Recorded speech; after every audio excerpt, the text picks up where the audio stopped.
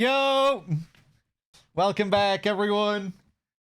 How's it going? How's it going? Welcome back for day 2 of this Silent Hill marathon. On the agenda today, Silent Hill 3. Big, juicy story playthrough. I'm not sure if we'll get through it all today. Maybe we will. We're starting early enough.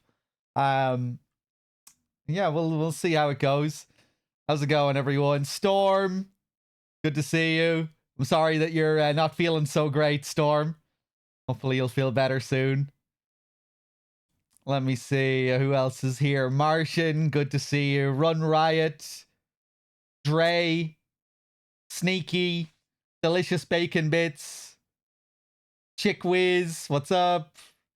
Linda, Nico, all the usuals. Welcome back. Thanks. Teppy, what's up? Sib, anyone I'm missing? Melodath.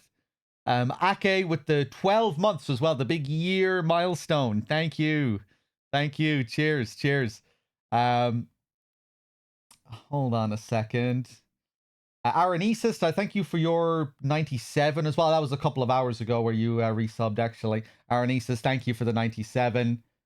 And yeah, sorry again that the fucking VOD was frozen for like 6 hours earlier. I just closed the playlist by mistake last night. So it didn't automatically play the next VOD. I'll make sure not to make that mistake again. Hold on a second. Right. Is Silent Hill 3 available on GOG now? I should really get that new GOG version. This PC version of Silent Hill 3 that I have is kind of wonky.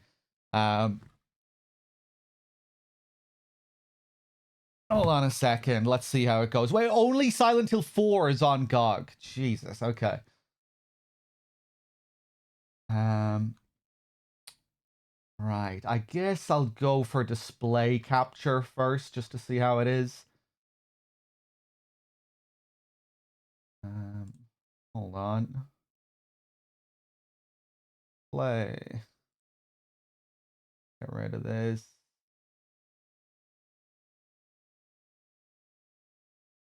Ooh, I'm gonna have to turn down the audio, actually.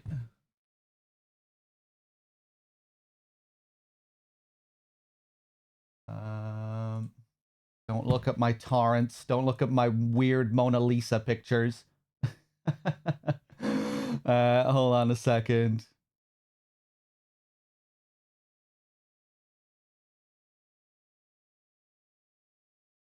My AI upscaled Mona Lisa. Okay, hold on. I have no idea what to do for the audio balancing. Hold on.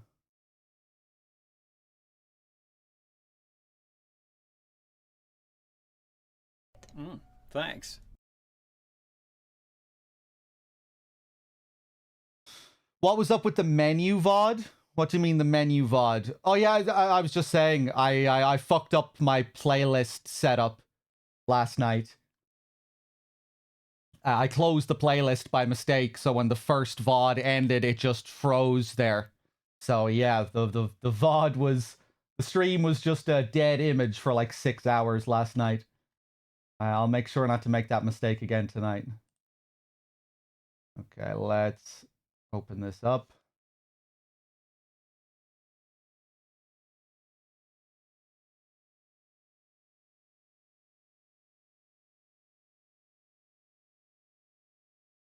Some parts of this game may be considered violent or cruel. Be careful, everyone.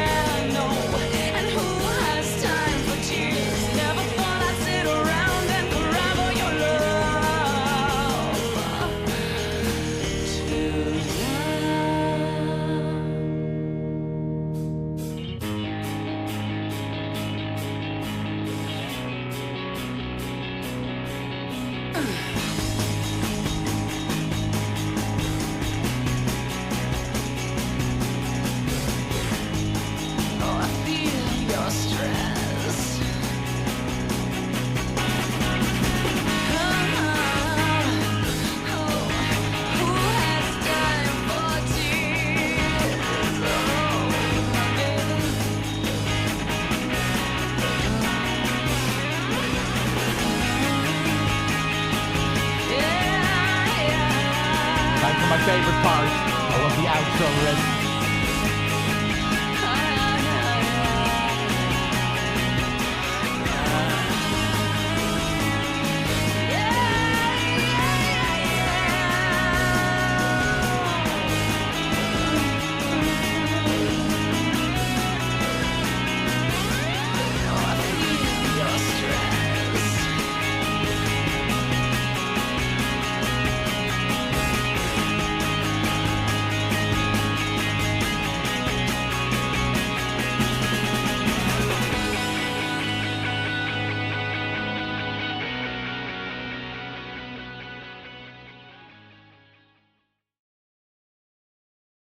Sweet, let's do it.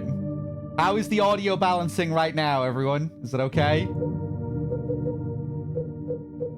We might not know until we're playing. It's okay for now? Okay. Let me just see what files I have here.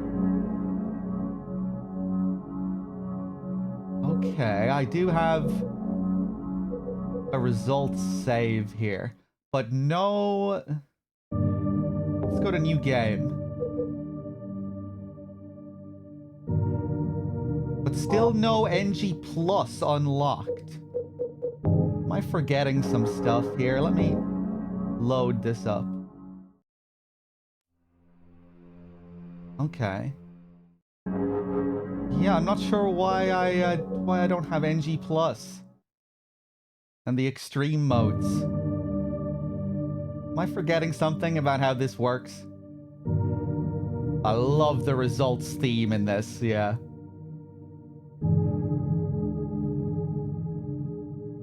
Voice volume up a bit. I won't touch my voice volume. The only thing I'll touch is my game volume. But I can turn the game down a little bit if I'm being drowned out.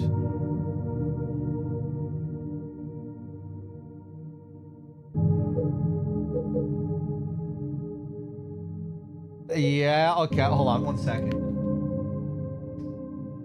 Let me just turn this down a wee bit. Let me know how it is.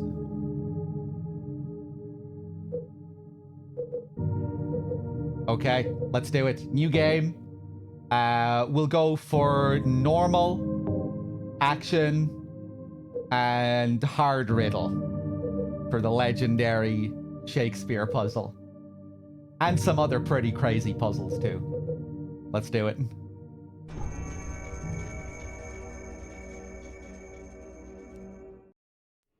I'm not sure yet, Undying. We'll see.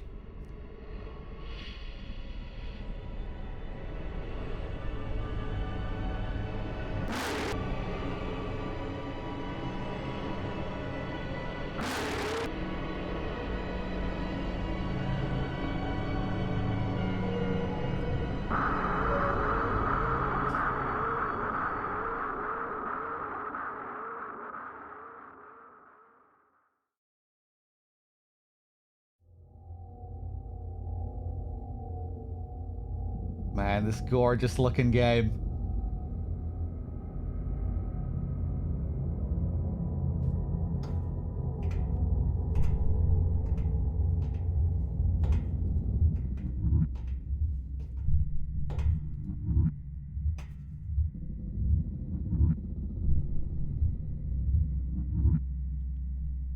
Where am I?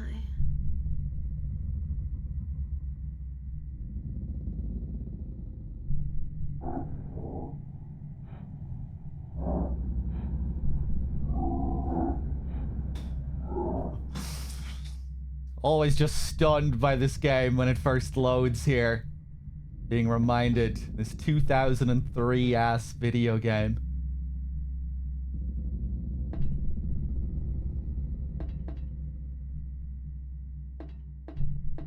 So, we're going to be taking our sweet time, as always. Going through the story, looking at all the details, etc. You know the drill. Yeah, I wasn't sure what I was going to do. You know, I was thinking about doing Silent Hill 2 after 1, but then I thought, nah, let's save Silent Hill 2 for the end, right before F comes out. I think that's what we'll do. And it's kind of fitting to play Silent Hill 3 after 1 anyway. You know, it is a direct sequel to Silent Hill 1. 2 is more of a standalone thing, disconnected from the first game for the most part. But Silent Hill 3 is a sequel, which may not be immediately obvious if you jump into this game without knowing much about it. But we are playing as Heather Mason, the daughter of Harry Mason. You know how at the end of the good ending yesterday, Harry receives a baby from Alessa? A mysterious baby that appears out of nothing. We are now playing as that baby, who is a reincarnation of Alessa. Another version of Cheryl, Alessa. Thanks. Jay Dory with the 78 and the tier 2. Thank you so much. Rolla, thank you very much for the 12. Another big year milestone. Thank you, thank you. Kirby with the 2 as well. Cheers. Bad Humans, good to see you. Sorry if I'm missing any questions in chat or anything. Hold on a second. But yeah, I don't think I really realized until I played the game a few times, but that opening shot of the game, of the amusement park ride, the teacup ride, is symbolic. You know, what you're seeing there is the halo of the sun symbol, which we'll see a lot throughout the game. You know, 3 circles, 3 smaller circles inside one larger circle, spinning around, and which we learn near the end of the game symbolizes reincarnation, rebirth, life, death, and rebirth.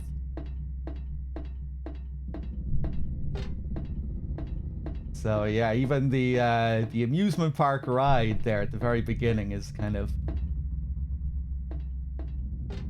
showing you something.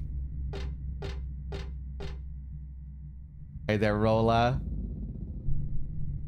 And what's this? Something strange in a cagey box thing. A person? Not quite. I don't really want to stare at it for very long, whatever it is.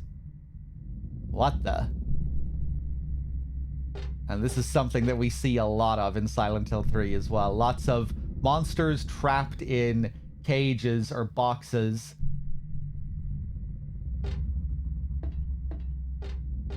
And that's because Heather also has a strange demonic creature inside her box at the moment.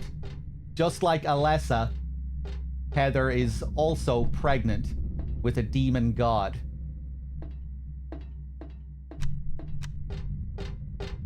The story of Silent Hill 3 is kind of a retelling of the story of Silent Hill 1. Again, it's kind of like a more fleshed out version of the story of Silent Hill 1. A huge map signboard to the north. That is, if I keep going the way I'm facing, I'll find the roller coaster. Is this an amusement park?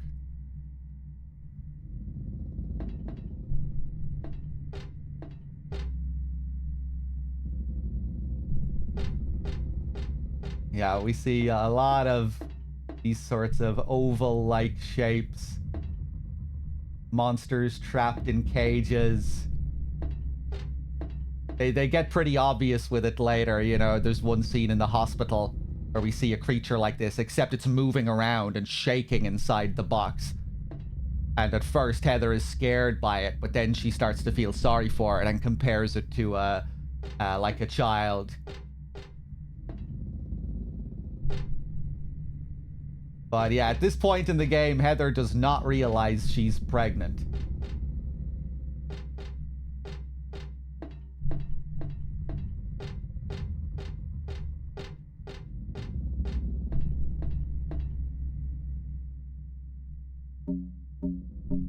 Take a look at our items here. We start the game jacked here. Submachine gun, handgun, steel pipe, knife. Seems a little bit strange. Doesn't seem right.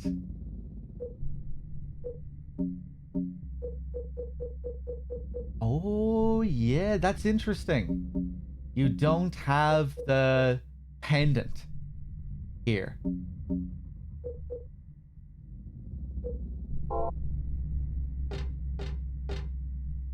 Okay, let me just get used to my controls here.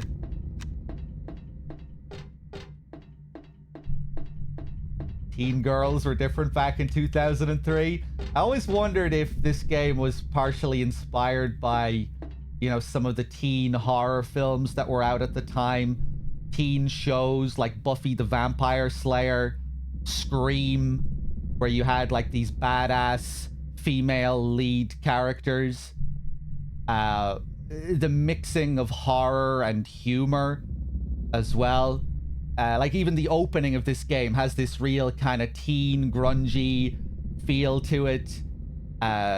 There's way more humor in Silent Hill 3 compared to 1 and 2. Like it's almost like halfway a comedy in some ways. You know, Heather is always, she's quite sassy, you know, and she sort of brushes off and laughs at a lot of the horror later on in the game. And I think the game kind of has this theme where the adults of the game are more like children than Heather, and humor kind of comes out of that. You know, where Heather is almost more of an adult than all of these lunatic adult characters that she meets throughout the game. Thanks.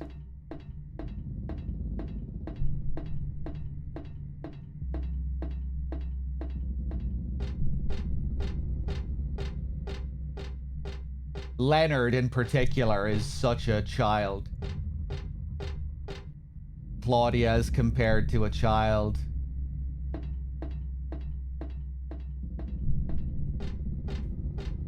Vincent loves throwing his hissy fits as well.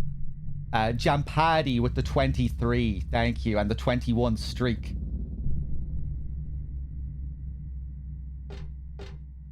So much interaction with the environment in this as well. Heather has so much to say about all the stuff in the environment. And again, there's often a lot of humor with those interactions. I don't feel like drinking something from an alternate reality, okay? Where she kind of has these, you know, where she kind of talks to the player. A rabbit doll. No, it's a costume. Is there someone in there? It looks like there is, but I don't feel like making sure. It's a giant rabbit costume. Why would this be here?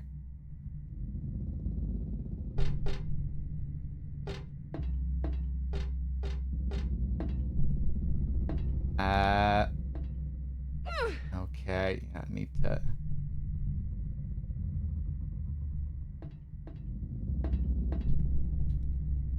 Yeah, my controls are a little bit wonky, but I can deal with it.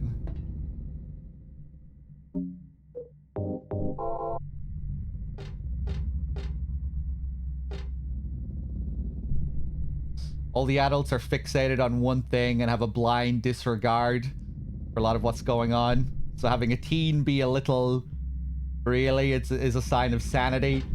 Yeah, and a lot of it is like a critique of the religious fanaticism that the characters have, the zealotry being sort of characterized as something very childlike.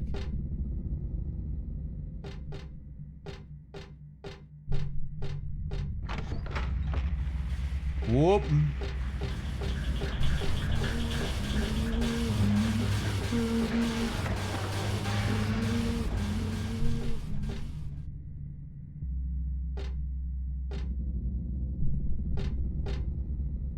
There's a rabbit stuffed animal here.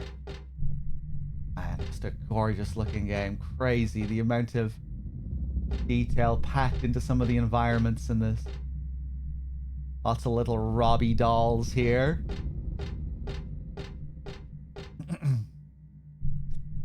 There are some normal souvenir type toys here.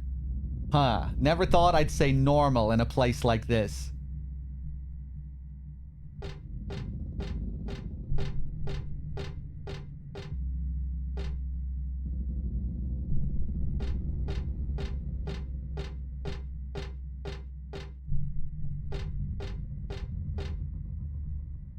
There are boxes of cookies and chocolates on display. I love this kind of stuff, but I don't feel like eating it here and now. It's a row of shirts for sale. I don't think they'd help me at all.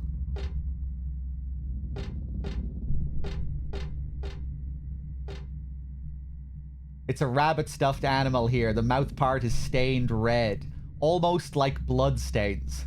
Disgusting.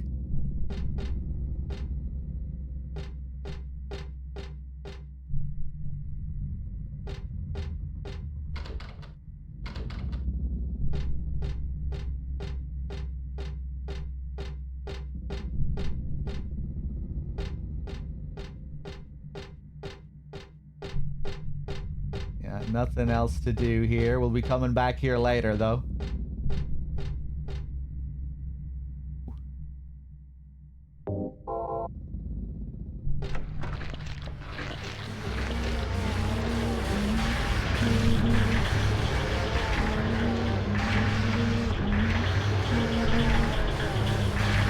Whoop.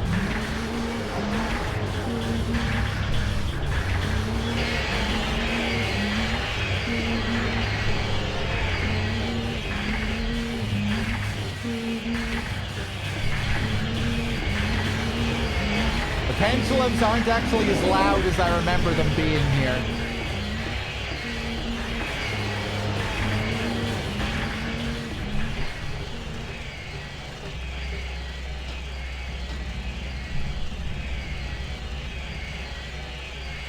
Love how you can see some weird slab of meat thing in there. What are we looking at here?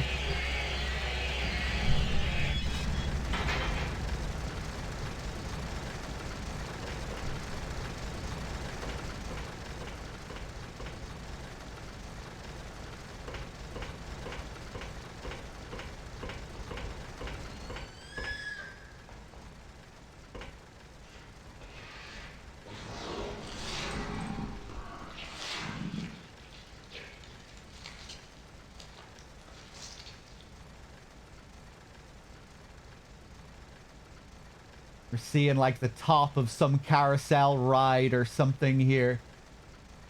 Look at all these blotches on it, all this blood.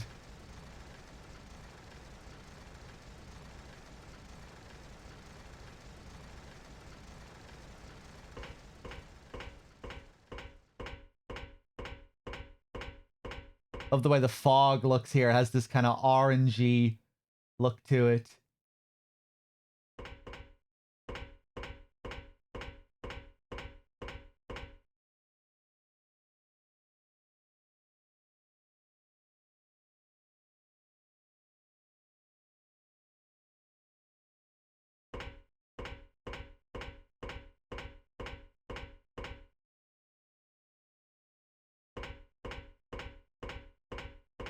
Am I going to play Silent Hill F on stream? Yes, that's it. That's why we're doing this marathon, to build up to the release of Silent Hill F.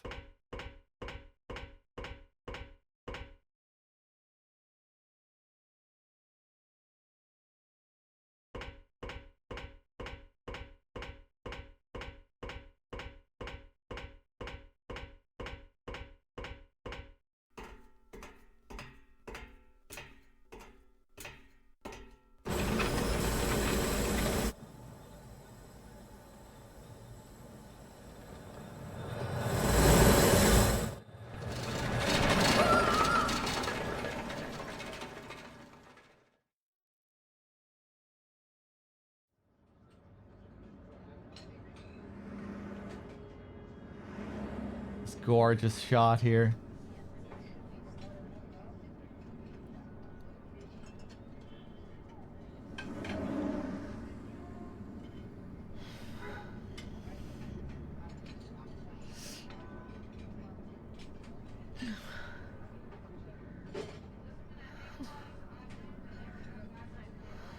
What a nightmare.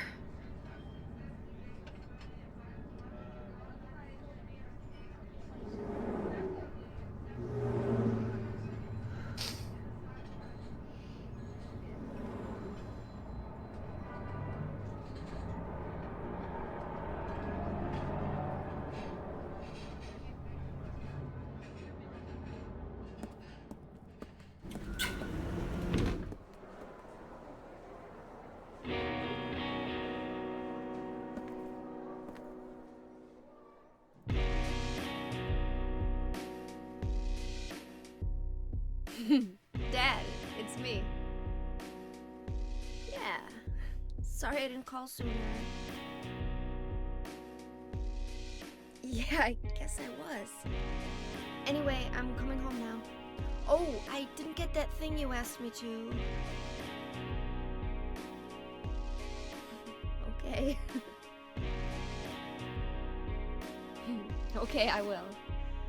I love you too, Dad.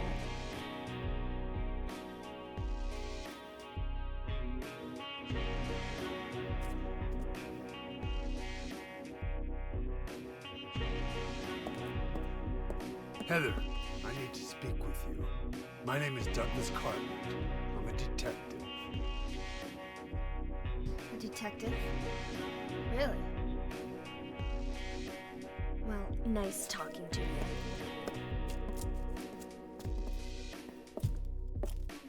Hold on.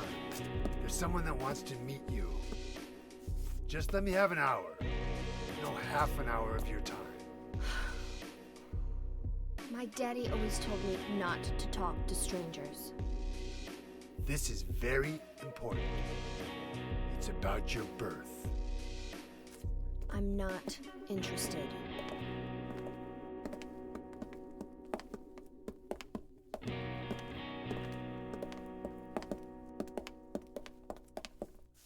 Are you still following me? Do I have to scream? Sorry. I'll wait here. Sorry. I'll wait right here. Hey! Ho! What if we try and go back outside? That weird old detective is out there, so I'm not leaving.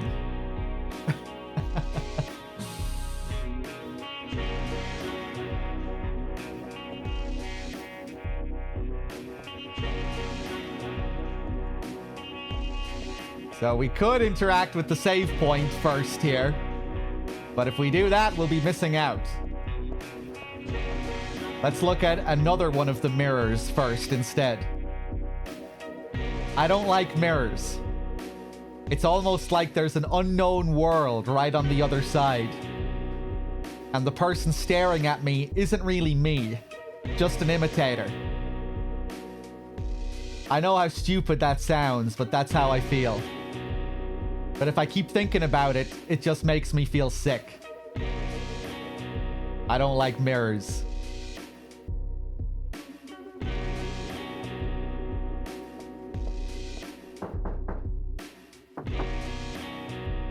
Guess someone's in there. Yeah, it's occupied. Rude of me to keep on knocking, huh?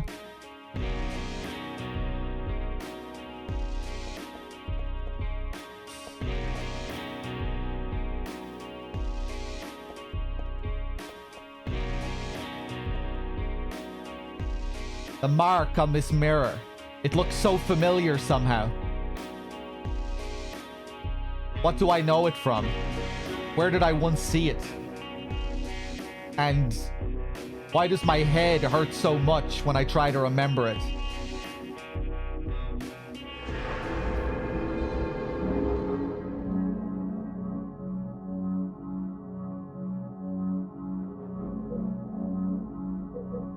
So once again, we have pretty symbolic save point. Heather's face inside the halo of the sun symbol, which we were talking about at the start of the game. Later on, we learned that this symbolizes reincarnation. over the course of the game, Heather gradually, you know, she kind of has this journey of self-discovery, learning that she is this reincarnation of Alessa. That's partly why she's so disturbed when she looks into the mirror and sees this other self, or she's wary that this may be another person on the other side of the mirror. Because she literally does have other people inside her. Her past self's memories, which she gradually unlocks over the course of the game.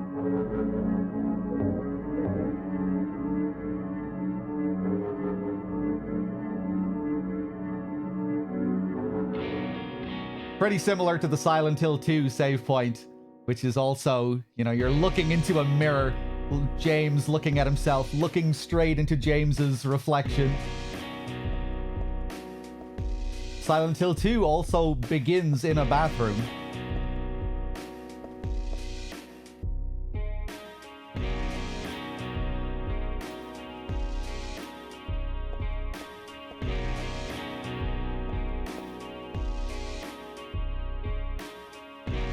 Yeah, the team's obsession with bathrooms, I think it's partially down to a Japanese myth where people would be pulled down into the hole in a bathroom stall, and bathrooms being kind of like symbolic portals to other worlds, where you go into the bathroom stall and then you get pulled down into another world or taken by some demon. Yeah, so I think that's kind of why we have bathrooms as starting points or transitional points into other worlds. Thanks.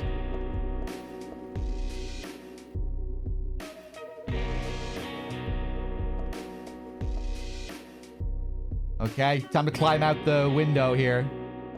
AAR Mister with the 26. Thank you.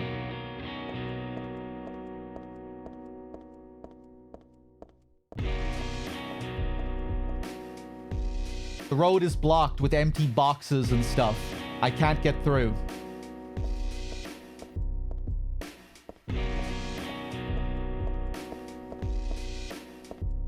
Hey! Ho!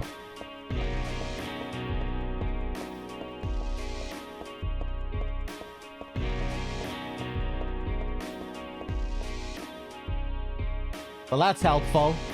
Maybe I should walk around it. Never mind. But how did this car park here?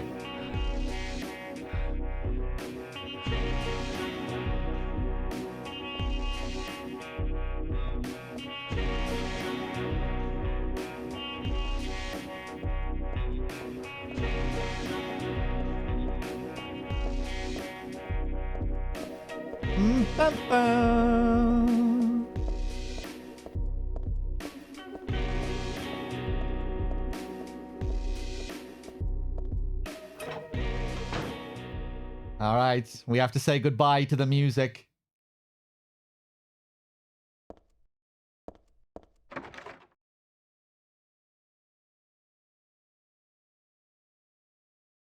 The calm before the storm. The lock is broken. Nighty, hey.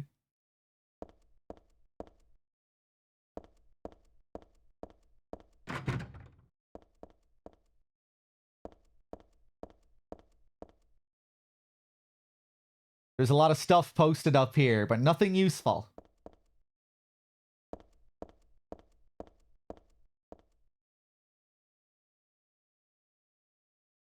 The Revolt of Cheern All. 30% off sale. So this is a reference to an art project by Hiro Usuda, who has been in this chat many, many times. One of the OG developers who worked on Silent Hill 3, 4, Metal Gear Solid 3. She did the environmental design for a lot of the areas in this game. And this is just a little reference to some of her other work. Cheern All, I think, means other world. It's some kind of Gaelic writing. Is it Welsh? Kind of reminds me of certain Irish words. But yeah, I think it means other world.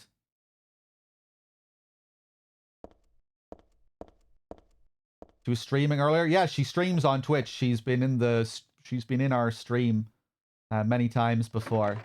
I got to ask her about the Silent Hill 3 paintings in Grannon's lab. That's why those paintings are in Grannon's lab, because she designed that area. So it was her putting her stamp on the area, including little references to other things that she worked on. That's why you have the Silent Hill 3 paintings there. She's kind of putting her stamp on the area.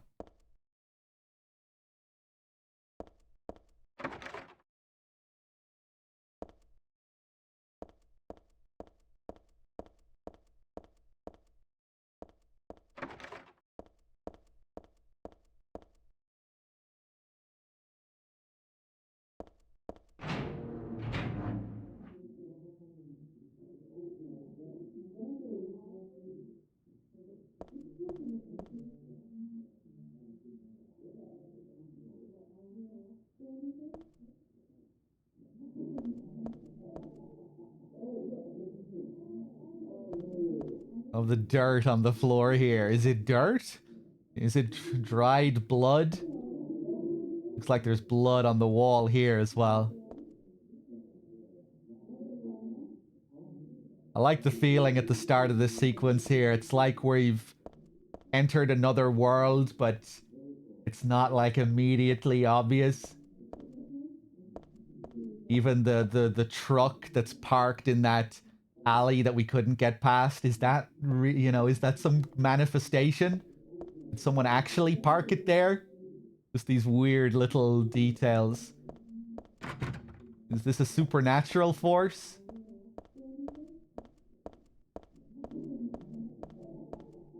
Are these real people chattering in the background?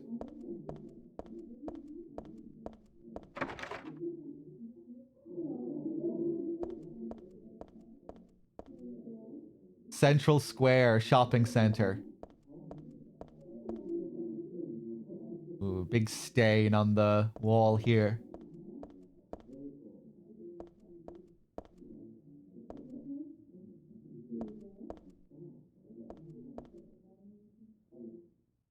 Damn, look at Heather's claws there. Look at her shadow.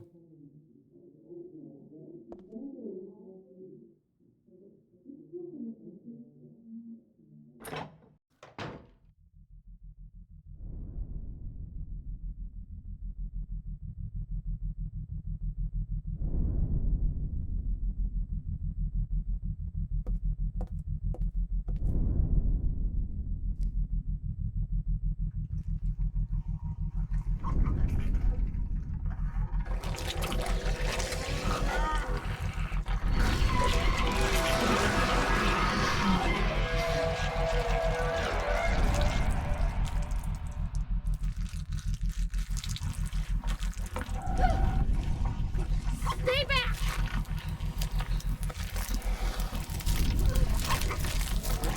Get the hell away from me!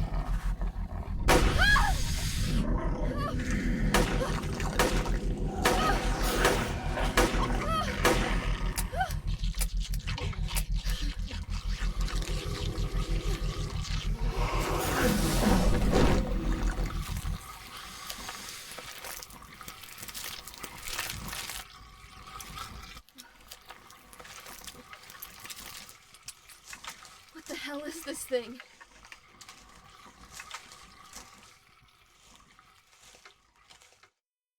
I don't think the audio should have looped for as long as it was looping there.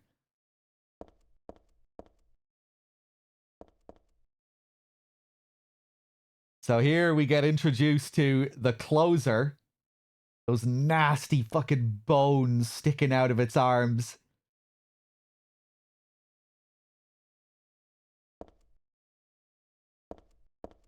kind of reminiscent of Heather when you look at the legs, the skirt, the boots, the length of the skirt and the boots. It's supposed to be some monstrous mirror image of Heather in some way.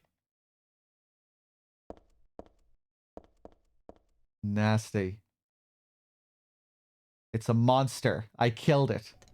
Thanks. Fuck, I skipped through the dialogue there by mistake. It's really easy to skip through dialogue in this if you're not careful. Top war machine with the prime. Thank you very much. Cheers. Yeah, I need to remember to be very delicate with my interactions. It's not that I hate clothes, but this isn't the time or place.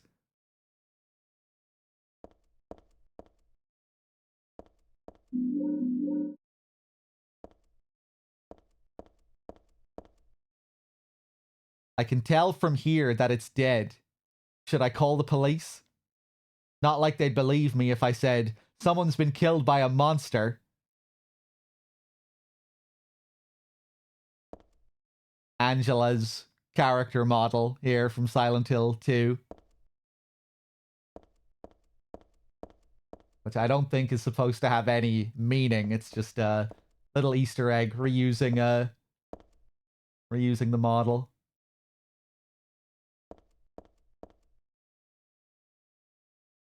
This is a dressing room. I don't need to go in here. Silent Hill 4 reuses Claudia's character model for one scene as well.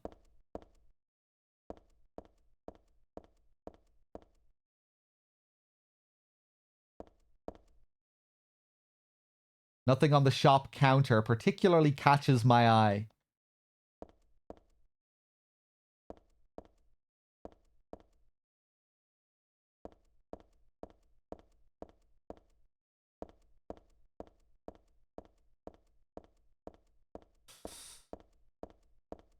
Poor Angela, I know. She really didn't deserve to get eaten here as well as what happens in Silent Hill 2.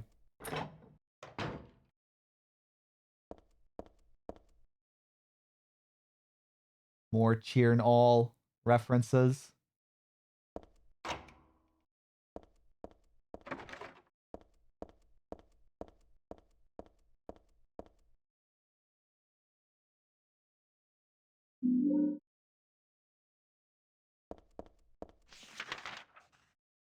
And we get our map.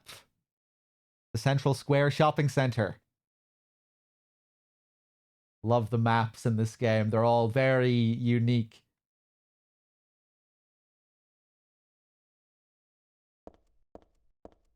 They all have a unique visual style to correspond with the area that you're in.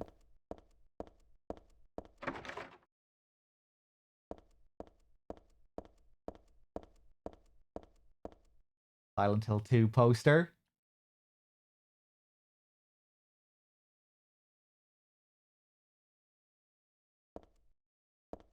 I love how much attention they put on Angela in the marketing images. You know, and how in the US version, she even got the cover of the game.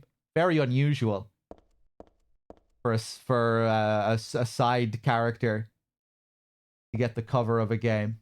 You know, not James, not Mary.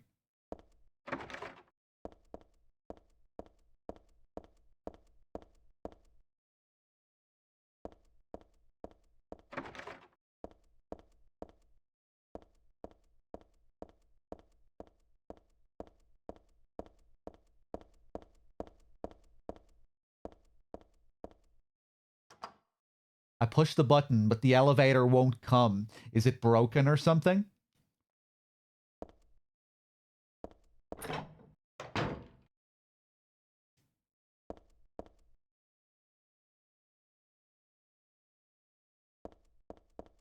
It'd be too hard to get through here with all the boxes and pallets. I forgot about this interaction. Heather is very lazy here at the start of the game. Like, you could get through here. You could move away these pallets and boxes rather easily.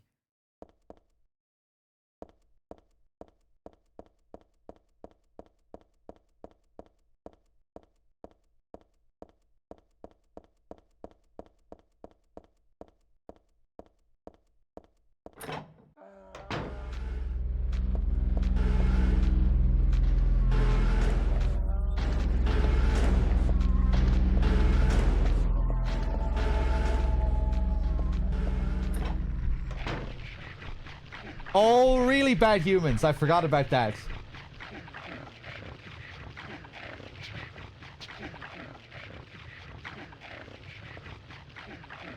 Here they introduced the beef jerky mechanic.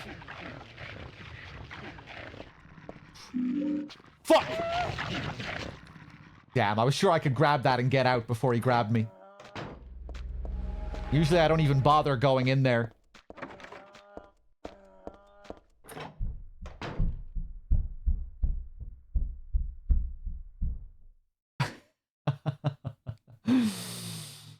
Yeah, a few areas in this game. That was not a sound coming from inside your house. Don't worry if you were worried.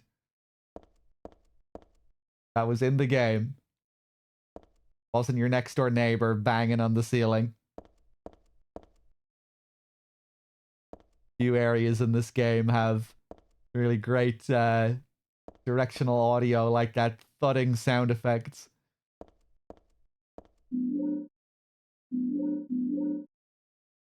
There's lots of stuff, but none of it really looks like it'll be useful.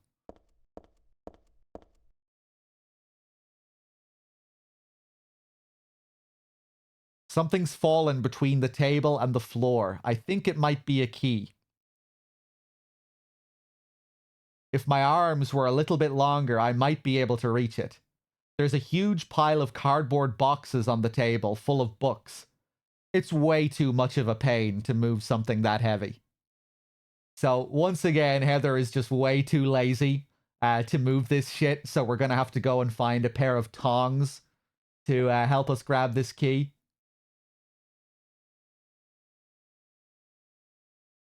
Even when there's fucking monsters roaming the corridors out there. Demonic fetus babies stomping around. She would rather go back out there with those monsters to find an item than to move the boxes here.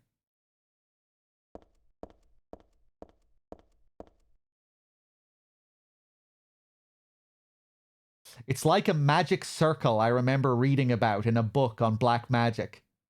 Does it seem so familiar because I read about it in that book? No, that's not it. It's not the book. It's from the altar. Altar. What am I thinking? So here Heather is getting memories from her other past self. These are Alessa's memories. She doesn't really understand why she has these memories, whose memories they are. Maybe the altar of the church that we see at the end of the game. Maybe a nod to the Green Lion antique shop and the altar in Silent Hill 1. Probably a nod to the church, though, at the end of the game.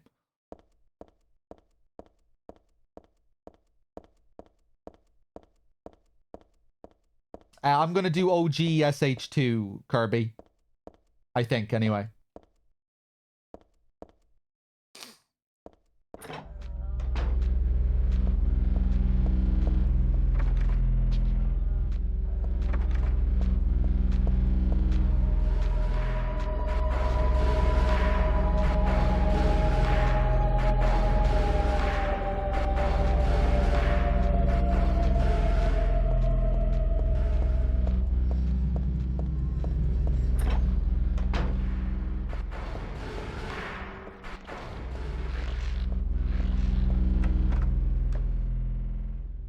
Okay, let's take a look inside Helen's bakery.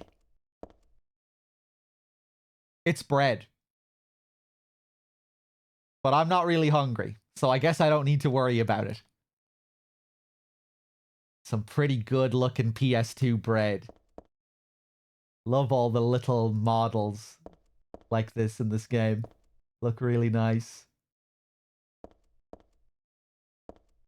The tins. Look at this bread, these donuts. Look at these cute little models.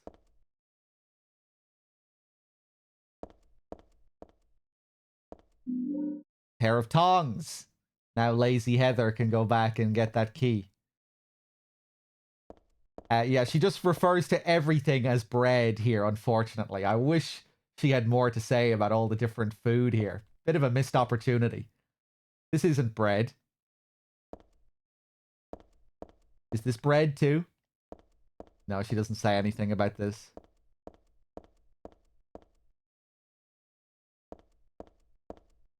Portis, no, I'm fine with all of the original games as they are. I don't really need remakes for any of them.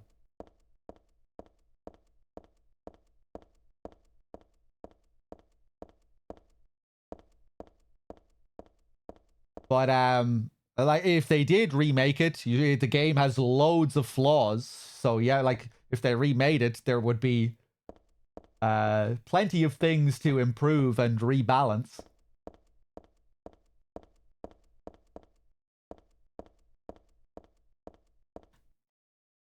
But I'm okay with the original flawed game.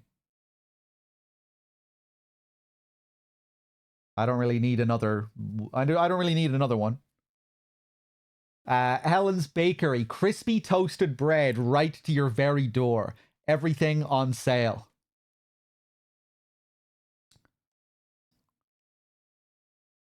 Helen's Bakery.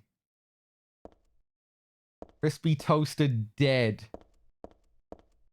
As it says on NG Plus, you get some slightly different details on NG Plus. There are no employees around. I wonder where they all went.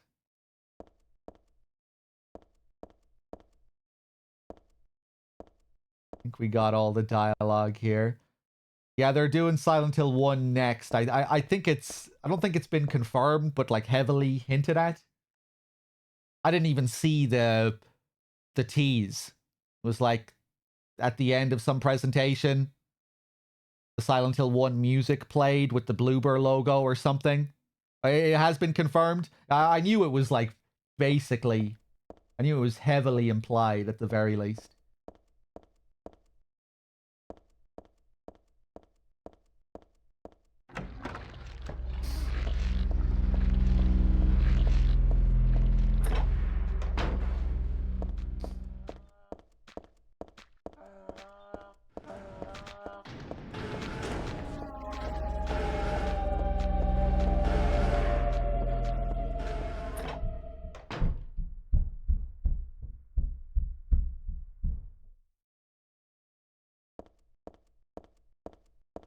Okay, let's grab this key.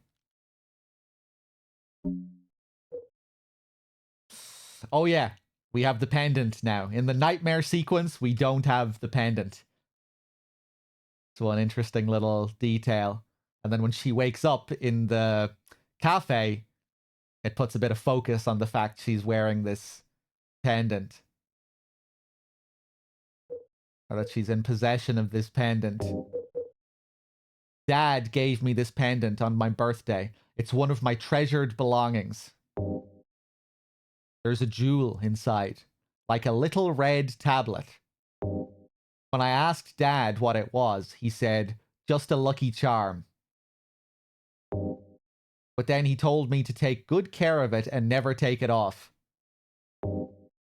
So, little detail here for the big Silent Hill 1 fans to take note of.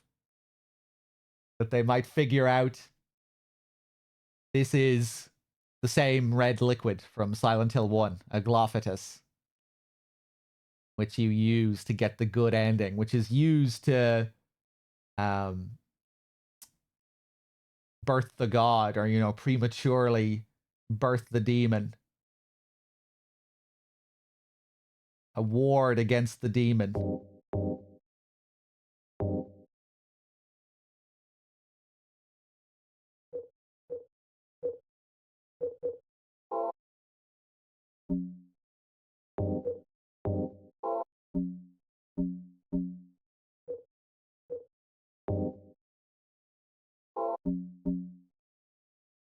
Okay. We have our house key here as well. It's my front door key. Yeah, our mission is to just get home. It's kind of a simple premise to this game. The way it begins, we've just been out for the day shopping. We call our dad, tell him we're on our way home. And it's just a journey home. Daisy Villa apartment 102 is carved into the key. It's a big pair of tweezer-like tongs for grabbing bread.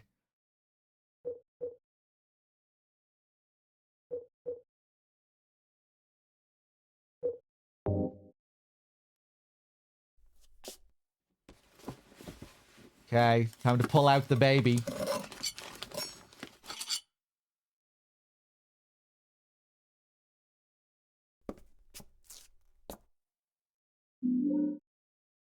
Key taken with tongs.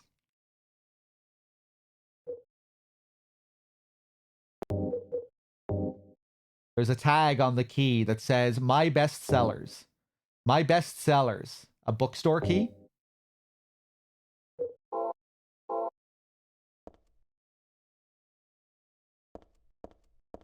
I like remakes that have the original games as an unlockable. Yeah, that's cool. When you get that option.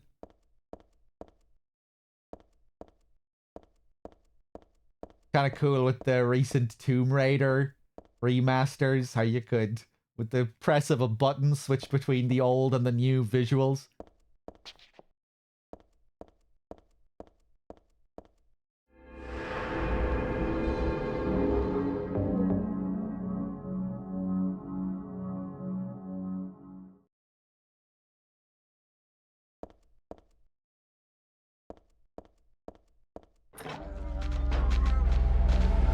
Hey, Gooch. Oh my god, there's so many of them when you come back out here.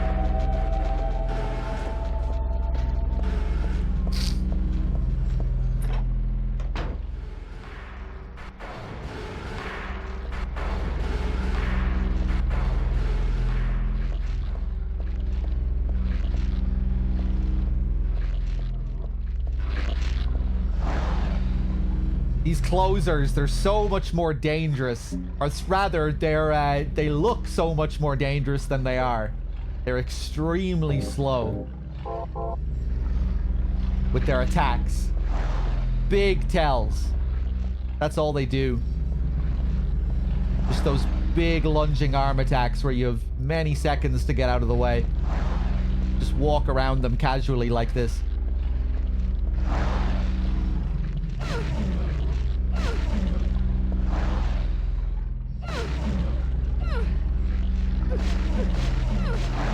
Whoop.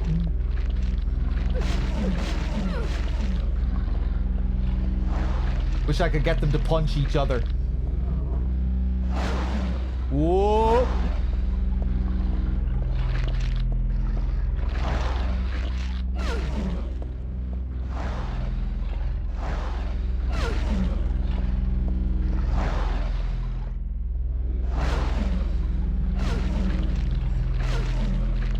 Jesus, he's taking a beating, though.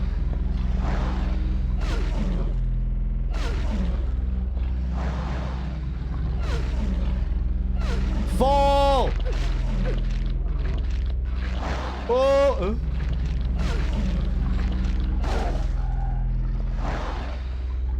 He's dead.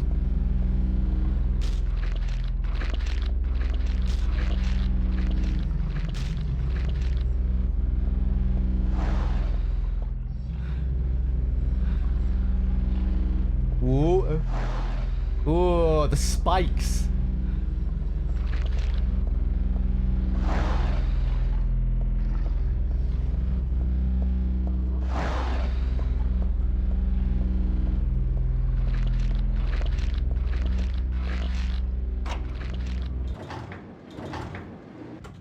Yeah, the way they fold out is kind of interesting. Here we are in the bookstore. Love this shot here. Just all of the... so many different images. So much detail packed in here. You can immediately see that there's so many different covers on the magazines that it isn't all just copy, like a couple of things copy-pasted. There is a lot of stuff copy-pasted here, but there's also a lot of unique covers, images. All the posters on the wall. Really feels like you're in a real bookstore.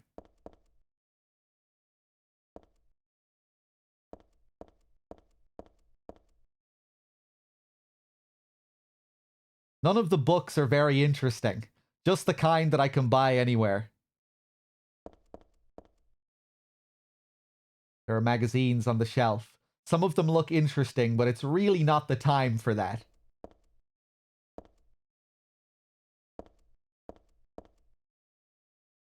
There are magazines on the shelf. Norman Reedus is on the cover of one of these magazines, by the way. I'm sure many of you know this.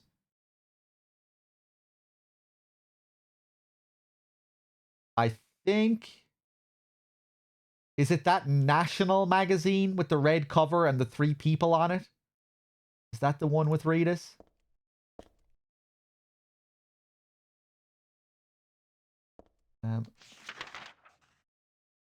What? Yeah, many years before he would appear in PT. He's right here in this game. When was that added? It's in the original game. This is the original Silent Hill 3. No additives.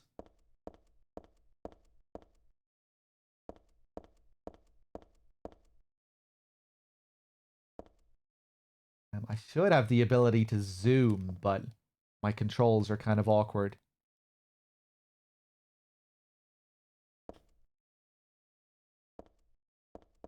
Ooh.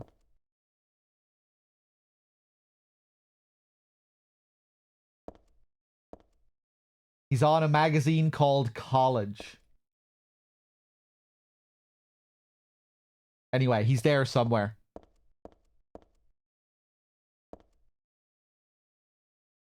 None of the books are very interesting. Just the kind I can buy anywhere. Vacation, industry, national, women.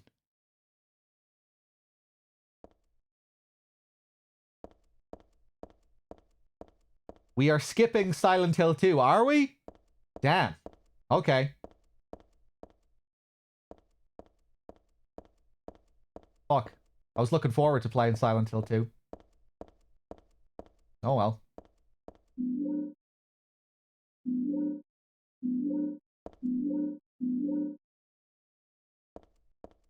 Here we get our Shakespeare. Shakespeare Anthology 1, 2, 3, 4, and 5. So here we get to this puzzle, which is infamous in Silent Hill 3, because the game does not give you the information that you need to solve this puzzle. This puzzle is bullshit. You need to come into this game with a good knowledge of Shakespeare to solve this puzzle. The game won't give you the info. You need to understand, you need the general gist of all these Shakespeare plays. Romeo and Juliet, King Lear, Macbeth, Hamlet, Othello.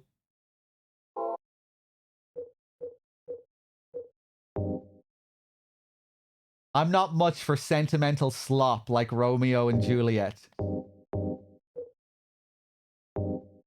King Lear is in this one. I've never read that.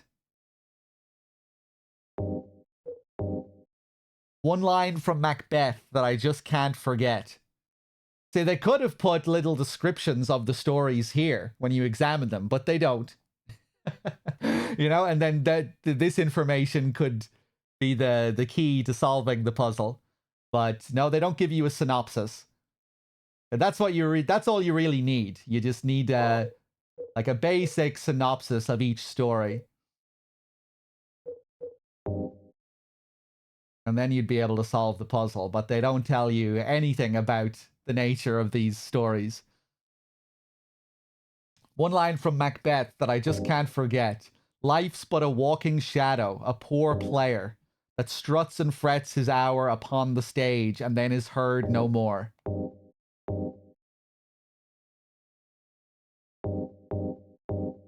Why did this stay with Heather?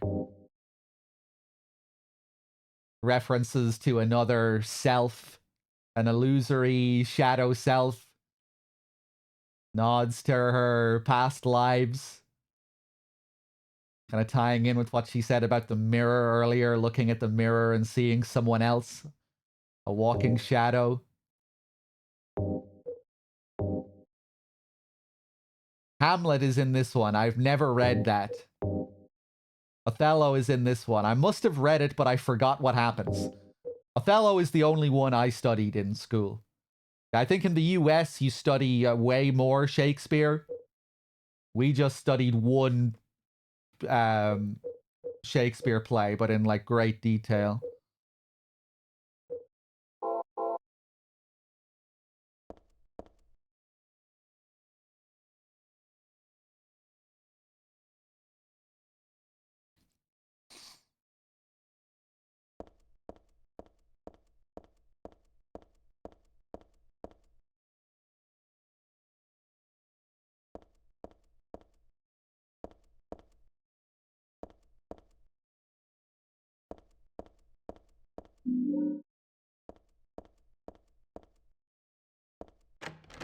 Locked.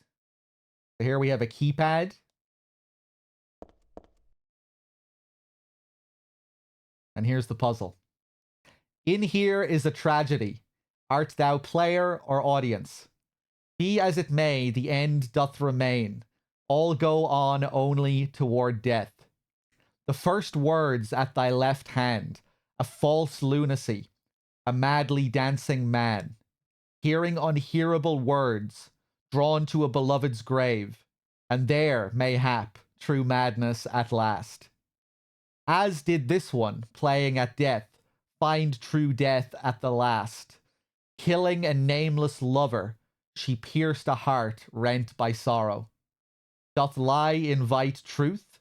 Doth verity but wear the mask of falsehood? Ah, thou pitiful, thou miserable ones!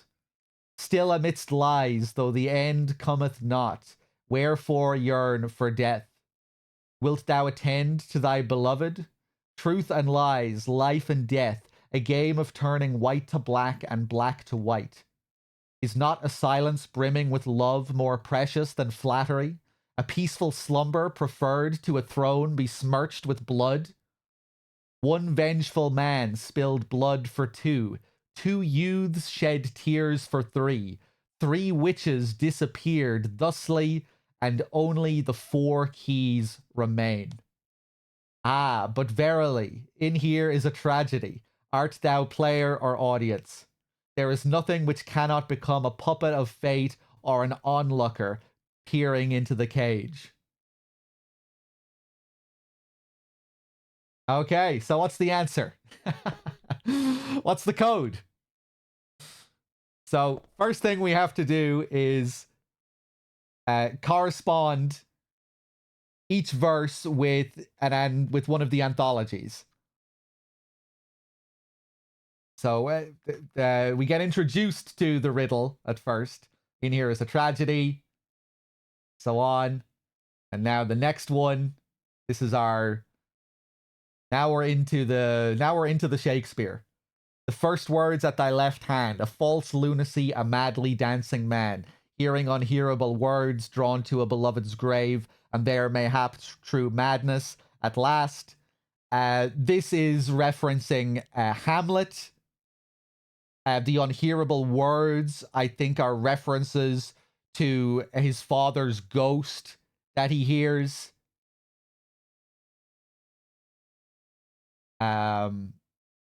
Going mad and all that. Yeah, I think this one is Hamlet.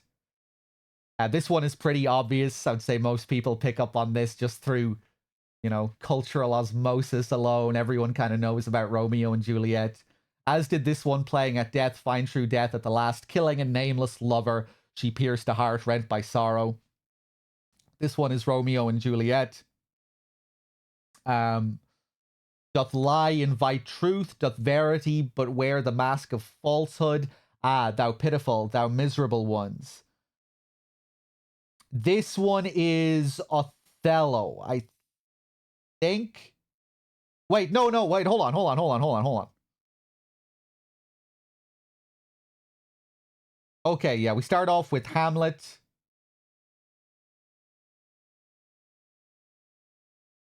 This one is Romeo and Juliet.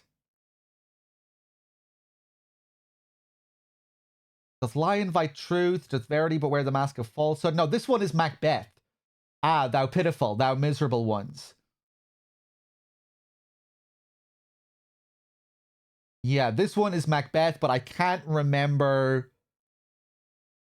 how you determine that it's Macbeth.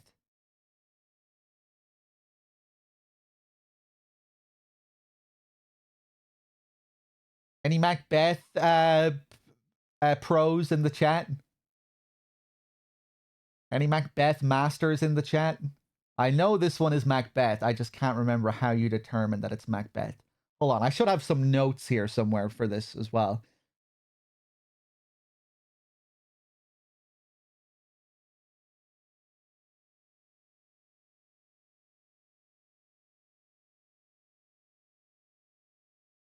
This verse is the vaguest, but the theme of lies and truth is most prominent in Macbeth.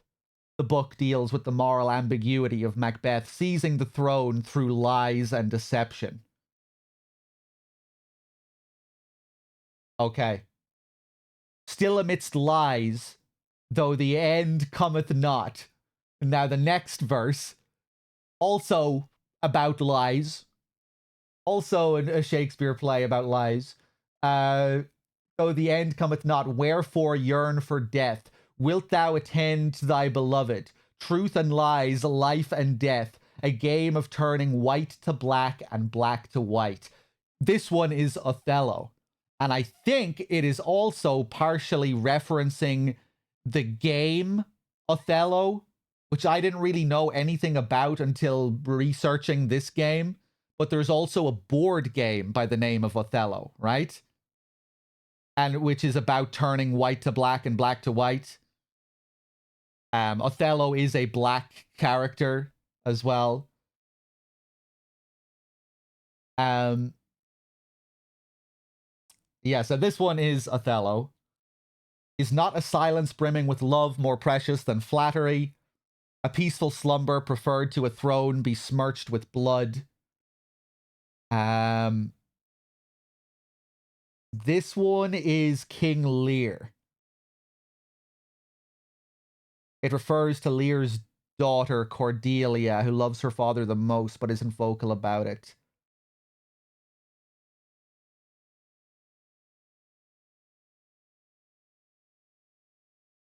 Yeah, this last one is King Lear.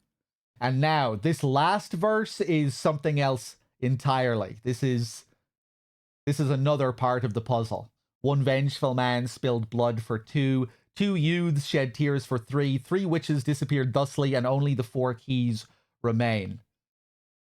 But first, we will place down our... We'll go back to the shelf here and place the books in the correct order. So the first one was Hamlet. The first verse corresponded with Hamlet.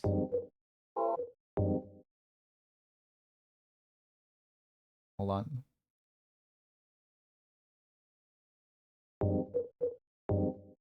Macbeth. Hamlet. So we're going to stick Hamlet in there.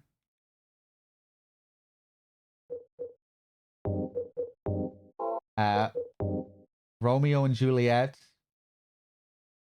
in here.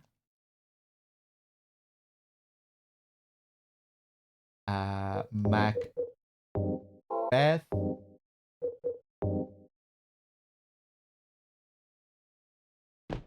in here.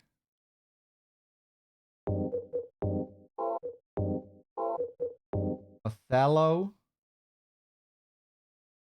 in here. And finally, King Lear. So all five are placed here in the correct order. 4, 1, 3, 5, 2. So you might think that's the solution. 4, 1, 3, 5, 2. We figured out how to correspond them.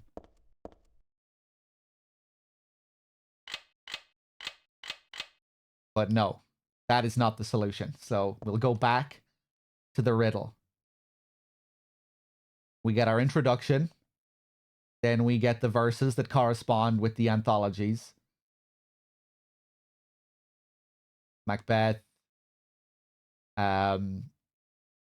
Romeo and Juliet, or rather Hamlet, Romeo and Juliet, Macbeth, Othello, and King Lear. But then, after that, we get this mysterious verse. One vengeful man spilled blood for two. Two youths shed tears for three. Three witches disappeared thusly, and only the four keys remain. So here you get the big indication that it is a 4-key puzzle, that we need 4 numbers. There were 5 Shakespeare books. So we need to remove one of them. The code is a 4-number code. So what we do here is some mathematics. One vengeful man spilled blood for 2. So the first book was, again, here in the final verse, it's each line that corresponds to the Shakespeare books that we just figured out. We figured out the correct order. And I guess this also kind of shows you the order of it as well in this last verse. Because the one vengeful man is Hamlet, who was that was the first anthology, that was the first verse. Then two youths shed tears for 3. Romeo and Juliet was the second one. 3 witches disappeared thusly. This is number 3, Macbeth. And only the 4 keys remain. So what it's saying here is to remove Macbeth. The 3 witches are in Macbeth, and now they've disappeared. So we remove Macbeth from this. But we also need to multiply the first 2. One vengeful man spilled blood for 2. That's asking us to multiply Hamlet by 2. 2 youths shed tears for 3. That's asking us to multiply Romeo and Juliet by 3. And they don't mention King Lear after the 3 witches, so we leave King Lear alone. King Lear remains the same. So, hold on, let's go back here. I'm reminding myself how this works while I'm doing it here.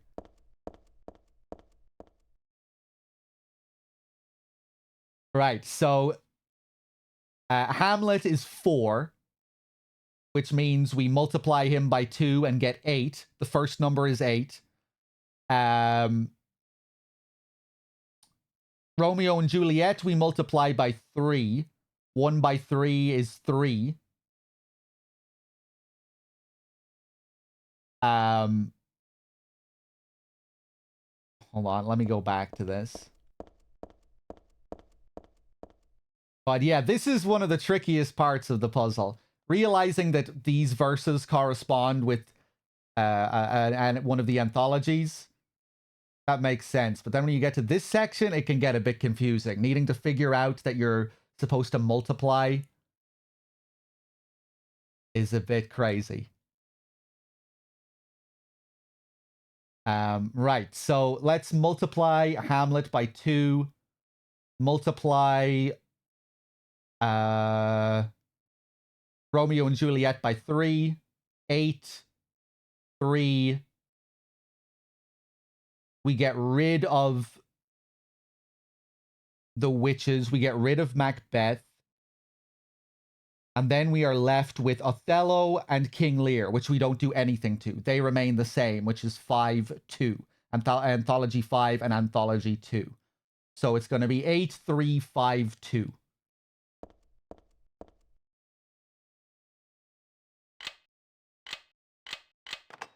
There it is. Yeah.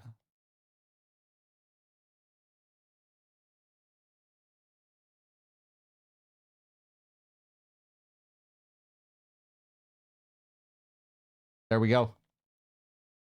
There's the crazy Shakespeare puzzle.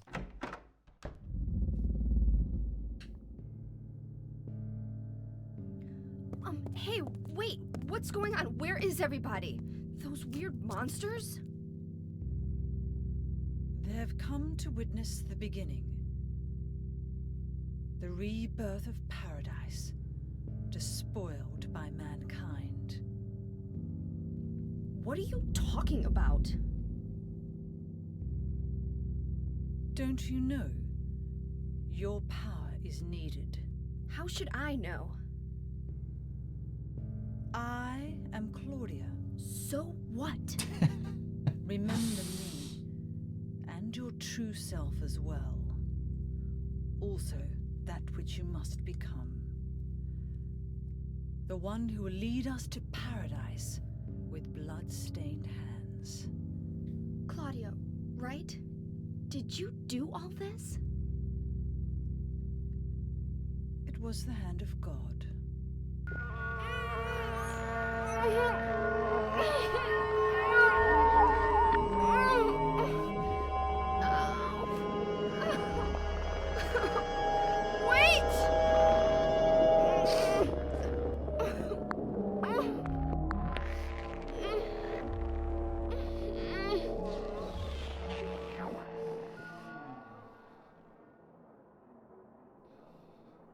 I don't get it.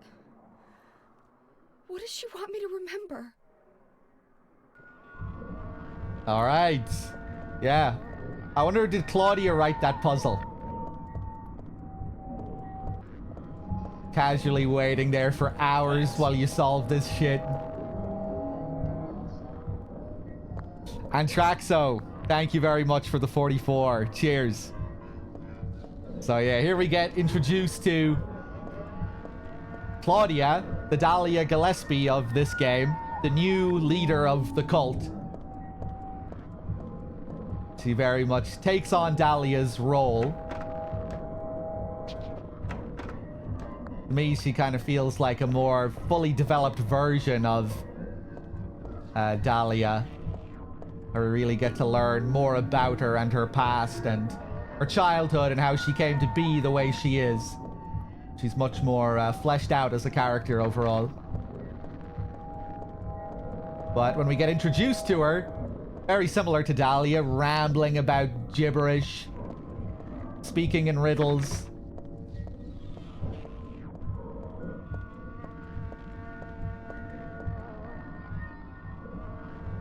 There are lots of things posted on the bulletin board, notices, schedules, stuff like that. I don't think they're important.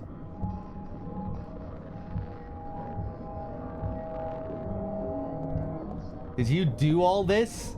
It was the hand of God. Maybe suggesting that what we're seeing is born from the demon that we're giving birth to. Because this God she's mentioning is inside our womb right now.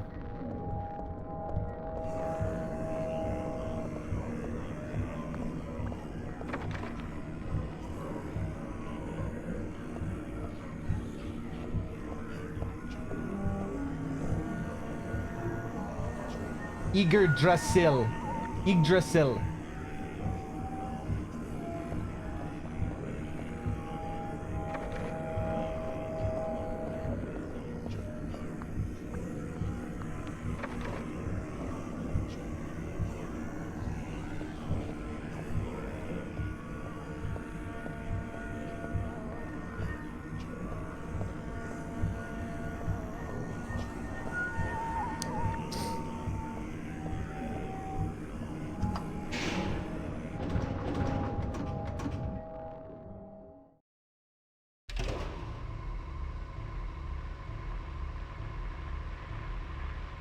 Cafe Cheer and all, yeah. I don't remember Jennifer Cathedral. Saint Jennifer. I love the way the radio just appears from nothing here.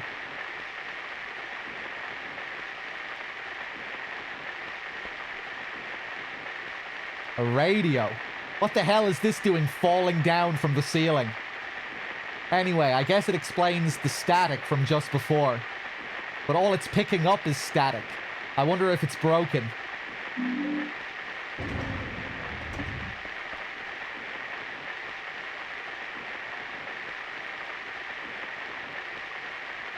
And now it's time to enter another elevator.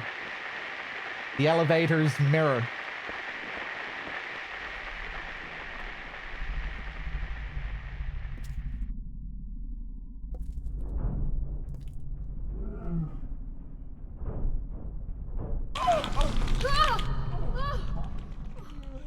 Is this a dream? It's gotta be.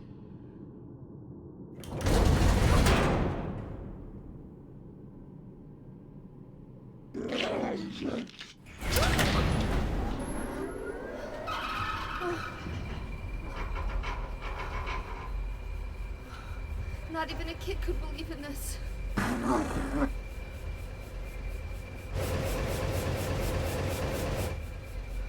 when am I going to wake up?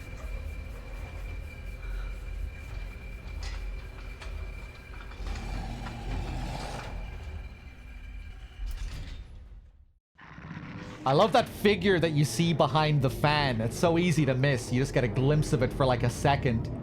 This weird silhouetted figure.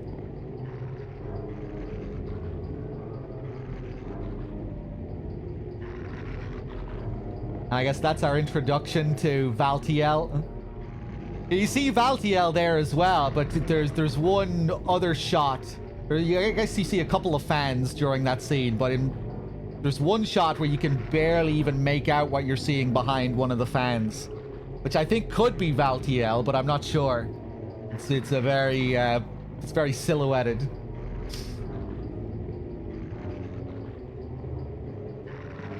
But yeah, Valtiel is this demon that we see, this monster that we see throughout the game, following Heather around. And he is supposed to be God's assistant, God's valet, God's doctor, assisting with the birth of the demon inside Heather. God's little helper. I keep pushing the button, but the elevator doesn't do anything.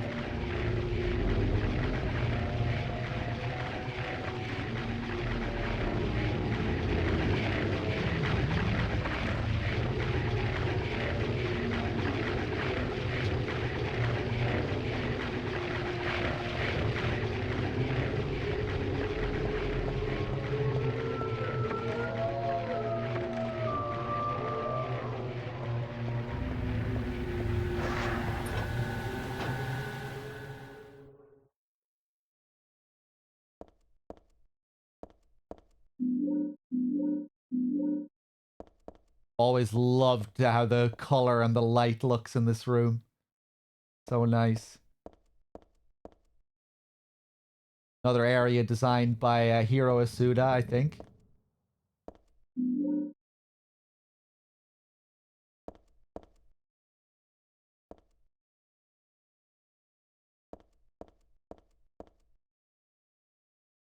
This again. Looking at it makes my head hurt, but at the same time, it's like so familiar. I know I've forgotten something really important, but I also have the feeling that I'd be better off not remembering it.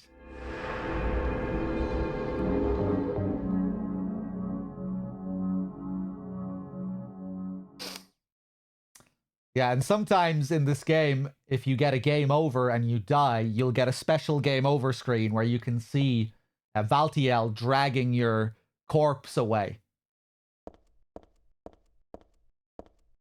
I'm assuming he's going to still try and assist with the birth of the thing inside Heather. Probably going to be performing some kind of autopsy on Heather. Let's see if we can trigger it here. You can only trigger it in certain areas.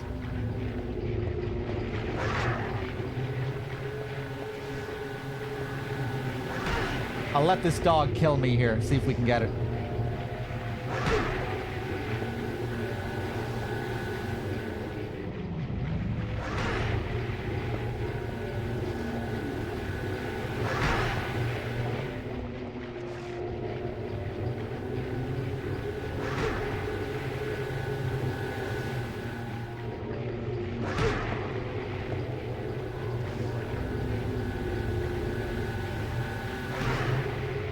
Come on.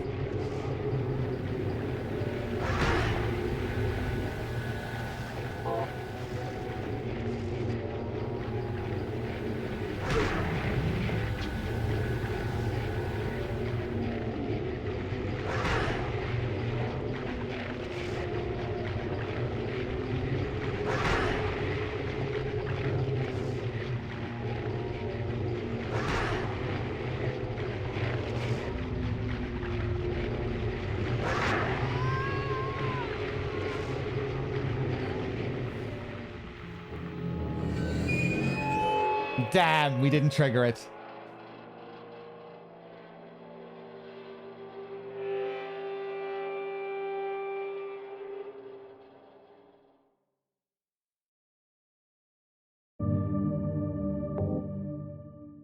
Okay, all right, we'll try it again in some of the other areas.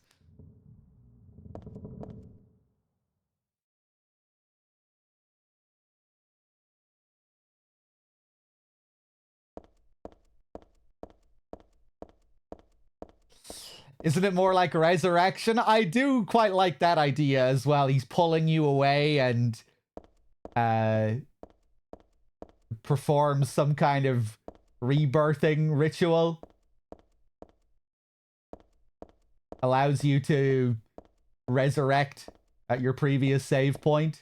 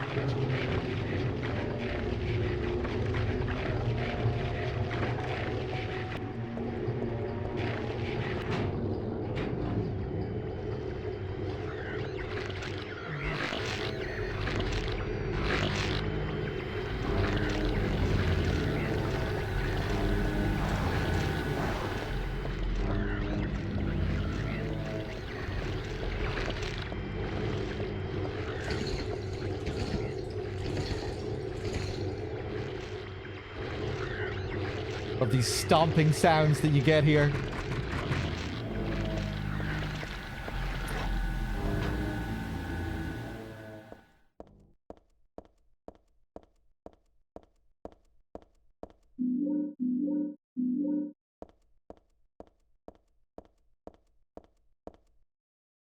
Warning, when leaving the room, be sure to turn out the lights. It'll be obvious if they're not switched off. There's a light switch. It's on right now. Will you turn off the light?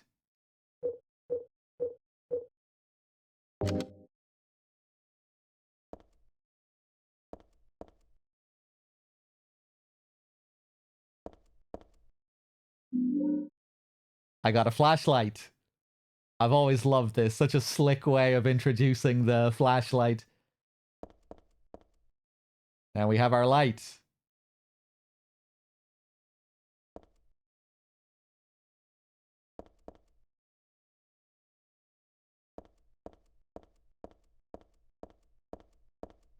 Nice. No Silent Hill 2? I'll be playing Silent Hill 2. Just decided to do 3 first. How many Silent Hill games are there? Like 10 or 11 if you're including all the spin-offs and stuff.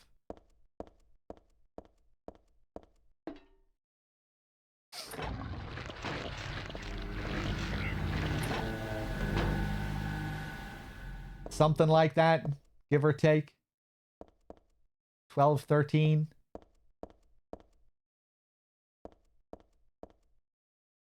We're back in the bathroom.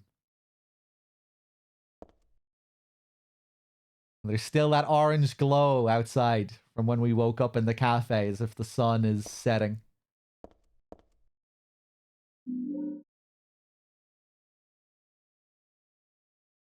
I got bleach. The sort of stuff you'd use to clean a toilet. I think I have the same kind at home. The bottle says danger. Do not mix. Mix with an acidic detergent and it'll produce poisonous chlorine gas.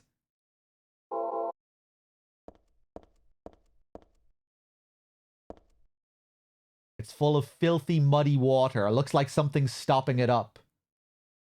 Will you remove the blockage? Oh, it's actually recognizing a Silent Hill 2 save?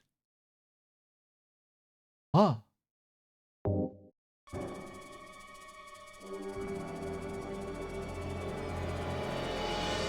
Ugh, forget it. This is way too gross.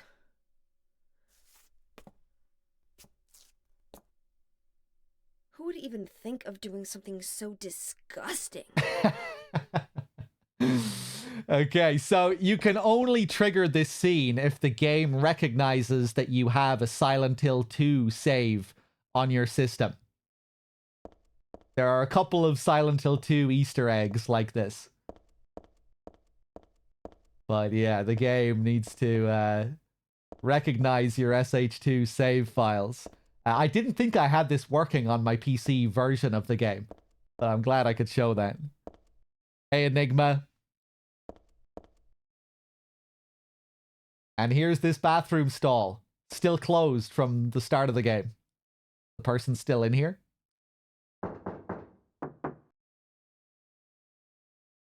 Is someone actually in there?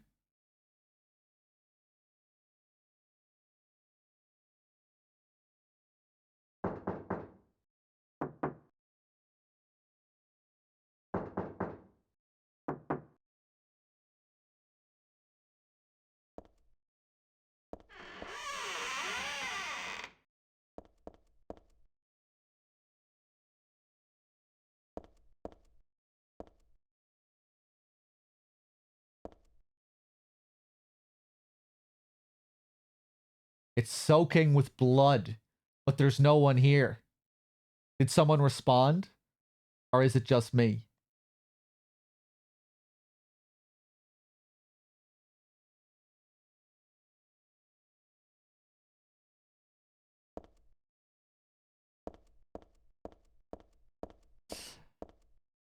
It'll recognize if you've only played half of the game, Nico. Like, it is possible for the game to give you the toilet Easter egg, but not the letter Easter egg.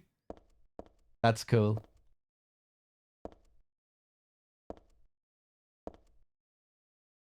Maybe this person was given birth to a demon god as well, by the looks of it.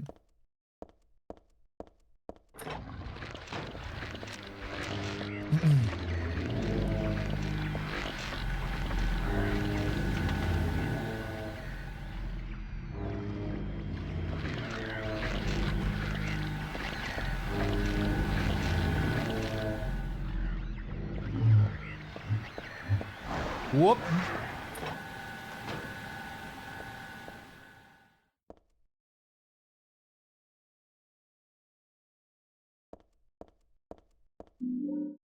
I got a hanger. These clothes are awfully dirty. They're stained with blood spatters. They weren't like this before. What could have happened?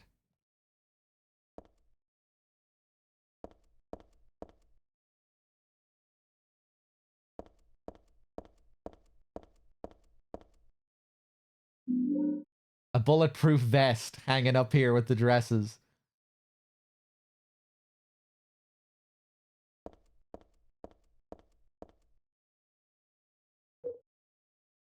It's heavy under a jacket, but it should protect against a monster's attacks.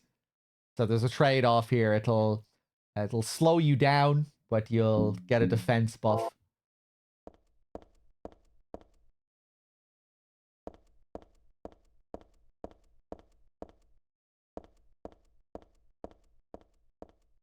"99% of players never got the vest?" I don't think it's a particularly well-hidden item, the vest.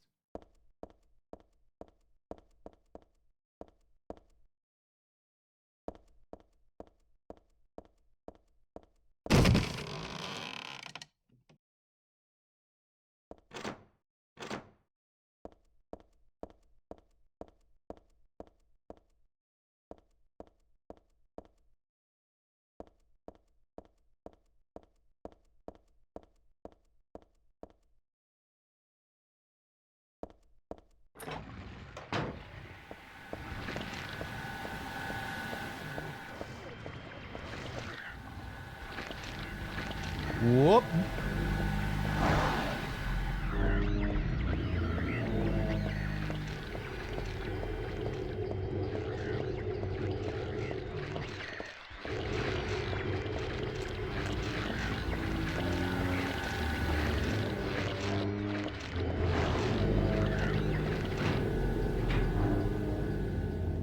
Nico, do you have any idea why I didn't have NG Plus options? Like, I had a completed file with the results, save files, but I still didn't have any NG Plus options or extreme difficulty options.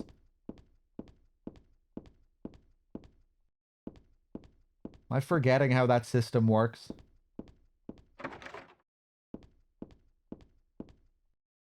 Did I load my completed file? Yeah. But when I loaded my completed file, it just loaded up the results screen.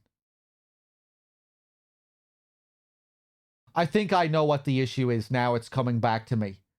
When you finish a playthrough, you get like, the game asks you to save a completed file, and then I think also to create a new NG Plus file.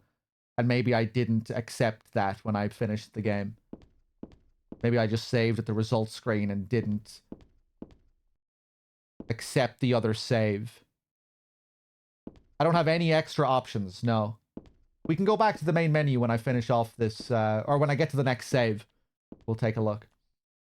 A ladder is hanging halfway down from the ceiling. Even if I stand on the table and stretch my hands out, I can't reach it. If only I had something long to snag it.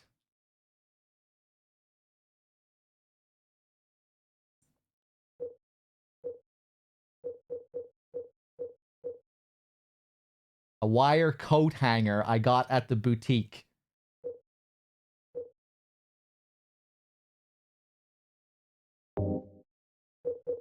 So some people think this next scene is also some subtle birthing symbolism, alluding to the crude coat hanger method of aborting a baby. Keep that in mind when you watch this next scene and you look at the way Heather is placing this hanger.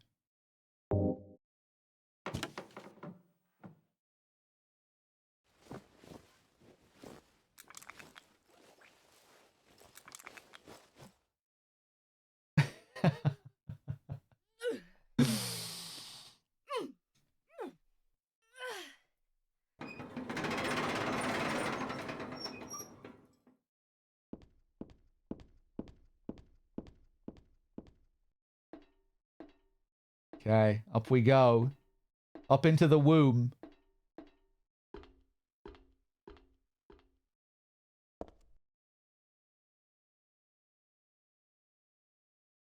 Why would something like this be here? This isn't a hospital.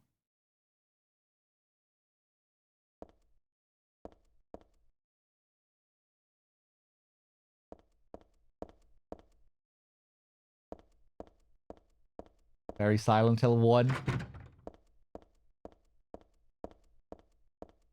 Suddenly seeing out of place hospital items. We're gonna get some more Silent Hill 1 here, too.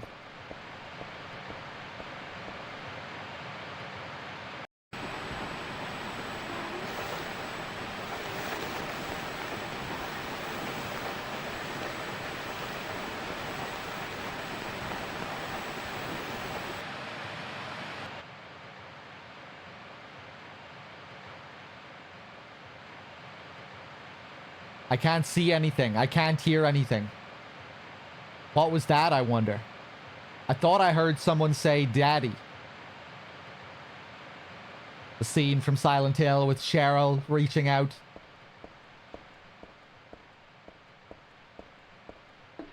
Which you get in the shopping mall.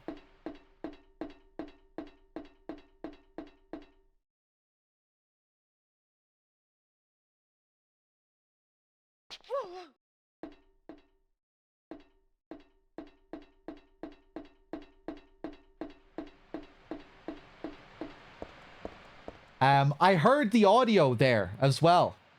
I think, right? Did you hear it? Very subtly.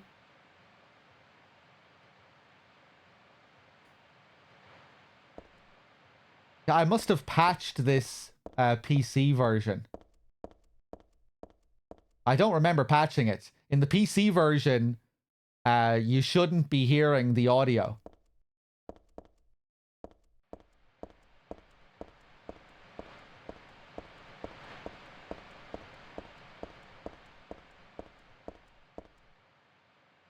Yeah, Nico mentioned the Steam 006 patch. I helped you with some settings last marathon. Okay, okay.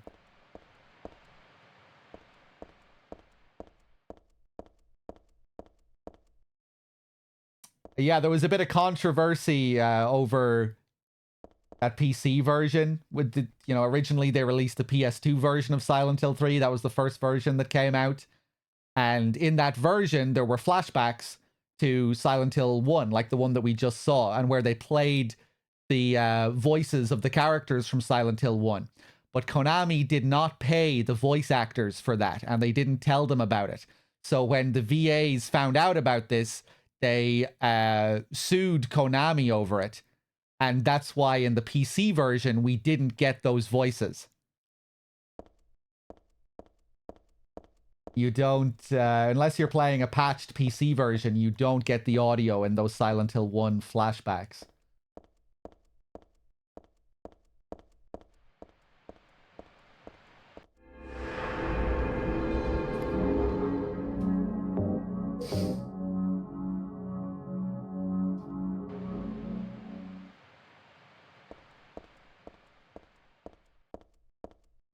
Yeah, I forget the whole story. I think it was Lisa's voice actor who found out about it first.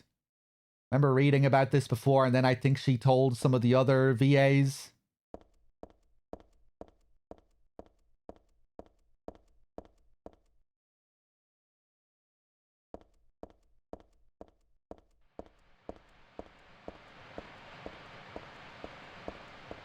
But yeah, we have this scene here where we hear Cheryl's voice. There's a scene later where we hear Harry's voice, a scene where we hear Lisa's voice. We have a few different flashbacks. Yeah, it's kind of awkward. If you're playing the unpatched PC version, you just get this awkward silence. That one isn't too bad because it's very vague anyway and you can barely hear it. But there's a scene later where Harry talks for, you know, like 30 seconds. And in the PC version, it just shows text on the screen and you don't hear anything. You just get a text flashback when you should be hearing his voice.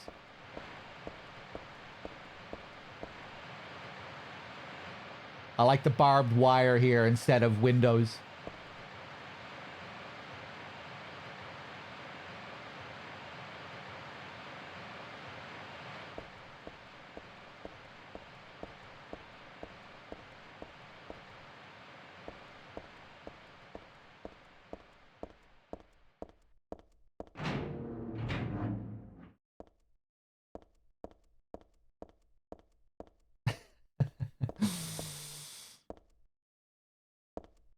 Hey! Here she is. Hiro Usada, hello. I was talking about you just a few minutes ago. I was admiring your work in this game. And looking at your Cheering All posters. I got a walnut. This is where the walnut used to be. There was a walnut here. It's gone now because I took it.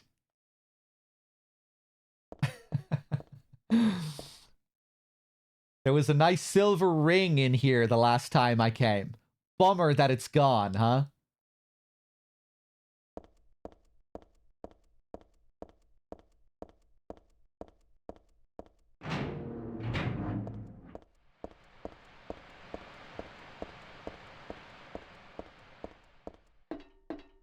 Let's take a look at the walnuts.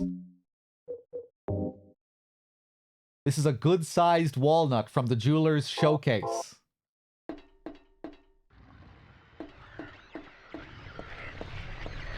Let's kill the monsters here.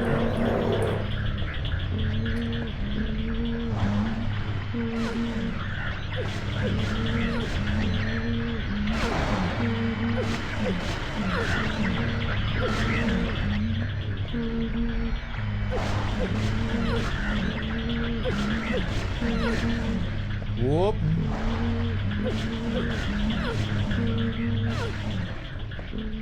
Thanks.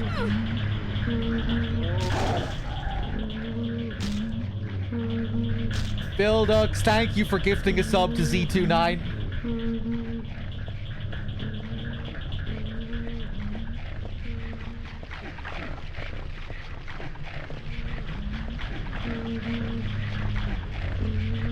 Thanks.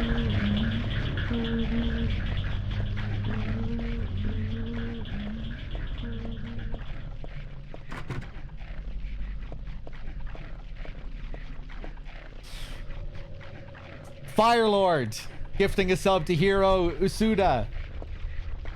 Cheers. Enjoy your free sub. Some cool detail on the door here. The door has a red crescent and a round dent.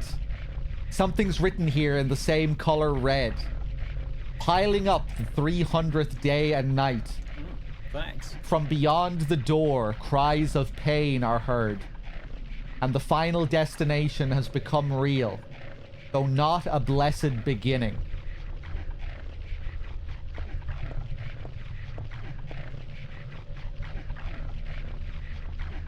We step back and look up as well. You can see another halo of the sun, which seems to be drawn above the door. Not in its typical color red. Looks like it's drawn in blue, greenish, bluish color.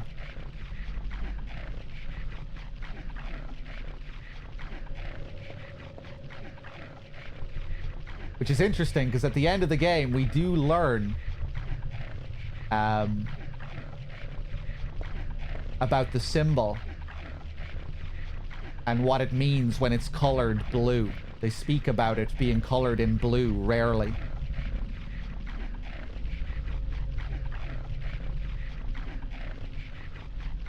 But I forget what it says now. But yeah, we'll see that at the end of the game. They talk about how it's mainly drawn in red, but sometimes can be seen drawn in blue. Maybe they don't say what it means. Maybe they just say that it's... Thanks. Maybe they just mention that it is sometimes drawn in blue without saying why. I can't remember. Awesome Possum, thank you for gifting a sub to Shushi's. Cheers.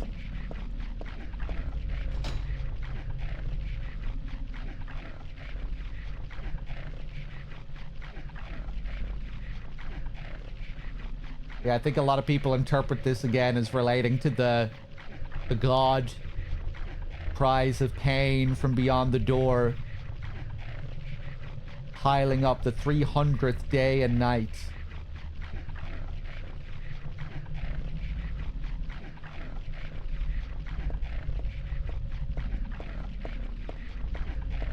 But blue reverses the meaning into a curse on God and is therefore forbidden. Right, that's right, that's right.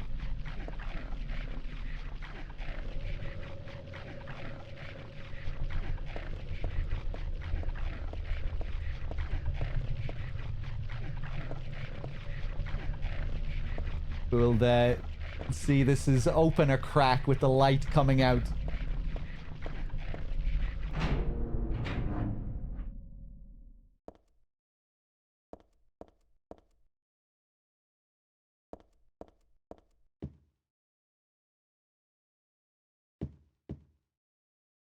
What is this?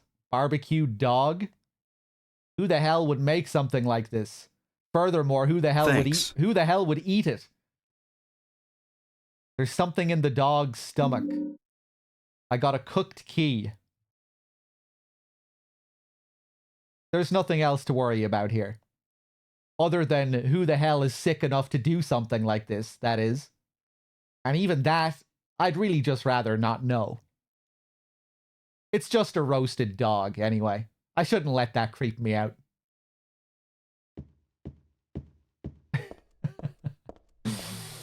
All right, what else do we have in here besides this roasted dog? Rows of wine bottles. I don't really feel like eating and drinking stuff from an alternate reality, okay?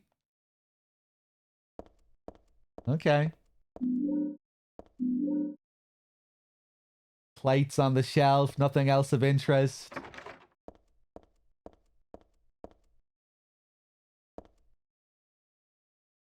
There's a disgusting smell coming from the pot. I think I better keep away.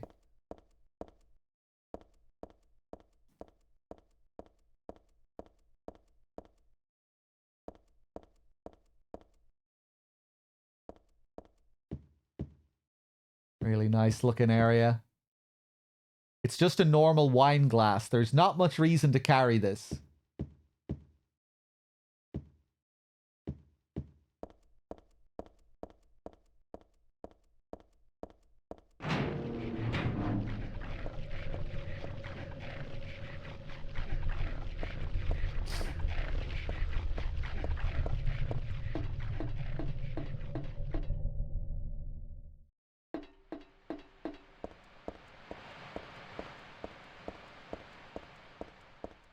Okay, let's see if we can find a way to crack open this walnut.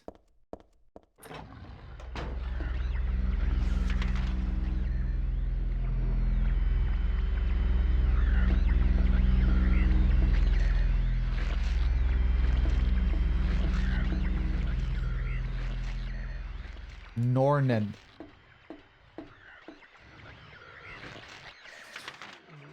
Hey, that's another area that you created. When I plated the whole roasted dog, my boss told me it looked awful. I think you did a really good job on that area. There's one area that I know you created earlier as well. The save room earlier that has this very green look. This very greenish look. I've always really loved that area as well. I'm pretty sure you designed that one. We have references to your Cheer and All project here as well, I think. Yggdrasil. Yggdrasil.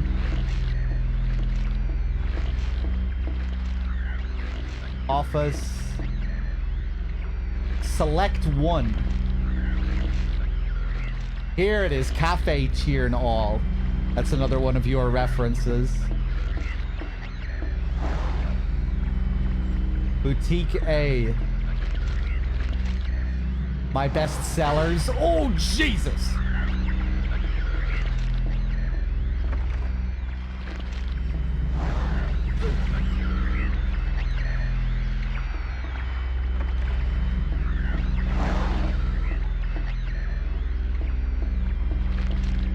Maybe she meant to say that in a good way.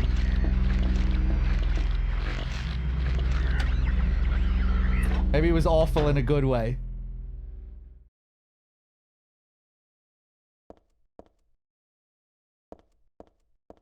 Yeah, I figured these were all your areas as well. If you see the Cheer and All references and the posters, figured those were your areas. Kind of like in Grannon's lab in MGS3 where you see all of your posters and paintings and stuff.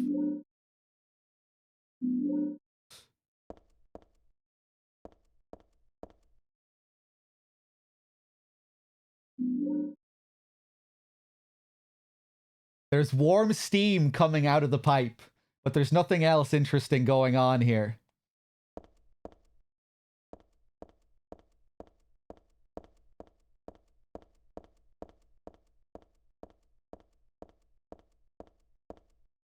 There's a menu on the wall. It looks like this was once a kafn. We're getting some random Russian here. That should not be appearing like that. That's appearing because I'm playing some sneaky version of this game that I shouldn't be playing. Don't tell anyone.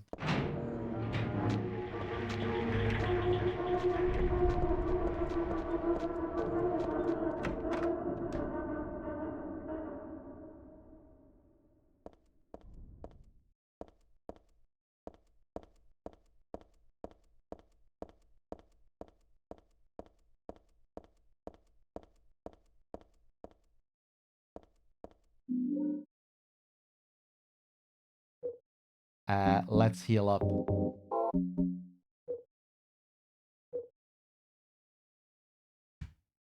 It was next to the bakery sink. It's not for dishes, though. It's for the bathroom. The bottle says danger. Do not mix. Yeah, so we have the bleach and detergent. They both say do not mix. Guess we're going to have to mix them.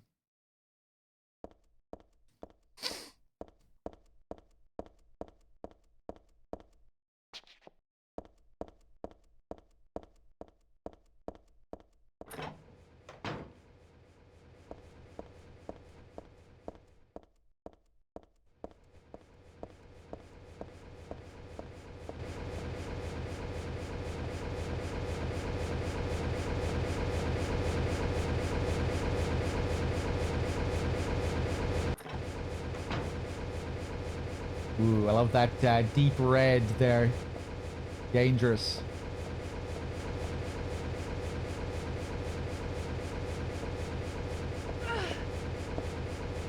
I'm not going any further. It's creepy and dangerous to boot.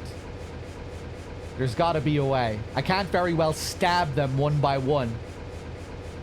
Just run through. Some insecticide would do the trick.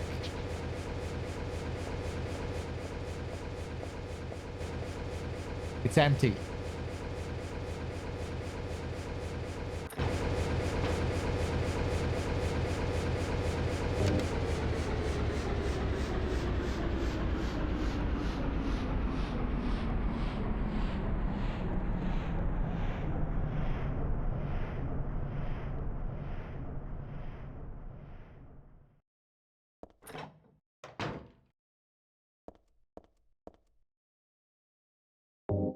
Okay, let's combine the detergent with the bleach.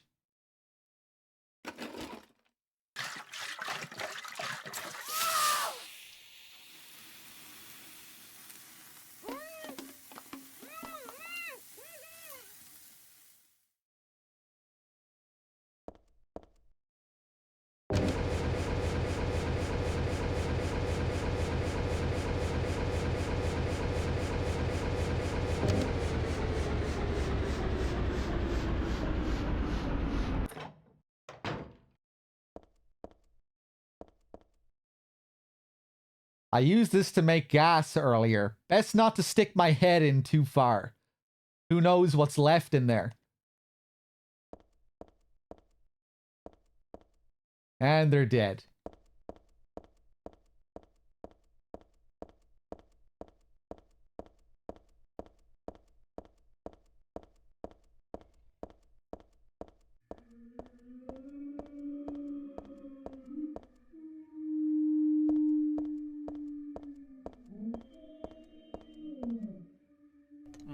Thanks.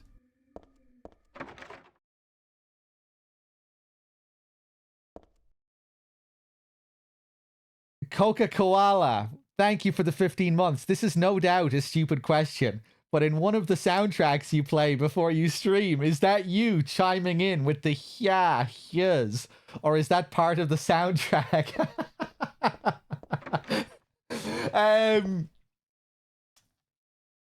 Yeah, that's me chiming in. I was thinking about lying there, but yeah, no, that's me. That's me, yes. It'd be really funny if that was a part of that track.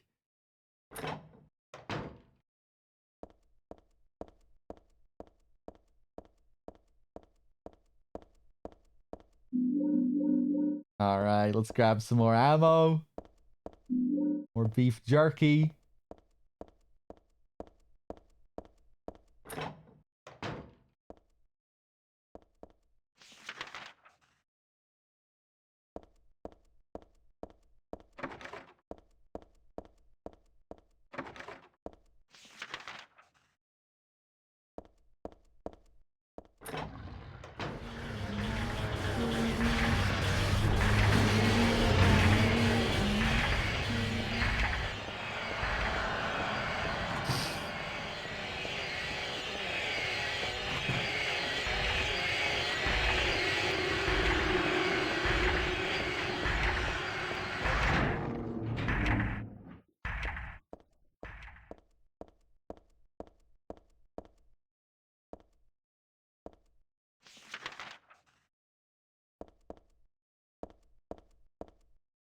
This pattern looks like it could have been drawn in blood.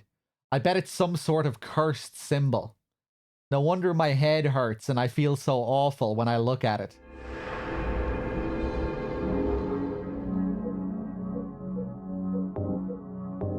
Sports shop. I always like this detail here. We're in a sports shop. And there's just all this torture equipment and stuff in here. It feels, something about it feels thematically appropriate. You know, this is a kind of, it's another kind of physical strain. Another kind of exercise for the body. Kind of a sport.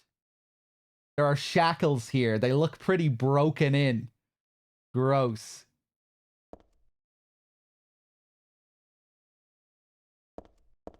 You know, maybe you could call this a kind of sport. That stain on the restraint is shaped like a human. I don't want to even think about what this platform was used for. You can see the imprint there.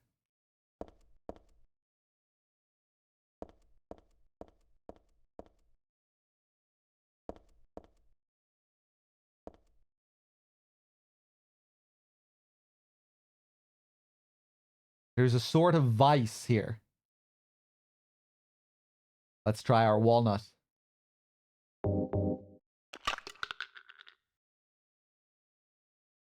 No nut in the walnut shell. Just a jewel.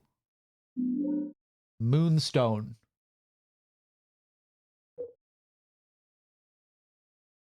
It's just a type of jewel. Not really from the moon. It was inside the walnut somehow. Okay, time to go back to our moon door.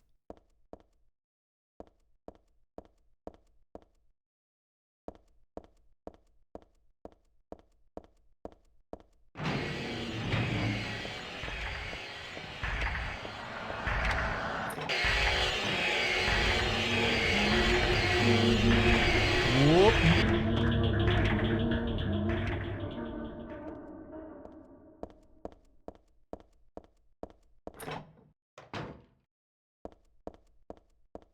Yeah, I went in the wrong direction.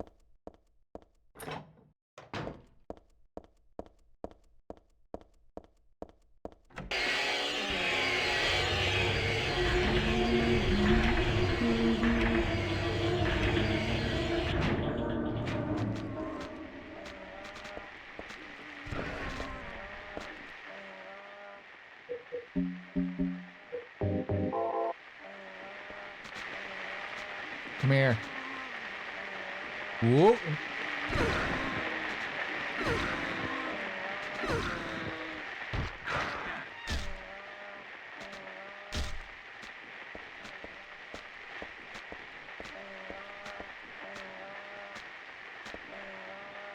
This guy's having some trouble. Ah, bitch.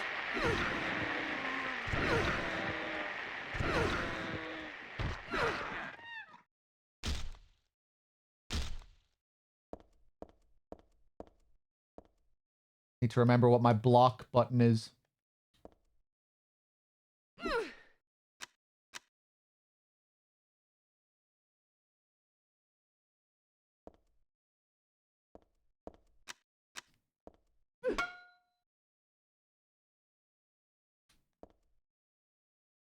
I'm not sure if I have the block button set.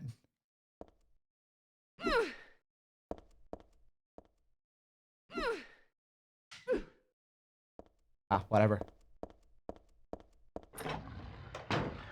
Sorry, I'll wait right here.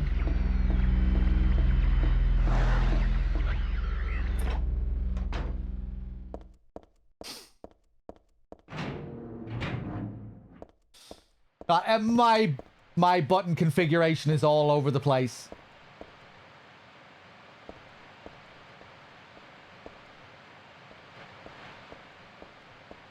The game wouldn't recognize R2 and L2 on my controller, so I had to rearrange the whole thing.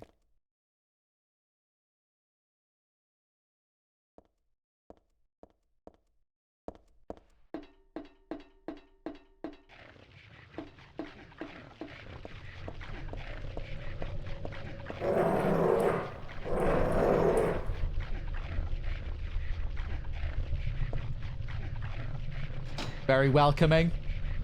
I think that sound only triggers when you come back with the moonstone.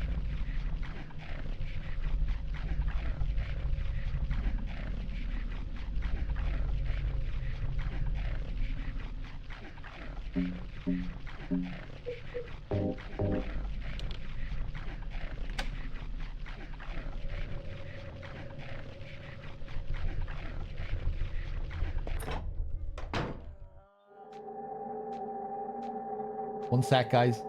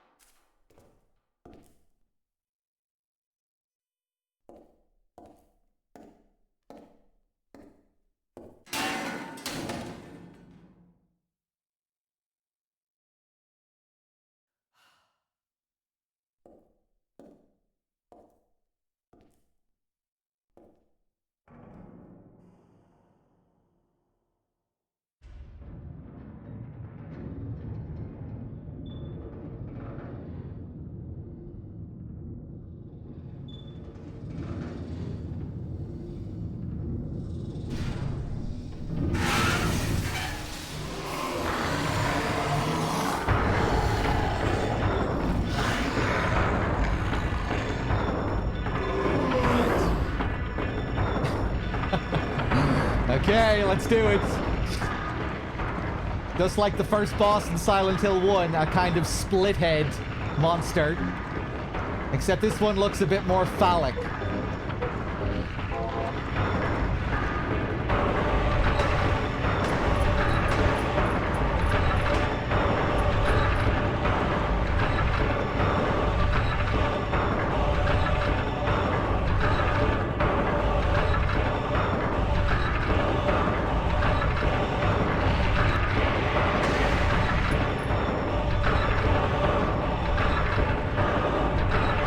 That only damages me when I'm close.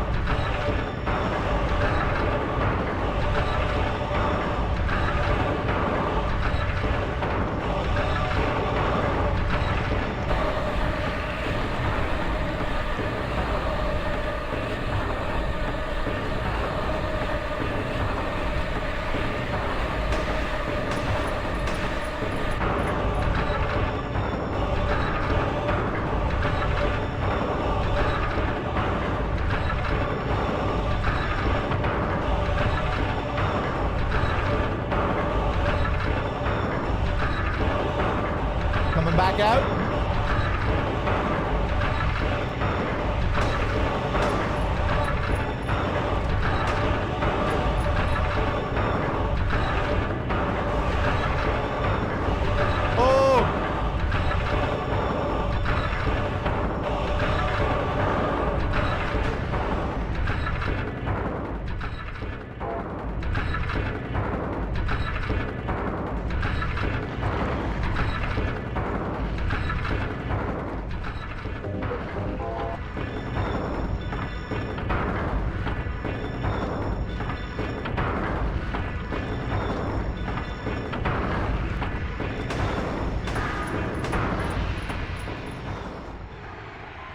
Very easy, boss.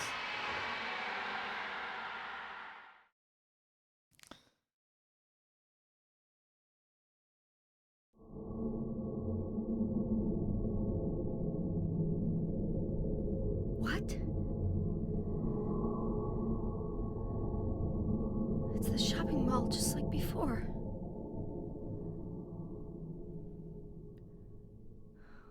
Am I back?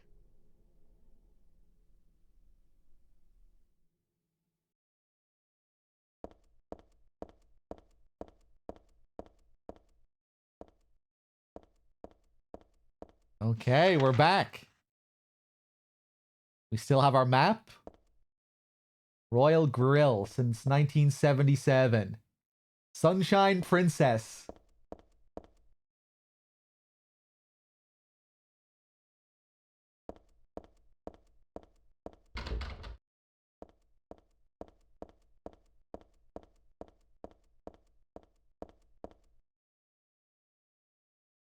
Blue Marine Surf Shop.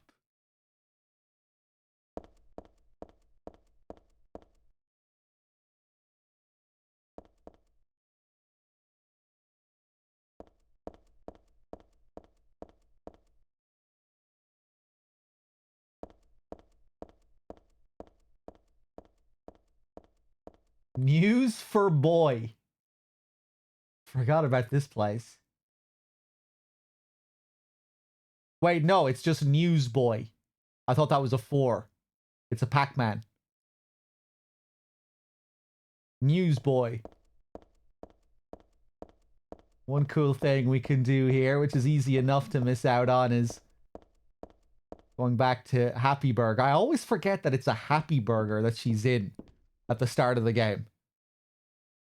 You don't expect a Happy Burger to really look like this.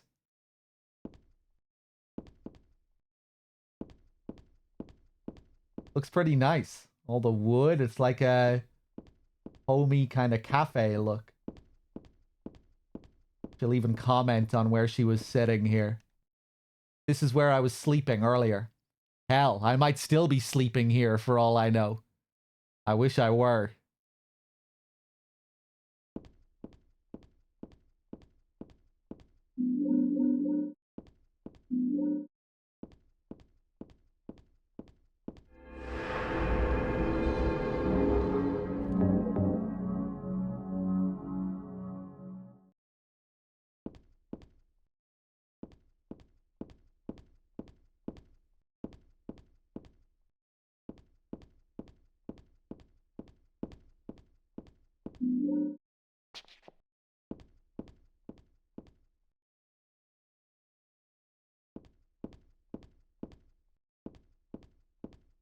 Good PS2 wood here. Very nice wood.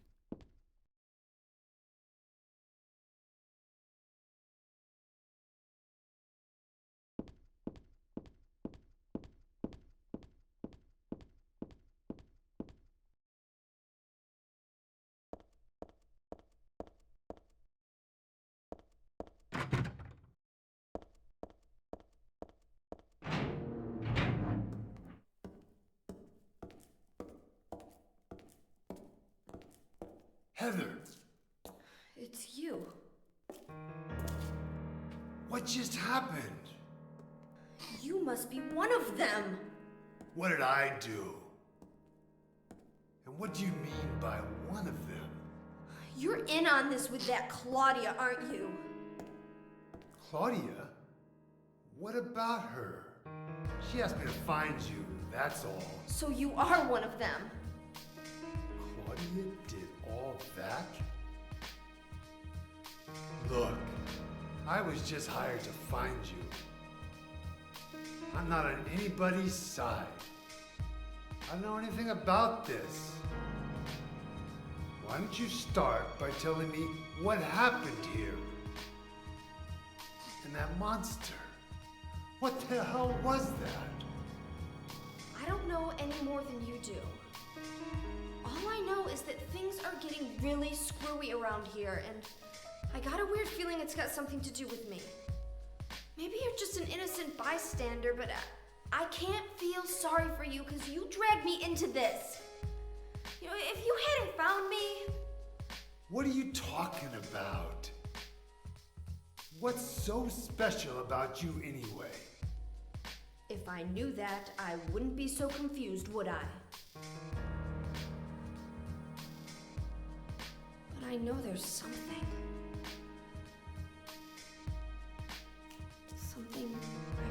running from and forgot for a long time.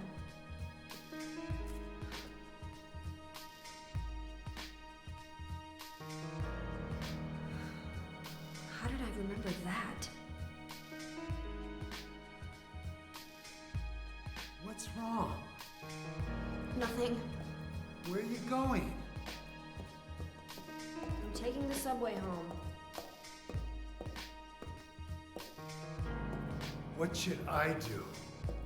Hell if I know. Poor Douglas. See you later.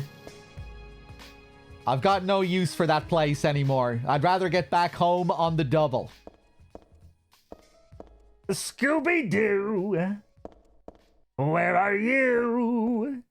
Scooby-Doo, looking at you. Boo-da-doo, coming for you. Scooby-Doo, ba-da-doo. Hey, here he is. Minmo. Growing strong and healthy. Minmo. Cat foods. We still don't have a Minmo emote. Wait, we do have a Minmo emote.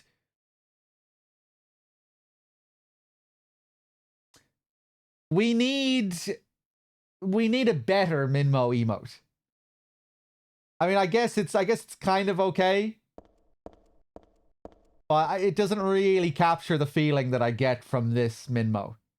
This Minmo looks, you know, he's up on his throne. He's kind of looking down on everyone. Look at the way he looks there.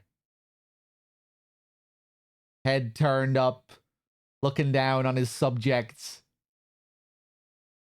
The Minmo emote is a bit too cute, I think.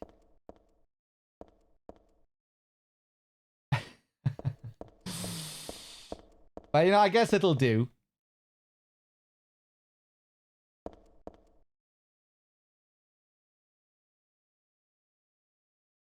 Product availability. Packaging. All the different sizes that you can buy it in listed there or something.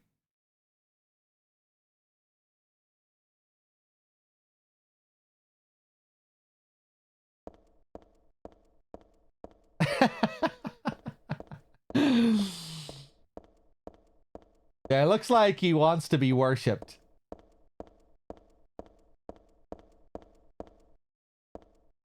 Did Hiro Usada create Minmo? What did Hiro write there? Hold on. And no, she was just excited about Minmo.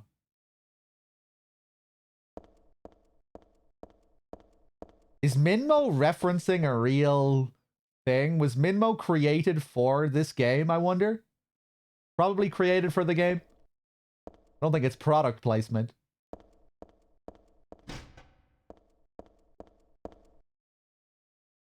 Fruity Rouge. Kind of reminds me of Claudia a little bit.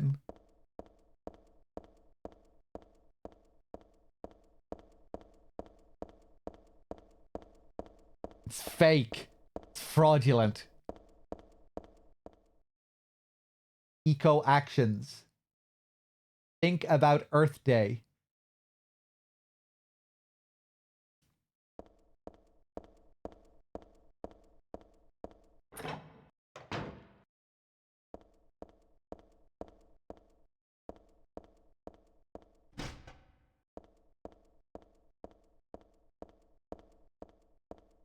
Okay, next area.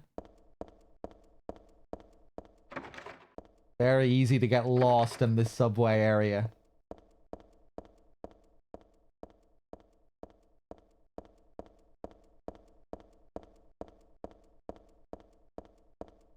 Some cool optional scenes here as well.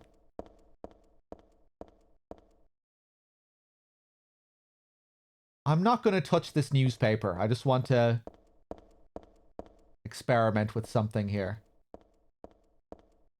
There are lots of like little scenes within scenes here where like one optional interaction will unlock another optional interaction. Just want to experiment a bit with this. I forget how it all works.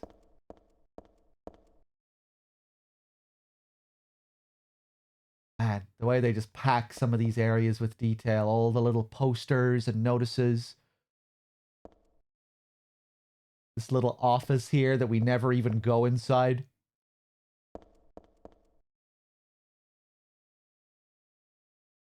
No food or drink. Here we get the map.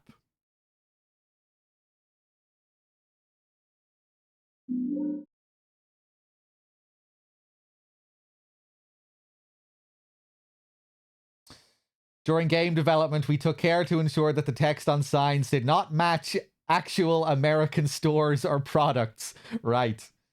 That makes sense. You don't want to get in trouble.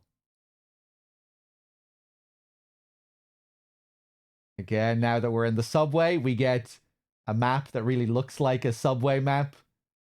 One really cool thing about this game, all of the very uniquely designed maps, they all look distinct and correspond to the areas that you're in. In the previous games, all of the maps have the same kind of visual style, aesthetic, but you know, here they all look distinct. The shopping center map has its own look, the subway map has its own look, the church, the hilltop center. Really nice. Station employee room.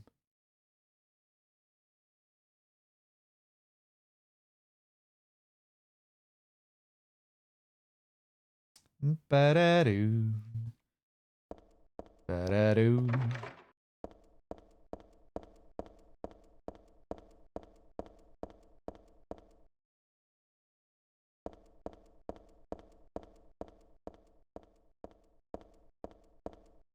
Renata College, Bergen Street.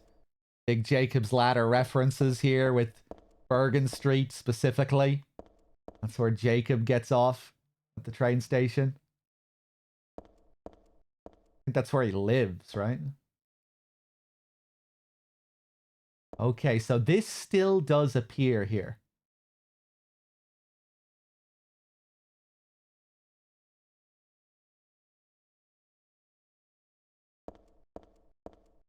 I'm going to go down here without reading any of these materials just to show something here.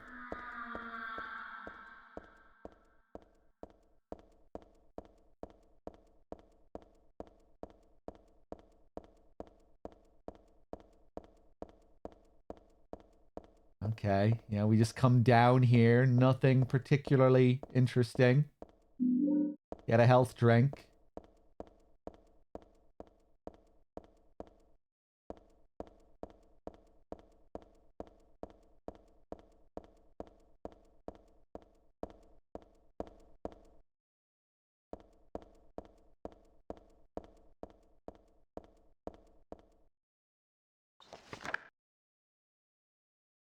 I read this a long time ago. It's a nothing little occult magazine. Seemed like a bunch of crap to me. It's not so bad if you just read it for fun, though. The souls of those who died suddenly by suicide or accident don't realize they're dead. Sometimes they stay put and haunt that particular place. These spirits have lost their human senses and memories and can only keep replaying the pain and sadness of the moment they died. The pain can get so bad that they turn to humans for salvation, or they begrudge humans their lives. At such times, they can possess humans. Places known as famous suicide spots or high accident areas are often to blame. You should be careful when approaching such locations, especially on the day or at the time the death occurred. That is, if you don't want it to happen to you, too. Ooh.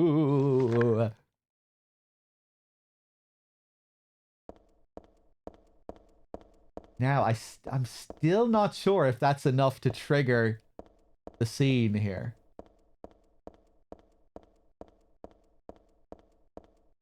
I don't think it is. No. Because we need to learn the time and the death. The time and the place.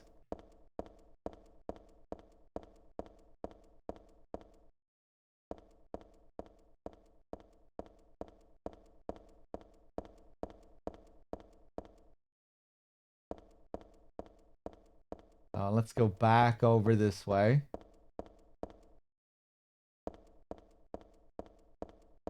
Up to this newspaper. There's a newspaper left on top of the ticket machine. Fatal accident at Hazel Street. And we were just at the Hazel Street station.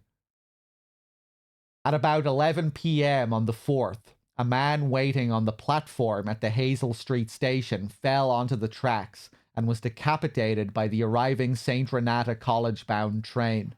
The victim died instantly. While police have not yet determined whether the death was an accident or suicide, witnesses report that the victim did not look inebriated and seemed to jump off the platform deliberately. The victim's identity is still unknown. He was approximately 40 years old, 5 feet 10 inches tall, and was wearing a black jacket. This newspaper is 4 months old. What's it doing here now?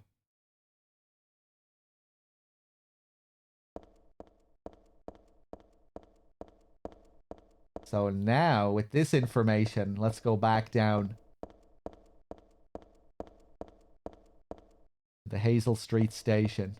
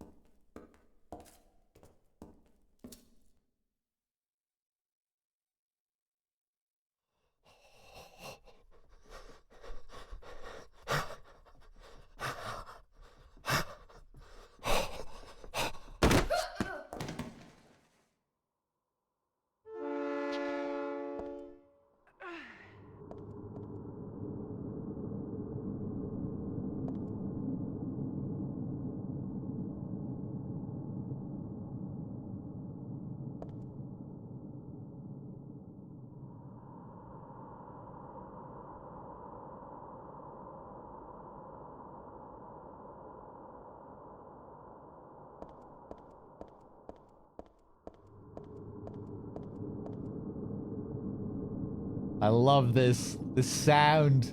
Like the train is approaching, but it never comes. Unless you stay down on the tracks. Then it comes and kills you.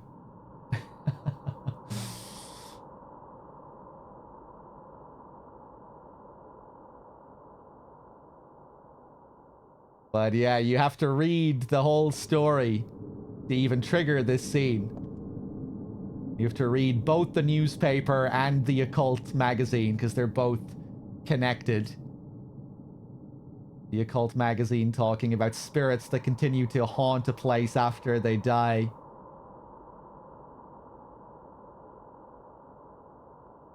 And then the newspaper article talking about the guy who died down here.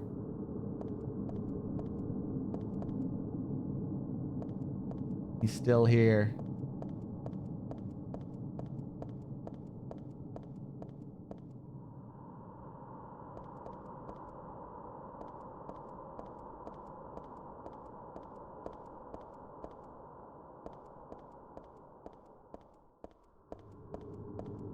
Almost as if we're cursing ourselves by reading the book, the newspaper.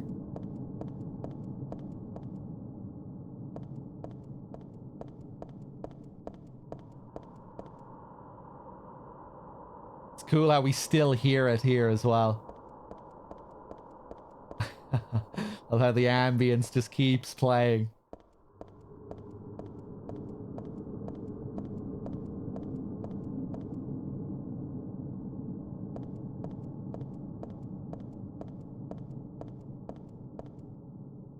What happened to the VODs last night? I made a big fuck up with the playlist. I closed the playlist by mistake before going to sleep.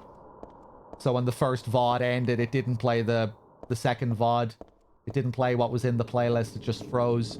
Yeah, sorry about that. I think it was frozen there for like 5 or 6 hours.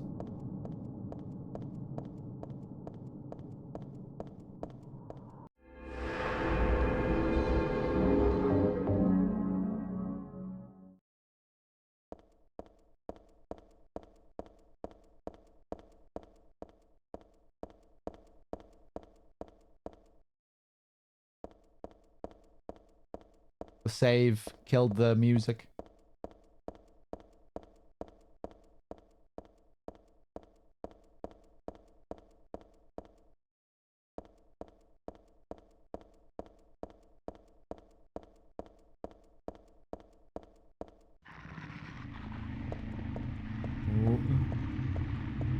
I think I know where I'm going here.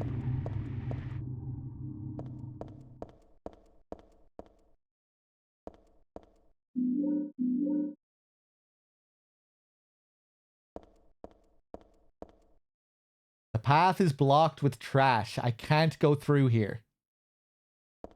You can see there's a body here. I think they made a bit of a fuck up here. Later on, we'll get a dialogue interaction with Heather that I think is supposed to play here instead. I think she should be commenting on this. Is someone sleeping here? Wait! All this red stuff around here is blood. This guy's not sleeping. Maybe this is another patch. Maybe this was also in Nico's patch, because I don't think this is in the original version of the game. All this red stuff around here is blood. This guy's not sleeping. Why am I the least bit surprised? I think that nightmare's numbed my senses a little. A dead body. I can't really do anything for the poor guy. That's cool. Yeah, I don't think this is in the original version.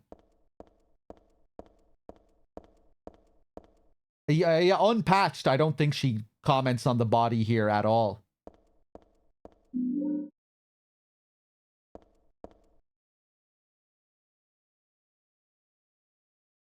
You can see the Silent Hill 2 shopping basket back there. Reused asset. Looks like you might be able to see the gun inside it as well. Kinda looks like it, right?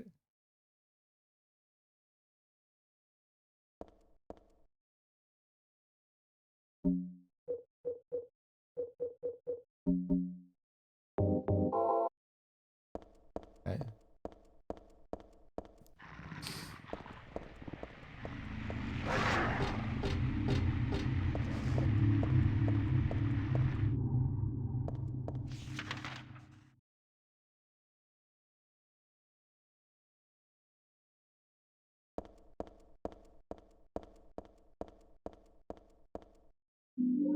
Nutcracker.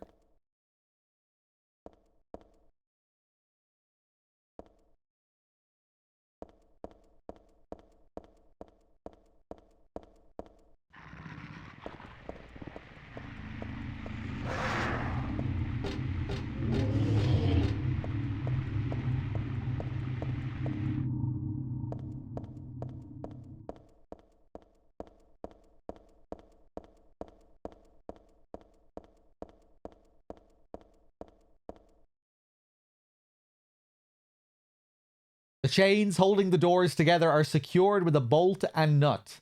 The nut is screwed on tight. I can't turn it with my hands. Well, we did just pick this up. Rusty and impossible to turn. This is for cracking open nuts.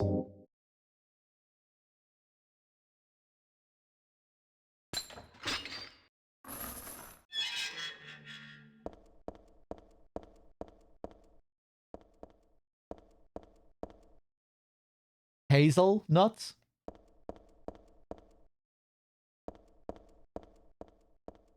Oh, here we go. Time for our birthday present.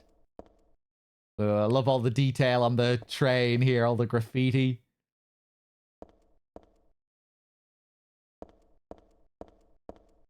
Looks good.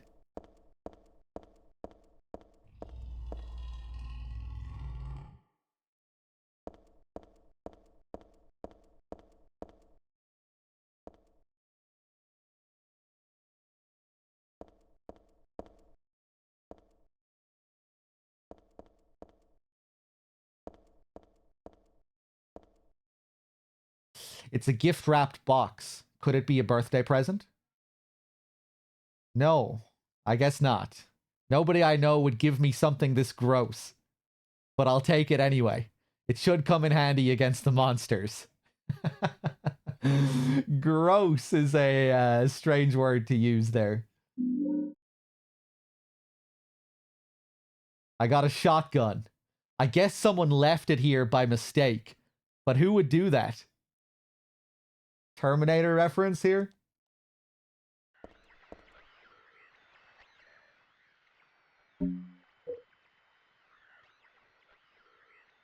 Holds 6 rounds of ammunition. It's hard to handle, but has great range.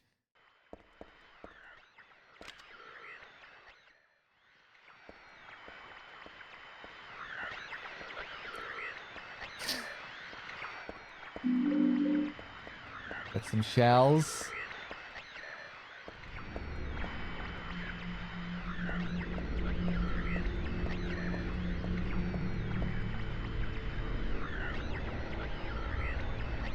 Here we get our introduction to this big boy.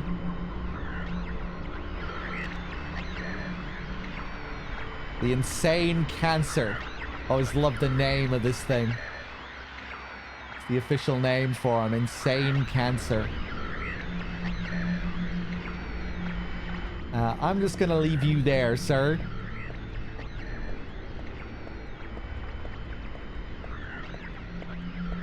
It's often the best thing to do with these guys. Just leave them be. Try to work around them.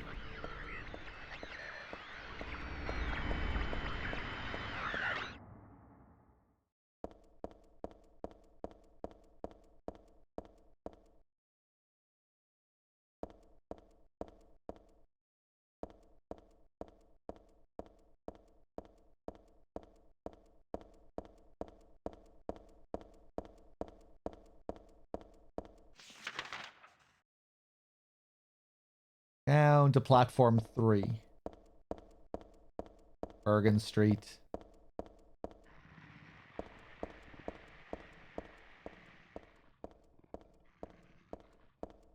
Here's our Jacob's Ladder station.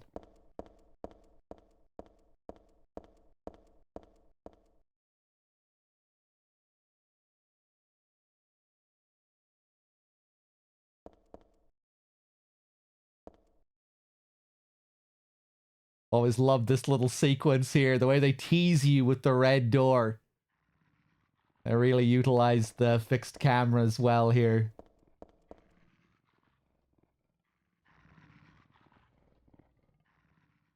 Go on. Step on down to the tracks.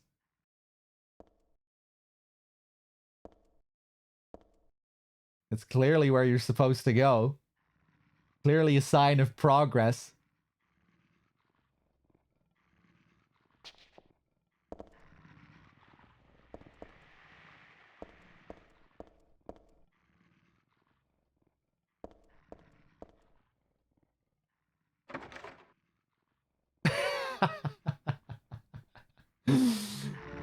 Whoop!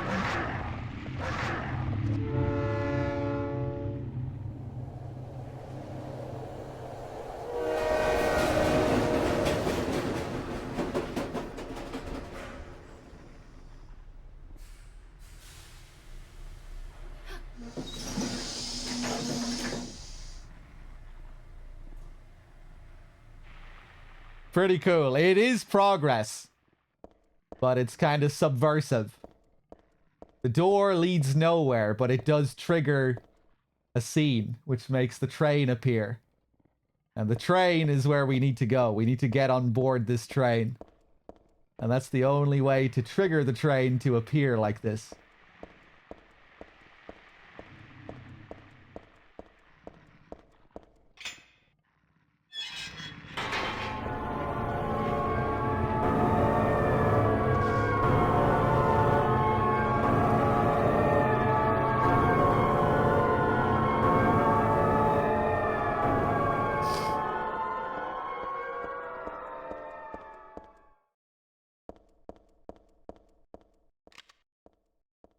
Yeah, I think I'll be doing Silent Hill 4 next.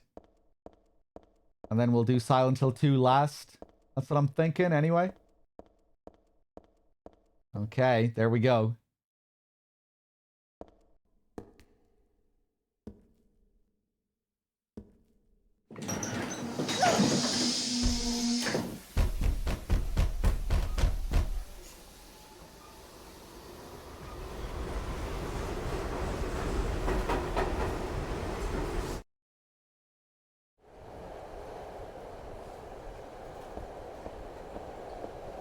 Love this train sequence. Great sound. Some of the lighting in the upcoming areas as well. Let's save before we do anything. That symbol's drawn on the floor. Hope I don't get cursed just by stepping on it.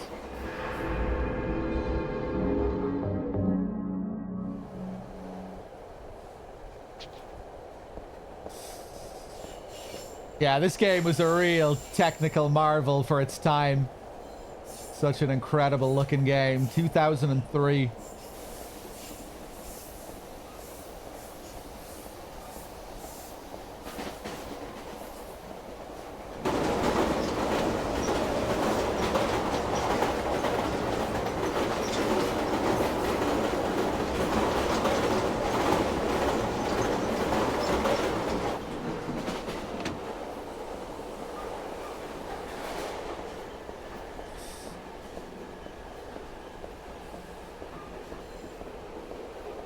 Really cool detail here that's easy to miss.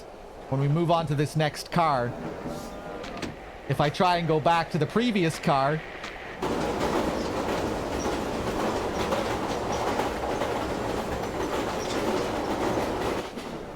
it's gone.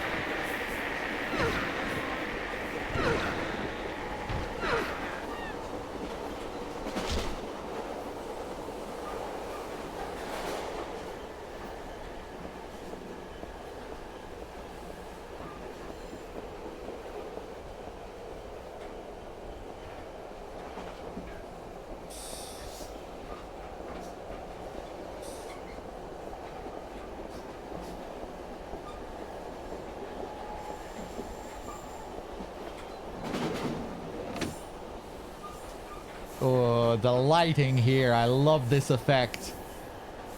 This effect with the shadows.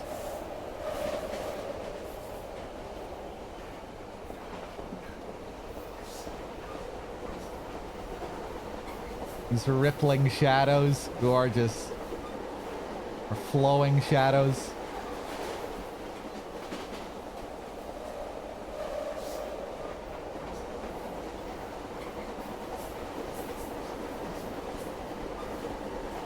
I'm playing on PC, yeah.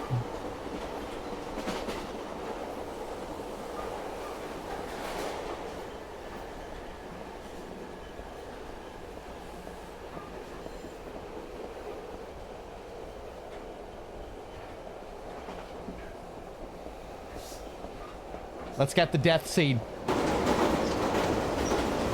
If you step forward here just an inch, this is what happens.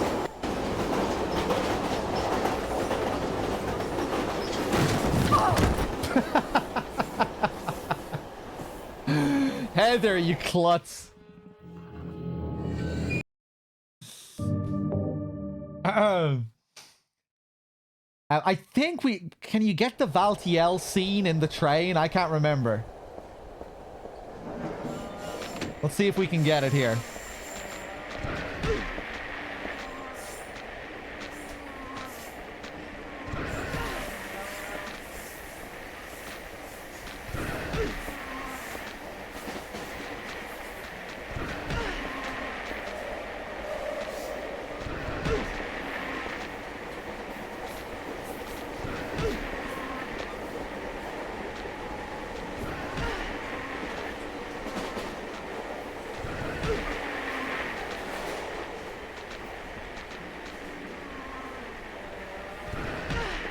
Come on.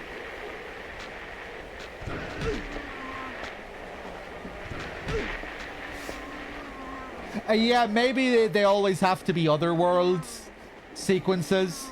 You might be right there. That would make a bit more sense.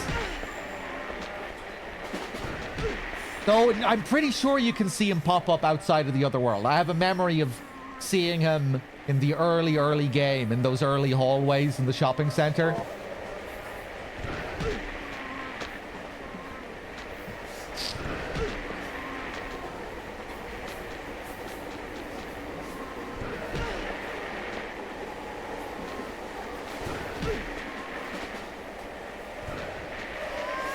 There we go.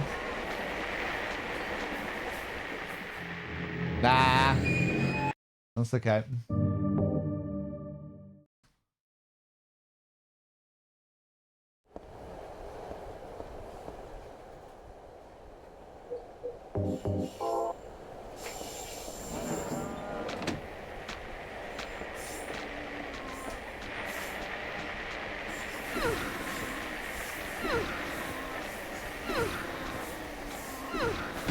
Oh, you bitch.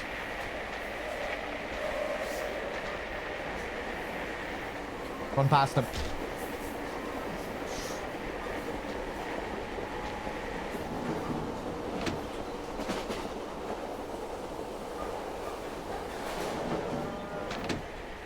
Oh, it's a big boy.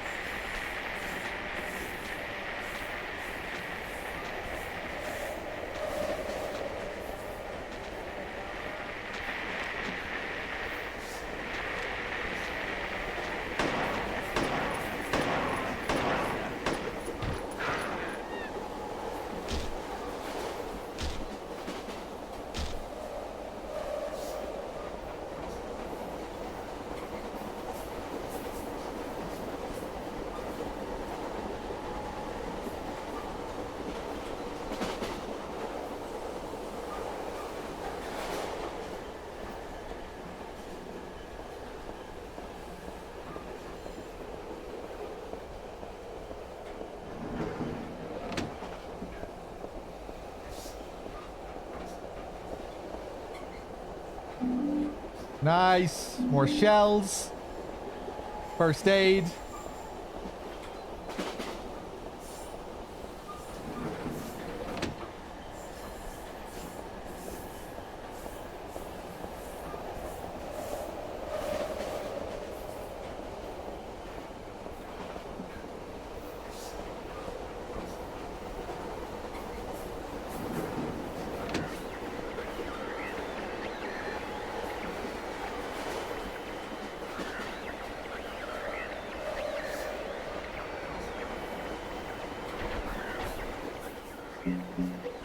Okay, I'll try and pull off some slick moves here. Nah, too far away. Whoop!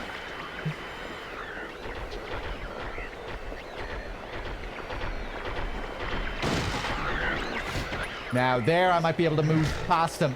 No, Heather. There we go.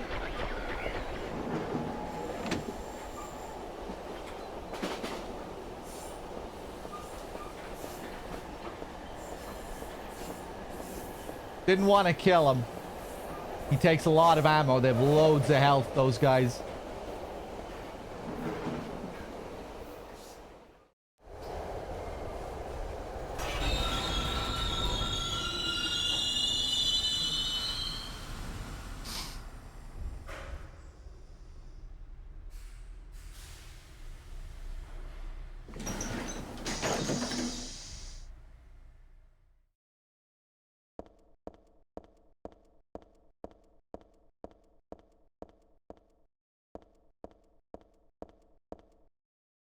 This must be the first car.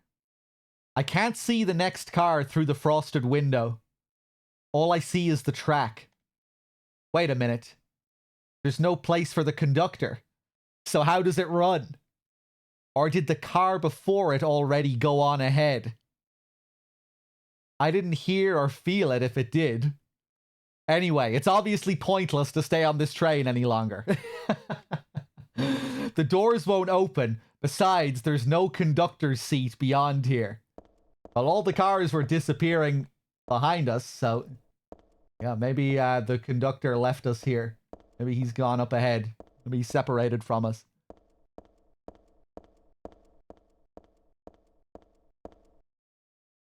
That old pattern's painted in here among the graffiti. It looks like it was just put here too. But by whom? And why does my head...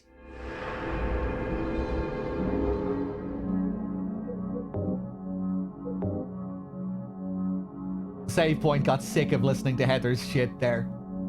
Cut this bitch off. Platform, unknown station.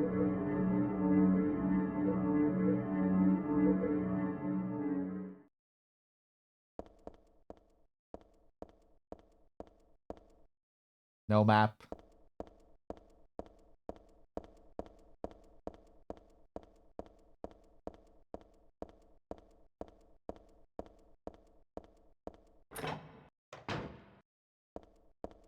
Okay. Yeah, we have to do this area. This area is kind of weird. The underpass, I think, is the official name.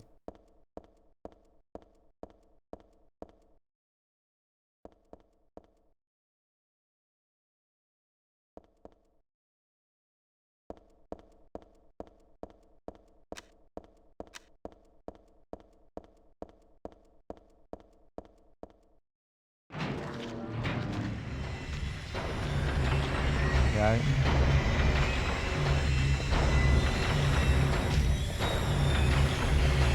Oh, Jesus.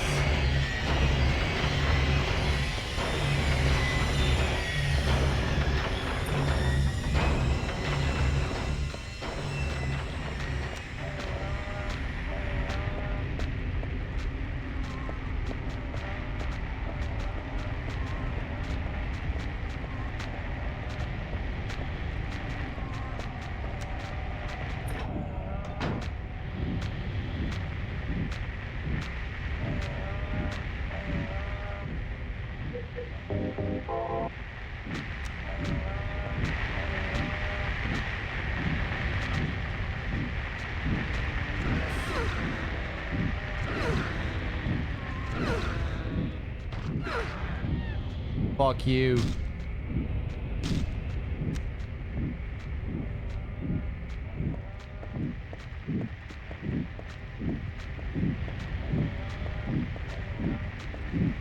Ooh.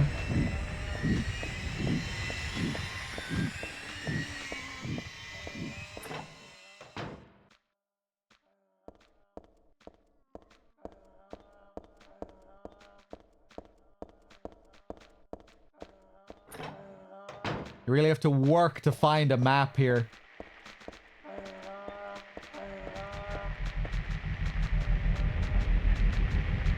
Great fan sounds down here. Ooh.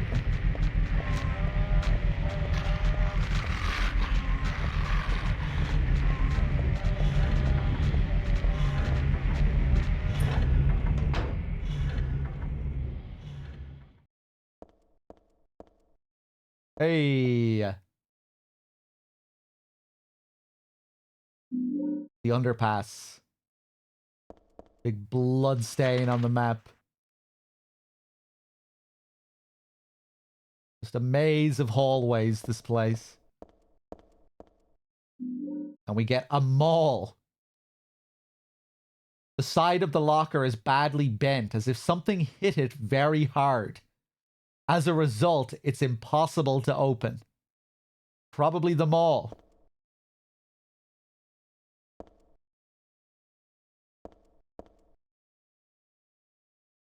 Kind of makes me think of the caged, boxed creatures that we see throughout the game.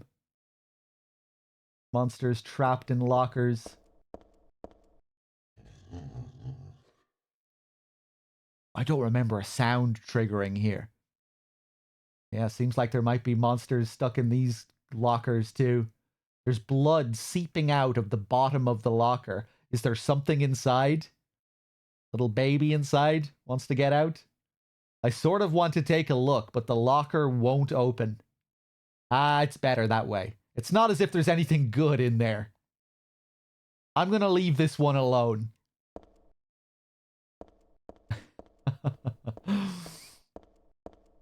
What's my favorite area in Silent Hill 3? Probably the hospital. The hospital or the church. The last two major areas.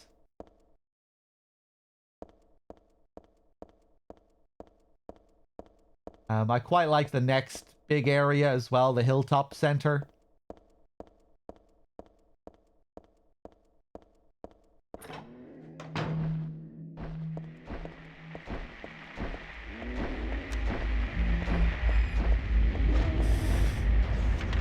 Nico, what were you asking about? The pipes? Yeah, we won't be able to do the pipes, which is a shame.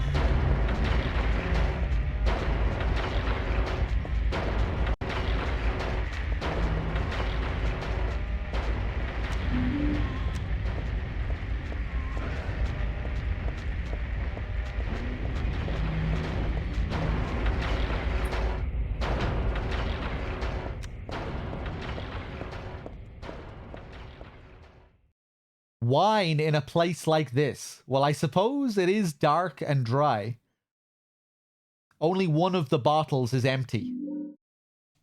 I got a wine bottle. Carrying more of these bottles would slow me down. Neither Dad or I drink wine anyway.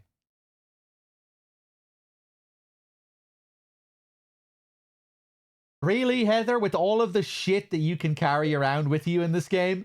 Shotguns, handguns, mauls, pipes. Later on, we'll be able to pick up a katana and add that to our arsenal, but one extra wine bottle, that's too much. That'd slow you down. Body armor, we have that up our ass somewhere. Light, radio.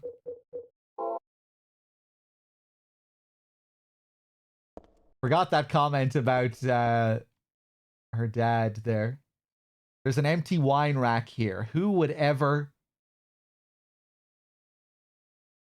who would ever leave an empty wine rack? How dare they? How dare they not be stocked up at all times? There's nothing interesting.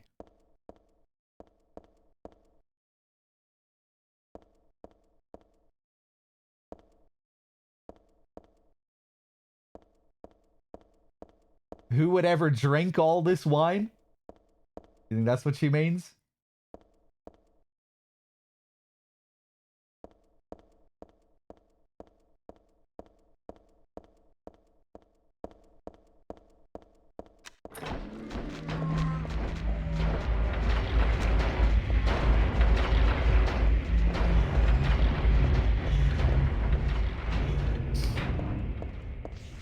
Let me see. Where am I?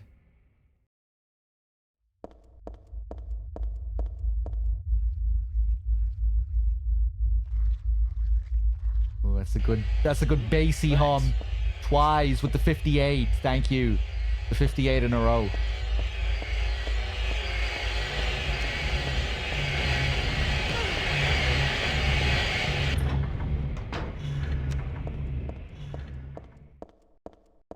Another long hallway.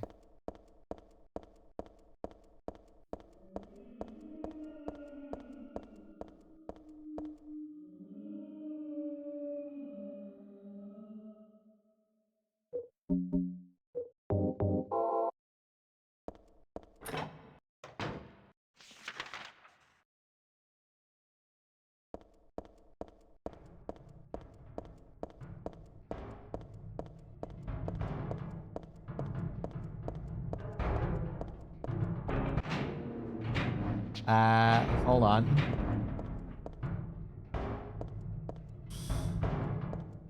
Welcome back, Storm.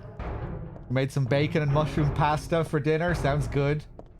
Did you miss Silent Hill 2? No, we haven't done 2 yet. I decided to play 3 first instead.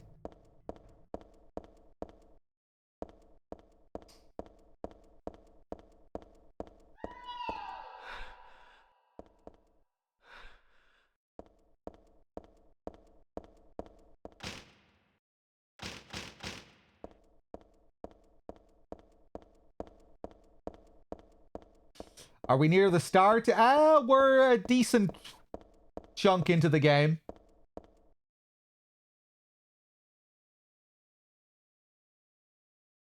There's stuff all over, but definitely nothing worth bringing along. But we're not too far either. We still have a lot of the game to go.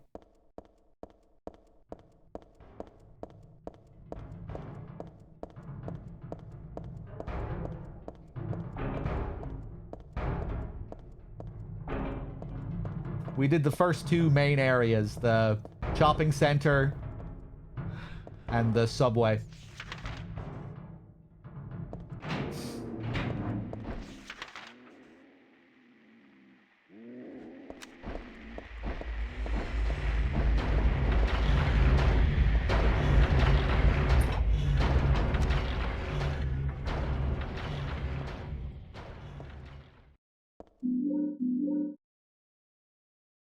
It's just one of those daily rags. Nothing really useful written on it. More lockers. The locker is filled with junk. No, it's not junk. It looks like somebody's stuff.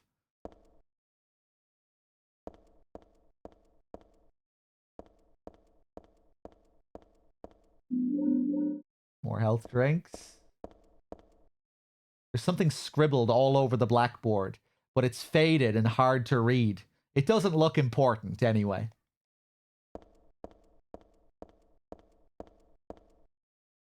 There's some kerosene left in the heater, looks like. If I had some sort of container, I could take it with me. Well, it just so happens. We found a wine bottle.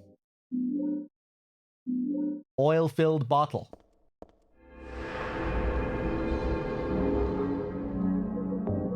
Let's save.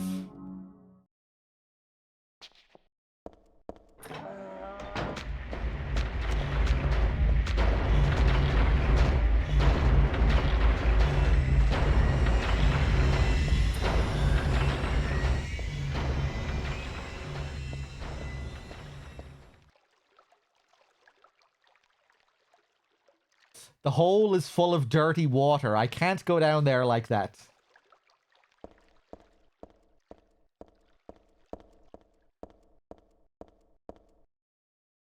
There's a hoist here, but how do I get it to work? This might be the fuel tank. There's nothing in it, though. Well, it just so happens. I have my kerosene here.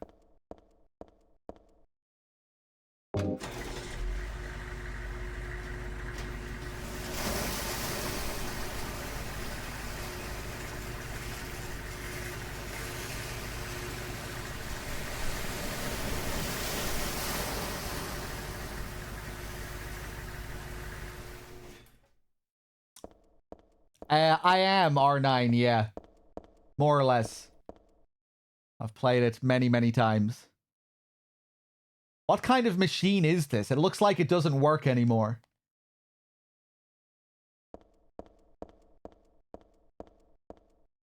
Thanks to that thing, all the water's finally drained out of the hole. It looks like I'll be able to get down there now. If I can stand the smell, that is. This sludgy ass area down here. Nasty.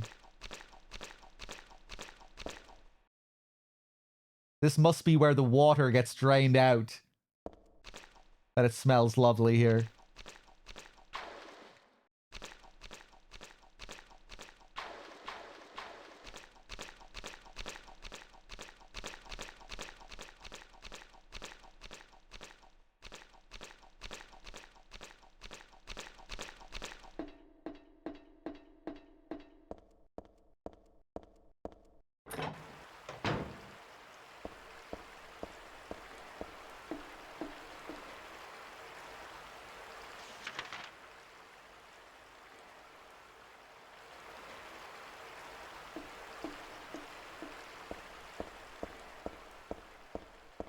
Lovely sewers.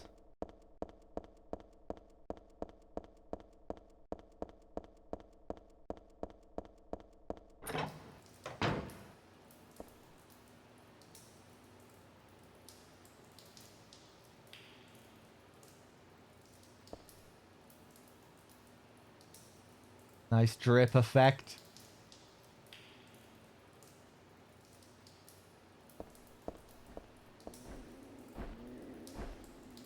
Little droplets on the water, ripples. Okay, it's safer down here. These monsters can't come down here.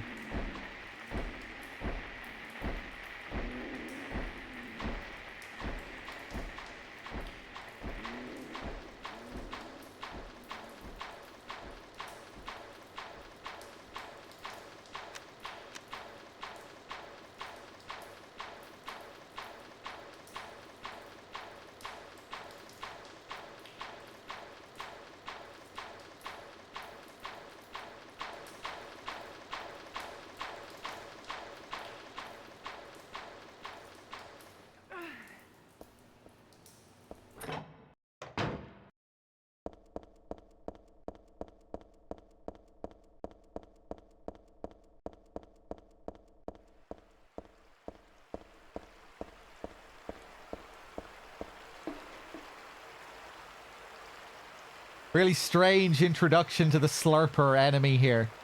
We never fight any of them down here, not until we get to the hilltop center. But we do see one here. And when we come back out from the next area, it'll be gone. It's kind of unusual.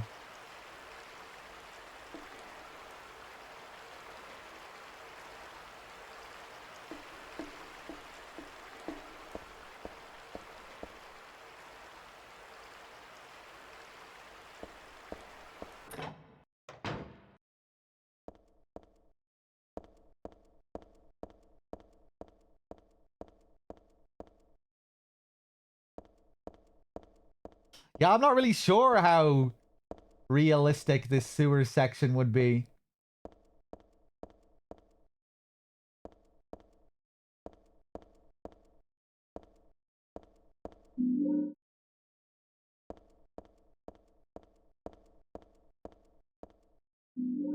We get a dryer.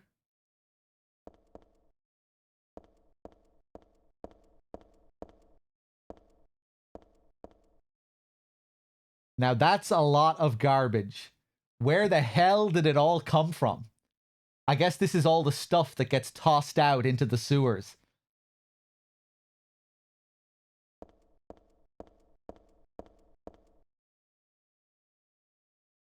I'm just wasting my time looking around here. I'd better get going.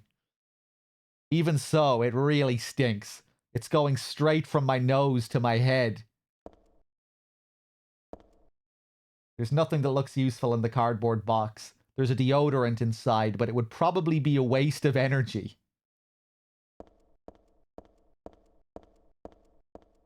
A wheelchair. Why would a wheelchair be thrown out here? I mean, why not? It feels like the kind of place where you could come across any random item. Maybe this wheelchair isn't a manifestation. Kind of seems fitting to see a wheelchair here. What kind of machine is this? It looks like it doesn't work anymore.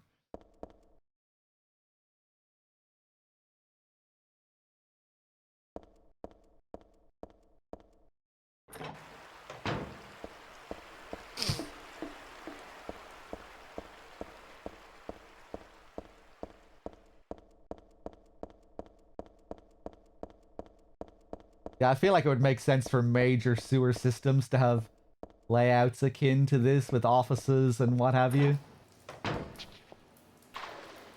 Where people really need to maintain the place.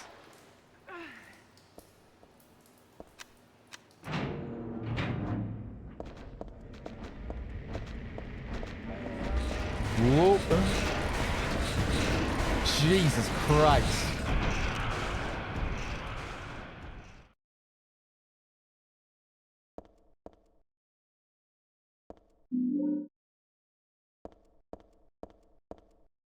There's nothing very interesting written on the blackboard.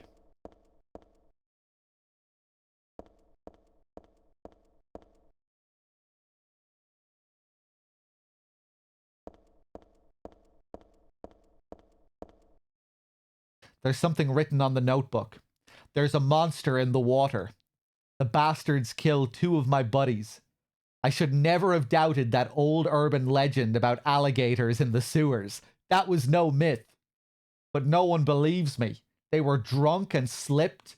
We're not that damn stupid. Even calling it a monster isn't quite right. This is something else. All I know is something's in there. I'm going in now to beat that thing's head in. If you find this note, consider it my will. Revenge is futile, or so you may think reading this. But Jose and Jamie were my best buddies. Wish I knew how to do the deed. Guns won't work underwater. Even my famous knife work won't do much. If only I had a hand grenade.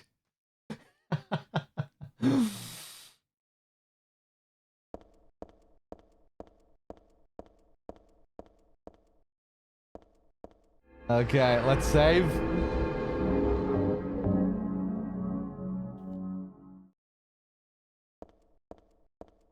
Wish we could use grenades in this. Danger, keep out. This was probably pasted on that door there. I can see where it fell off.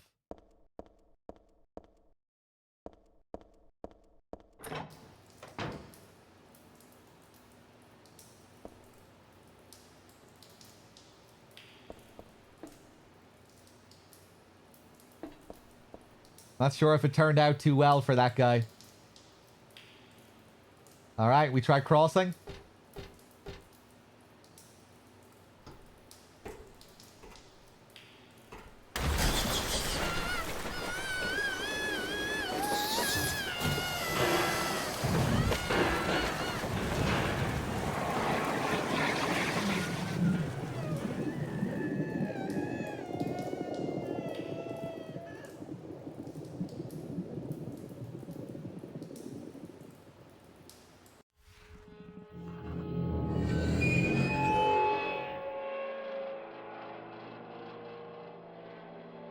Okay, let's try another approach.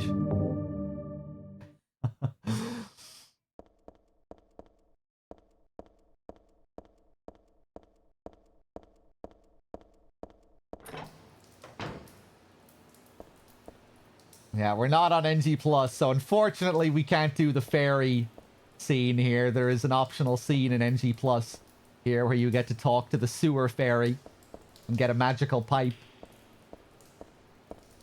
There's an outlet here. Well, let's use our hairdryer then.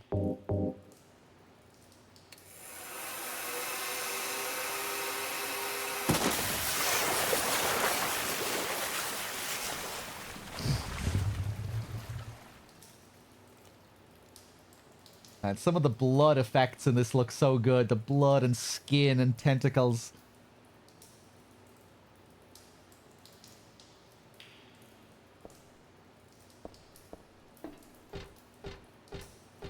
Nasty.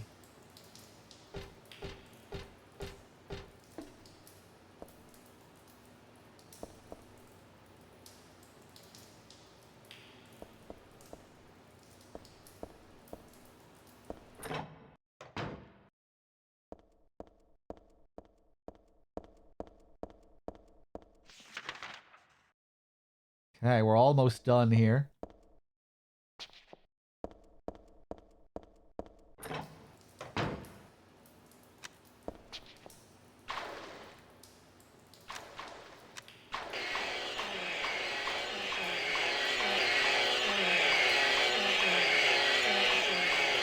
Go!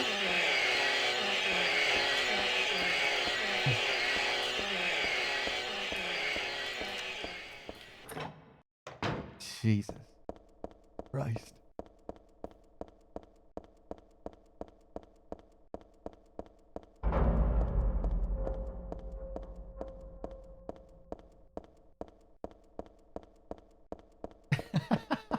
You referencing Vincent there, Screed? Balls? They look like balls to you? Oh no.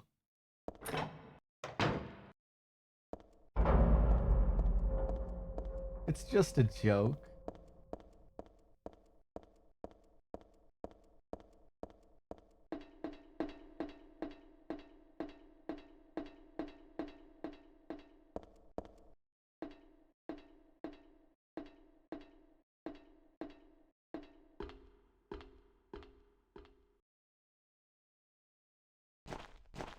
Ooh, crunchy. Crunchy gravel.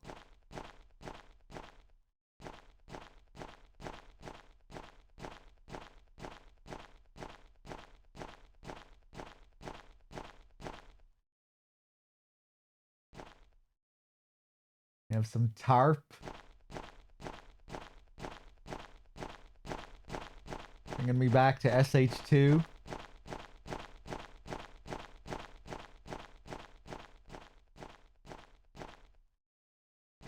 Any ball songs today? Probably not. You know, it depends on the music in the game, and I don't usually like to sing over Silent Hill music.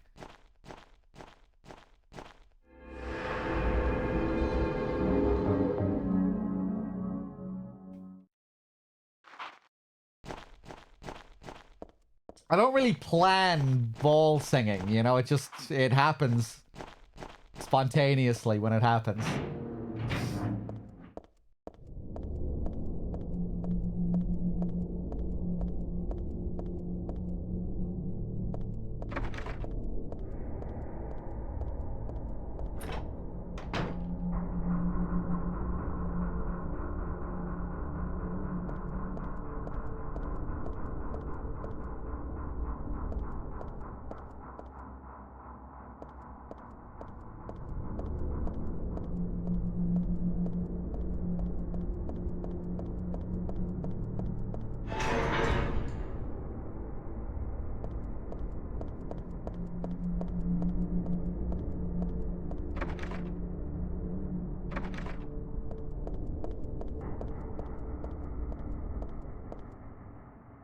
Oh, great creaking sounds here.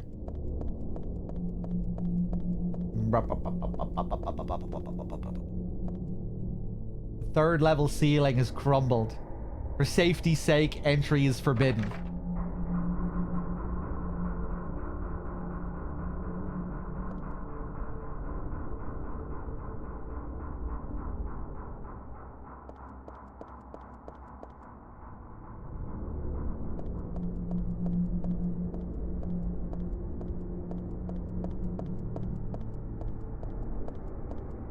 The fourth level floor has crumbled.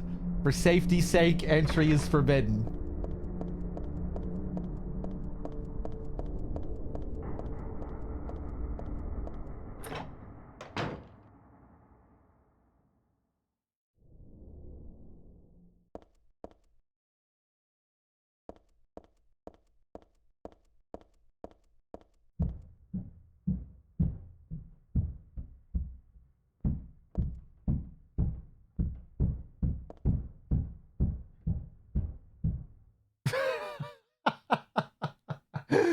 Jesus, I always underestimate how intense that sound is. Yeah, once again, don't worry, it's not your next door neighbor. That is in the game. It's crazy, some of these sounds if you have headphones on. It's a plain old wash basin, nothing special about it. It's a toilet. I thought this building was still under construction, but it looks like this has been used. There are paint cans in the box. I guess you'd use it on walls. I don't need it, that's for sure.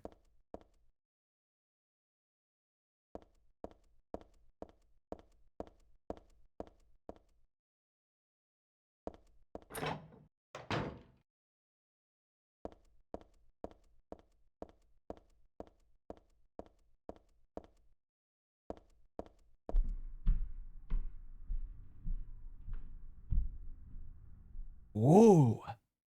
Jesus, I don't remember getting those sounds here.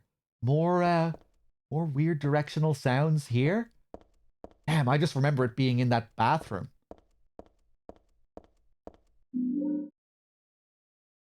Lots of empty bottles and cans. It looks like somebody was living here. Yeah, it looks like a little homeless setup here. Mattress. Little shelf for bottles and cans. Ugh. A filthy mattress. Will you drop it into the hole? Not yet. I can see the 4th level floor. It's too dangerous to jump down from here.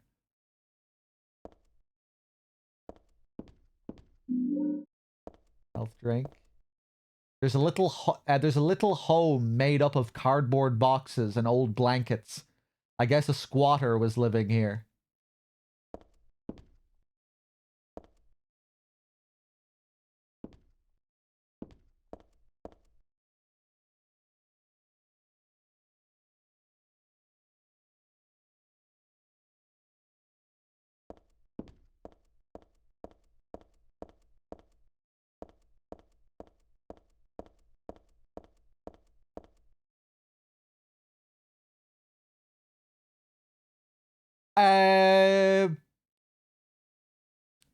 Glasgow. Did I play PT on Halloween? I can't remember when I played it last. I can't remember. But I'm glad you have a memorable experience from watching me play it. I'm sure I'll be playing it again before too long. We might do it sometime during this marathon. We'll see.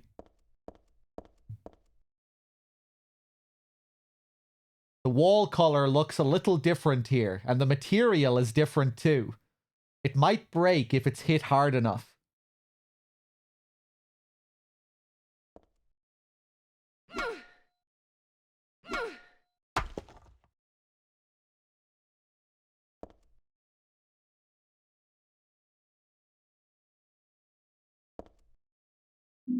We got a silencer. I can see legs through the broken part of the wall. I hope those are just mannequin legs, but I guess I'm not that lucky. Just like the black cat. I wish I hadn't seen that.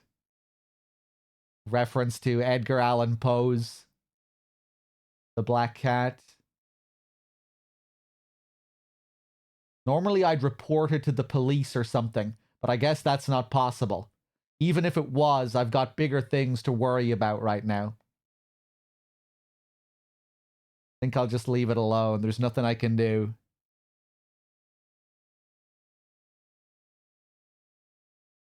One second.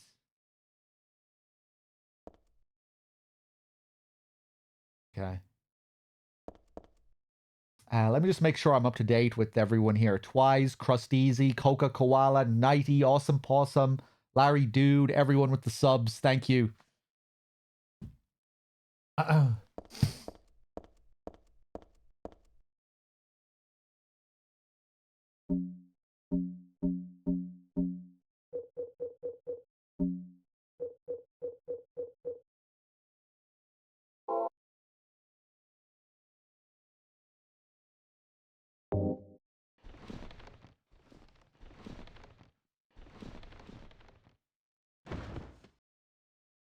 Okay, let's jump down.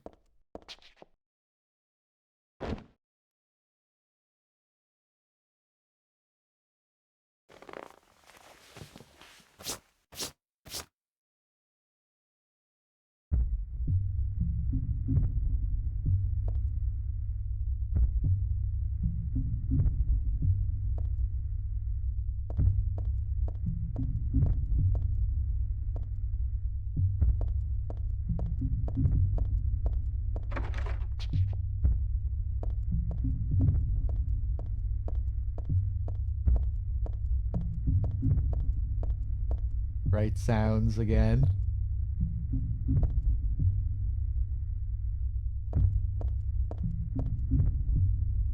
Some rubble from the broken ceiling. Could be dangerous if I'm not careful.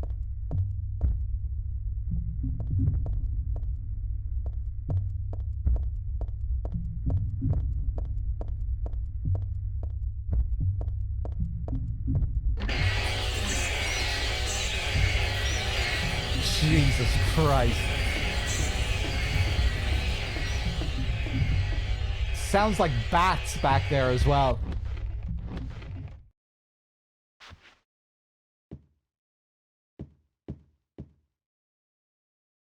It's a mannequin catalog. I guess this is the reception area for a mannequin company.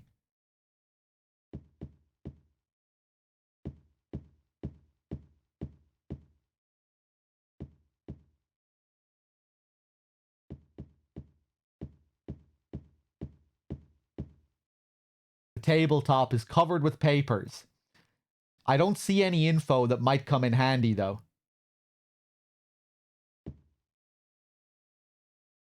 Again, really nice looking wood. Look at this. PS2 wood doesn't get much better than this. 2003 wood. Nice looking wood. It's a thermal carafe. There's nothing inside.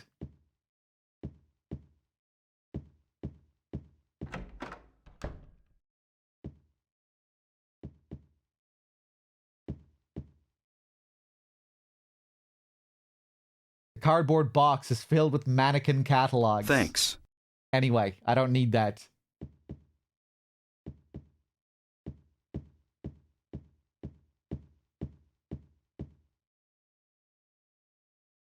Yeah, some of the texture work in this game is just gorgeous. Awesome Possum gifting a sub to Wood. Thank you. Damn, that's a good name to have. I bet they don't even use Twitch anymore. Damn, I wish I had that name.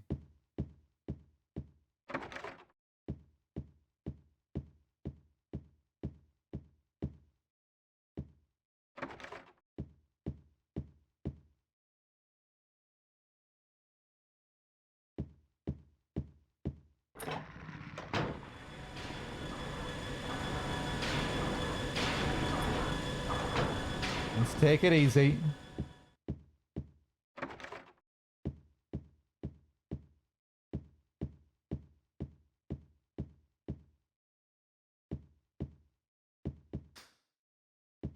No, Valinor, this is just the PC version of the game.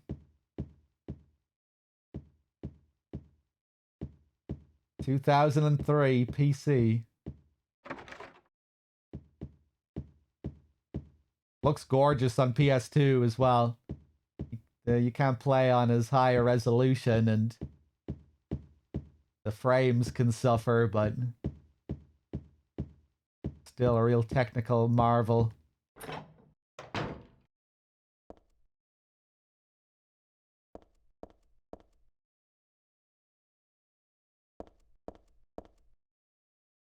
This is the only mannequin with a head.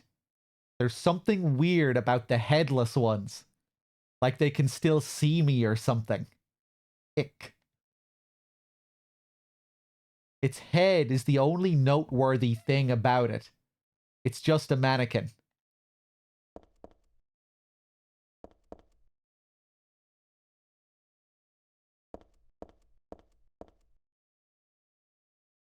Here's a mannequin with no head or legs. I know it's just an inanimate object, but I'm still a little nervous. Afraid, maybe.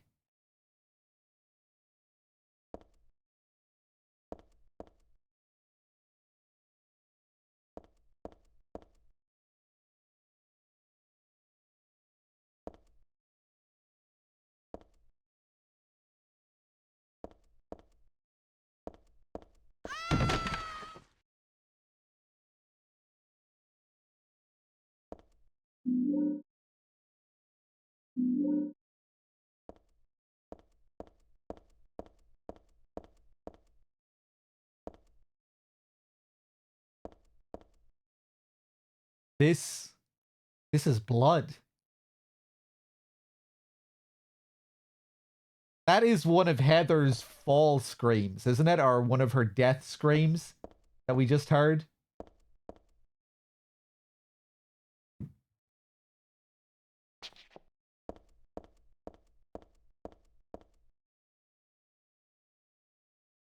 The mannequin body. I know it's not real, but it's still creepy.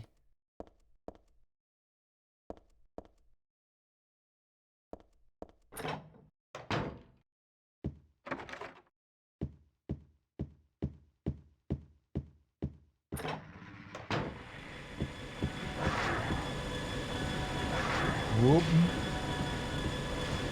Nope.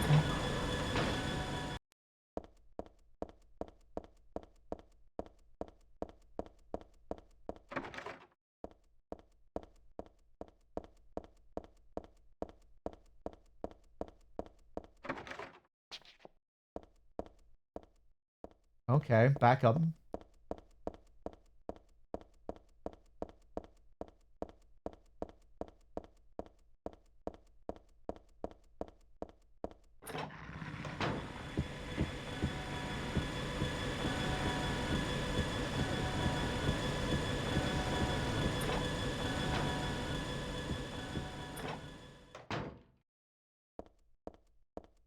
Hey, here we go. Monica's Dance Studio.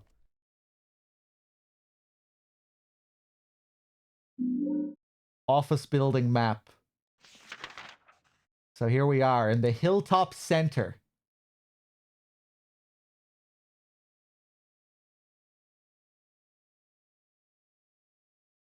Which contains Monica's Dance Studio on this side. Trimble and Enos Law Firm. Down there. Storefront Posables. Posables, another name for mannequin.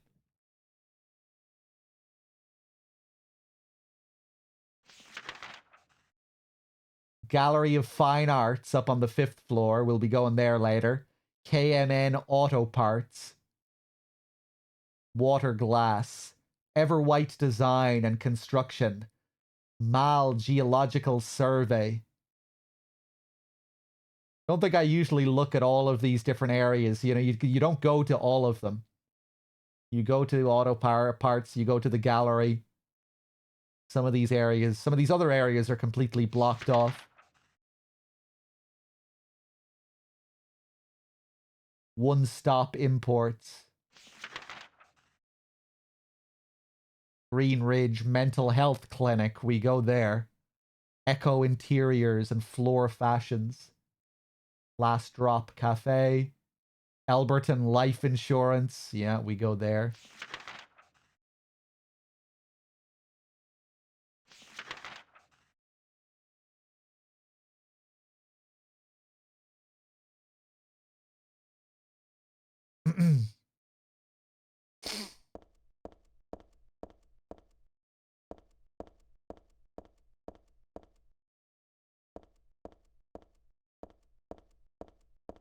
Well, hopefully they'll make a success out of some of these other Silent Hill games and they won't need to just rely on remakes. We'll see how F turns out.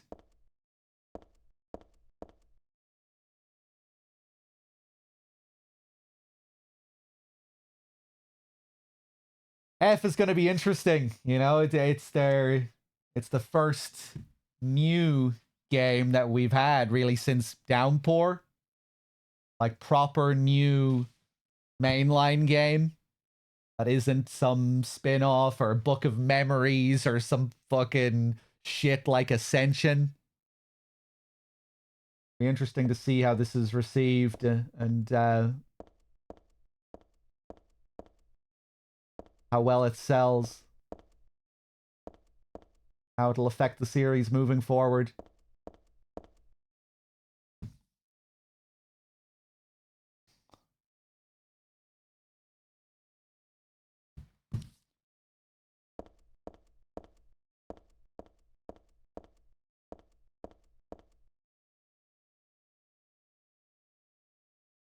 The drawer's open just a smidge. It must be rusted or something. I can't pull it out any further.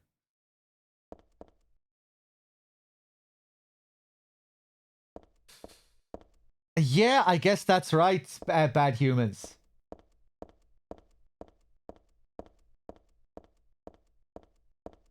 Again, I really don't know much about this team. Is it a full Japanese team that's working on the game, Bad Humans?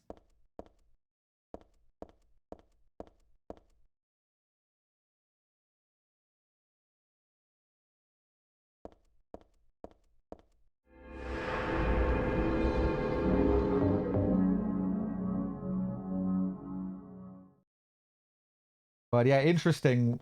Along with that, it'll be the first game that actually takes place in Japan as well. Seems like it is going to be a very Japanese return to the series.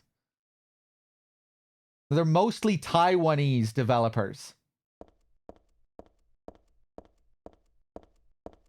Right, yeah, that's right. I remember people talking about that now.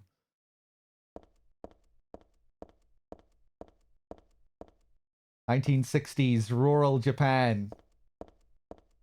Small little village in rural Japan really makes me think of Siren.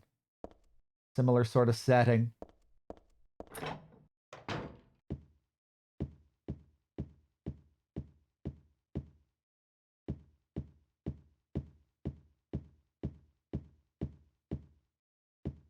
From what I hear, the game is going to have a lot of outdoor exploration. That it's going to be more about exploring this village and town rather than the focus being on main dungeons like the classic games, you know, where the school, the hospital, etc., the church. It's going to be more about exploring the town and the maze of the town. That could be fresh and a cool new change for the series.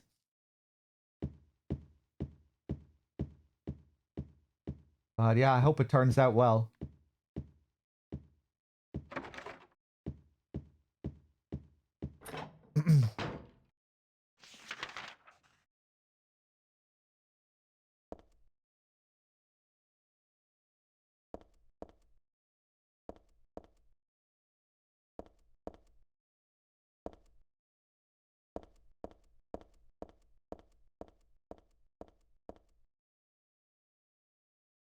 There's nothing of interest in the locker. Health drinks. I love Siren. First Siren. Still need to finish the second game.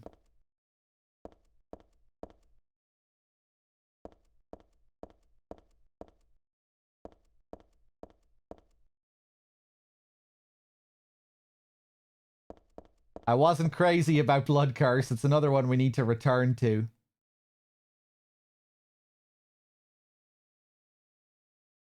It's just a calendar. Nothing interesting is written in it.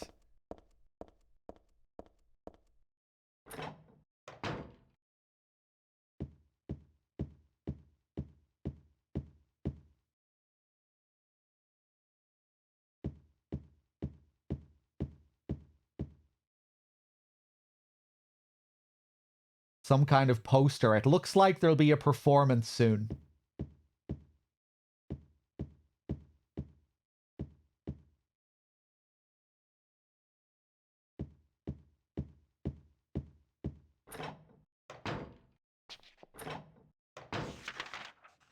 Where am I here?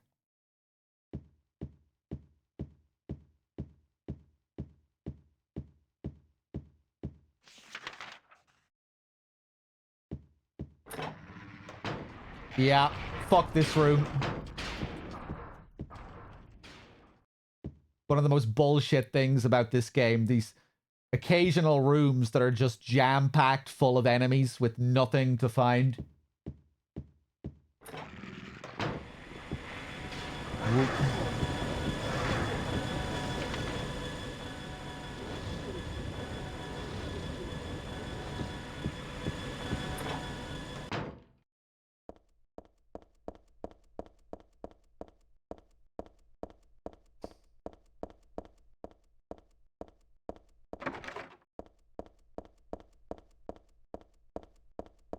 Blood Curse is a remake of Siren, yeah.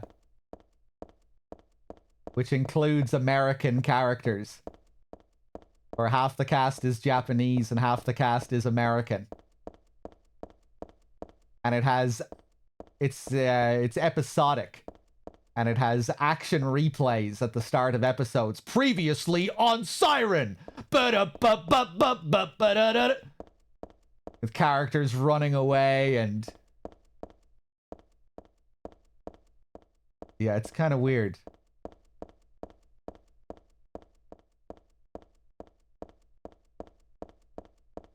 We'll definitely go back to that at some point.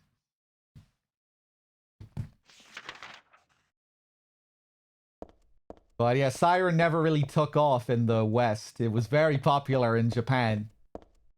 But it was a very, very Japanese game. You know, the setting, all the Japanese characters, all of the culture and history that they talk about in the games, all just being very, very Japanese. I think with Blood Curse, they really wanted to try and market it to the West more, try and make something that was more appealing to the West. So they made an Americanized version of the first game. Where the fuck am I going here?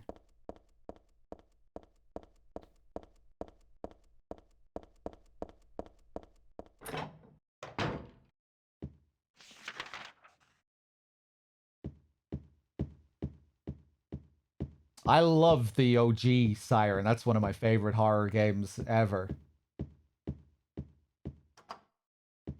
Might be my second favorite Silent Hill game that isn't really a Silent Hill game.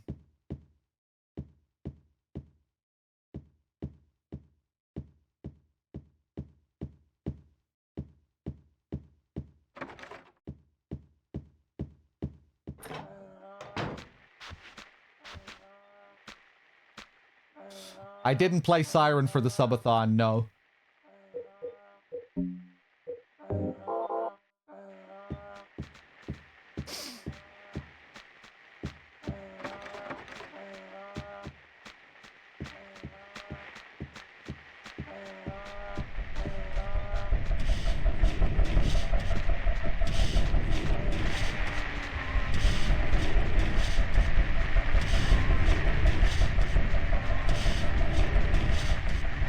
Come on.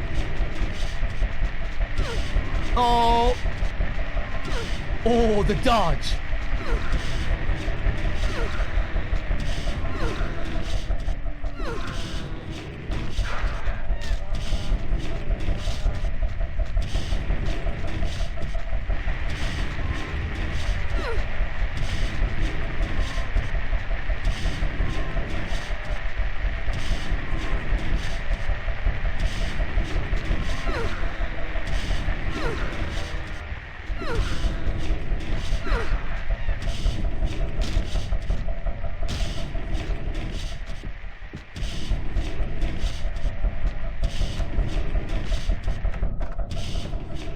Oh my god. Another troll room.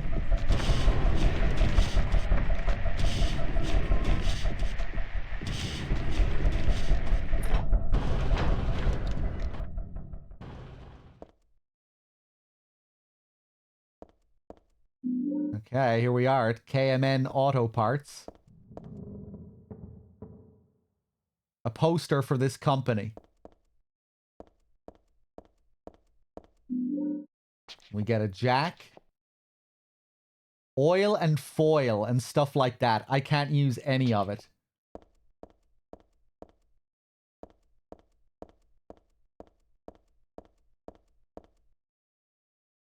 Just a bunch of serious-looking papers on this desk. I don't need to take any with me. Serious-looking papers. The phone doesn't work. What could be wrong with it?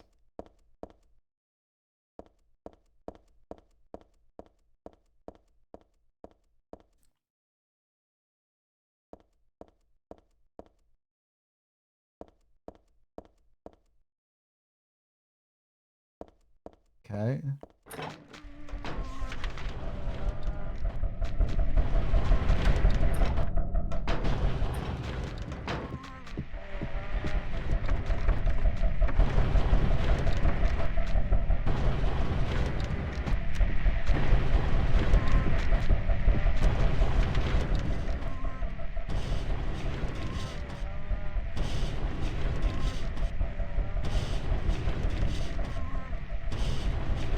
Okay, I think we might be done here.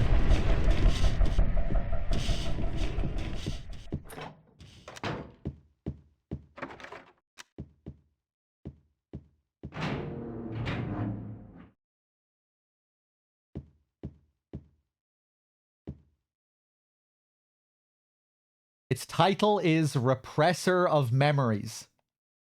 What the hell kind of title is that? I don't get this picture at all.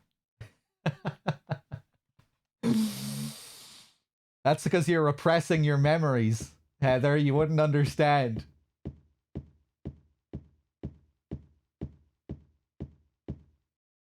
Now, this is a calm, relaxing picture. Mountain. Nice and simple. There's a price written here. Let's see. 5,000? Man, what a world.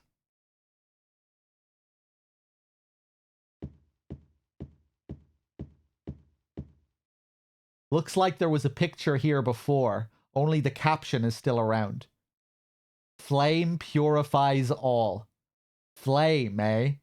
Well, I don't know what kind of picture used to be here, but I'm not too fond of fire. It's scary somehow. Again, those repressed memories, because Alessa was burned. She's feeling Alessa's fear of fire. Alessa's pain.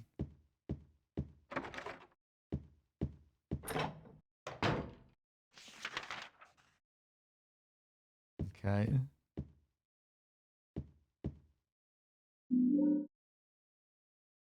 The box is filled with useless junk. I don't need any of that. Hello, Pasta Zoinks. I haven't missed you, no. But, you're very welcome to be here. You're very welcome.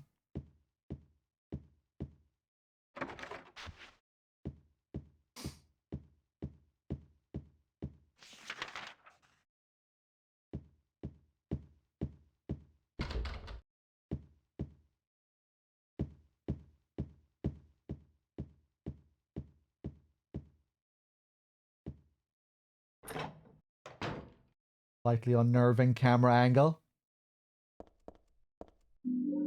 I got a katana. It's a katana, but I don't need another one of those. I think one is plenty. Too much stuff will just slow me down. Damn, we could be dual wielding here. This slowing down bullshit excuse again. Meanwhile, I have this maul, this pipe, this shotgun, all these medical supplies, a screwdriver, a jack, a bulletproof vest. This is a short katana, about 2 feet long, pretty powerful and easy to handle.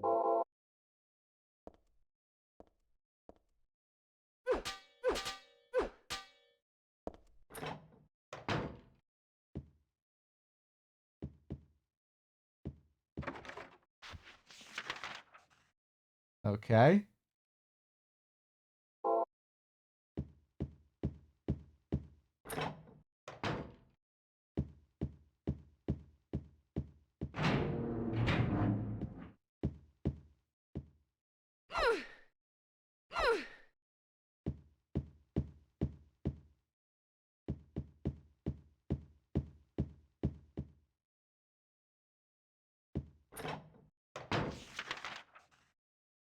Okay, now it's time to go back to the 3rd floor, I think.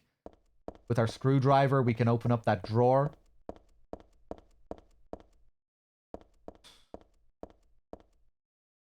Are you talking about me? Am I the Lord and Savior? We were just talking about Siren. The first Siren is one of my favorite horror games. I still need to play the other ones, though. I've played a bit of Siren 2, but I still need to finish it. I didn't really like it as much as the first one, but I was still enjoying quite a bit of it at the same time. It just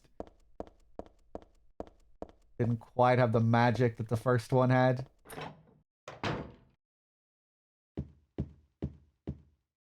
The elevator doors are open a little. The space is too narrow to be of any use, though.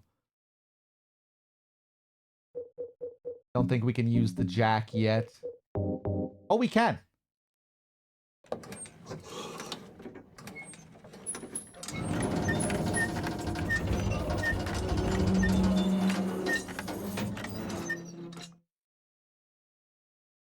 Cool. The door downstairs looks open too. No way can I get down there like this.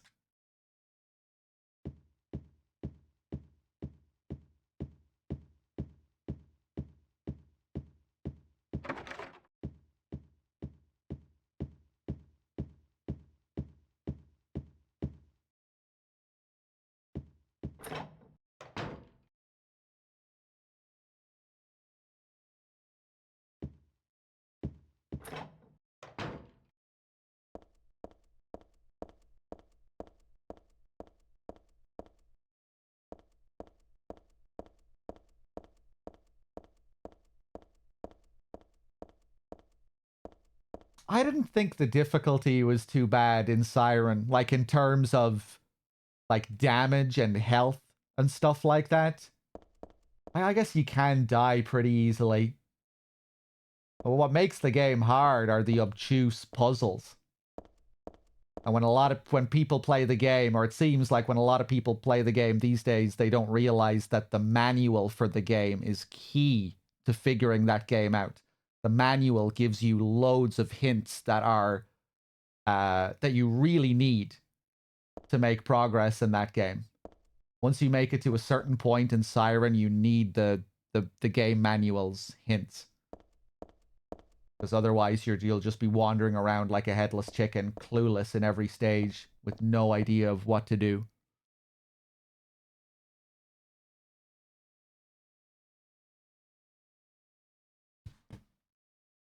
But yeah, I guess on top of that, you can die pretty easily. It depends on the character. That's one really cool thing that I like, though. For me, that game, the balance is like a big part of why I really liked Siren. I thought it was perfectly balanced. You know, where certain characters would have more health than others. If you were playing as the little girl, you know, she'd die in one hit.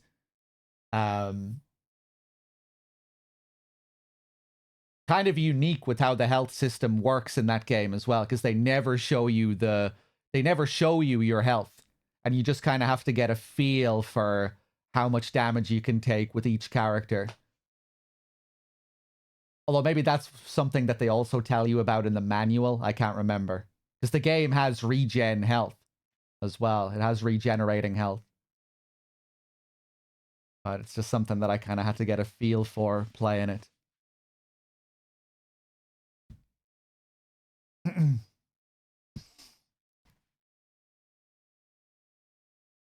The drawer is open a smidge. It must be rusted or something. I can't pull it out any further.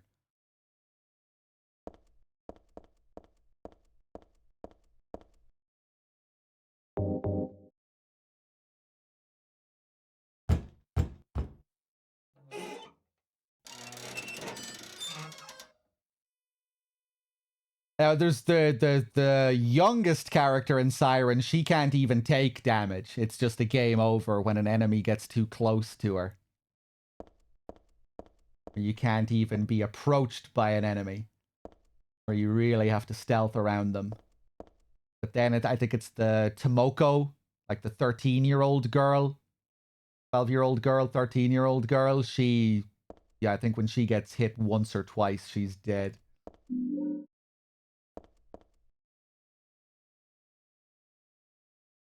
There's nothing left in the drawer.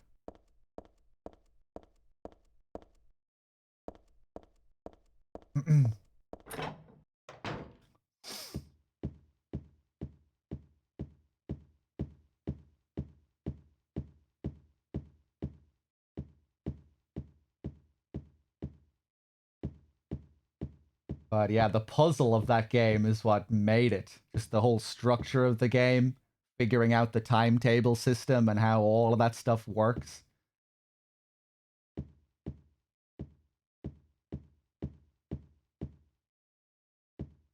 And then the level replays with the manual hints. Such a journey figuring out that game on a first playthrough. Really memorable experience.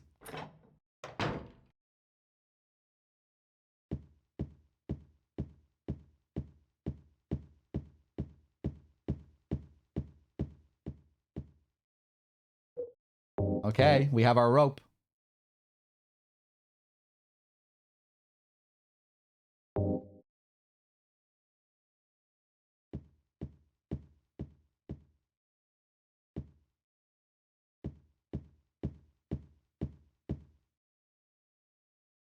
That old familiar pattern is on a piece of paper stuck to the vending machine. Who the hell put it there? It's not like it's the latest fad or anything, right?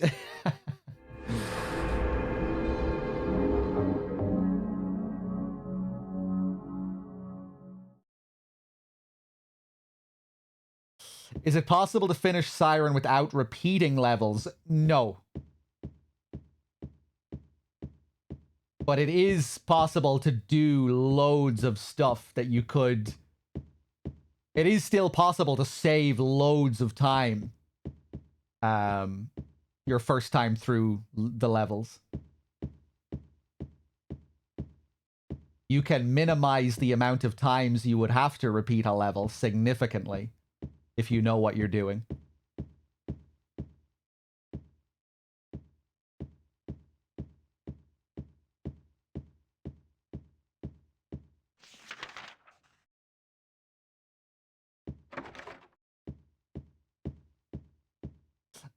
Okay. Where the hell am I going?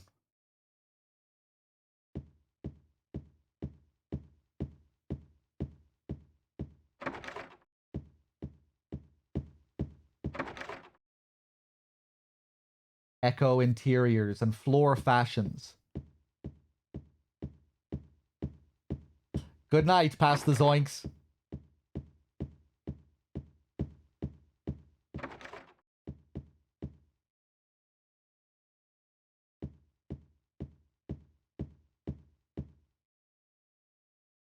Greenridge Mental Health Clinic.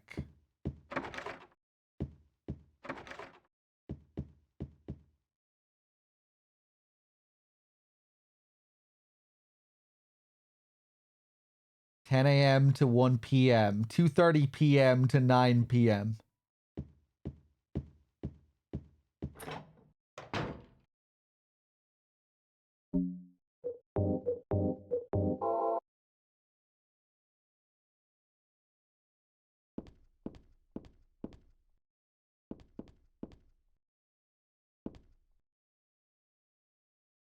Is this the reception area? There are catalogs scattered around.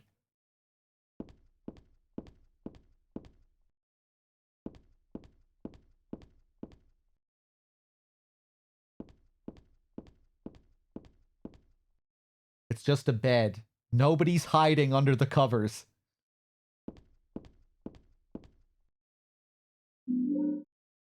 Love these little dog statues. These Dalmatians. A dog figurine. It looks real enough to bite. I don't know if I'd go that far.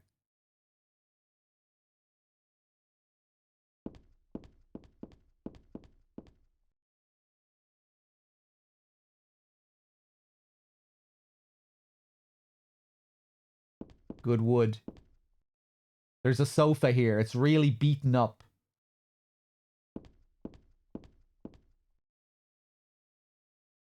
Yeah, the cushions don't look great.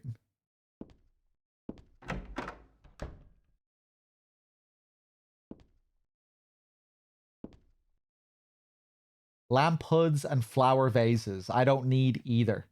Underneath the covers are more display items. No time to be worrying about this.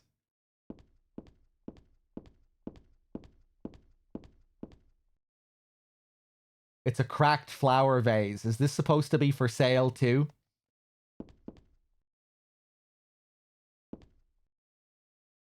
A display of towel bars. The towels hanging on them are disgustingly dirty. A display of door handles. Nothing very interesting. A display of paper towel holders. There's nothing to see there.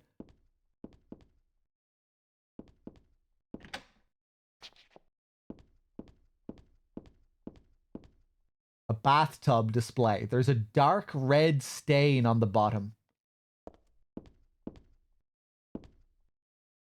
The boxes are filled with decoration-related stuff. Nothing of any use. Loads of stuff to look at. It's just for display. It can't really be used.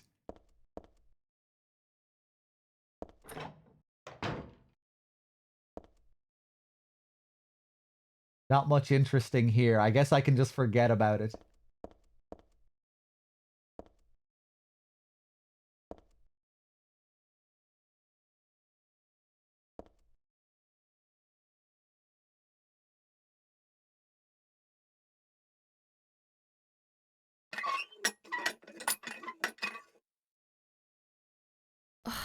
I knew it.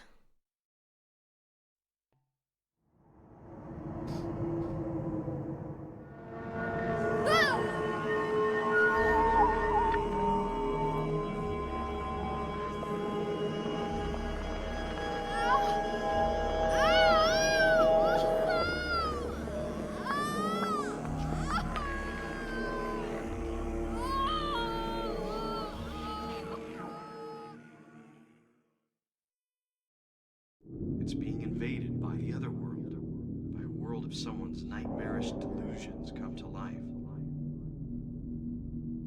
Harry!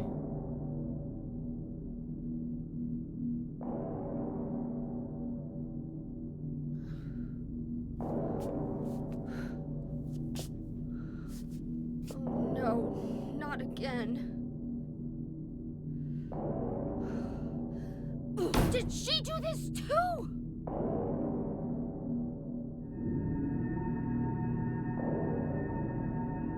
You can see a redness around Heather's eyes there that I don't think you saw earlier.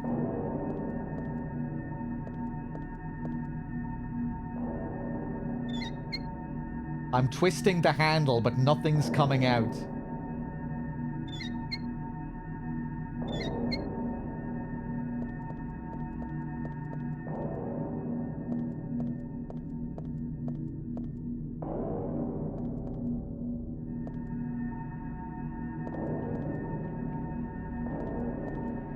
Yeah, now it's really time to lick some walls. So easy to walk past this here without noticing. If you stop and turn at the wall here.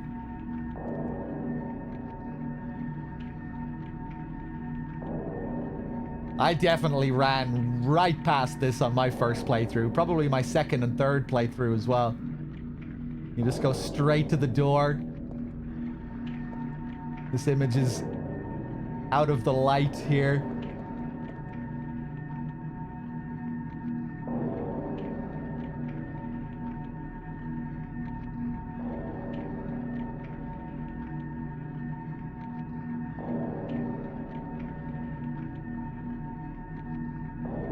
Unique detail here as well. If you look all the way back at the bathtub,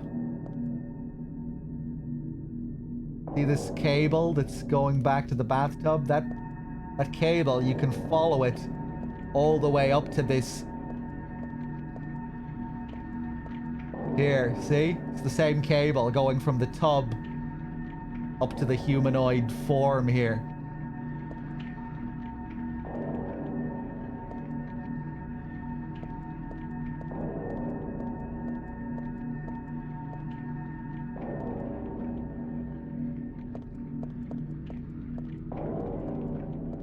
Wait, actually, that might not be the exact same. It seems like there are two cables.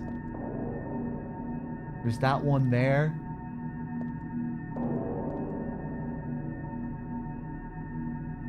Oh yeah, it looks like that one is going over to the wall there.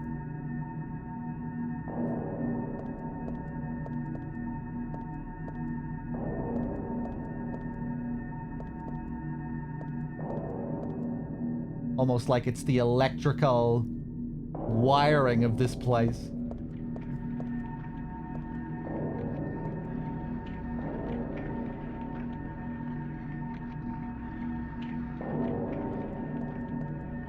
That is Marilyn Monroe's mouth, yes. Yeah. I think from that famous picture of her with her skirt being blown up. Can't remember what picture it is exactly, but I think it might be that picture. Either way, it's from a famous picture of Marilyn Monroe.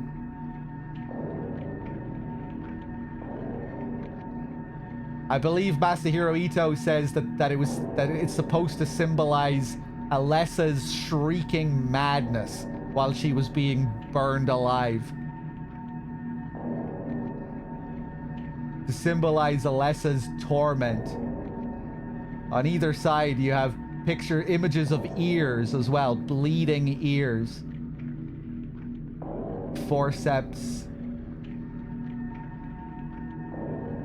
Making me think of Pyramid Head. With the scissors being a part of Pyramid Head symbolism. The great knife being one side of a scissor blade.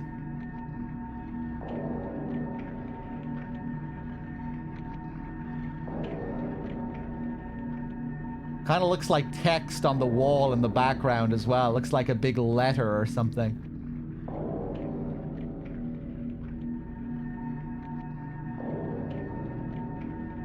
Are they baby ears? Yeah? Always loved this bleeding animated texture that you see a lot in this game. Really disturbing looking.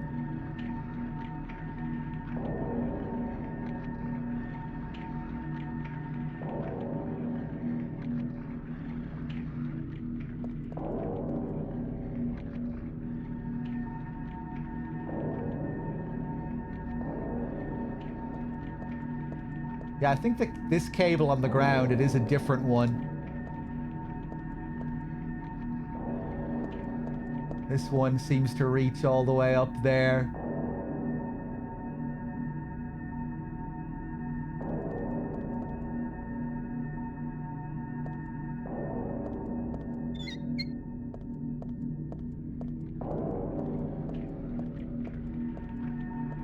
So we turned the valve of the bathtub, and that triggers this transition to the Otherworld Hilltop Center.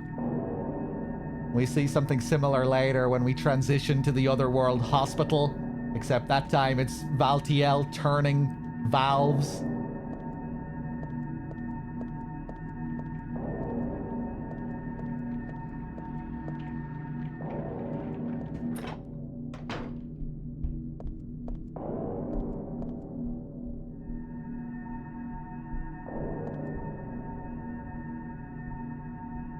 Speak of the devil, here he is again. So weird, this version of him. You know, it's like he's not even alive here. It's like this is just some other representation of him. But that is Valtiel holding on to a baby, holding a baby's hand, showing you here exactly what his purpose is. You know, God's attendant. God's doctor, here to assist with the birth, here to look after the baby.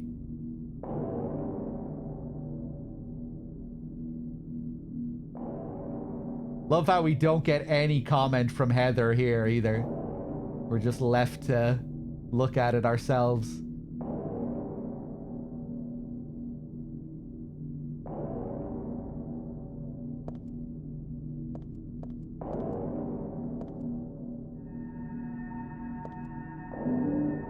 Handgun bullets. Handgun bullets next to the little baby here, the little doll.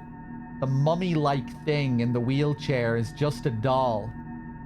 Or is it? Something about it makes me uneasy. Why, I wonder? And why is there a wheelchair in this building? Or a doll, for that matter? There's a doll in the wheelchair. I have a bad feeling about it.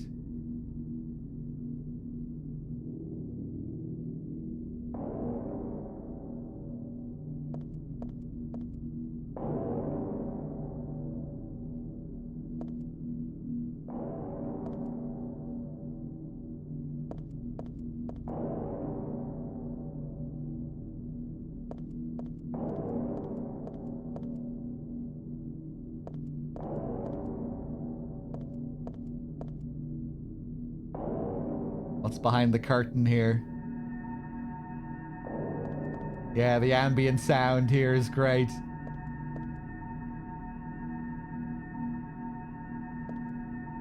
Of the wallpaper here too, this sort of flowery wallpaper.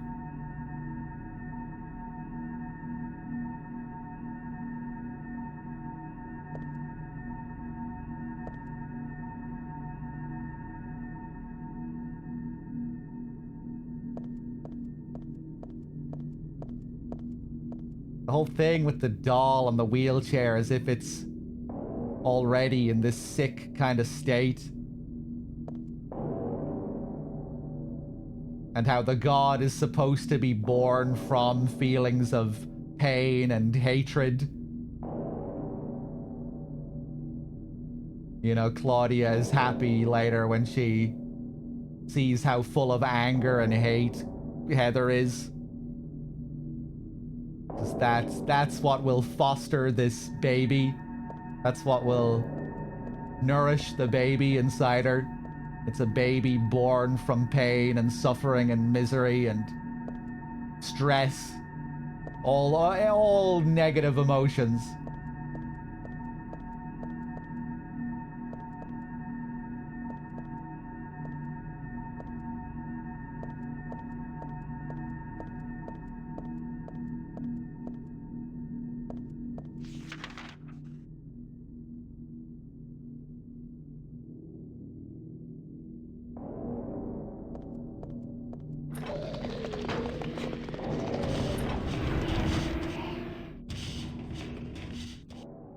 Kind of the opposite of how you would normally want a pregnancy to go. You know, for this baby inside Heather, you need to keep the mother fearful and hateful and anxious and fill her with as many negative emotions as possible.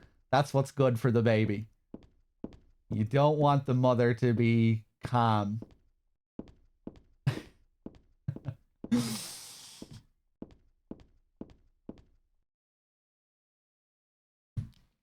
Oh, there's something here. Find the Holy One. Kill her. Question mark? Kill her?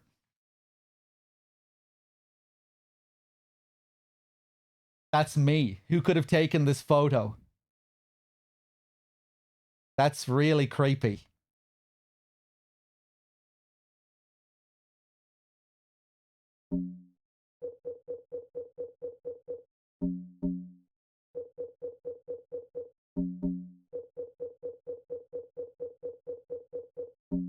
Right, yeah, that appears in memos.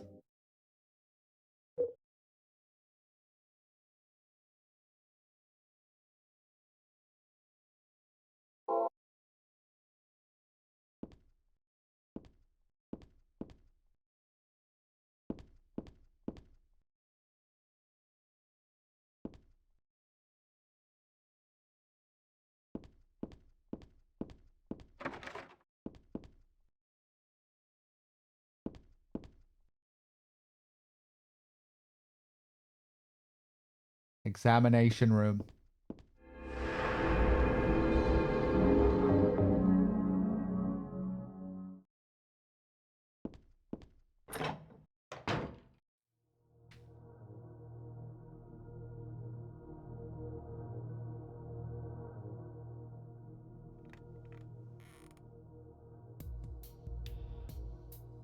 Heather. That's what you're called now, isn't it? And who are you? The name's Vincent. Don't forget it, okay? I'm on your side.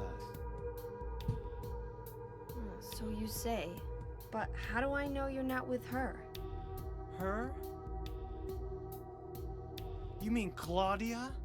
Please don't lump me together with her. She was totally brainwashed by that crazy old hag.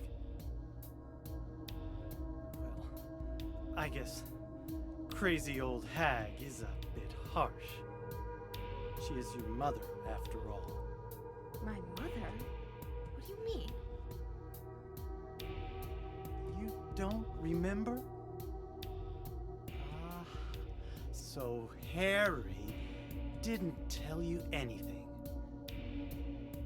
I guess he hid the truth to keep you on his side.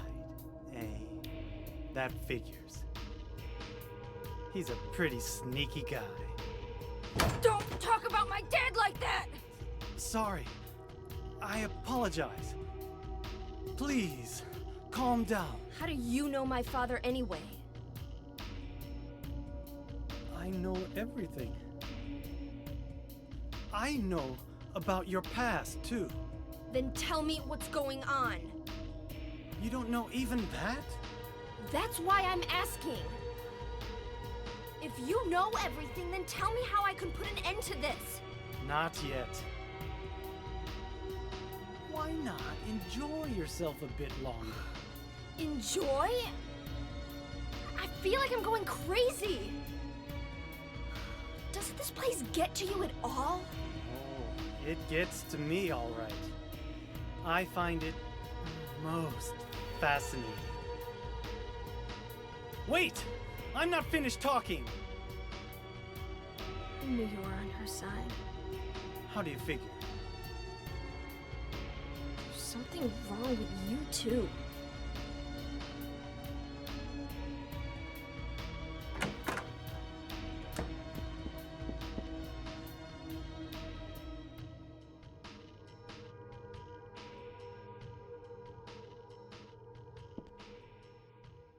No, keep playing. Such a great track.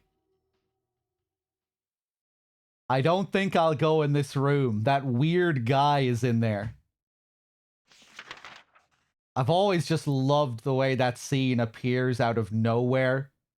You know, you're just going into another random room. You're not expecting any scene to trigger. You haven't seen... oh no. Oh dear. Ah! You haven't seen another human, someone who looks normal for the longest time. Last time was seeing Douglas at the end of the shopping center segment. And now suddenly we just go into some random room, and just the way the opening shot is framed with Vincent just sitting there all chill. Why is he there? What's he doing there? What's he reading? He's sitting at a desk. Just the just the mystery of the way the scene is first presented. I really like the way it just happens out of nowhere. Now, let me thank some people here. Portis, good lord, with the 26 pack. Jesus Christ. Portis, thank you so much. Enjoy whoever got a free sub. Whoever got one of Portis's free subs. Cheers, man. Much appreciated. Tech Noir got one. Kerboy, Ludens. Cheers, man. Much appreciated. That'll go towards our goal. We're not doing a subathon at the moment, but I do have a sub goal for Kronos. If we reach 1,500, we'll include Kronos as a part of this marathon. Bloober's latest game. Portis, thank you so much, man. That'll go towards the goal. Cheers.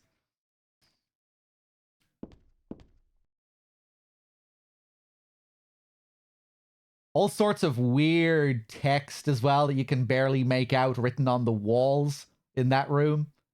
Like weird faded bits of text.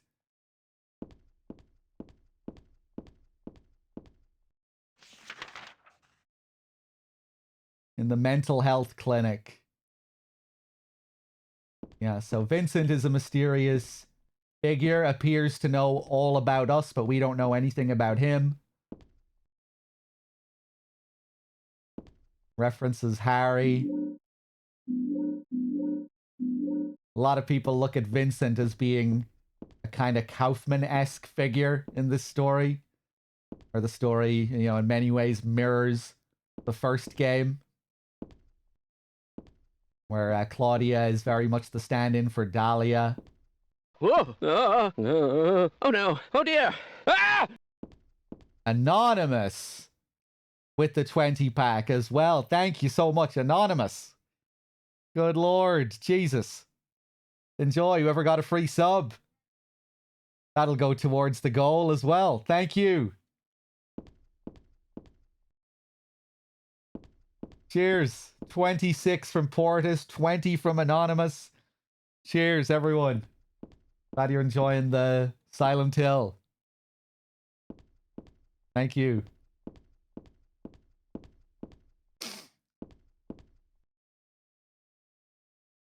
There's nothing worthwhile on the desk.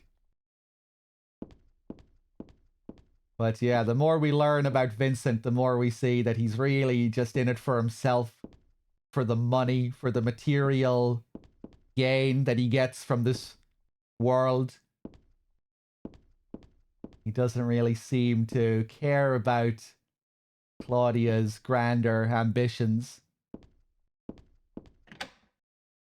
But he's still willing to work with her and the cult that she's a part of for his own gain.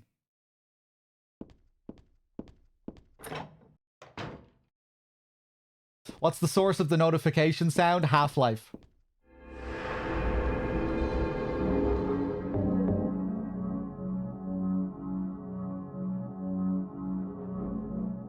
I guess he's supposed to appear as a sort of therapist.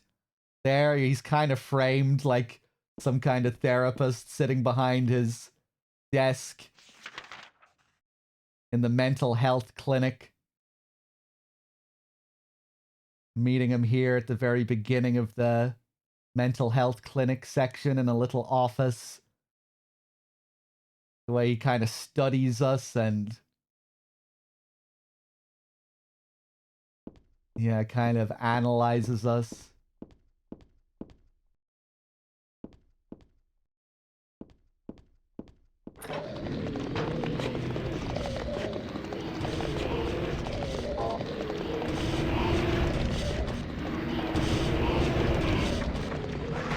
Oh, Jesus.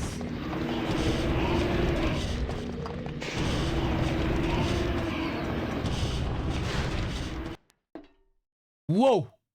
A very sudden cut to silence there. Yeah, now we're in the Otherworld version of the Hilltop Center. We get these more hellish looking elevators with prison bars. Let's go to the first floor first.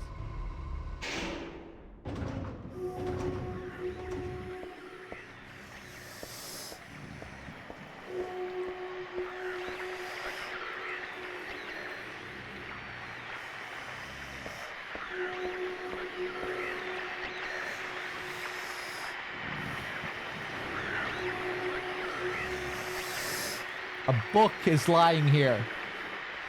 Looks like a fairy tale.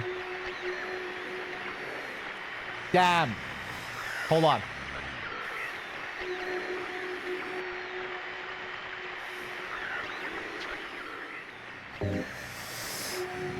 I want to reload. Don't think I can from here, can I? Fuck.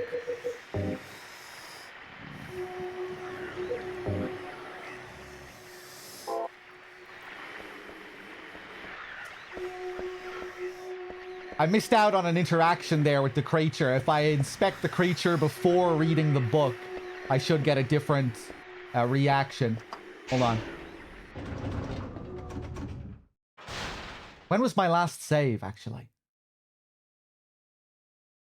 Was there a save after Vincent? There was, right?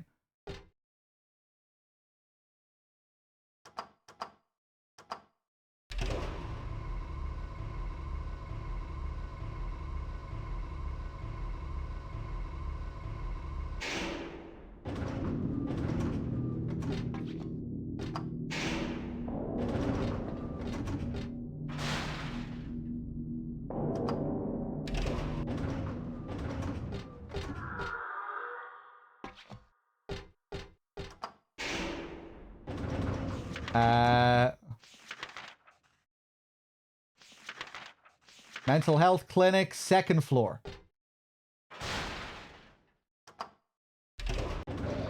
Okay. Kill me. Kill me.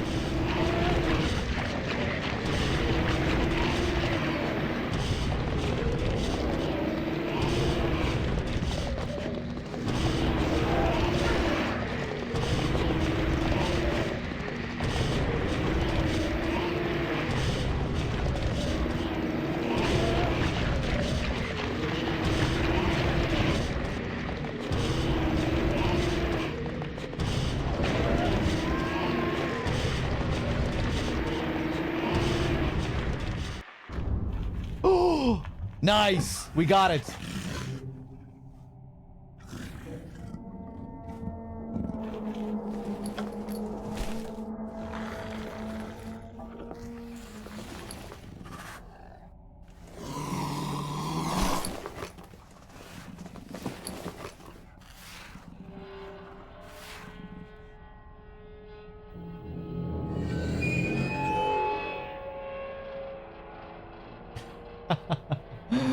Pretty ominous.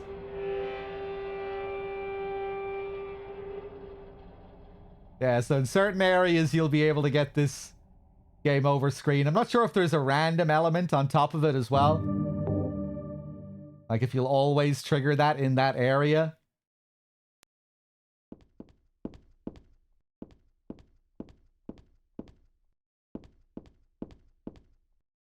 Yeah, okay.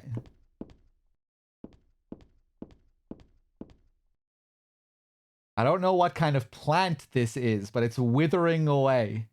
Poor thing.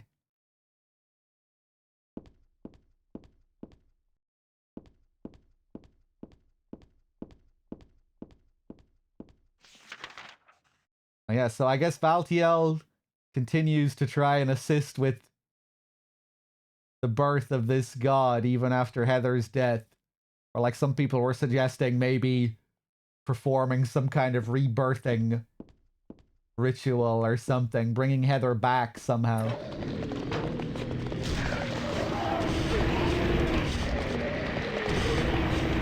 Okay.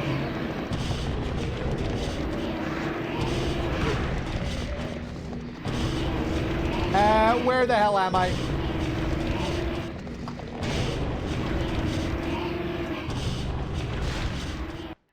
Okay, back down to the first floor. Again, Portus and Anonymous. Thank you both so much for the crazy generosity. 46 subs in total. Thank you.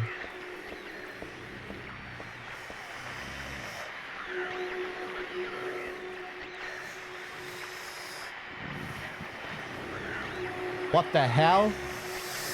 I don't want to get too close, but I don't think it'll attack me now. Why not? All bark and no bite? Anyhow, it's in the way. I can't get past it. And it's the ground floor, too. This ought to be the exit. What a pain. Crazy looking creature here. I love how elaborate the design is. It's inside some cylindrical platform with these spikes sticking up all around the outside of it. Look at his little feet.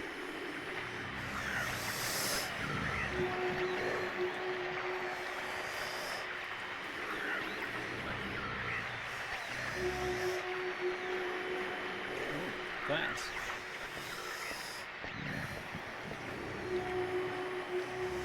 The name of this creature is the Glutton.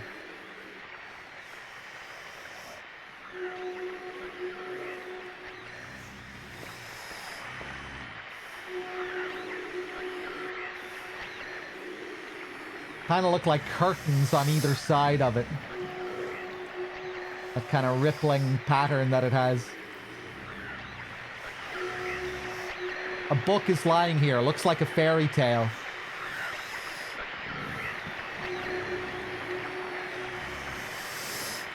Once upon a time, there was a monster living at the gates of a village.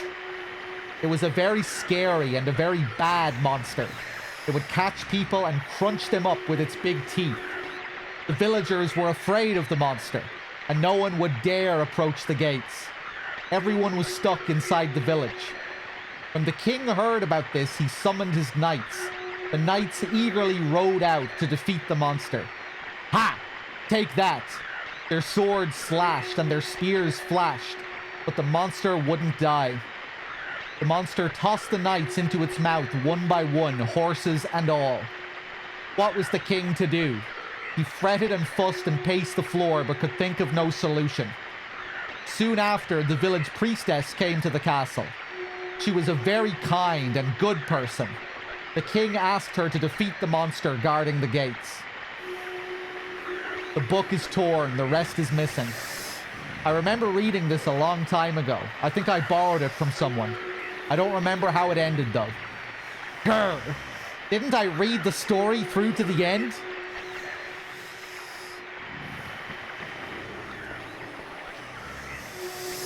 Is this the monster from that book? If it is, then I don't watch myself. It'll gobble me up in no time. I can't tell where its mouth is, though. What a pain.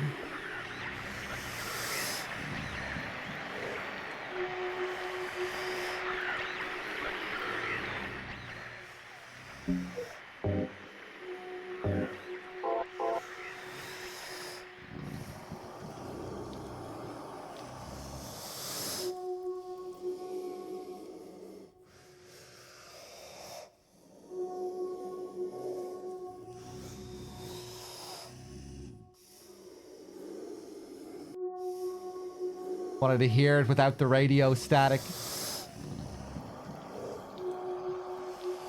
Oh, man. Yeah, you can hear some of the sounds more clearly.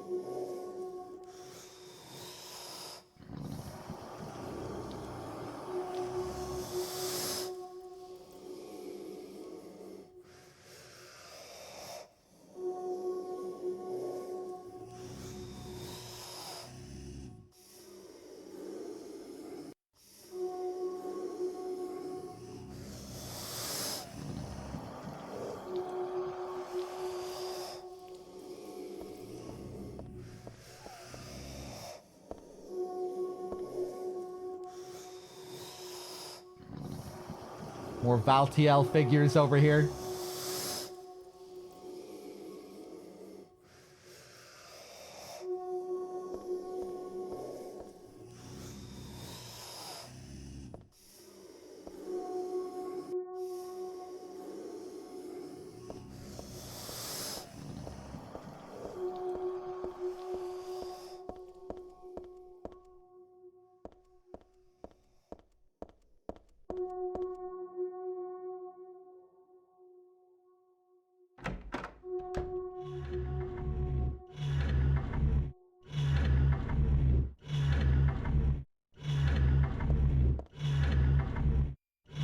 Is this register broken? There's money scattered all over. The register and the cash aren't of much use to me right now.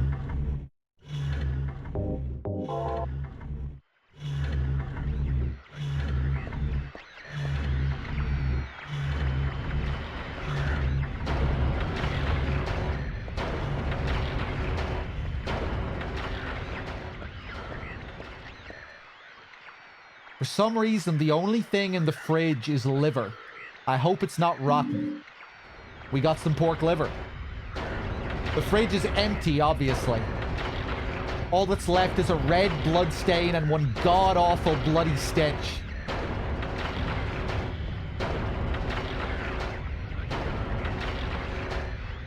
There are cigarette butts all over the counter. Pretty yucky, but otherwise not worthy of mention.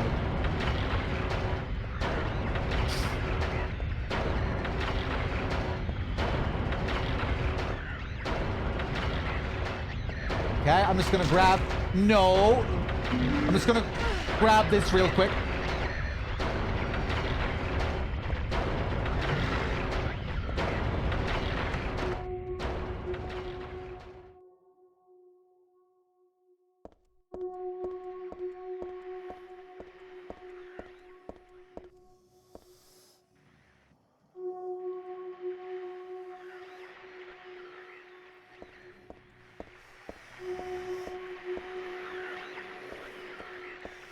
Okay.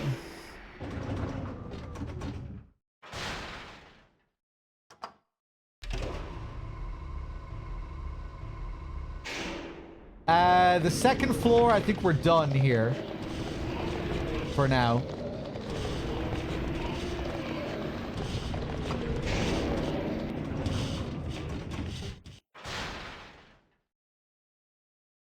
Three, four.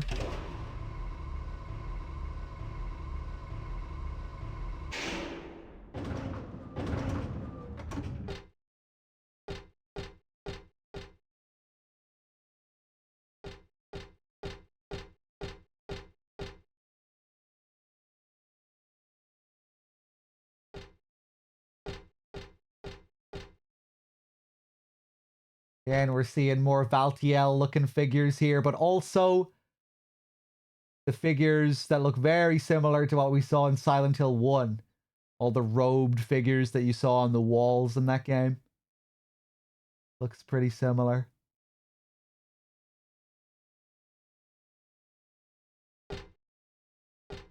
No analysis from Heather.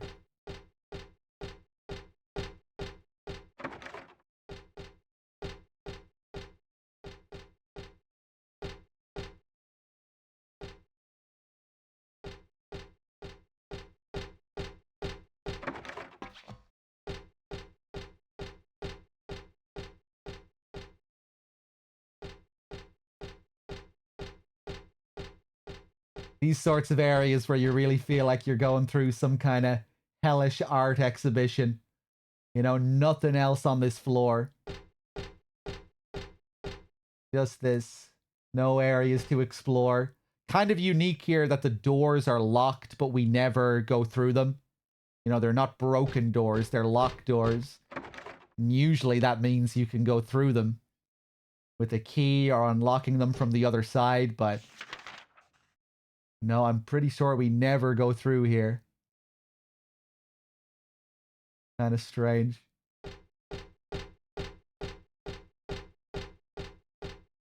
A bulletin board has fallen down here. There's nothing useful written on it.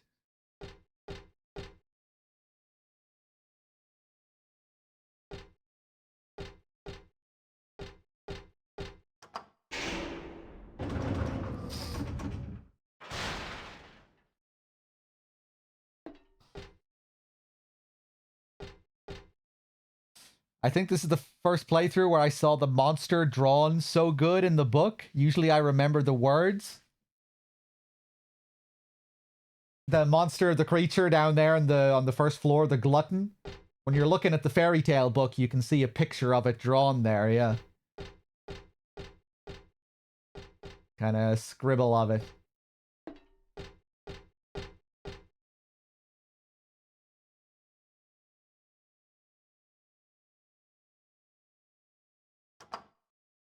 I didn't mean to go back down.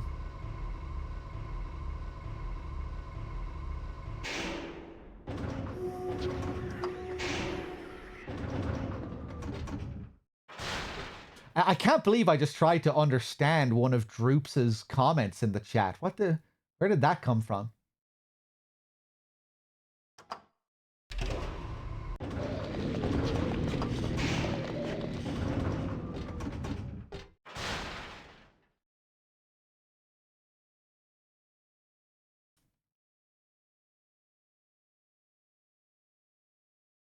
Got me eventually. Wonder what he means by I usually remember the words. I don't understand that part of what he was saying. I don't think I'm going to try and understand. 5th floor.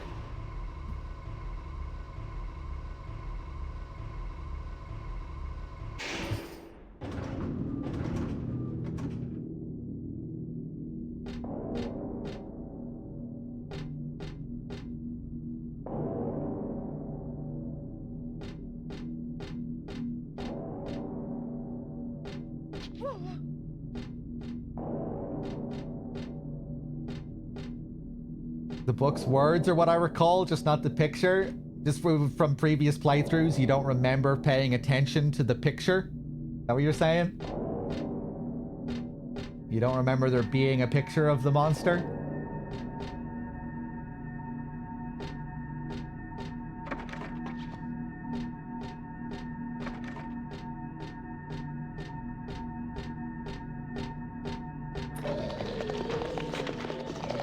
Oh boy, here we go.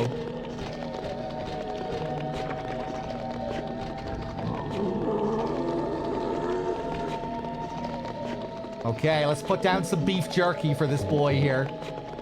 Beef jerky can be pretty useful for these slurpers. Really annoying enemies.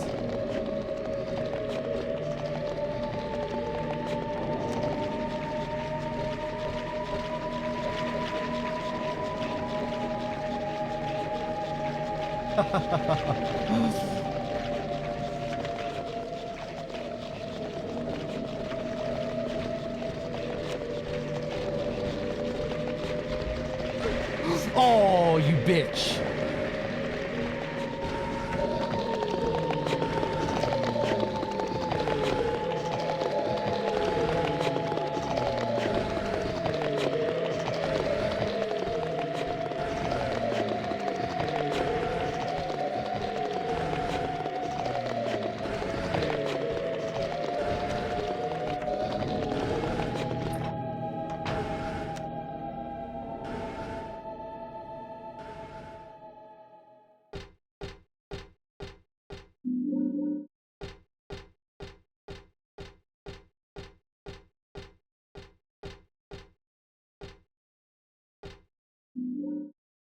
I got a matchbook. Love this room here with the cigarettes still burning. No more cigarettes for me. I quit for good.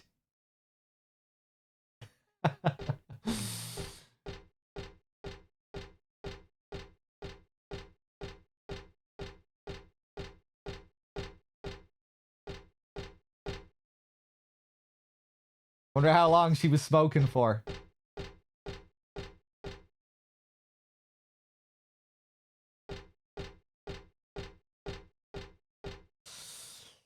There will be, Connix. Yeah, I'll be flying over to New Zealand for the Silent Hill F release so I can play it as early as possible. I'll be catching my plane 2 hours after I wrap up the Silent Hill 2 playthrough in a couple of days. We get my ass over to New Zealand. Already have the hotel booked. Have the internet connection set up. We're ready to roll. Ah!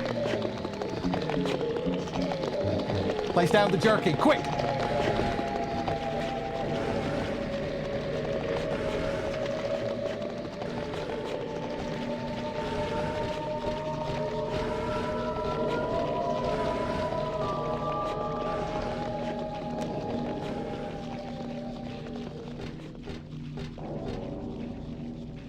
There's a big sheet of glass in the way. It doesn't break when I hit it, so maybe it's not glass after all. I don't know why, but the world on the other side is calling me. There's a big sheet of glass in the way.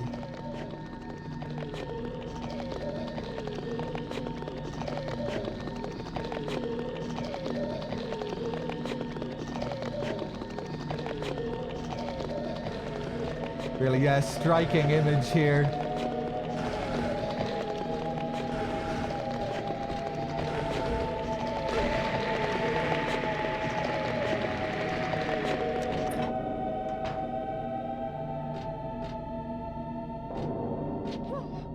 People used to theorize that that was a nod to the film Session 9, which has a really similar shot in it. But Masahiro Ito denied that. He said it wasn't a reference to anything.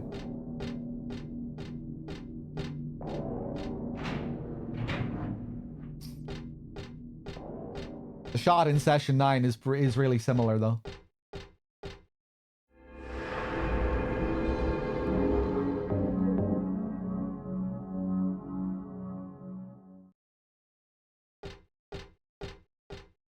Hey, now we come back and all of the paintings that were here before are gone. But the painting that was gone is now here. There's a caption under the picture. Flame purifies all. By these remains may a person find the road to paradise. I've seen this picture before. No, wait. I've never seen it. But I do know it somehow.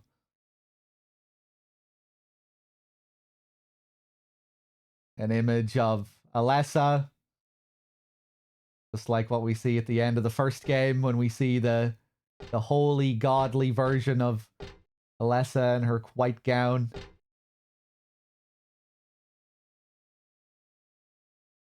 By these remains may a person find the road to paradise.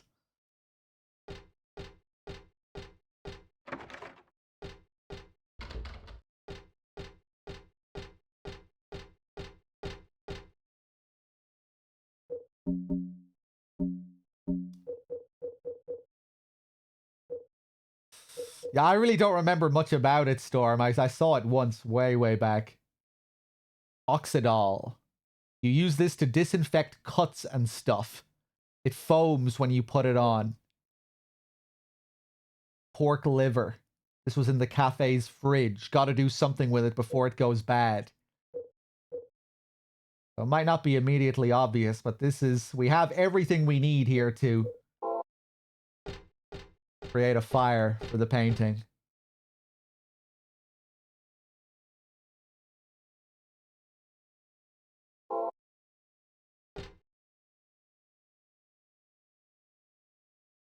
Isn't that Heather's silhouette? I don't think so. I think it's supposed to look like the god that we fight at the end of this game.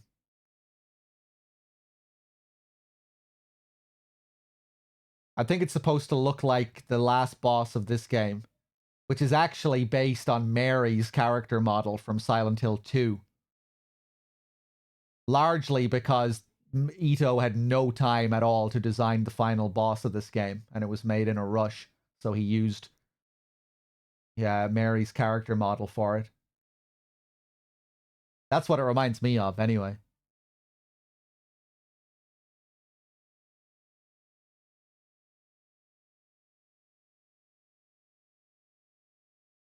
But yeah, maybe you're right. Maybe that is supposed to be a silhouette of Heather.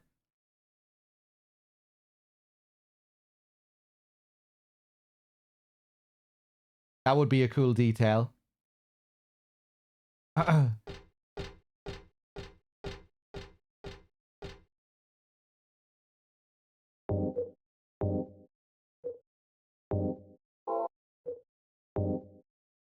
Yeah, amazing what they were able to accomplish.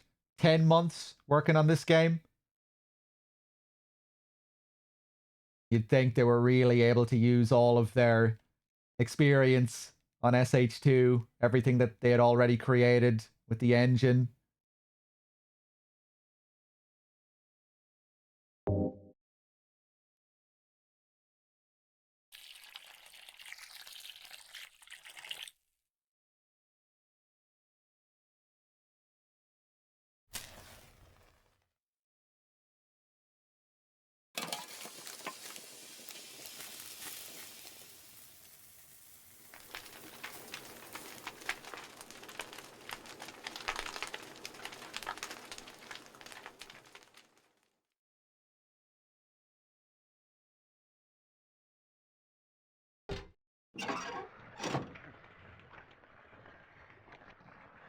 And once again, we're presented with this image. This was the first time I saw it on my first playthrough, which is probably the same for most people.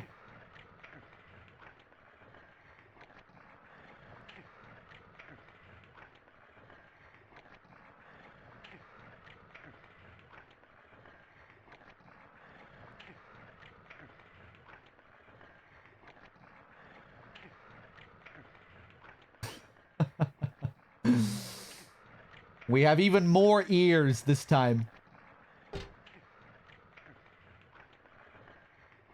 Again with the kind of humanoid figure behind it. Some limbs. Looks a little bit less humanoid this time. Another thing down there holding on to the cage.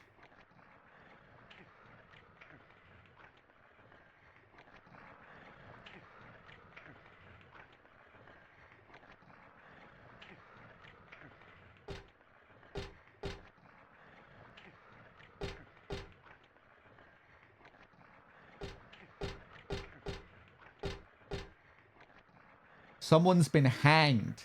They look dead, all right. And there's a strange burn pattern squiggling across her skin.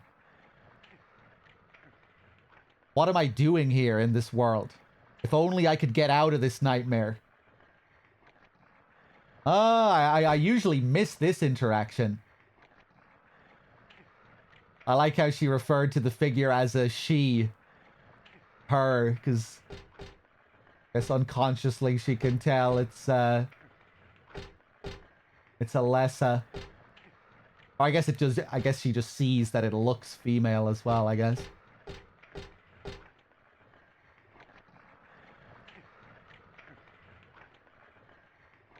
Guess it kind of is easier to see how it looks from here too.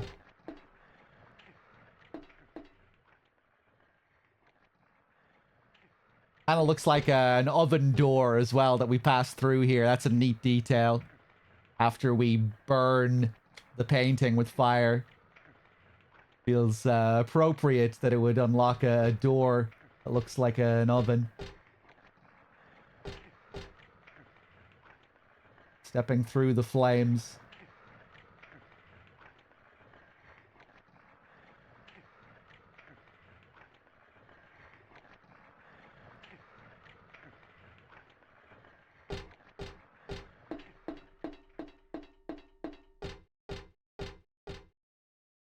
What might this be? The rest of that fairy tale I read earlier? The priestess accepted the king's request and went to the village gates. But when she saw the monster, she tried to convince it with words instead of killing it. Shut up, you. I'm going to eat you up.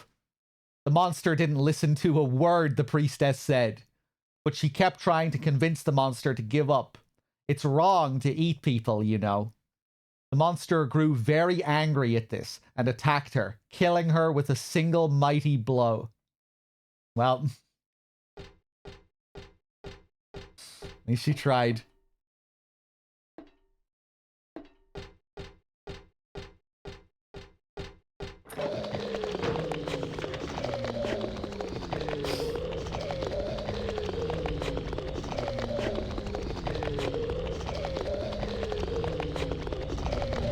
I don't think so, Scar Alien. Not that I know of.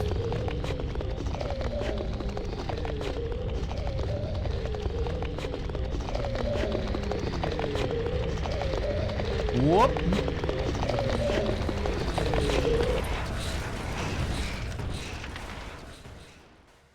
Okay, more stuff to explore here. Put down some more jerky.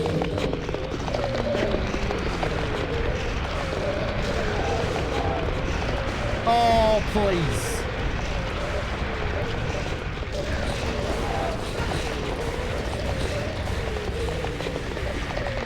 Oh!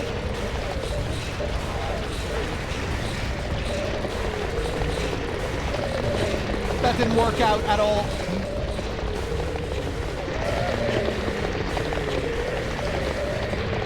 Oh my god, there's so many of them here. Jesus.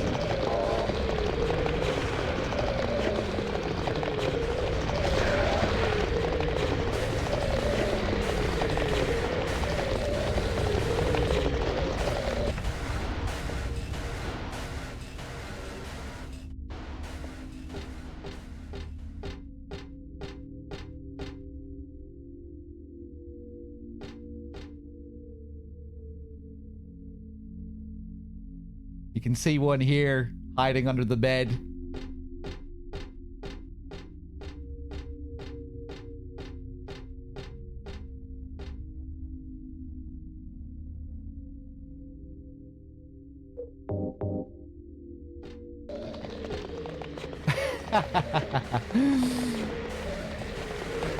Go on, eat your jerky. I baited him out with the jerky, but he didn't even eat it. There you go.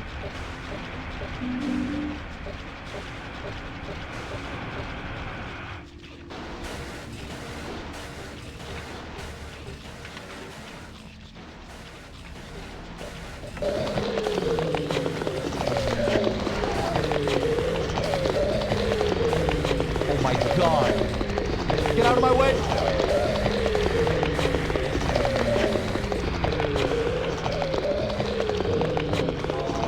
So loud.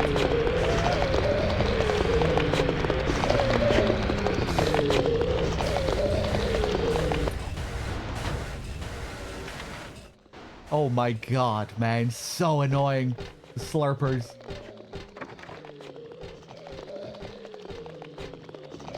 More of them in there.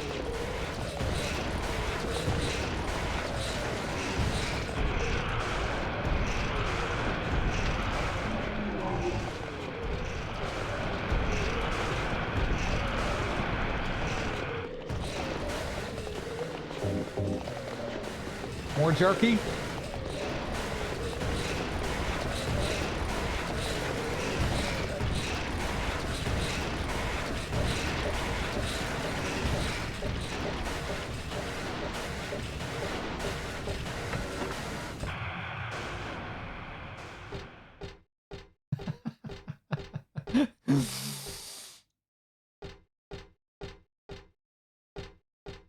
Some quintessential Silent Hill noise here.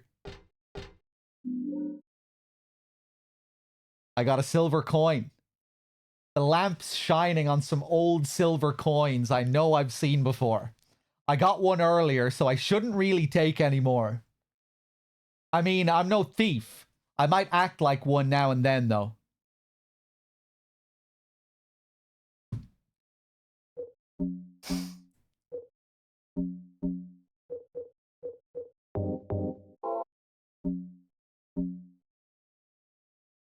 Silver coin. It's about the size of a quarter.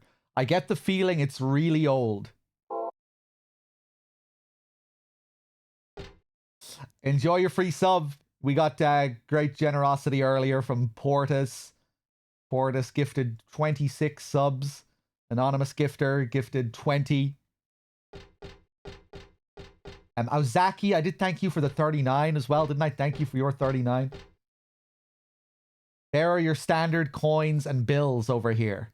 Of course, it's not like money might not come in handy, and it goes without saying that it would be nice to have. But I think I'll pass on it anyway. No, forget about it.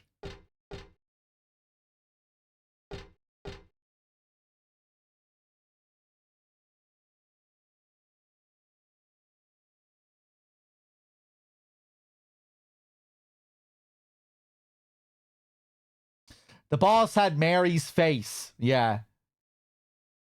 The arms were from Valtiel and Pyramid Head.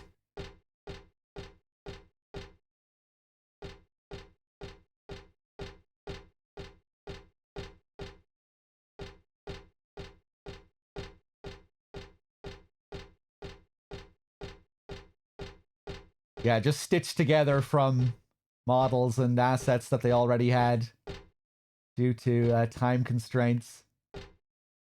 Weird image here in the corner of the room. Again, looks like a wheelchair segmented off.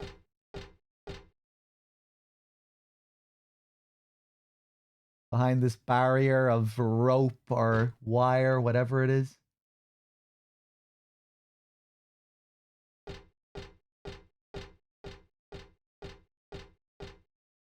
There's something written on the wall. Thus one's life turns to riches. What was a bag of silver coins is now the number in a book. Alluding to life insurance, the life insurance key that we're about to get here. Yet fate had no price. Ah, but do people know this?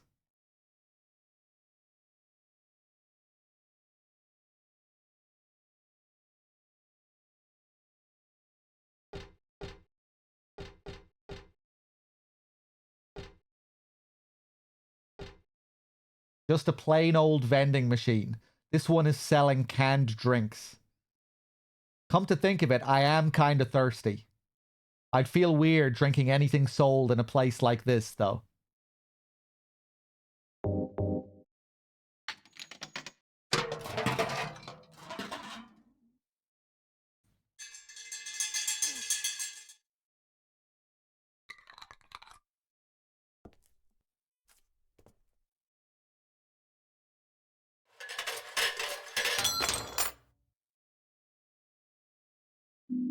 Classic. I got the life insurance key. That's where we use our silver coin.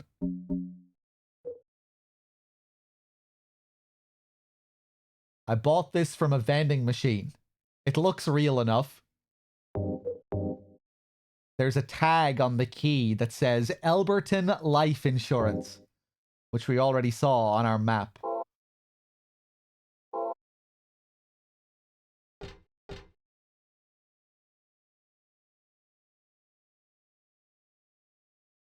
Thus one's life turns to riches.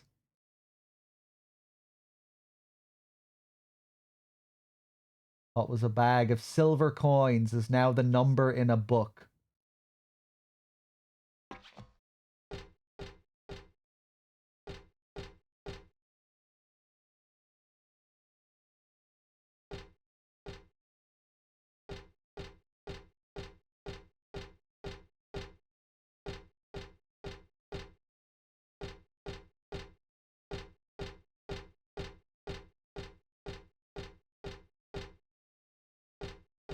Who's DRK and who's Threedogg? I'm Threedogg. DRK is DRK.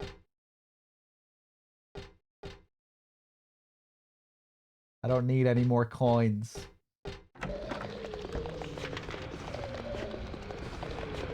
Okay, back to the first floor.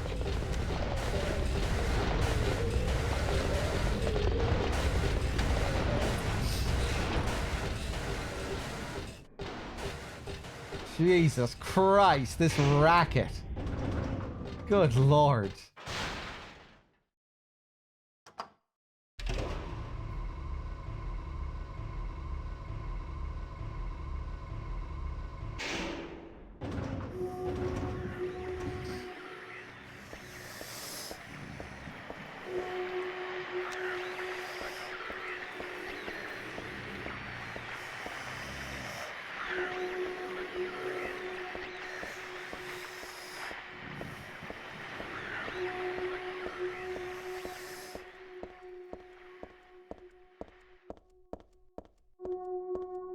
What a pain.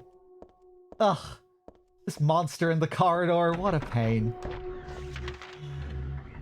How am I gonna deal with this? Just a bit of a nuisance, really.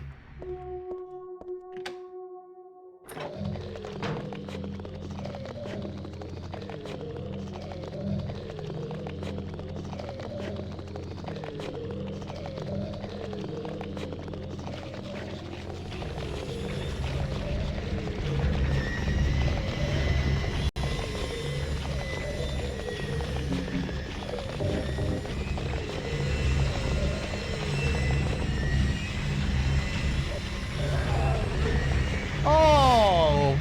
Let me walk past! Eat your fucking jerky! Jesus!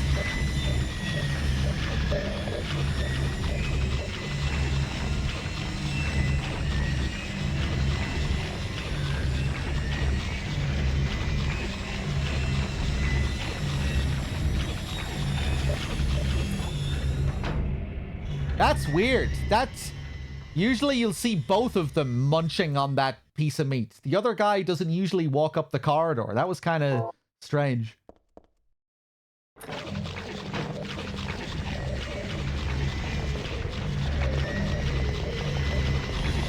Whoa!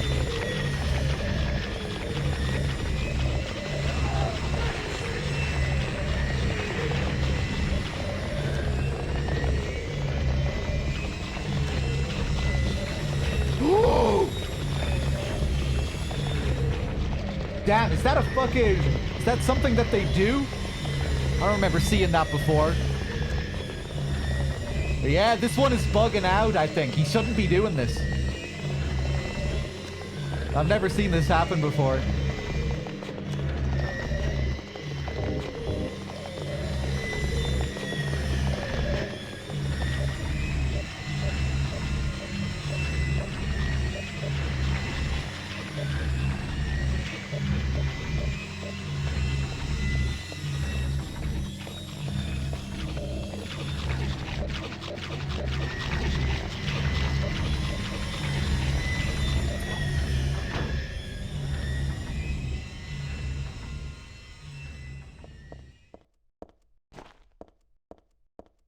All right, cut the music, turn the scraping down. The end of that fairy tale. The king and his people shed tears at the death of the kind priestess. God took pity upon them, and granting their wishes, healed the priestess. The priestess opened her eyes just as she had done every morning of her life. She went once more to the monster's lair. Fool, you wish to die again? No. This time it's your turn. The priestess had come to defeat the monster once and for all. As the priestess was very, very kind, she felt sad about this task, but it had to be done. Swords and spears won't work. Arrows and bullets will just bounce off. You can't kill me, the monster laughed. But the priestess used neither sword nor spear. She chanted but a single spell. Tu fui ego eris. Do you know what happened then? The monster let out a huge cry and then died and vanished. Thus, the villagers were able to use their gates once more. Everyone lavished their gratitude upon the priestess, and they all lived happily ever after. Tu fui ego eris. Weird writing. What was that?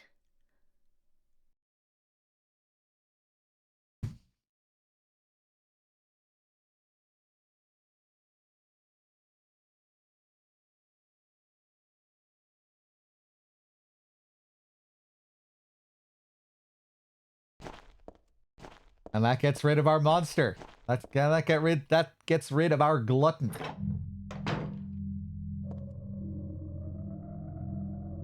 Love how it also gets rid of the other monsters here too. The slurpers are now suddenly gone. Slab of meat is still here though.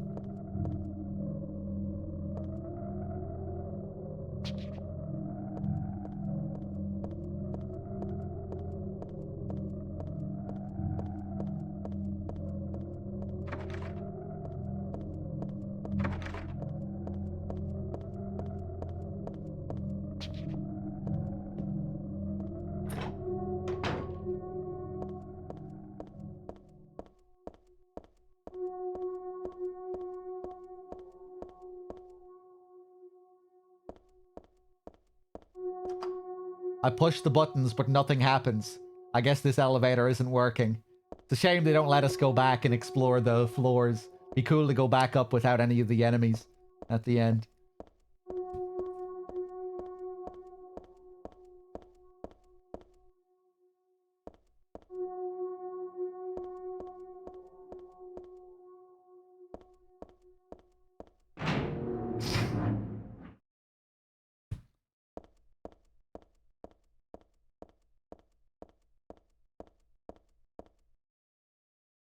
And we're done with the Hilltop Center.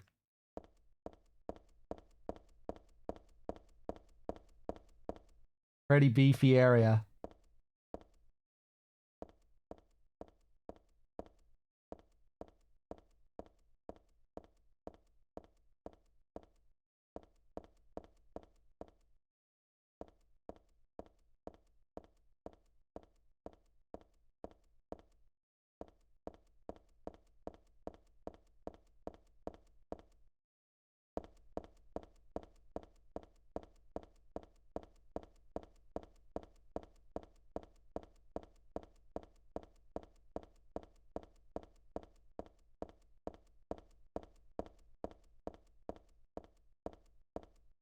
We're home.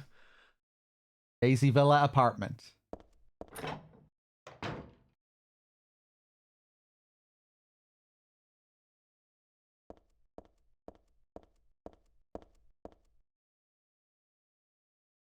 That's not my place.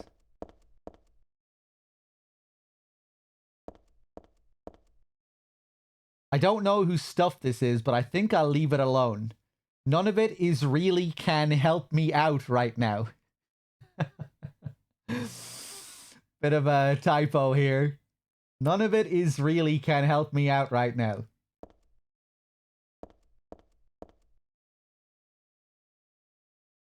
It's just a dust chute. Nothing to worry about.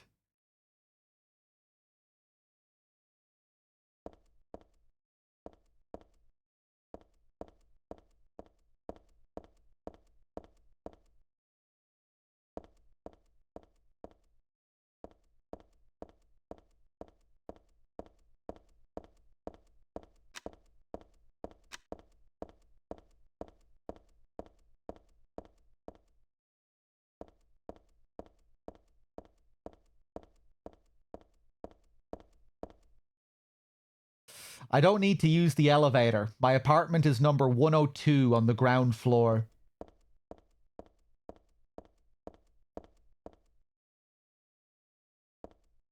Okay, let's check the letterbox.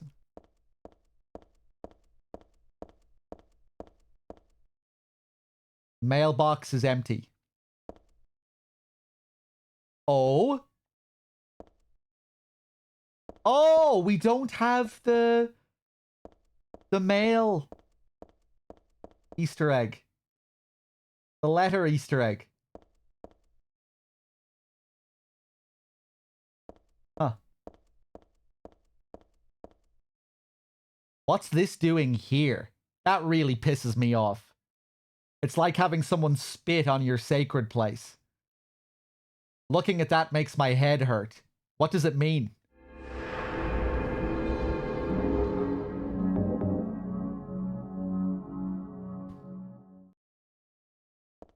Yeah, if you have a completed Silent Hill 2 save that the game can recognize, Heather will say no letters from a dead wife or anything. Something like that.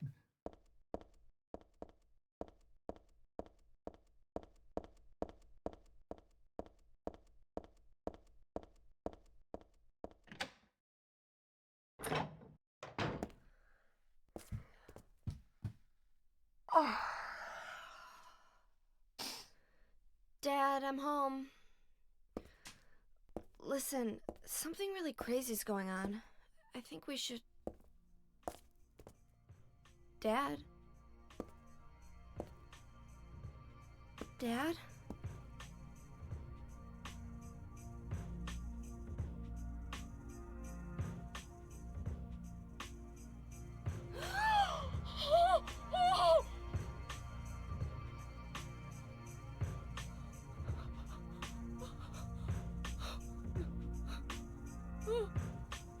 No!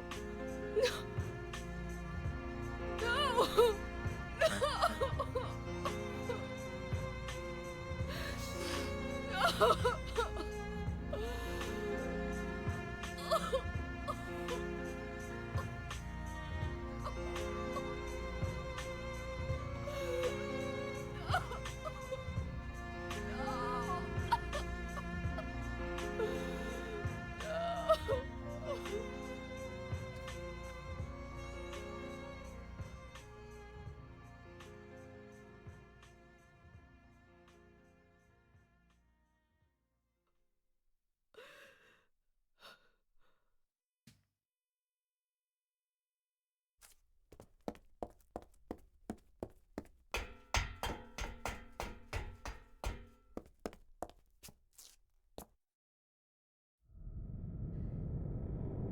Did you do this?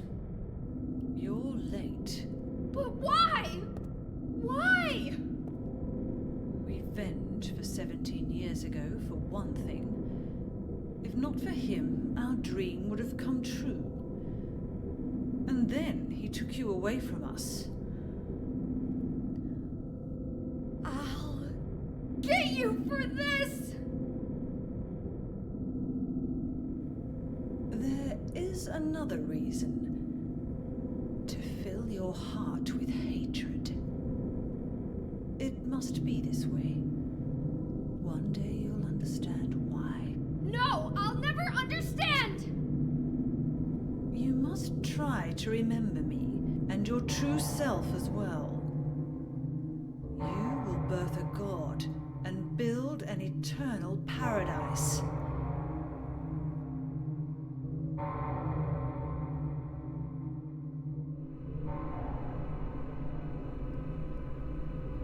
He's the one who killed your father.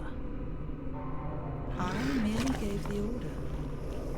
So, what will you do? I'll be waiting where all begins. In the town of Silent Hill.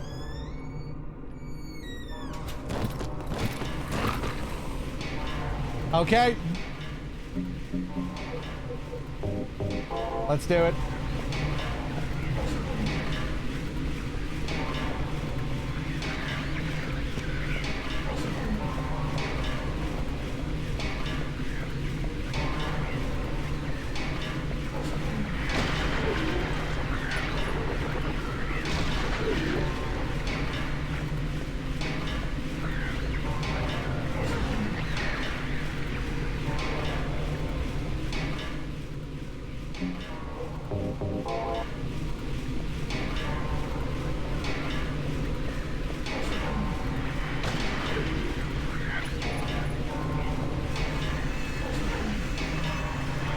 I'm not doing very well here.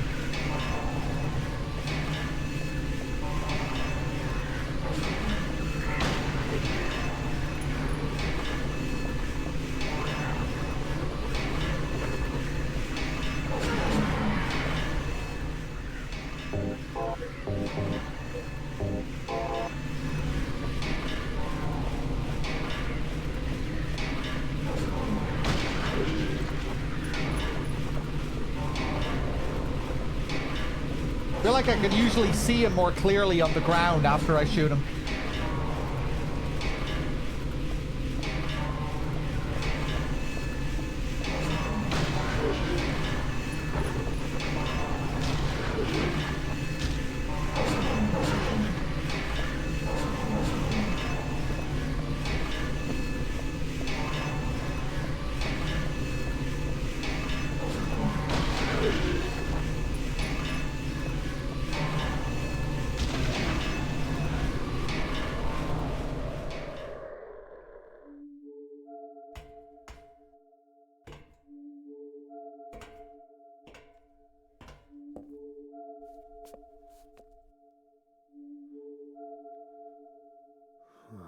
I don't know what to say.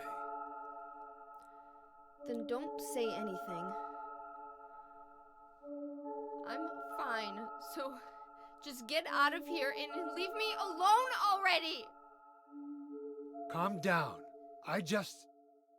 Calm down? How am I supposed to do that? My father is dead!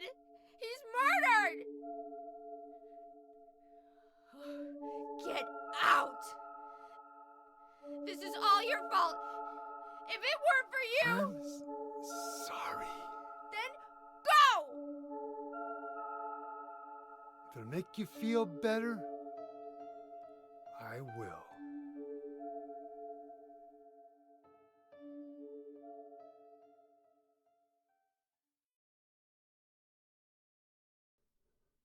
Is he okay like this? What else can I do? There's no one here to give him a decent burial.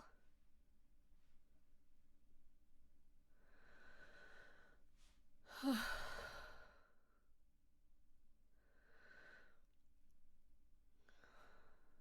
sorry, Dad.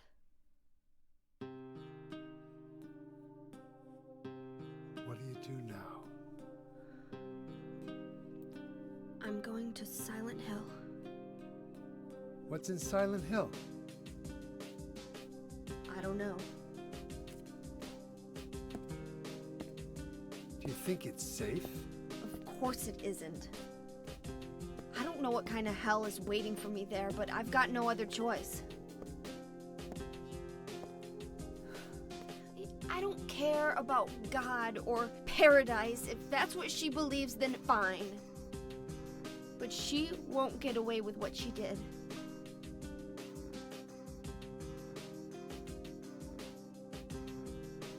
When I find her, I'll kill her myself.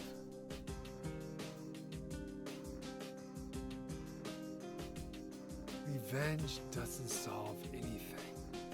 Maybe not, but that's what I'm going to do. How are you gonna get there? None of your business. I'll give you a ride. I don't need your help. Yeah, but it's too far to walk. Besides, I'm partly responsible for this. I'll bring the car around back. Come by and we'll finish saying goodbye. You know, you might die too. That's fine. Nobody's gonna cry over my grave.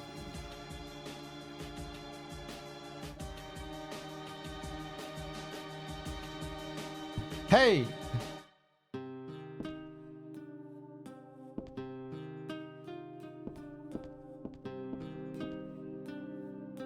I'll find that woman and make her pay. I promise I will. I wonder if my dad would be mad at me for thinking that way. I'll be back, Dad. I promise I'll come home soon.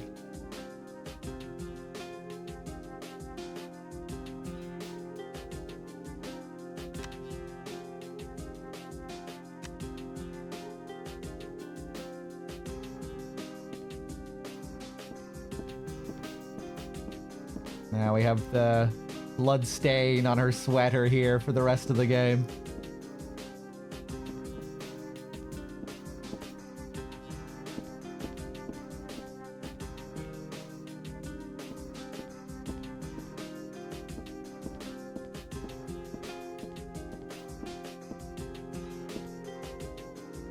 There's nothing odd about the TV or the VCR.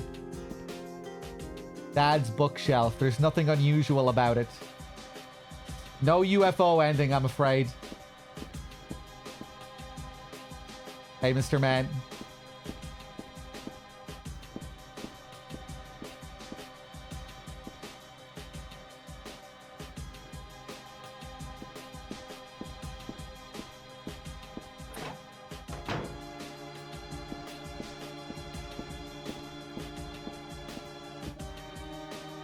Dad, why did you have to die? You told me you were the strongest man in the world. Liar.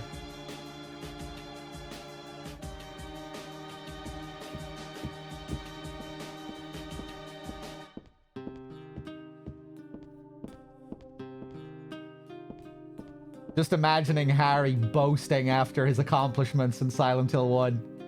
You know, it makes sense that he would be telling her things like that after he killed God. Must have felt unstoppable after that ending.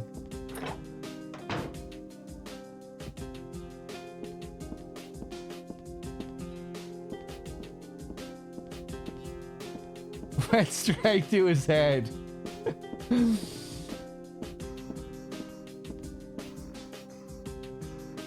I don't remember exactly when, but I think I got this doll at a garage sale. I still like it, but there's nothing I can do with it right now. Stun gun, stun batteries. This is my dresser. I don't need to change. I'll leave it alone. I remember the last time I actually used the stun gun in this.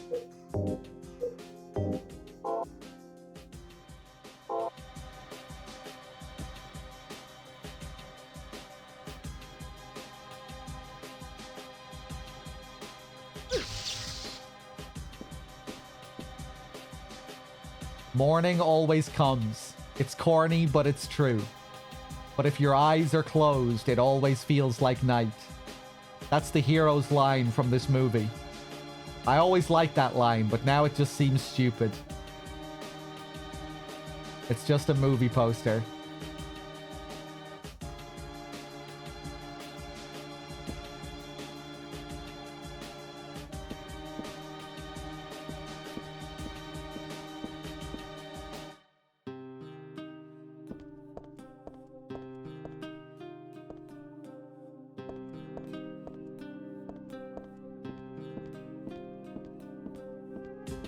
My big balls, my big fat hairy balls. Nah, I'm not gonna do it. I'm exhausted, but I don't think I can sleep now. Besides, Douglas should be waiting for me outside.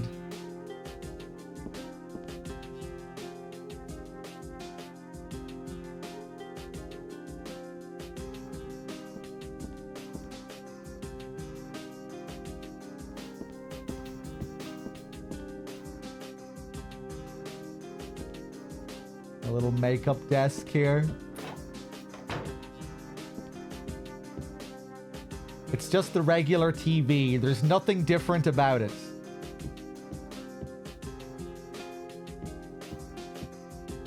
Ba-dum, ba-dum, bum. Cool detail over here. Oh yeah, she doesn't have any comment on it. But you can see the three different versions of Alessa here. Alessa in the middle, holding hands with Cheryl on one side and Heather on the other side.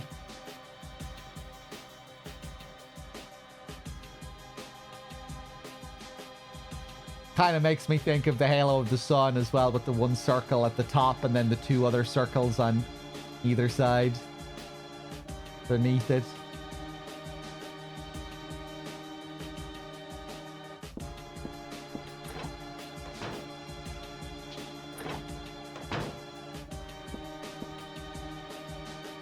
There are books on the table. Just his usual detective novels. My dad loved them.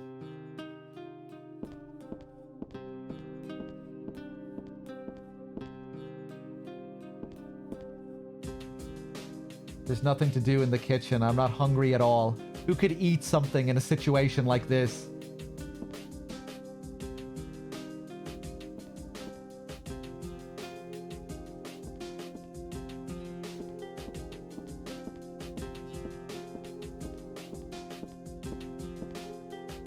I can't reach anybody. Not the police or the church.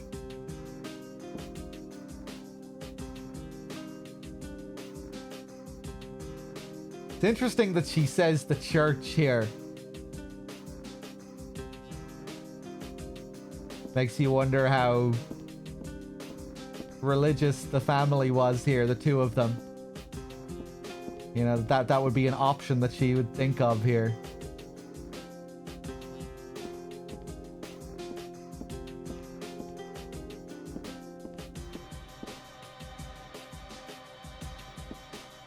We do find out later that Harry believes in God.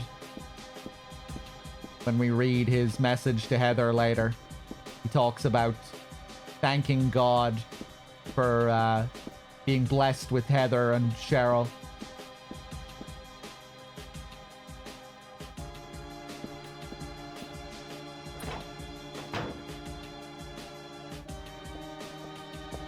I'm assuming she's not talking about the cult there. You know, she's talking about help. You know, I can't reach anyone, not the police or the church.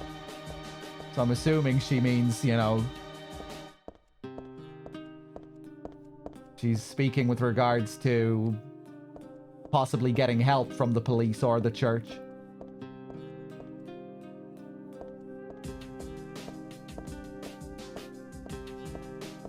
You know, those are the two places that she thinks of when thinking of places to call for help. At least that's the impression I'm getting there. For community church, yeah. Like I was saying, we do learn later that Harry is religious.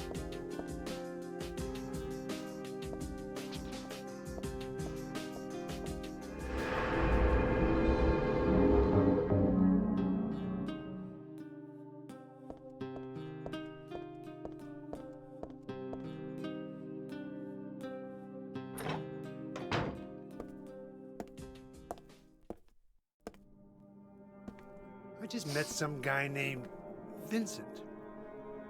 Vincent? He's a friend of yours, right? I'm not sure. He said when we get to Silent Hill to look for a guy named Leonard. And he gave me this map. What do you want to do? We can't trust him, but we've got no other choice.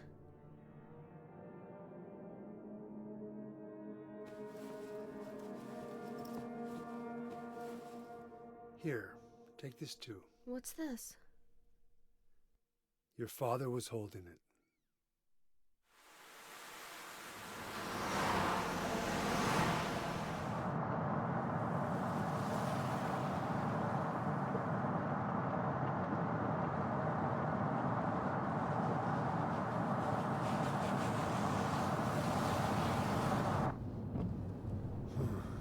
Started raining. Are you sleeping? I'm awake. You cold? What's the deal with Silent Hill anyway? It used to be a nice, quiet little town. But now... You've been there? Once. On a missing persons case. Never did find him. But I'll tell you, that's one screwed up town. My line of work, you hear a lot of nasty rumors. I was born and raised there. Sorry. I didn't mean to offend you. No offense taken.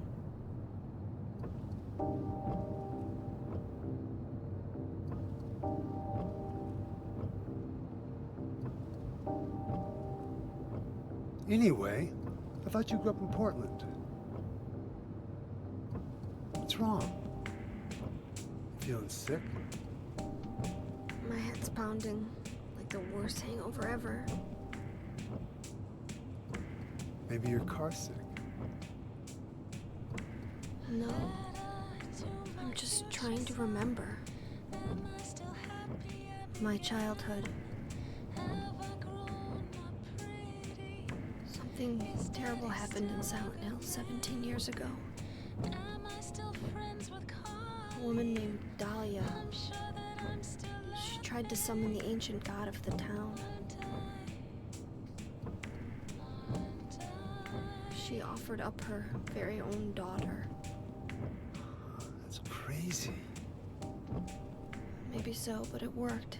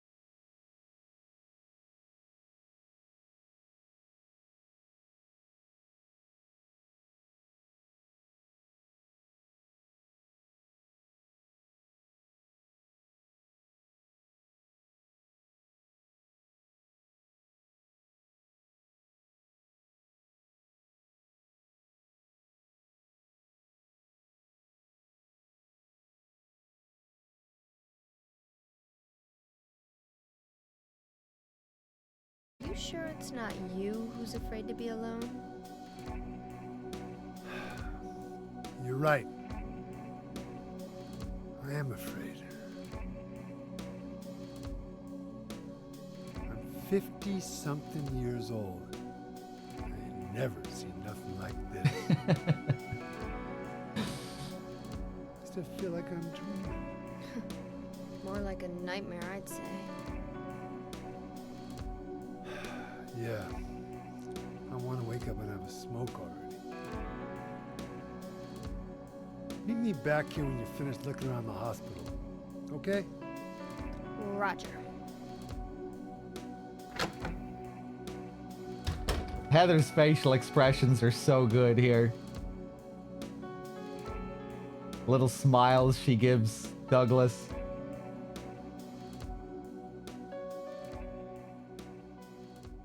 Hey, here we are. I've always loved the transition to the motel scene here. That track, one of my favorites.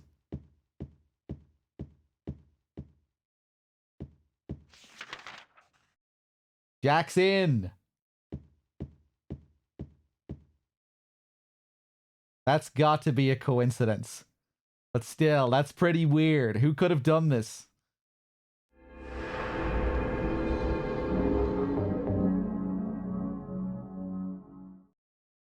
We get a big Silent Hill 1 exposition dump from Heather there.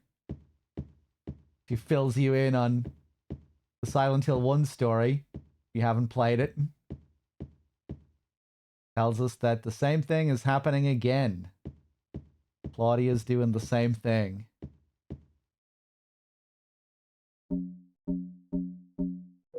She's basically recalling what she just read in the notebook that was given to her. Message from Harry to Heather. I hope this will never come to any use. Maybe it's better if you never know. More than anything else, I fear the possibility of your going away, far from me. But sometimes we have to tell the truth. That's why I'm writing this, before I'm lost in death and oblivion. What happened back then? That has something to do with who you are. It all started 24 years ago. Coming back from a vacation, my wife and I found a baby on the side of the highway. Since we were childless, we thanked God for letting us meet this child, this girl. We took her home. 3 years later, my wife died, and another 4 years later, 17 years ago, I came to Silent Hill.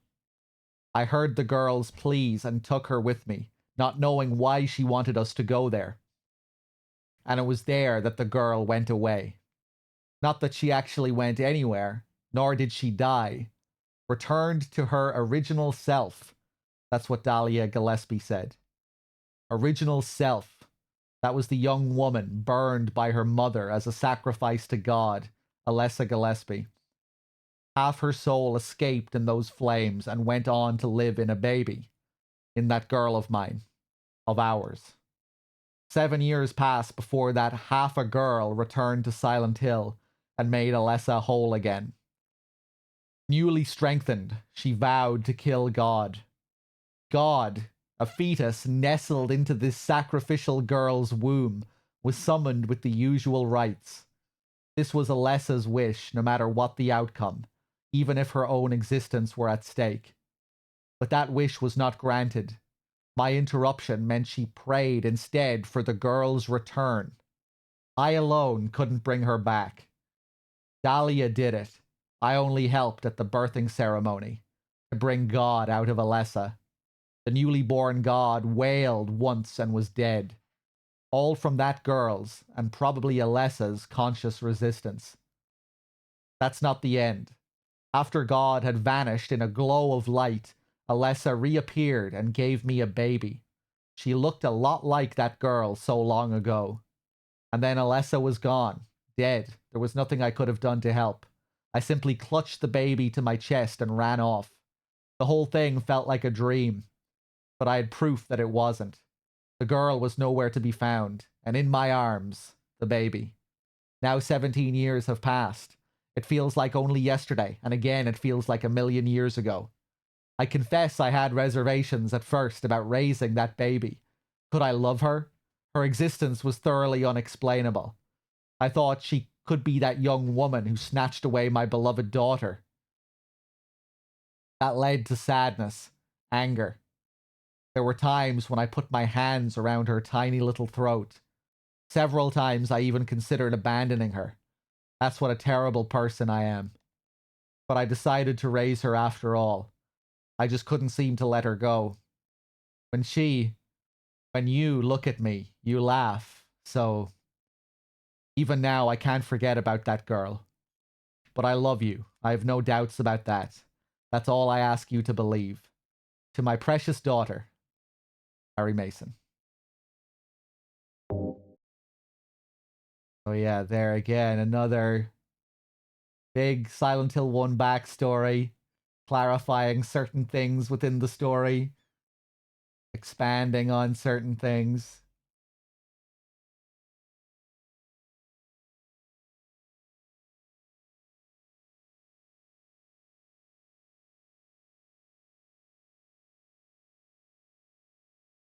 Another part of this I wanted to look at again.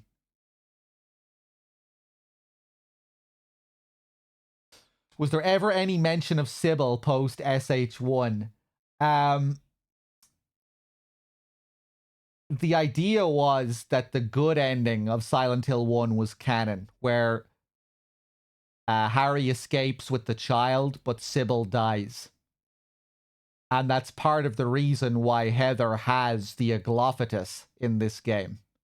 You know how Heather has the Aglophatus inside the pendant? If you save Sybil, Harry uses the Aglophatus. So the idea is that he gave Heather the red liquid because he never used it in the first game. Yeah, that's how Heather has the Aglophatus. Because Harry never used it. In order to save Sybil, you have to use it.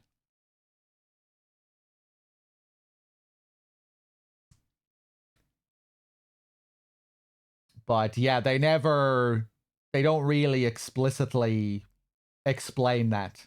That was the idea that the developers had. In their minds, the good ending was canon.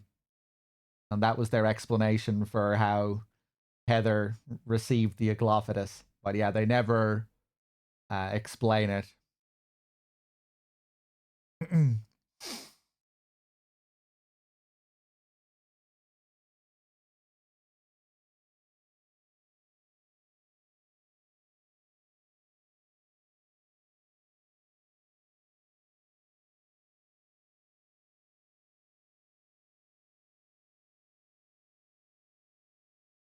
7 years passed before that half a girl returned to Silent Hill and made Alessa whole again. Newly strengthened, she vowed to kill God. Yeah, when Alessa became whole again and fully integrated her Cheryl self, she gained a new power. I think that's what essentially created the whole mess in Silent Hill. You know, it allowed her to project that nightmare onto the town. And also allowed her to project that other version of herself. Thanks. Which planted the seal of Metatron all over town.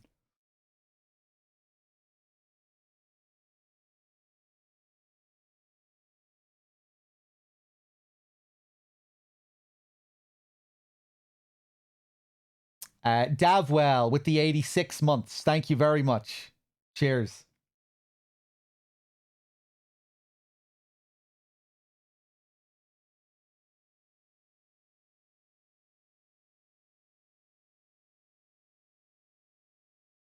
This makes me think of the opening of Silent Hill 1 when Harry crashes the car. You know, it's seeing this projection of Alessa that causes him to crash the car. So I guess she still was able to project an image of herself, even in her weakened state.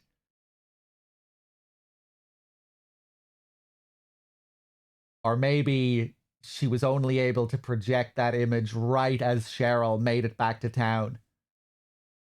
And in that moment, she became whole again. And then she was able to project that whole nightmare, regain that power.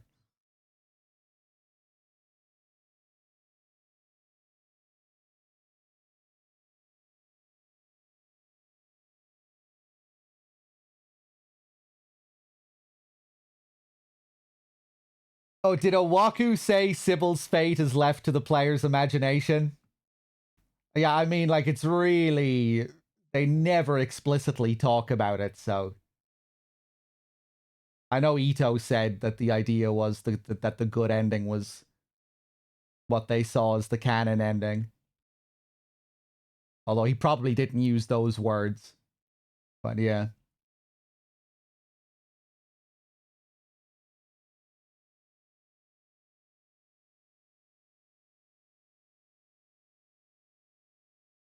Hold on, let me see if I can find what Ito said about it.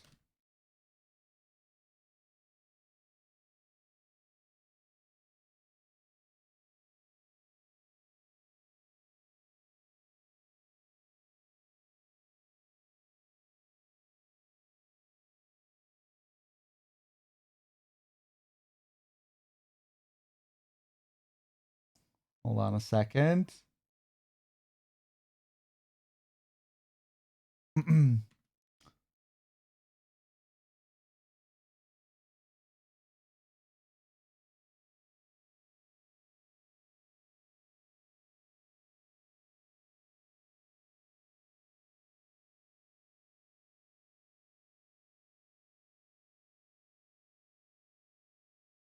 I can't find his comment on it.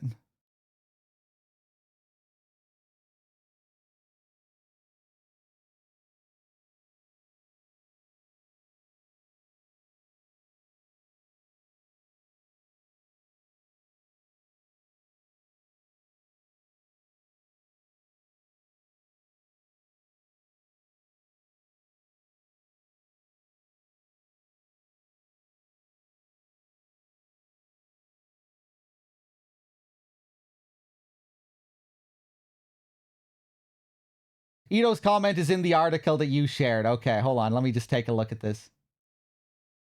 Thank you.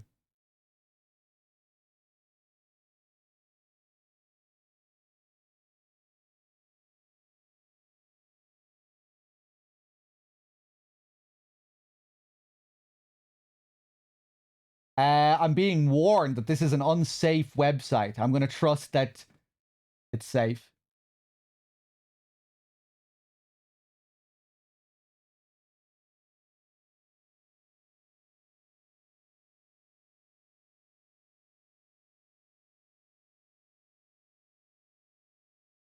Right, he has one response there where he says, yes, I remember Sybil is dead. I think he went into more detail about it at another time, though.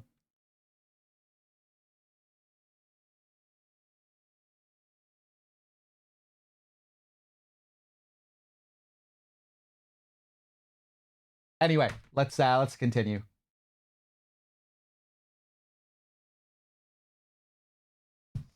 I just want to take another look over this again. God, a fetus nestled into this sacrificial girl's womb was someone with the usual rights. This was Alessa's wish, no matter what the outcome. Even if her own existence were at stake.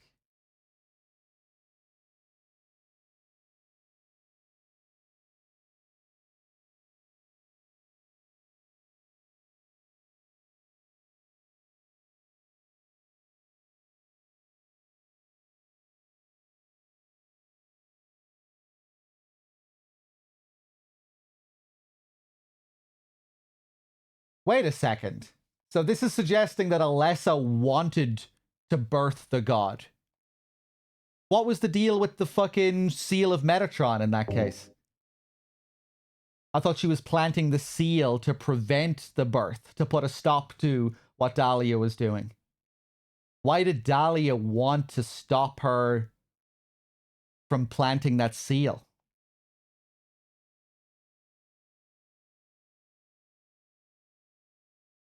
And with the way Dahlia talks to Alessa about the seal, it really feels like that's the idea, you know, that she's planting the seal to put a stop to Dahlia's plan. And we know Dahlia's plan is to have the god birthed. I forgot about this little note here.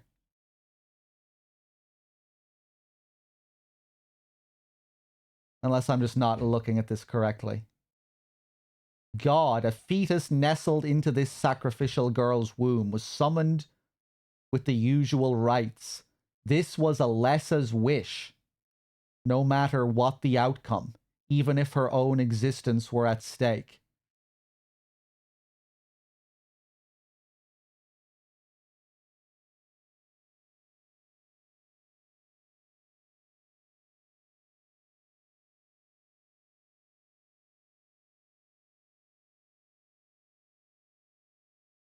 Thank you, Bad Humans. I'll take a look in a sec.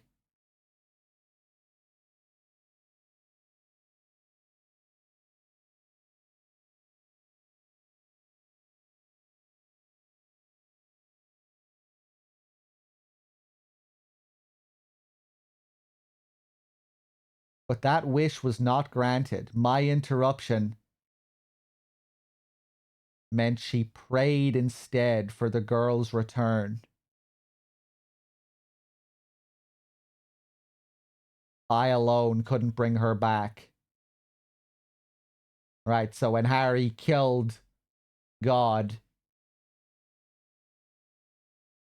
she instead prayed for the return of herself, essentially.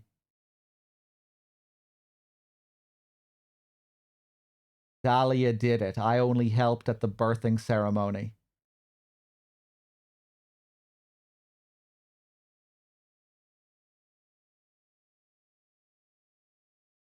I understand it as little Alessa accepting Dahlia's wish, thus getting impregnated, not knowing that's how God will be summoned.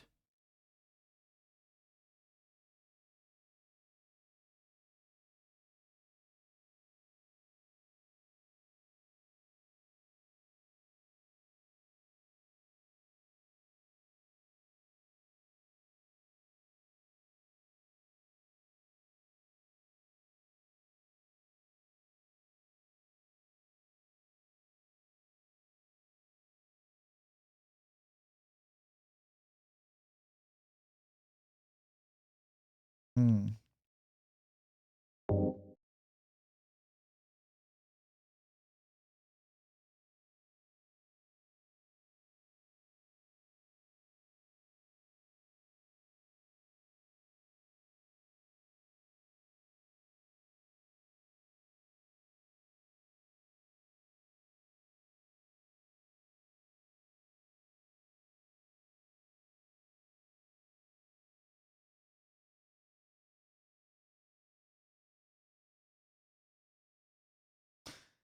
Yeah, it's still just strange though, right? Because it says this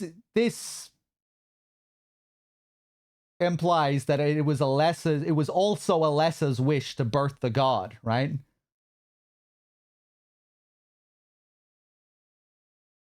This was Alessa's wish, no matter what the outcome, even if her own existence were at stake. I would say that also kind of implies that she knew her own existence might have been at stake.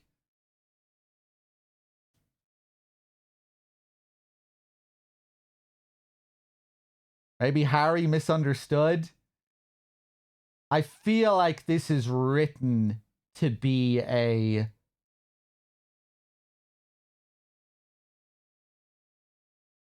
I feel like this is written to be a backstory for the player.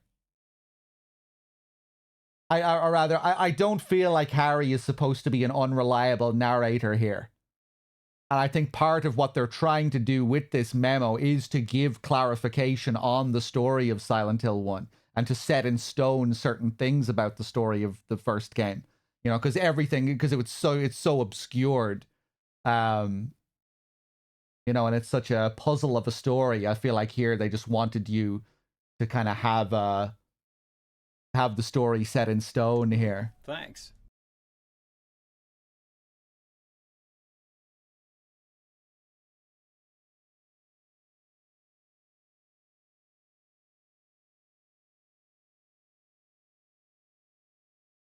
Pels, thank you very much for the 52 months. Cheers.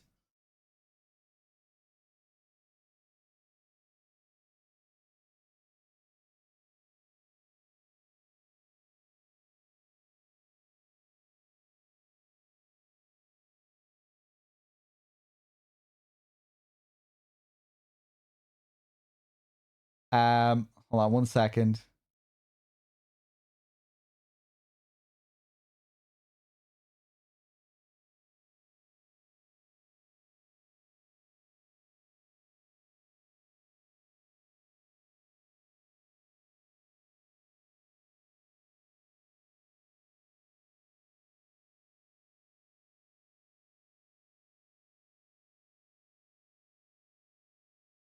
Anyway, let's keep going.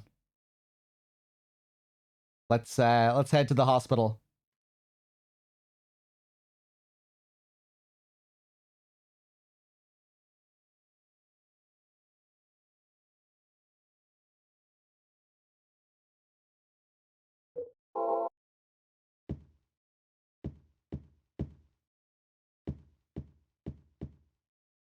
I don't really think Ito has backpedaled on any of this stuff.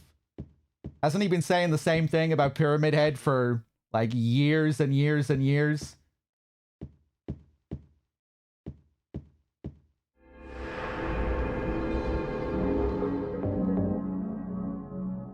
I don't like how much my problem with Ito is just that he spoils a lot of mysteries that I would rather be left as mysteries.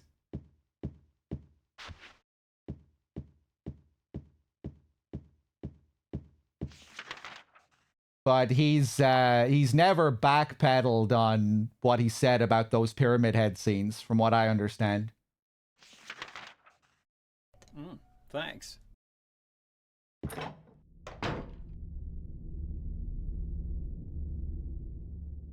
Mr. Stringer, thank you for the tier 2 and the 57. Much appreciated.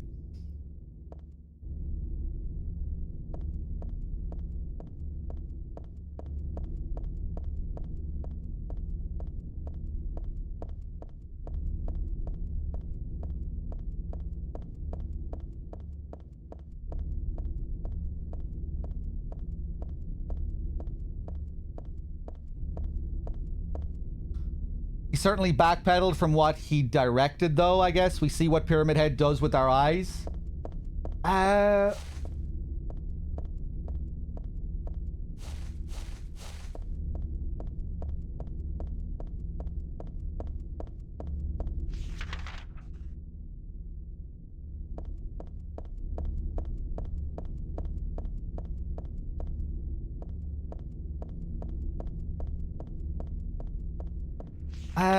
I'm not sure what to say about that. You're okay with him setting the record straight about the raping? It's not a light subject?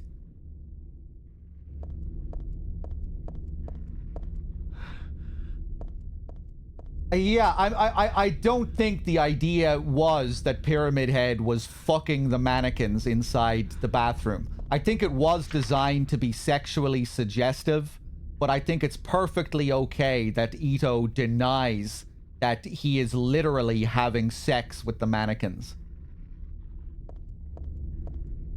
I think that's understandable.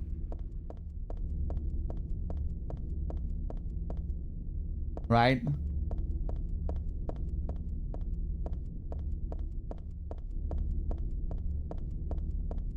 And I don't think he has denied that there is nothing sexual about the scene. I think he just had a problem with people saying he was raping the monsters and having sex with the monsters.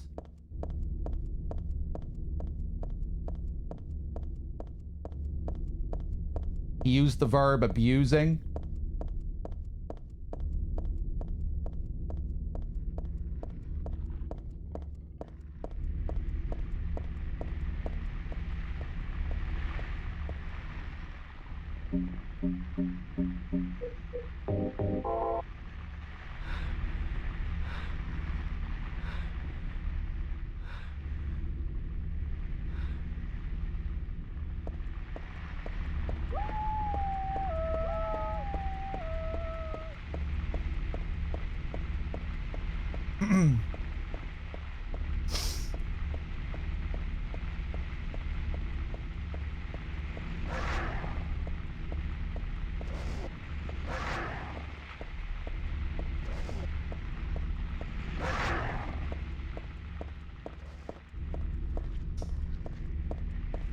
What's the irony, bad humans?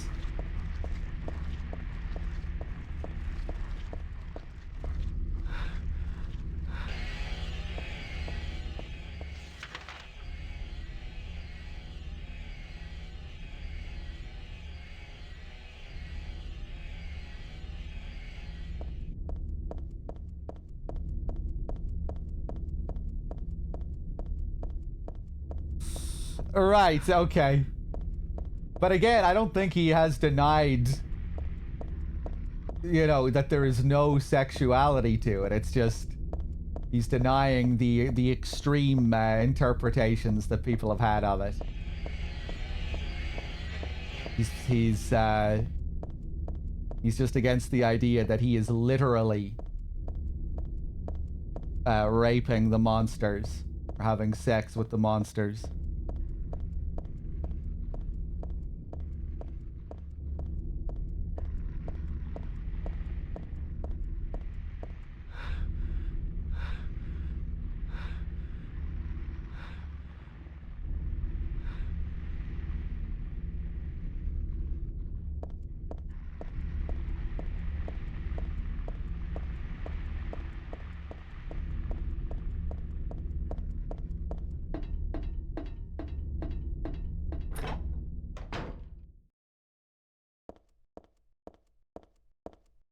The scene with the lying figure before the boss fight is arguably more sexually suggestive than the mannequin scene, where he has the lying figure bent over and you hear orgasmic moans. I would say that's even more suggestive. With the mannequins, he's just holding their legs and the mannequins are flipping around. And then the next second, they're dead on the ground.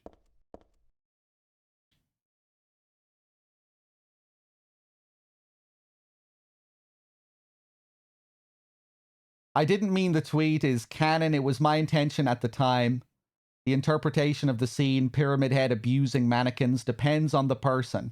However, rape/sexual frustration are spread just like canon. I don't like this. I included that aspect sexual in it slightly.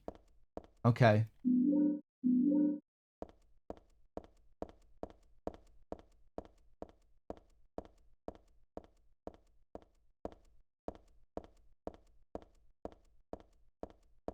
Yeah, like with many other things, he seems to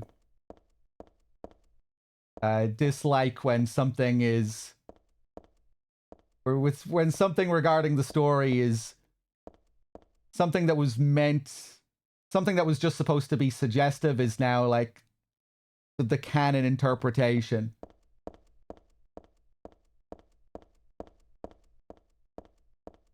I'm okay with what he said about this. I don't have any problem with that. No, I don't think he's saying sexual frustration isn't a theme. I think he's saying that people are leaning into that as like the one and only thing about the scene. That the scene is, this is a scene where, this is a scene about, that's completely about sexual frustration. And that Pyramid Head is raping, sexually abusing this monster. And like, that's what the scene is. I think he's trying to suggest that there is more ambiguity to the scene than this is Pyramid Head raping monsters and it's all about James's sexual frustration. He's pushing back against that as the cardinal meaning behind the scene.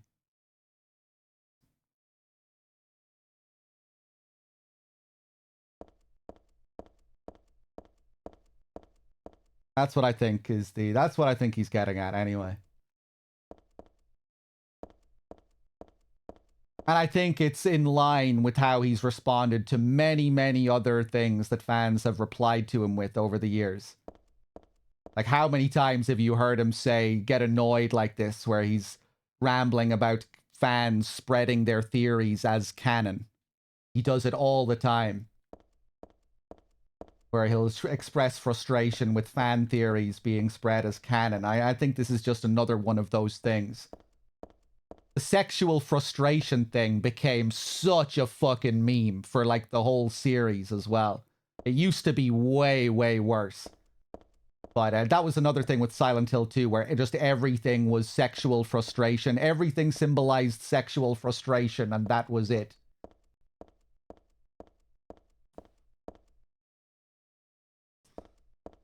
Walter circumcision theories, yeah, which were spread all over the wiki.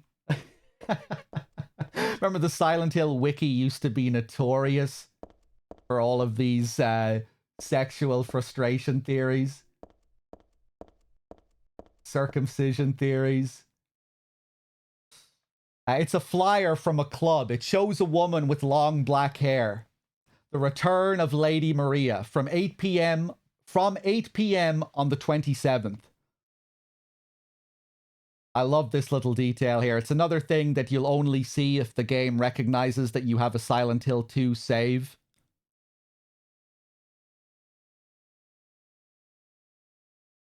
What I like about it is that the Maria on the poster is not reminiscent of Silent Hill 2's Maria. It's kind of mysterious. Who is this Maria?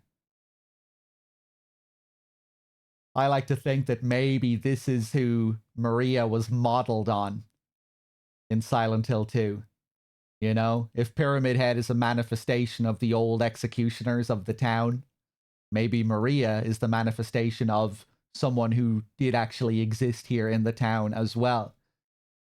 Maybe a dancer here at Heaven's Night.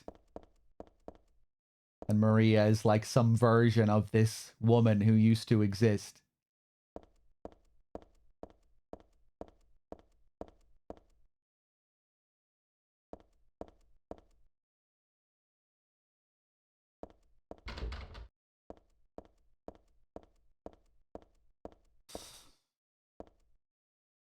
Zachriel, yeah, I also agree with you there. Ideally, I would like if Ito just didn't really say anything about the games. Yeah, I would prefer if he did just leave people to talk their shit.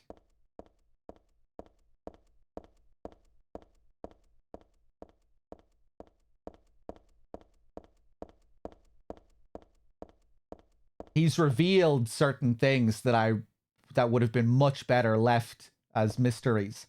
Like, he explained what the save points mean in Silent Hill 2, what the 9 red squares meant. It was so fucking stupid as well. When he revealed what the 9 red squares meant, in his tweet, he said, "I'm going to delete this tweet after an hour." Like, what the fuck, man? This is the internet. People are going to screenshot your tweet.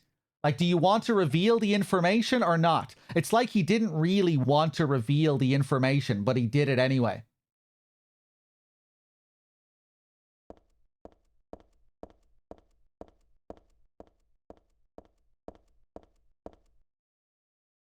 It's a tourism pamphlet. I'd forgotten it, but it's true. Silent Hill was originally a resort town. That's the thing that's annoyed me the most about Ito. That fucking save point mystery reveal. He should never have done that. And just the silly way in which he did it as well. I'd forgotten it, but it's true. Silent Hill was originally a resort town. Welcome to Silent Hill. Silent Hill, a quiet little lakeside resort town. We're happy to have you. Take some time out of your busy schedules and enjoy a nice restful vacation here. Row after row of quaint old houses, a gorgeous mountain landscape, and a lake which shows different sides of its beauty, with the passing of the day from sunrise to late afternoons to sunset. Silent Hill will move you and fill you with a feeling of deep peace. I hope your time here will be pleasant, and your memories will last forever. Editor, Roger Widmark. But I also really do like a lot of the things Ito has posted over the years. I just think sometimes he's went a bit too far in revealing certain things. But it is also nice to hear him talk about various inspirations behind the designs and expanding on the meaning of certain things.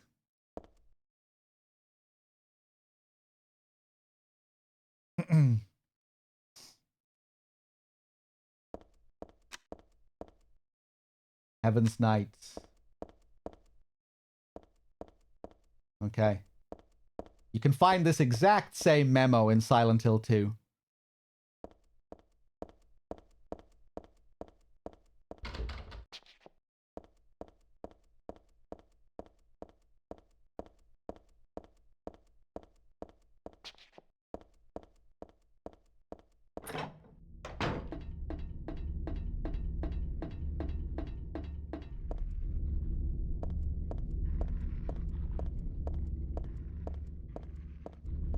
We still have our shining posters on the walls here. Man, the fog is thick.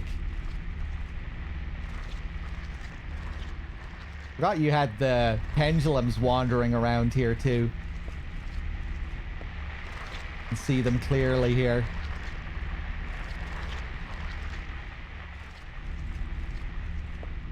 With their mirrored bodies.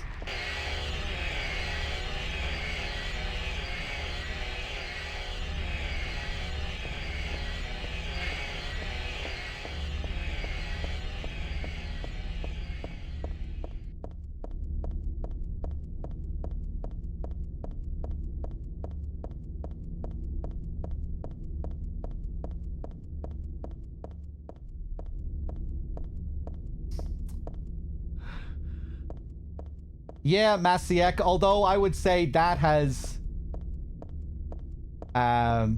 reinforced the validity of a lot of what he said, because it's extremely rare to see another developer's comment conflict with something that Ito has said. That's why I'm inclined to believe, you know, pretty much everything that Ito does say about the games. I don't think he just talks bullshit about the games.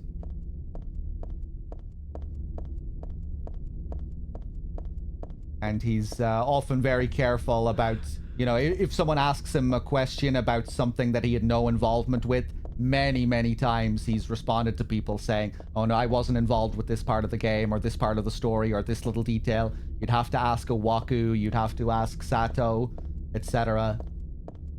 I think he's been pretty consistent.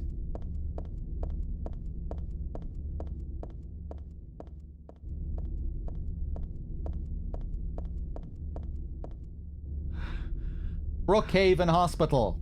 The typo has been fixed. In Silent Hill 2, it says Blookhaven here on the sign. The classic mix-up. Do I want the quotes on Sybil's fate in Silent Hill 3? Yeah, go ahead. Yeah, this seems to be one instance where there is a conflict between something that Owaku has said and something that Ito has said. Or maybe Ito hasn't even said that they thought of it as canonical. But yeah, I do remember him talking about the Aglophatus.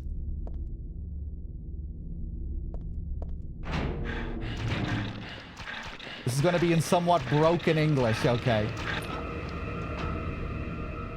That's another thing. I feel like these days, it's even... back in the day when Ito first joined Twitter, he would post a lot of stuff in broken English, and he'd be replying to people, and you got the impression that sometimes he wasn't even really sure of what he was being asked, and there was more of a communication barrier, so it was easier to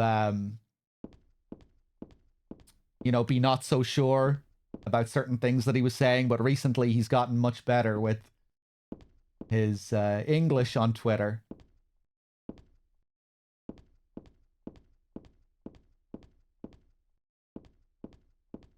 You know, there was still quite a bit of ambiguity with some of his responses back in the day. There's not as much these days.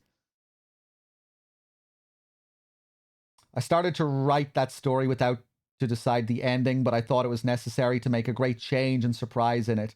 towards writing the ending of the story, so I thought up the dead of Sybil and good plus ending. I thought it was desirable that the good plus ending would become clear after a few weeks, since it was released, but it was found out immediately. I remember that I said good was the true ending because good plus is a game's game. Probably Owaku remembered that and he wrote Silent Hill 3. That's what Toyama said about it. Wow, I didn't even know Toyama commented on this.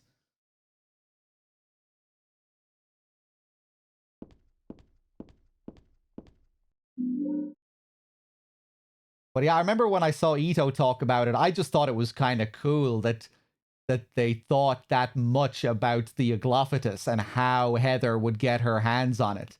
You know, because I didn't really even think that needed an explanation, you know? Like, so what if Harry used the Aglophatus on Sybil? We don't really need that much of an explanation for how Heather got this. How she got her hands on the Aglophatus. But, you know, when I heard that, I was like, okay, yeah, that makes sense. In the good ending, Heather is still born. Harry would have the Aglophatus because he didn't use it on Sybil and she died. You know, it really made sense, you know, that the good ending would have been the canonical ending.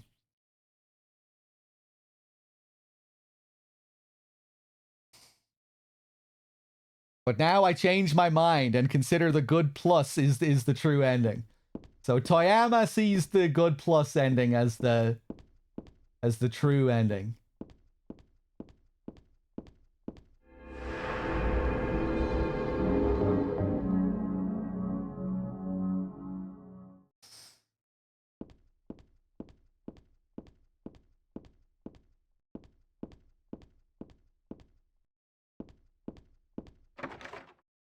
So I would have to say that I value the rest of the team's idea more than Toyama's. You know, because Toyama left the team after Silent Hill 1. He didn't work on Silent Hill 3. So I would be more intrigued to see what the rest of the team think about it.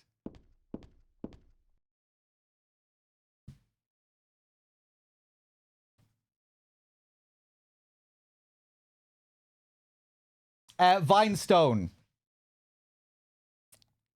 Why skip 2 and head straight to 3? I just felt like saving Silent Hill 2 for the end before we play Silent Hill F. And Silent Hill 3 is a direct sequel to 1 anyway, so it felt fitting to play 3 after 1. I'll probably do 4 next, yeah.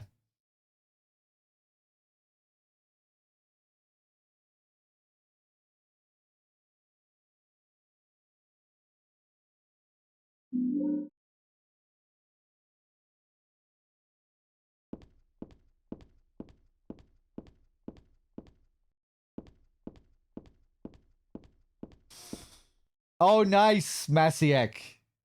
It's cool to see that Ito is still refusing to answer certain things. There are still a couple of mysteries that he is unwilling to give up on.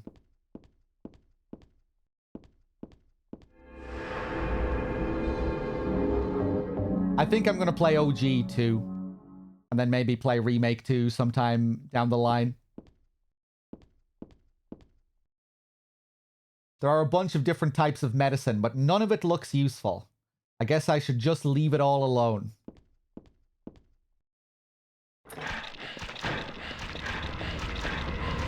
So we're back in Brookhaven from Silent Hill 2.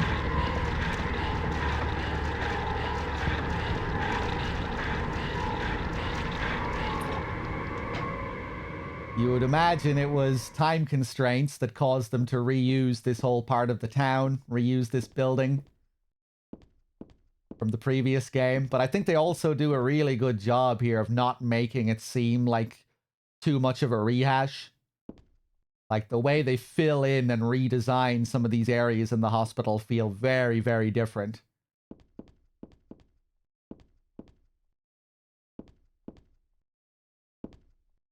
I think it's arguably the most impressive area in the game, next to the church.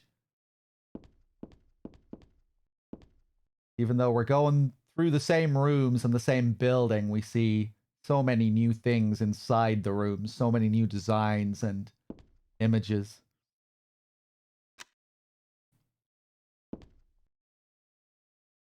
There must have been kids here too then. I played with dolls like this when I was a child too. It really takes me back. Very easy to miss out on this dialogue here, because if you read the notepad before interacting with the doll, you'll no longer be able to get this text here. Here we get to see what Heather thinks of this before she reads the note. Played with dolls like this when I was a child too. It takes me back. Now let's see what's written here. This day has finally come. That's right. The day when you and I will meet. I was always thinking of you, here in this gloomy cell. I never even knew your name or face until today. But now I know. I know you're the one I've been waiting for. And haven't you been waiting for me, too? That's why you came to rescue me. Oh, how I love you, Heather. I want to give you my prize doll I made to commemorate our meeting. The start of this everlasting love. Ah, I can already see your smiling face. Stanley Coleman. Now let's see what she has to say about the doll. Disgusting. I won't touch that with a 10-foot pole. So yeah, if you read the note first, you'll never get to see what she felt about the doll, how it goes back to her childhood.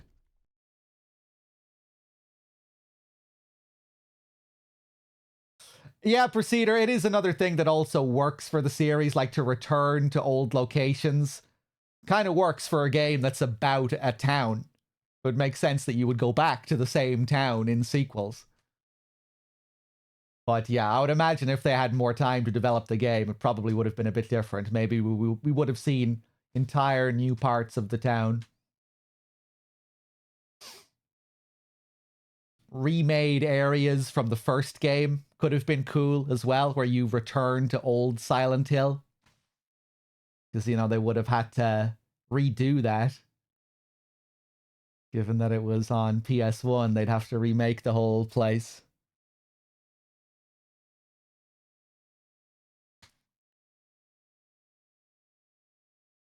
Okay, so here we get introduced to Heather's stalker, Stanley Coleman. We'll be hearing much more about this guy.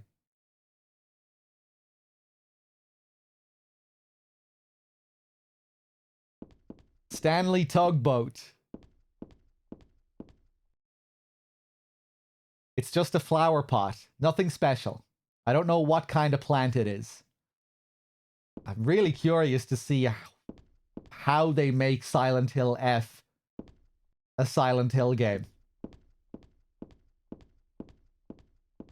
Or how much they try to fit it in with the pre-existing lore of Silent Hill. Will they even try? Will it be its own? I don't think they've said it's a reboot or that it's in like another universe, have they? Be curious to see how they try and fit it in. 1960s rural Japan.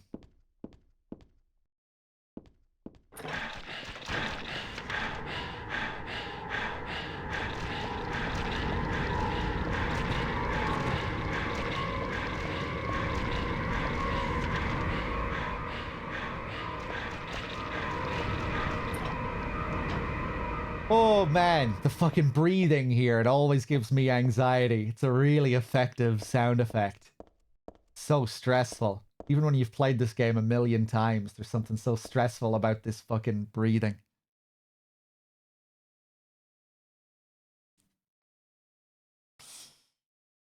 There probably won't be any sumo wrestling in it.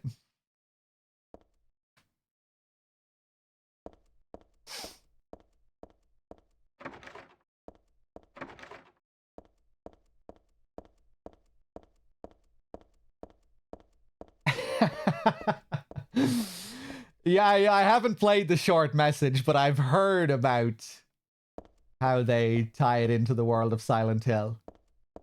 Silent Hill just becomes an idea. It's a way of life. It's a state of mind. Something like that. Silent Hill phenomenon. You know, where people have trauma and shit. Something like that. You know, when traumatic shit happens to you, it's like being in Silent Hill, man.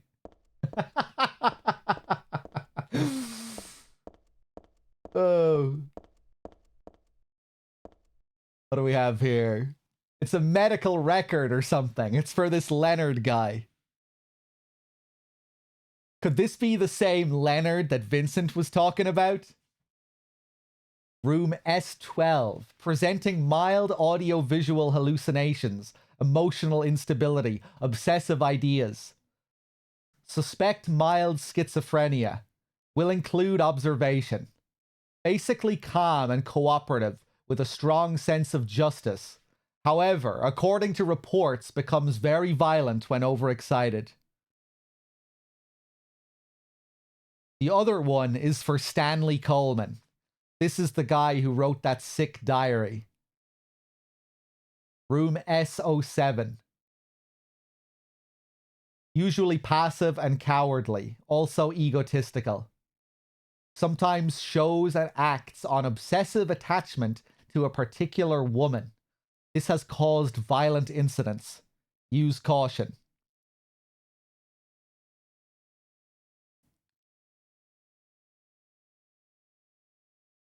Alright, so we're learning a bit more about Leonard here. We've been told to seek out this Leonard figure in the hospital. Vincent, who wants us to come here, specifically to meet this guy. Room S12. Basically calm and cooperative with a strong sense of justice. Okay.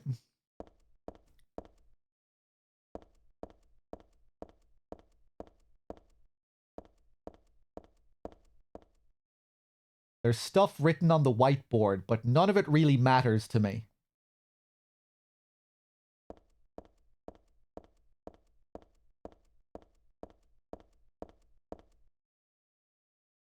There's a memo posted on the refrigerator. Food only. Do not store drugs. I wonder if it's okay to store health drinks in here. Hey. Free health drink.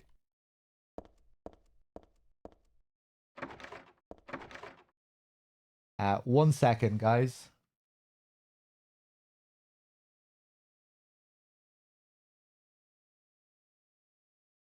When's Ascension Season 2 coming out? That's what I want to see next. Come on, the fans have been begging for it. Everyone wants Ascension Season 2. What's going to happen next? Let's see the way Season 1 ended? With that cliffhanger?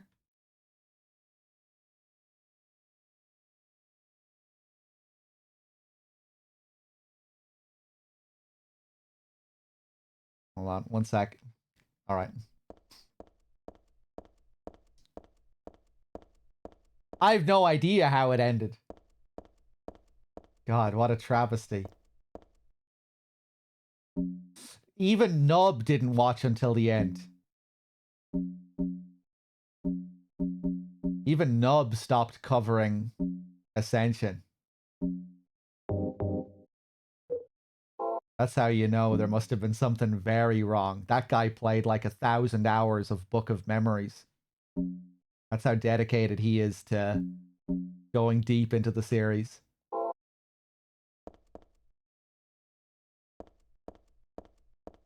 Pretty sure he played Book of Memories for like several hundred hours.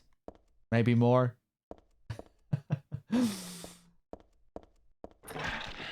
But even he refused to play Ascension after like a couple of weeks.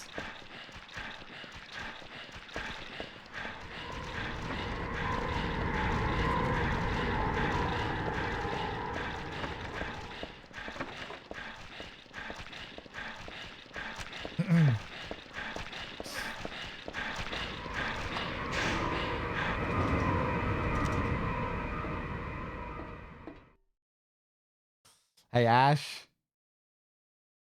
Okay. Time for one of the most disturbing pieces of writing in the series. And a pretty disturbing puzzle, I guess, too, you could say.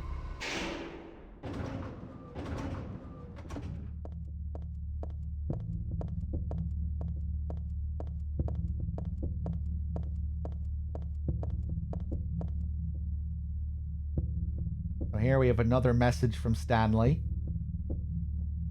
You may not yet have realized your own true feelings, but you sense them unconsciously.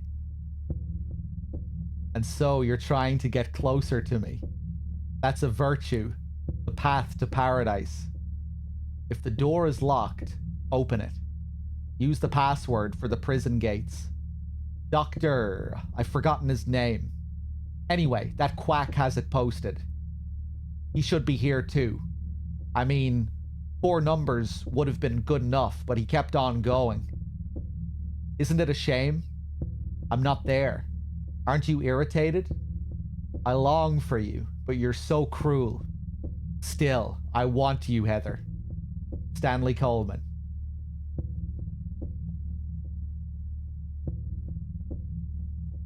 You may not yet have realized your own true feelings, but you sense them unconsciously.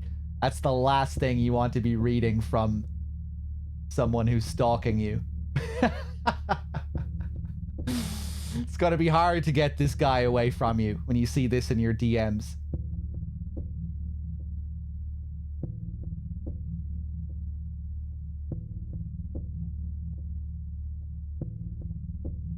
It's, you know, it's a built-in defense to anything that you say.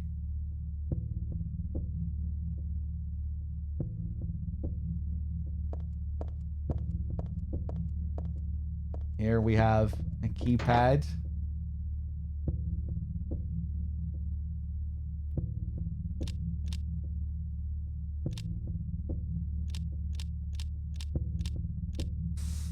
Have I had any stalkers in my Twitch career? Apart from Gooch and Billy, no. Just Gooch and Billy. No, I haven't had any stalkers.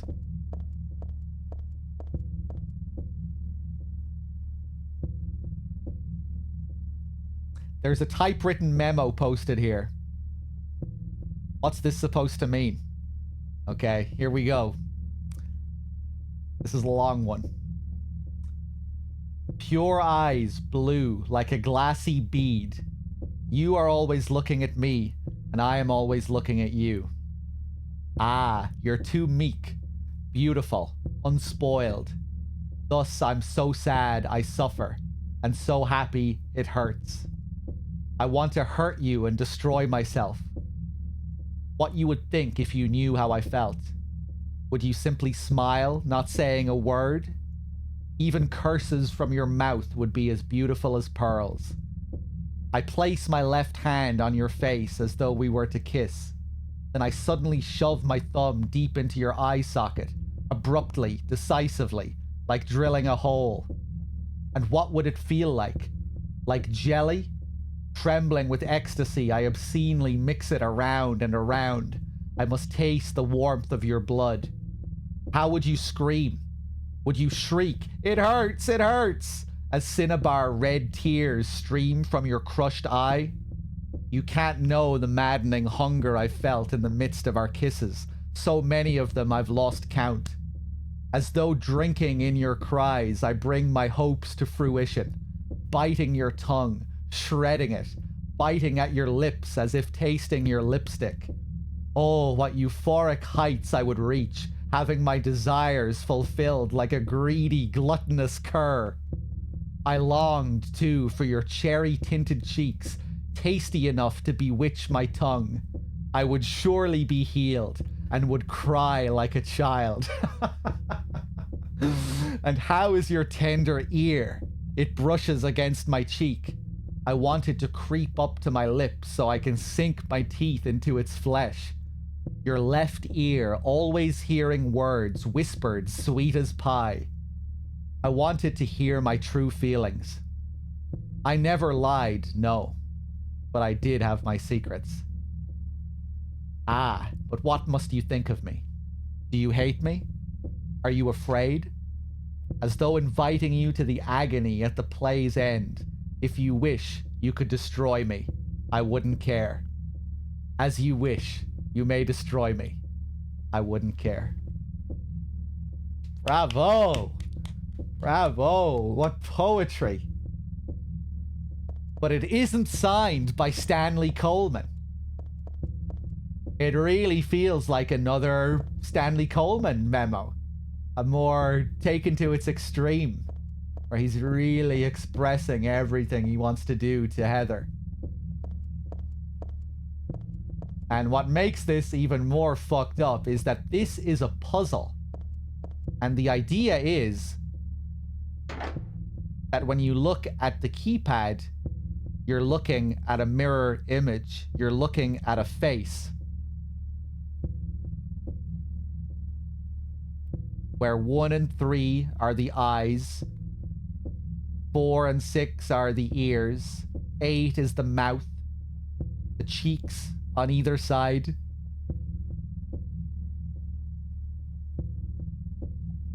So we have to correspond each verse of the poem with the keypad and the parts of the face that he's interacting with. That's the puzzle. That's what you have to figure out here. How does this poem relate to this keypad? The keypad is a face.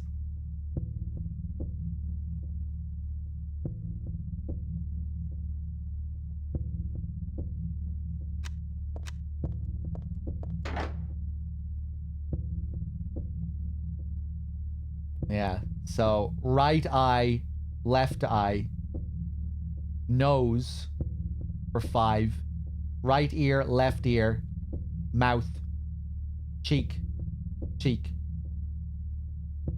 So let's go see what Stanley interacted with first.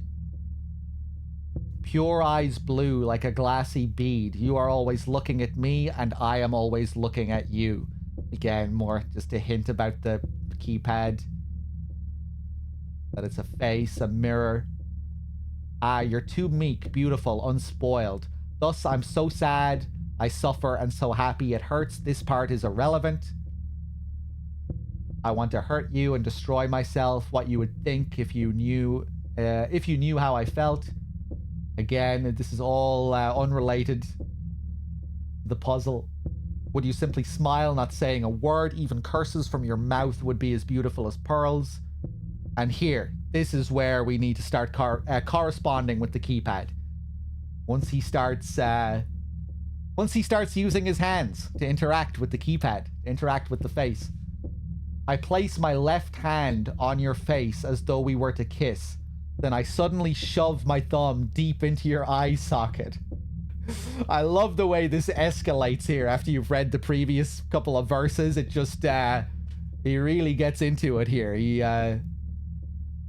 It's like he says, he abruptly, decisively drills a hole in her face here.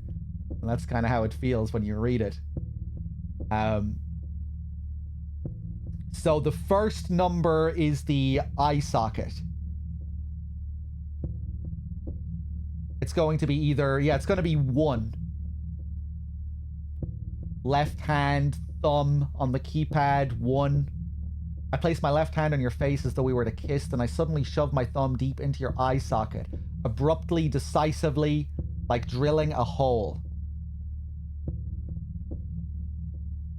So let's say he places his hand on number 1. And what would it feel like? Like jelly? Trembling with ecstasy, I obscenely mix it around and around. I must taste the warmth of your blood. How would you scream? Would you shriek? It hurts, it hurts.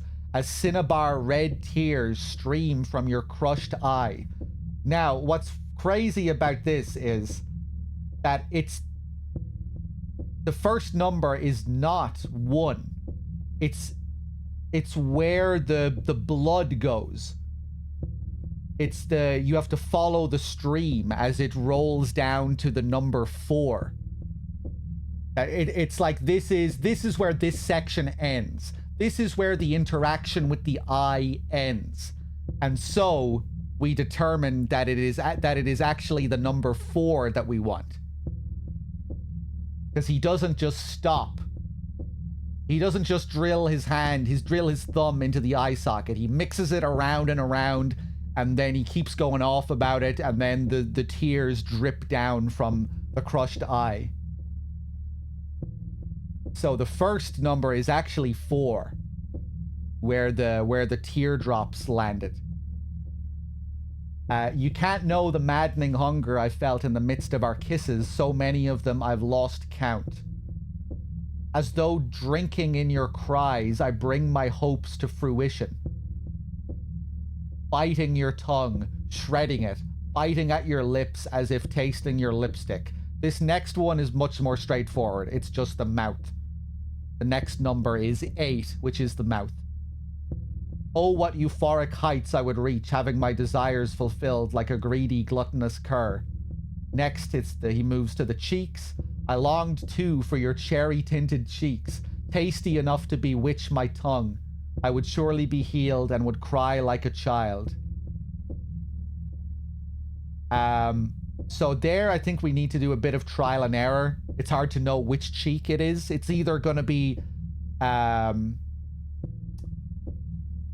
it's either going to be 7 or 9. And now he goes for the ear. And how is your tender ear? It brushes against my cheek. I want it to creep up to my lips so I can sink my teeth into its flesh. Your left ear, always hearing words whispered sweet as pie. I wanted to hear my true feelings. I never lied, no, but I did have my secrets. So it's the left ear, which is 6. And that's the final letter. And then the last few verses don't have anything to do with the puzzle, because he stopped interacting with the face here. But what must you think of me? Do you hate me? Are you afraid? Yeah, we don't get any references to facial features, facial parts that he's interacting with, so that's it. That was the last number.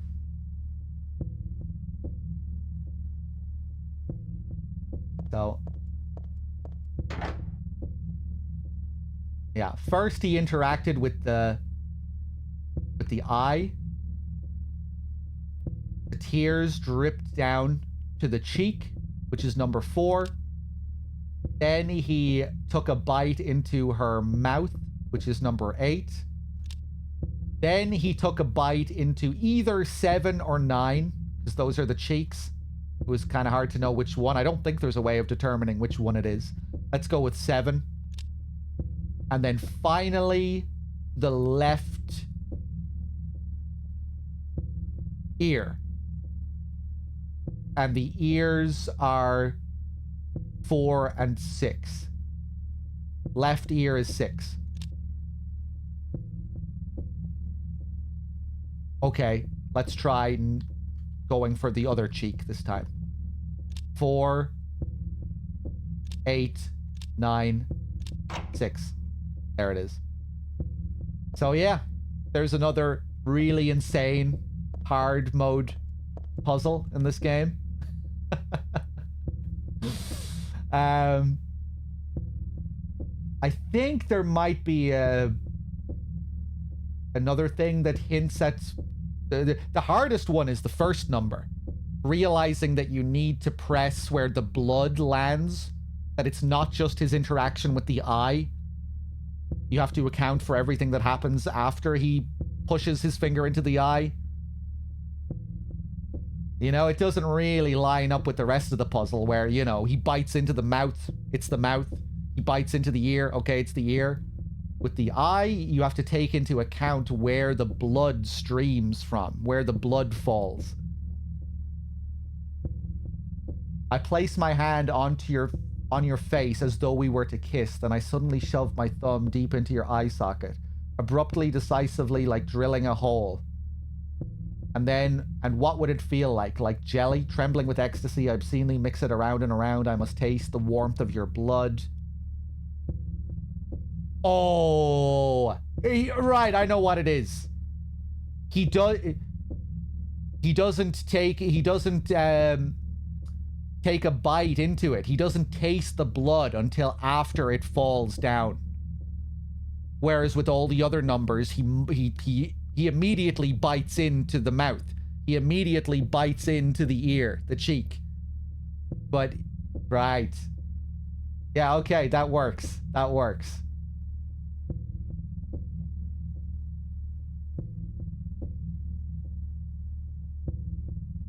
That's pretty clever, actually.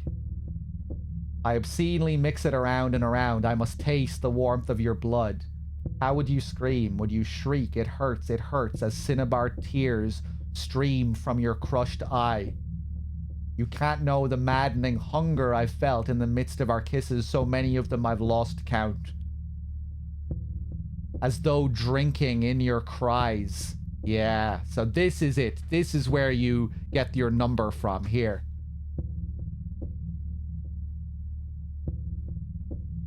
I bring my hopes to fruition. Okay.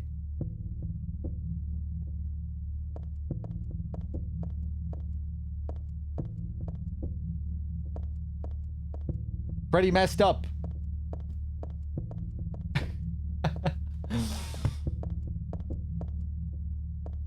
It isn't nearly this elaborate on normal riddle mode. You don't get this kind of thing at all on normal.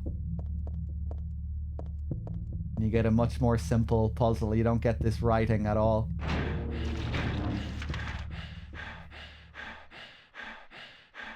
One second.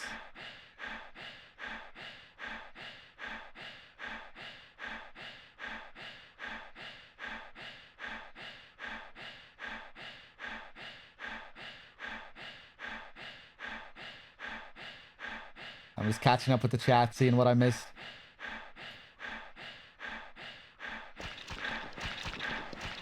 Just fucking breathing.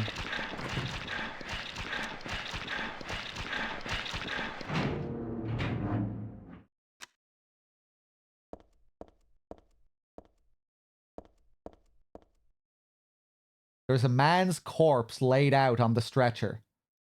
The hand that's sticking out of the sheet has something written on it. There's a tattoo on its foot. Margaret, let's swear our love until death do us part.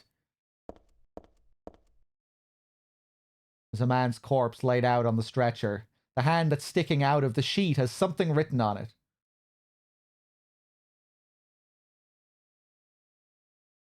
The start time is my key.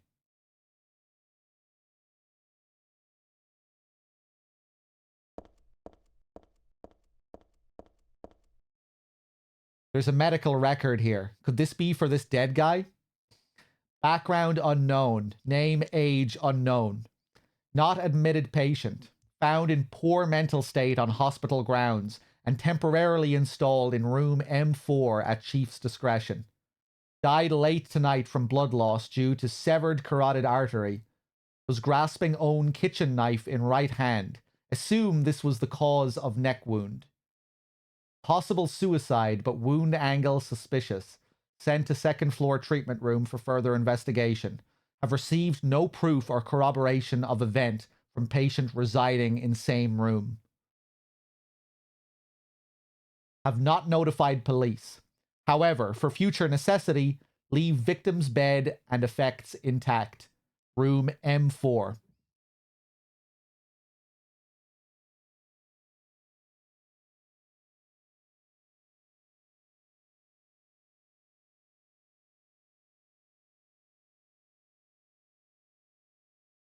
Okay.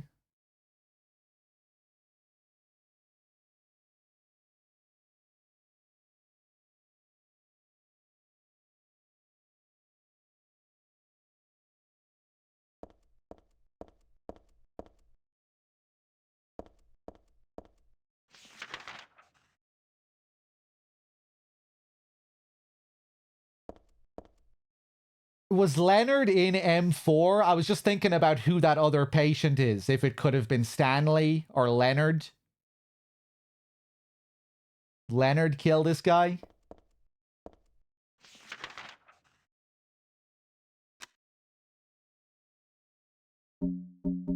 Let's look at the memo we read before about Leonard.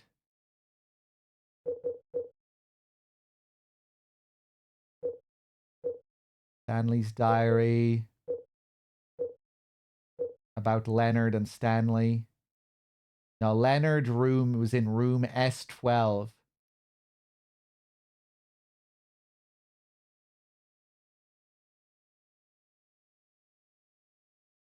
Stanley in room S07.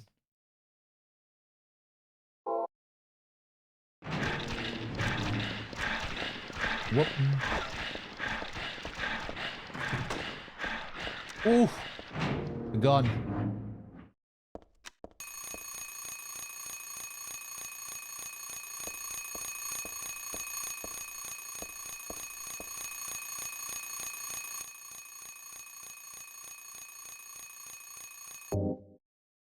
Remember, I used to be scared to turn off this alarm. I thought something bad might happen, but it doesn't change anything. You're free to turn off the alarm. The pillow is stained and sticky with blood. Is this from the tattooed guy? I've got a bad feeling. This is M4. What was written on his arm? The start time is my key. Well, we have a time here. Another message from Stanley. There was a tattooed guy on that rumpled bed. Not anymore, though. That alarm clock and filthy bag are his. Ah, but don't misunderstand. I haven't done a thing. I didn't hate him, though he was a liar. Shall I write something of my own? On my chest, since I can't cut it open to show you my heart? I love Heather. Thanks. No, something a bit more forceful. I love Heather isn't enough for what I feel. Oh, what tender emotion this image brings. Stanley Coleman. Such a gentleman. So formal.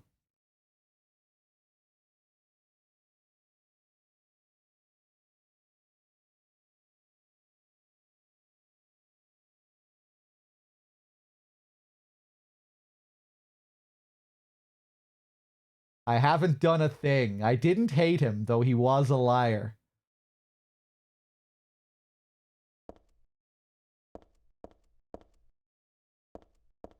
Nub. Cheers for the 25 months, Nub. Much appreciated. Good to see you.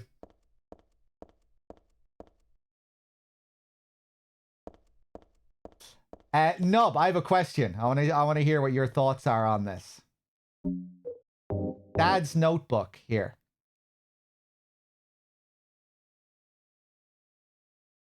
This part of Dad's notebook. When Harry is explaining what was going on with Alessa. And it was there that the girl went away. Not that she actually went anywhere, nor did she die. Returned to her original self. That's what Dahlia Gillespie said. Here she's talking about Cheryl reuniting with Alessa, the two parts of the soul reuniting, and Alessa regaining her power, becoming whole. Original self. That was the young woman burned by her mother as a sacrifice to God, Alessa Gillespie. Half her soul escaped in those flames and went on to live in a baby, in that girl of mine, of ours. 7 years passed before that half a girl returned to Silent Hill and made Alessa whole again. Newly strengthened, she vowed to kill God. Oh, wait a second. I forgot about this, too.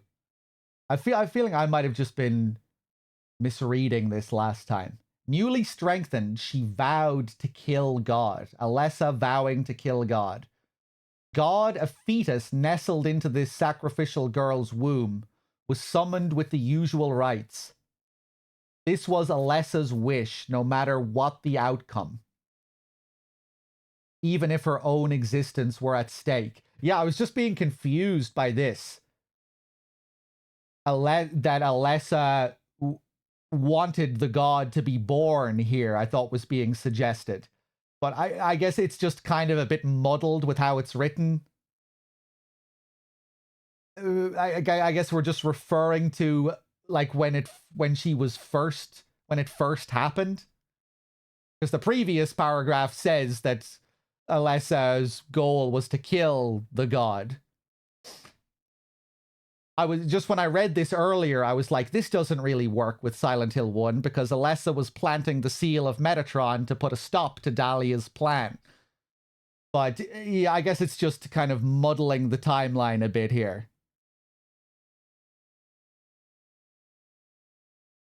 It's continuing with Alessa's wish to kill God and repel the other world.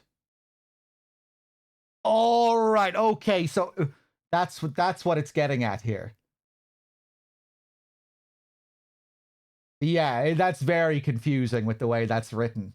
Because it feels like it's following up from the previous sentence.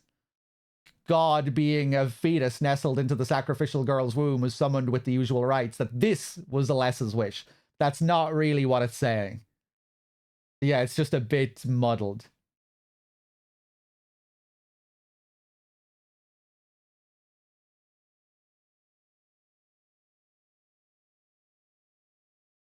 It's Harry sort of breaking away from the thought to explain what God is. Right, yeah, I kind of see what they're going for here. Nub, are you still of the belief that Dahlia did not burn Alessa intentionally? Do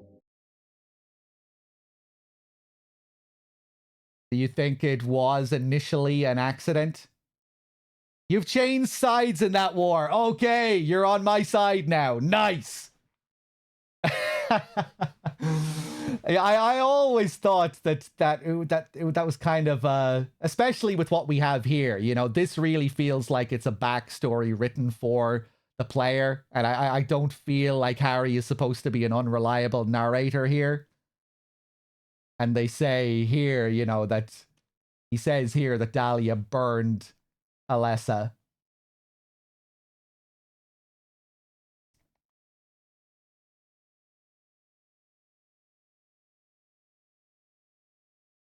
And personally, I always just felt like it made for a much better story if it was all intentional on Dahlia's part. I'm working on a Silent Hill 1 iceberg video, and there's some very direct dialogue from Dahlia from certain endings that seem to imply her intent. Ah, okay, okay. It's been a long time since I saw some of the other endings. I haven't seen Bad and Bad Plus in a good while.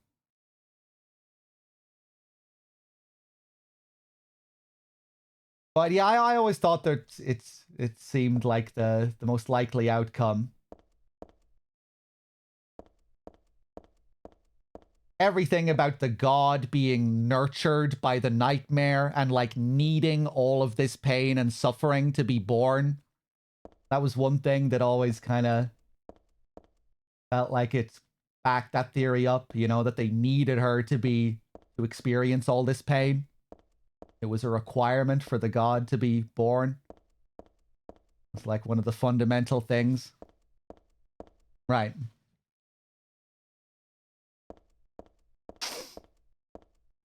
And then, yeah, in Harry's notebook, you know, it just explicitly states it there.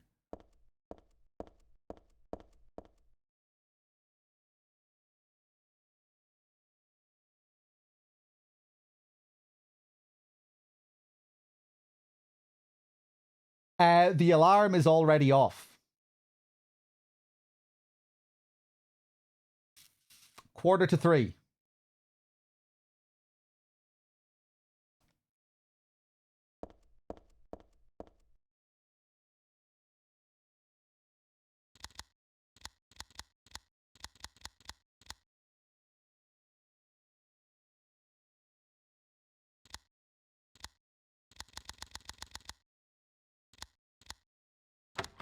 Hey.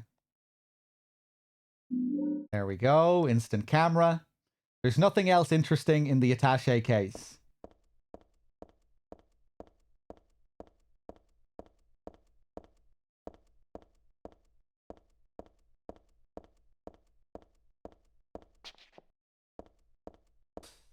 Is this PC with widescreen? I can't even remember what I'm doing to play the game right now. I'm playing a PC version with some patches, but I'm not sure what the patches are. I have the flashback dialogue back in the game. Harry's flashback dialogue, all the Silent Hill 1 dialogue. That's been patched into the game. I think Nico was saying earlier that it's the Steam 006 patch or something like that. But yeah, it does look nice.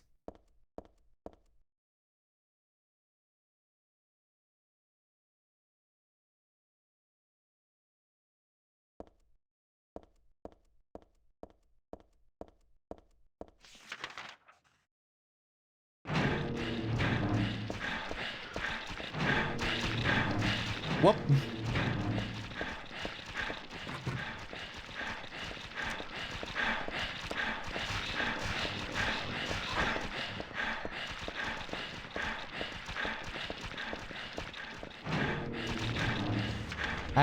Okay, where are we going next?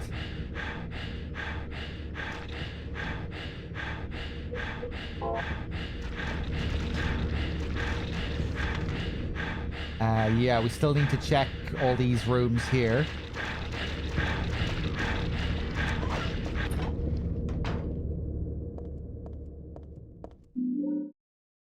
Nail polish remover, perfume. There's nothing else interesting in the locker.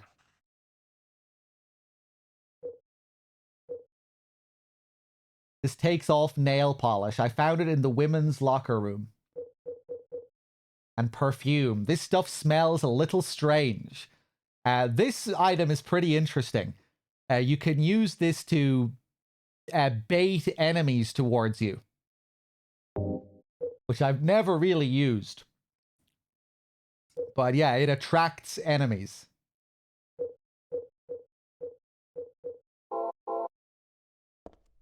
You have the option to equip it or use it. I'm just going to leave that alone for now.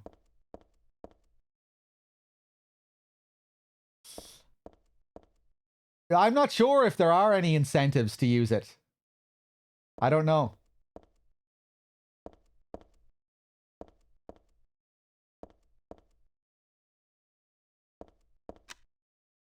Hey, Scars, it's going good.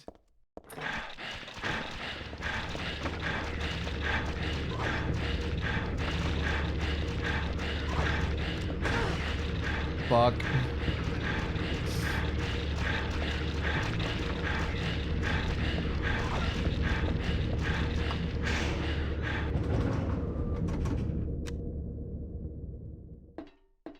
If you're going for a fast playthrough with a lot of enemy kills, like speedrunning, unlocking the Heather Beam, it helps a bit, yeah.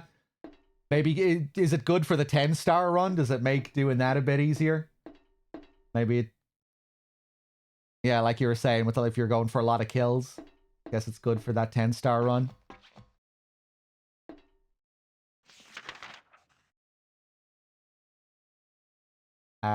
Hold on.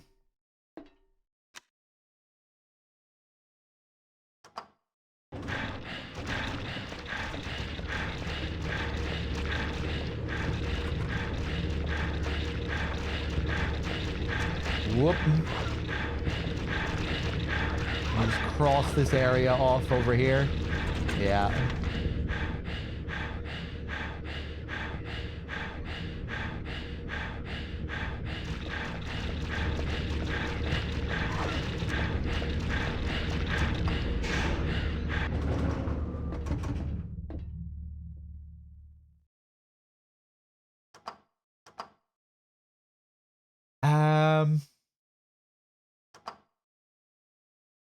I can't remember where I should be going at this point. Oh, I didn't check M2.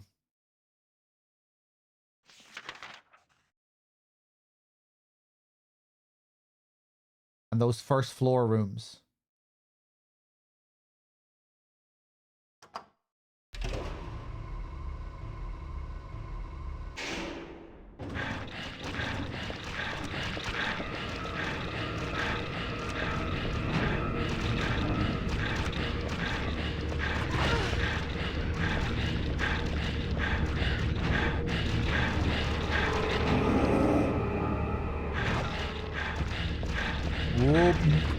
Silent Hill 2 brain took over yesterday.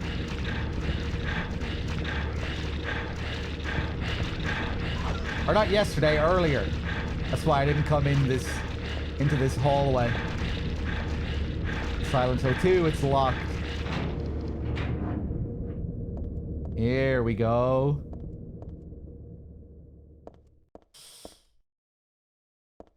That happens to you in Brookhaven all the time, yeah.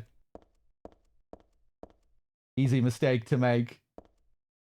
Disgusting. I won't touch that with a 10-foot pole. Stanley, what do you have to say this time? The organization has me shut up in here. They mean to break my will, to make me forget about all that. But I'll stay sane, even if they throw me in here with the lunatics. How about if I stick this to the wall? That would be worthless. You can peel it off, can't you? With that junk those nasty wenches won't stop using.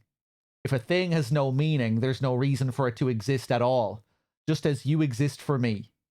But why haven't you taken my doll with you? Ah, my gift must have embarrassed you. How cute you are, Heather. Stanley Coleman. There are a lot of things stuck to the wall. He gives you some good advice there, though. He tells you what you need to get the key off the wall here. A cookie, a toothbrush, a spoon, a Christmas card, a clock. Whoever it was probably used glue. But why do this in the first place?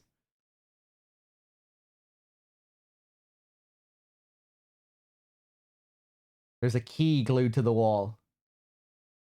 I'd love to take it with me, but it's really stuck tight. I can't even pull it off. Oh, Jesus.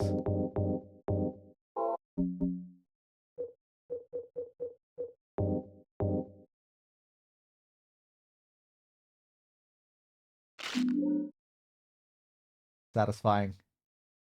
We get the stairwell key.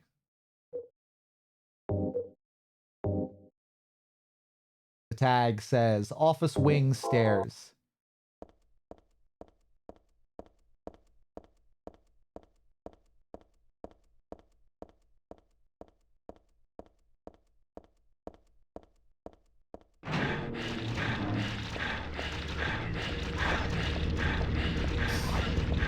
And by the way, Nub, did you catch the end of my Silent Hill 1 playthrough yesterday? Like the end of the nowhere sequence?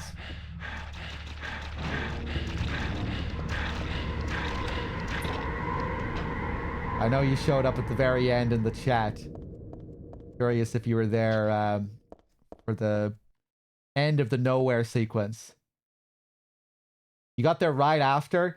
I discovered something new at the end of Nowhere that I don't think I ever paid attention to it before. You know when you're inserting the items into the door in Alessa's bedroom? With each item you place into that door, a new sound gets introduced into the ambient music that plays there. One new track gets added per item that you add. I used to always just throw all the items onto that door quickly, so I never paid attention to it. Before I paid attention to the music changing from like silence to loud sounds playing when you have all of the items implanted. But I didn't know until yesterday that a new sound plays with every item you insert. You knew that one for years, Gothrek? I only learned about that yesterday. I was curious if Nub knew about that. Because when you place the first item into the door, you have to wait a little bit for the sound to kick in. Yeah, yesterday I decided to take my time with it. I inserted the first item and then I waited.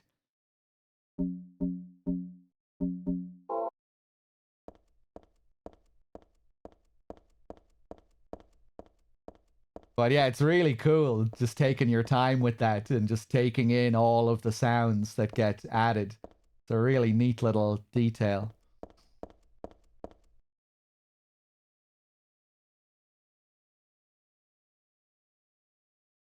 I also like the rooftop. It makes me want to fly. You too? Stanley Coleman. I knew about the music change, but didn't know it was per item. Been so long, I tend to root it out where I have them all at the same time. Right, yeah.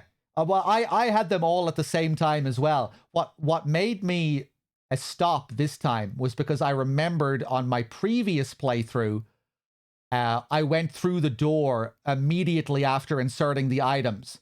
And I wanted to stop and listen to the music that plays when you have them all inserted. You know, I inserted the last item and went through the door, but I noticed that some music was kicking in, and I was like, oh wait, I wanted to stop and take in that ambient music. But it wasn't until yesterday that I realized it changed per item, and it wasn't just something at the end that changed. But yeah, something to take a look at next time you do an in-depth run. It's pretty cool.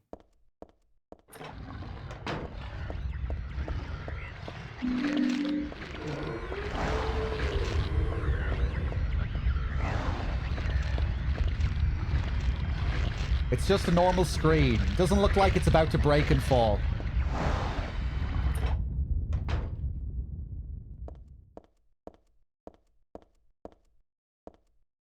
Yeah, all of his notepads disappear when you reload.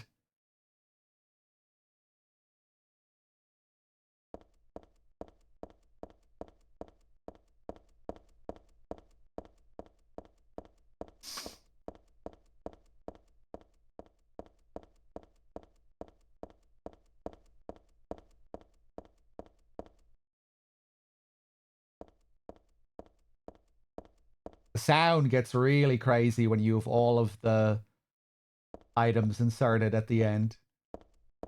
Get this real kind of rumbling sound effect.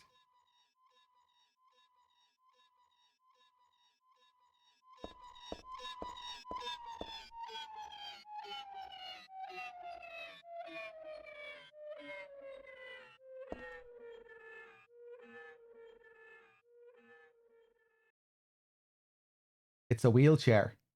Where's the person that was using it?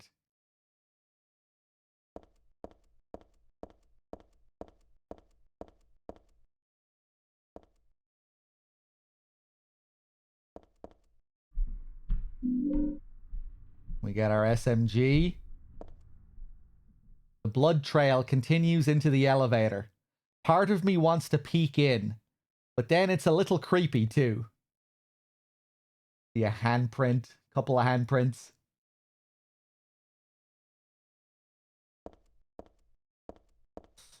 Yeah, I love the blood effects in this game overall are so good.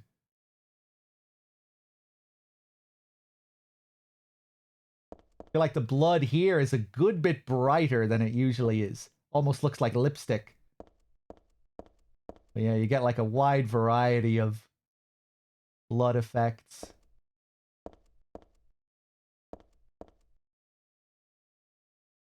The wall is scarred with bullet marks.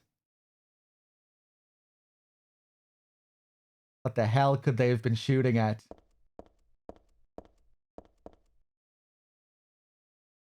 Real mess.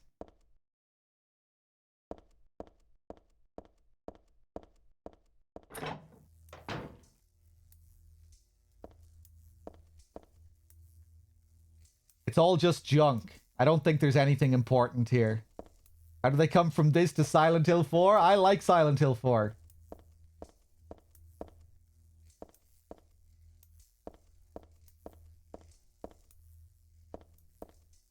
But yeah, it isn't the technical marvel that this game is. It doesn't have the insane levels of detail that this one has.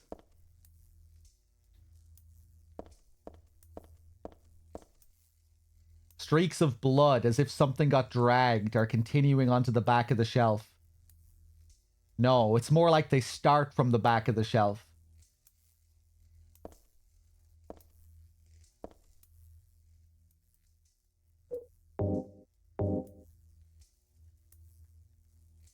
Take a picture.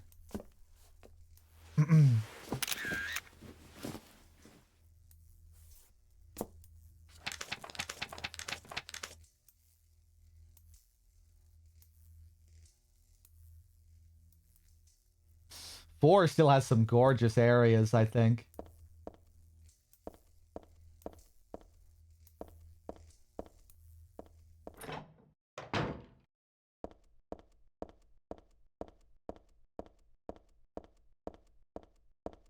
Ooh.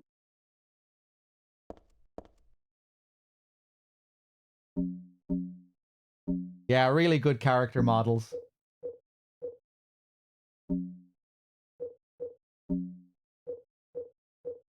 Sometimes the lighting in 4 doesn't do the environments any favors, you know, because everything is much more well lit. No flashlight. The game isn't shrouded in darkness like all the previous games. Some of the rougher edges stand out a bit more in that game.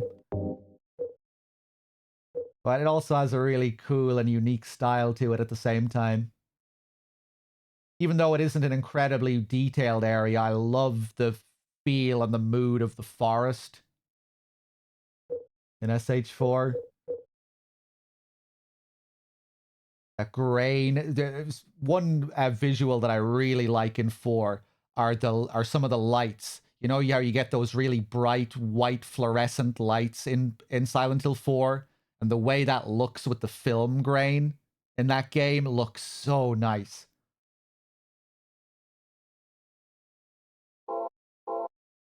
It has this it has these really unique looking lights that you don't really see in any of the other games.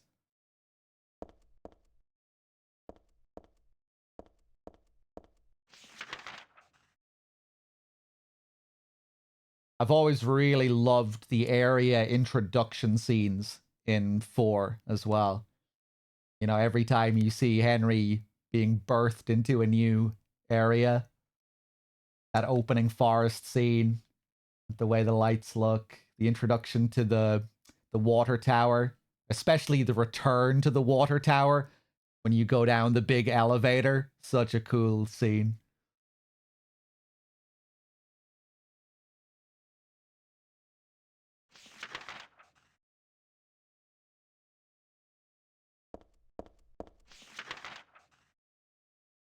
I second that.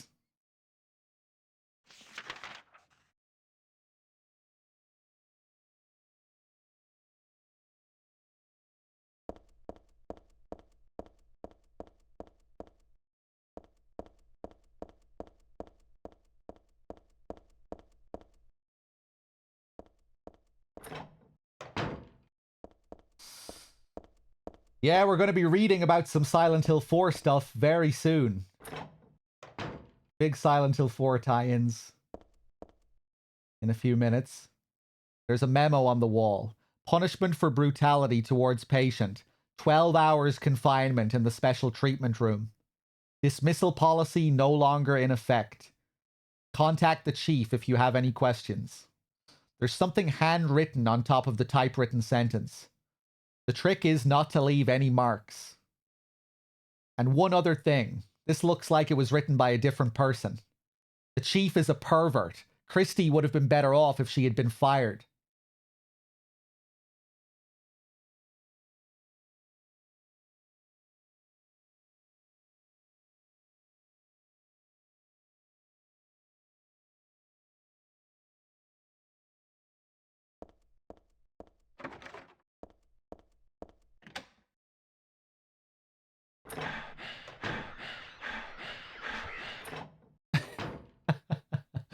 Is that Christy? I think that might be Christy.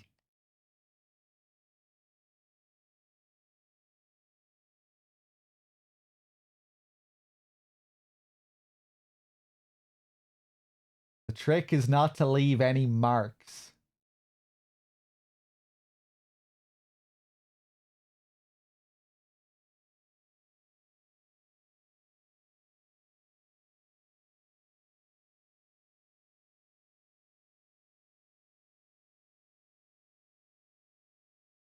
Was this written by the chief? What is the deal with this line here?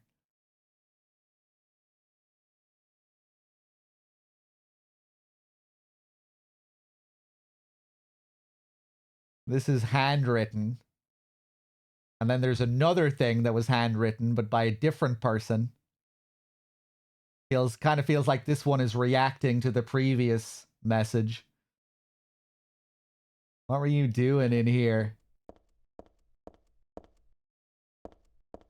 The trick is to not leave any mark so you can get away with your perverted abuse here. Hey, Dave. One sec, guys. Dave with the raid as well. Cheers.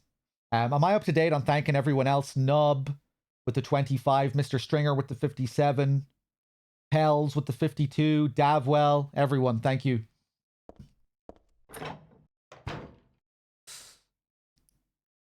Another message from Stanley here. I love the way this one is presented. Inside the confinement area here. Inside the padded cell.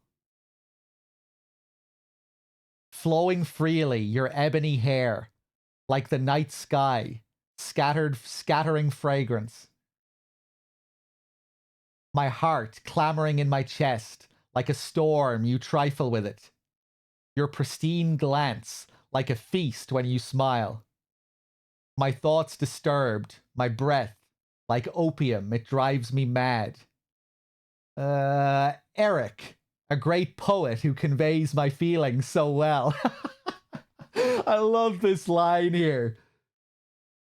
Like he's thinking, he's trying to grasp this name. Who the fuck is Eric? What the hell are you talking about, Stanley? I shouldn't have let this place get to me. Should never have gone crazy. But it's superbly enjoyable to drown in my love for you. But why won't you accept proof of my love? Don't stand on ceremony now. After all, you and I exist as one. What I give to you is the same as what I give to me. Stanley Coleman. What a gent. What a charmer. How could I say no to you, Stanley? Interesting here is how flowing freely your ebony hair. We don't think of Heather's hair as being particularly ebony, but she bleaches her hair. She is naturally, she has darker hair naturally. She dyes her hair blonde.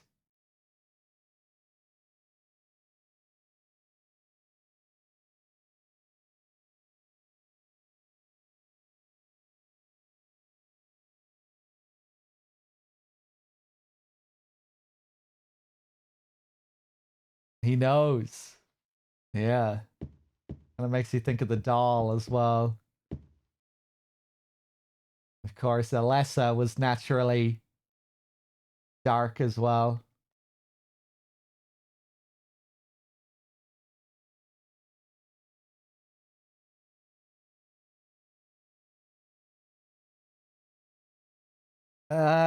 Eric, a great poet who conveys my feelings so well. Maybe that was Eric's poem for the hard riddle.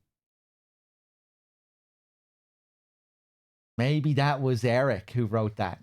Because that it wasn't signed by Stanley. The big poem riddle.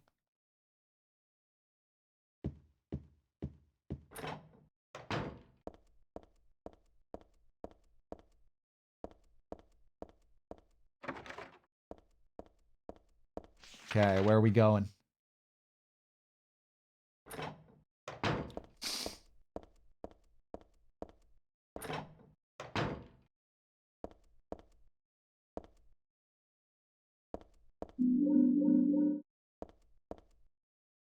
Nothing but cleaning supplies in this locker. No Stanley in here? No? Ah, I could have sworn there was a Stanley memo on this shelf. Maybe not?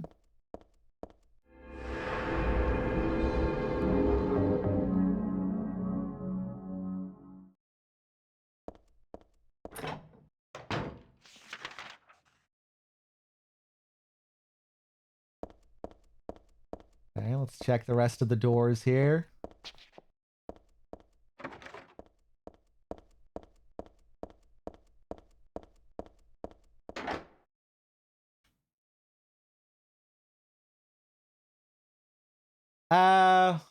Oh yeah, the photograph.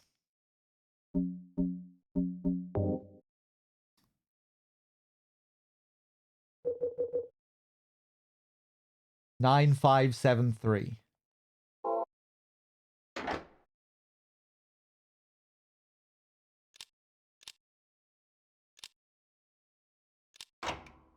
Sweet.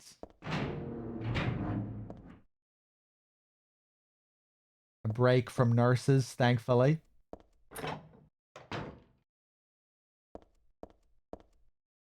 It's a magazine. Just some kind of gossip magazine. Teaching Despair. Hope House. Hope House, an orphanage on the outskirts of Silent Hill. But behind its false image is a place where children are kidnapped and brainwashed. Hope House is managed by the Silent Hill Smile Support Society, a charity organization sometimes called 4S. It's true that 4S is a well-respected charity that takes in poor children without homes and raises them with hope. But at its heart, it is a heathen organization that teaches its own warped dogma in lieu of good religious values. Mr. Smith, who lives near Hope House, had this to say: "Sometimes at night I can hear their weird prayers and the sounds of children crying. I went there to complain one time, but they ran me right out. Since then, it hasn't changed a bit." In fact, this reporter was refused admission when he attempted to take photographs in the facility. What exactly do the folks at Hope House have to hide?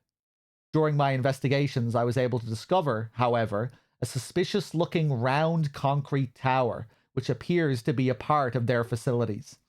Unfortunately, no one was willing to tell us what the tower was used for, but it seems unlikely that it has anything to do with the business of raising orphans. It may in fact be a prison or a secret place of worship. The cult religion that operates Hope House is known by the locals simply as the Order. It's a religion that is deeply interwoven with Silent Hill's history, but its worshippers' fervent belief that they are among the elite chosen people has a dark and dangerous side. I intend to continue my investigation of Hope House and the cult behind it. I've always believed that telling the whole truth and showing the children the true path is our most important duty. Joseph Schreiber. Hope House. I feel like I've heard that name before. Because you were there when you were a kid as Alessa. And in Silent Hill 4, we get to explore Hope House. Although it is referred to as Wish House in Silent Hill 4. They changed the name of it. The writer of this article is also a major character in Silent Hill 4. Joseph. He's your lore master in Silent Hill 4. You get the whole story from him. You even kind of play as him as well. Schreiber means writer as well, yeah. Tissue and an alarm clock. Huh. The clock's broken, but otherwise no big deal.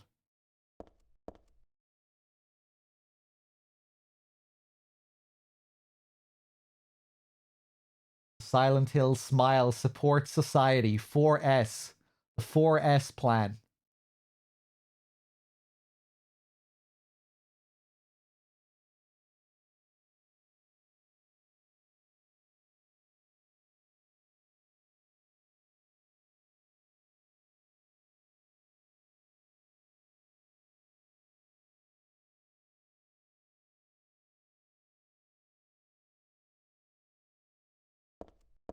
Kind of interesting that Joseph seems to be religious as well.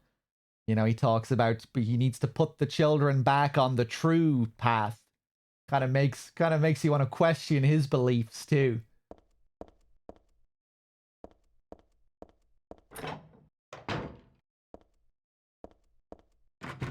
What's so enlightened about your path? I mean, it's probably not as bad as what the Order believes.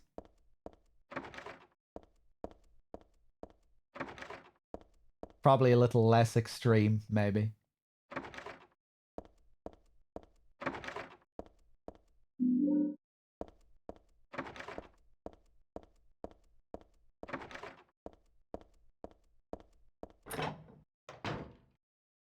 Probably just good old-fashioned Catholicism or something.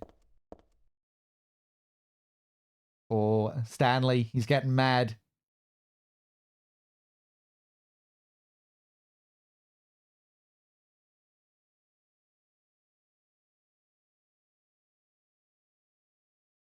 The doll is all torn apart. It's really pretty sad to look at. I wonder who did it anyway.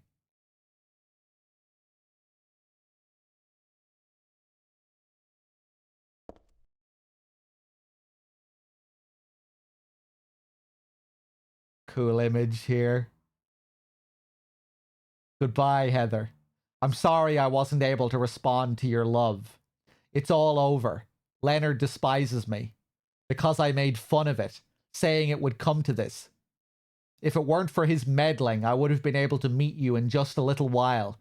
Then I could have taken you to my world. A world for us alone, more beautiful than this one. And I had been waiting for this day, for today. The day I'd see you, the day you'd save me. Today. Heather, watch out for him. Leonard is no ordinary guy. Farewell, I loved you. Heather, my goddess. Heather, my lover. Heather, my...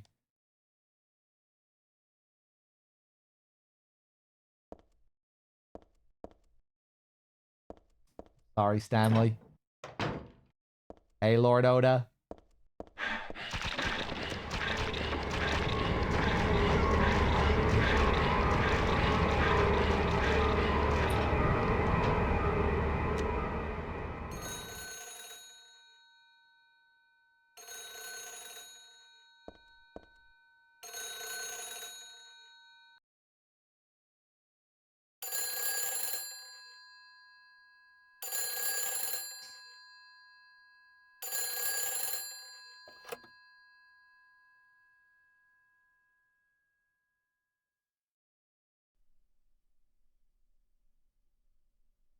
Hello?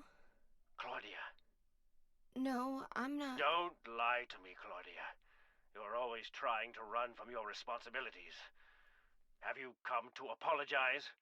Or maybe you still don't realize how foolish you've been. The salvation of all mankind. Ah, what a ridiculous dream. Wait, just listen to me for a second. I've heard enough from you already. How did you turn out this way? Where did I go wrong? Listen to me already.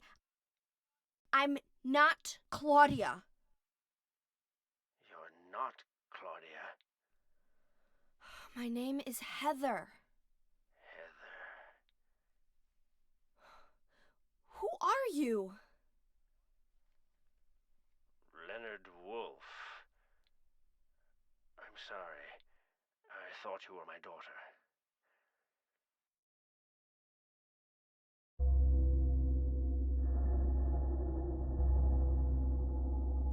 Claudia is your daughter? Oh, so you know her, do you? Are you one of her followers? No, never. When I find her, I'm... I can feel the hatred. What? Behind your words. The anger. You plan to kill her, don't you? I'm sorry, but... She killed my father. She's a fool. But she's still my daughter. I was going to forgive her if she changed her ways. But I see it's too late. Heather, will you help me? Help you? I'm locked up in here, and I must stop Claudia. Where are you now? I'm not sure myself, but the door is at the end of the hall on the second floor. I think I can be of help to you. I have a seal. Please. A seal?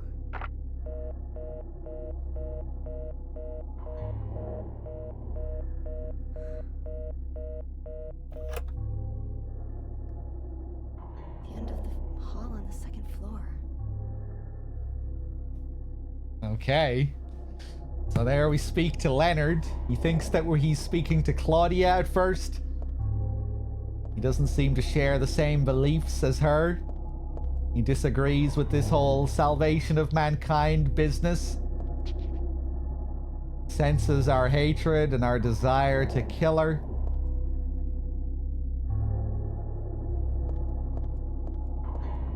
And we still have a bit more to learn about Leonard. I still have to find Leonard. I've got to look for the entrance at the end of the second floor hall.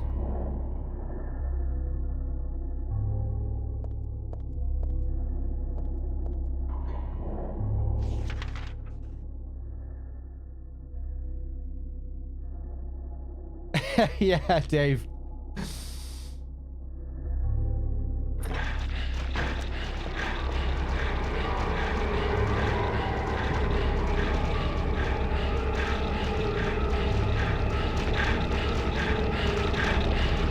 Whoop.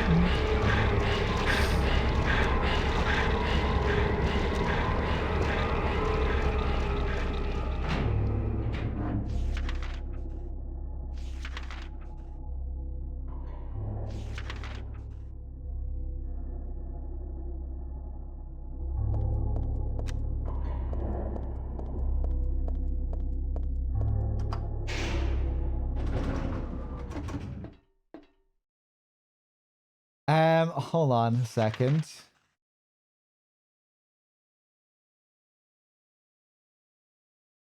Let me check M2 as well. We never did look there.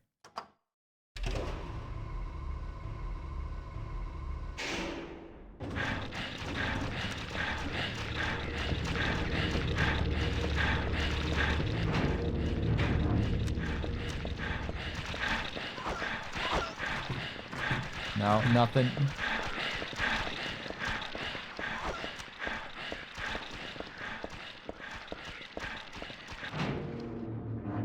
Here we go. The hidden area. Can we go back here? We can. Okay, I don't remember if I ever did that before. Not marked on the map.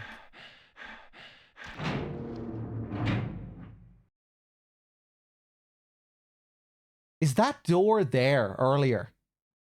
Not sure if I ever took note of that before. Does this door just appear after you get the call?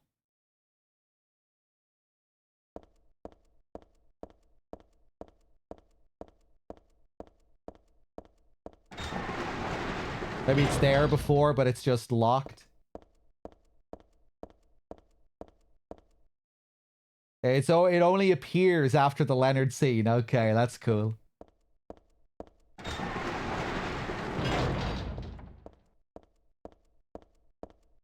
Yeah, I don't think I ever checked that before.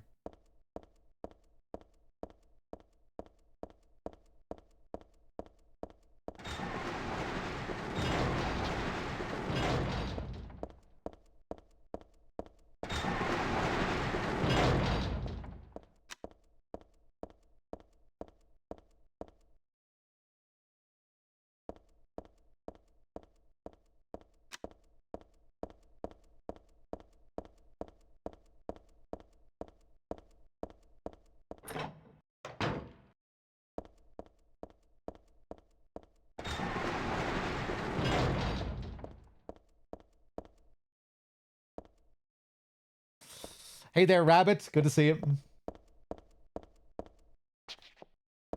Dead end.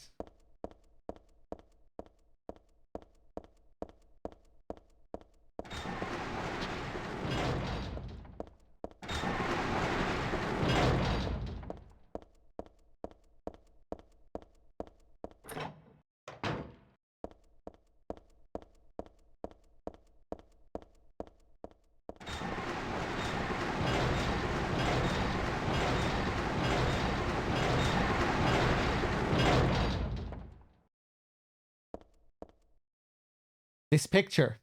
This one doesn't make my head hurt when I look at it. But I know this one.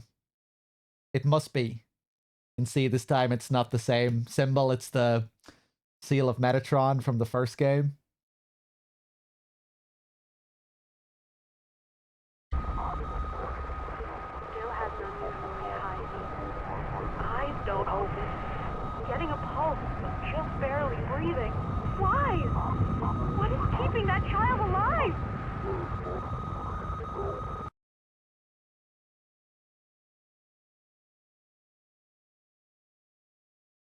What the hell? Was I daydreaming?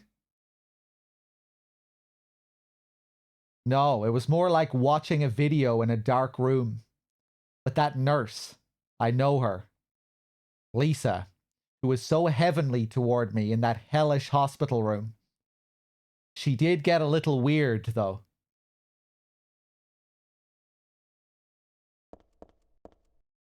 Once again, Heather accessing her Alessa memories.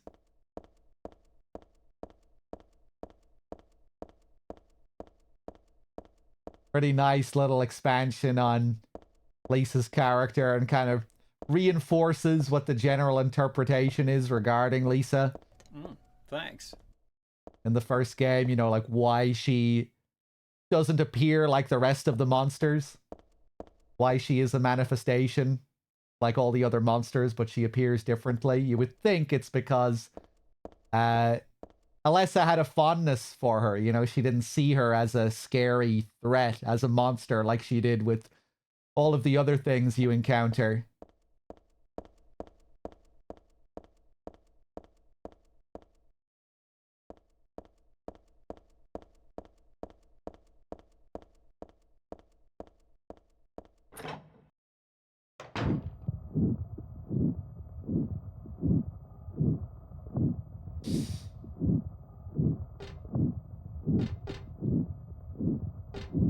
As Cynic, thank you for the 59.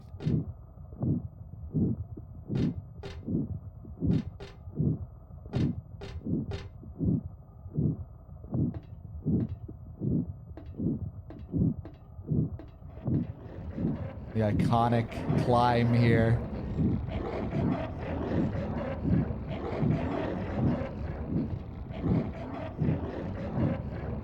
It's kind of hard to make out, but written in blood on the wall there, you can see it says, "What a wonderful world." I think, anyway, right? I think it says, "What a wonderful world," or "What a wonderful life."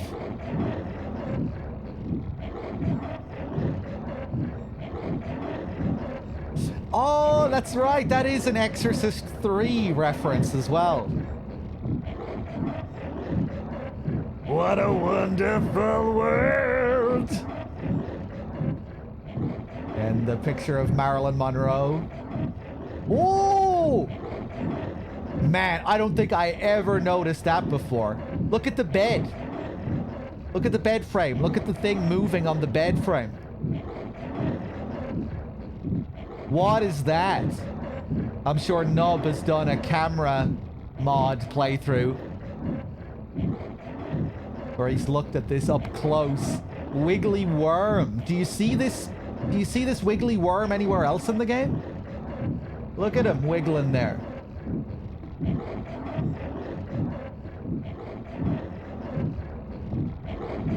Just here.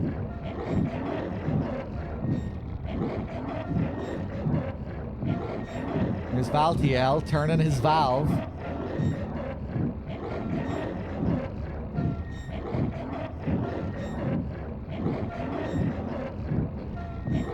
Almost makes it seem like he's responsible for this transition to the other world.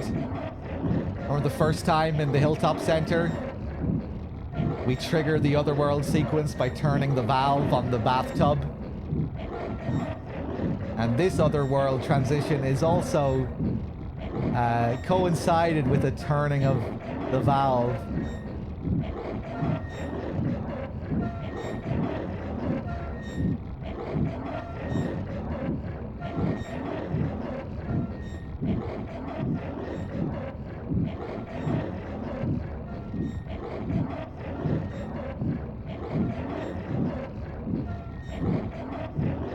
Kind of get the impression that this is supposed to be a representation of him, like,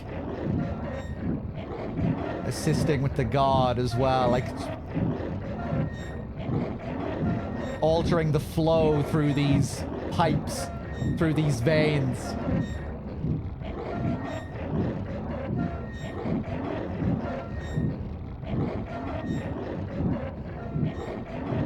hard at work here.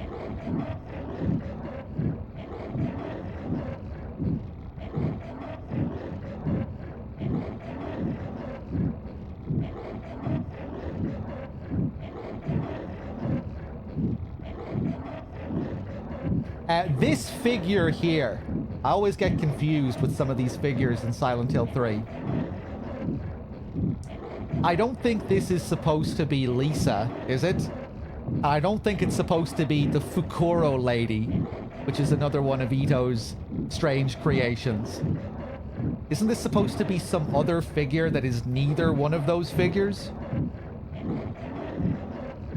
Ito has said it was supposed to be Lisa originally, but it isn't Lisa anymore.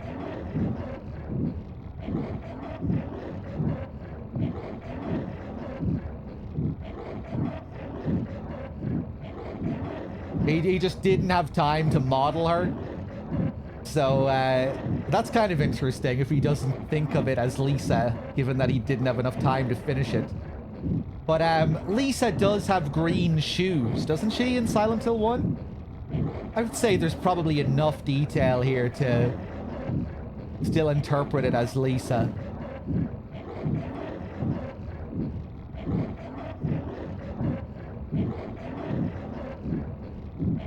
I'm just Googling the Lisa Silent Hill 1 model now.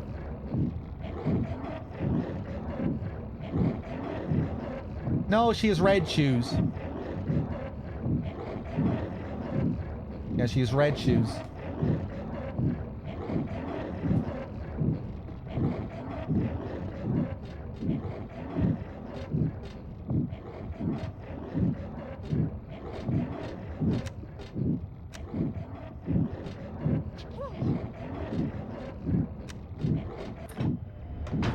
Okay, quickly. We need to look at this before it disappears. Ah! You still kind of saw it there. It's really easy to miss. Again, just Valtiel dragging some nurse away.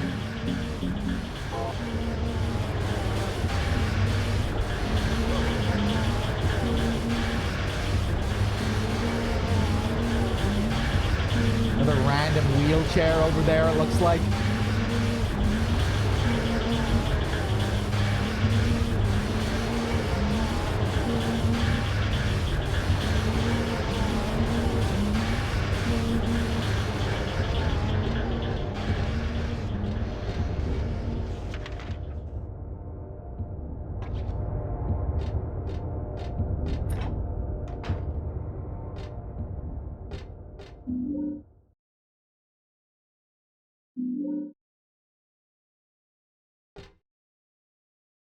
The hand outside the window. I've always loved this little interaction here. The hand outside the window. And that's it.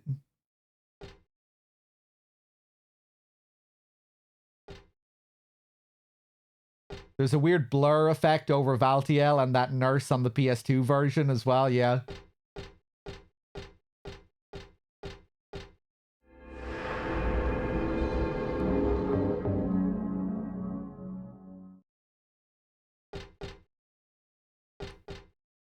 Ooh, nice walls. That's some good peel. That's some good wallpaper peel there.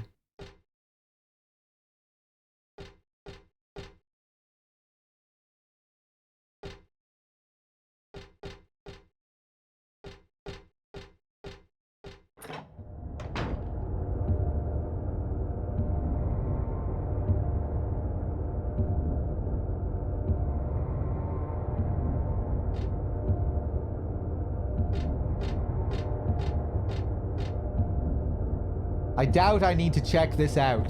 I like to avoid touching this kind of thing if I can. It looks like there's a piece of meat or something on the ground.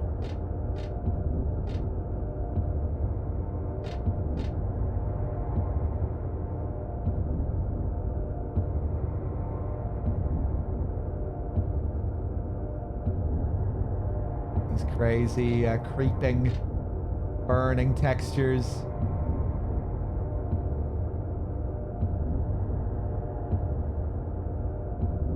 Such a unique thing about this game. I don't think I've seen these kinds of textures in any other game. Or, you know, in that era as well.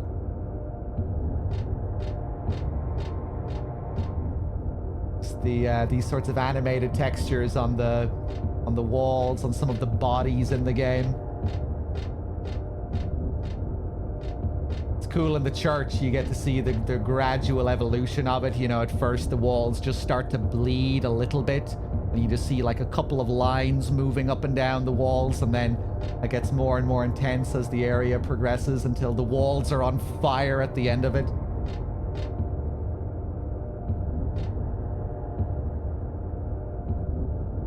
They kind of tried to do this with SH4 at the final apartment world. Oh yeah, it really doesn't look so great in Silent Hill 4. You kind of feel like you're looking at PS1 textures. Yeah, it's like the consistency isn't really right with the effect in SH4, or you know, yeah, just like the graphical consistency.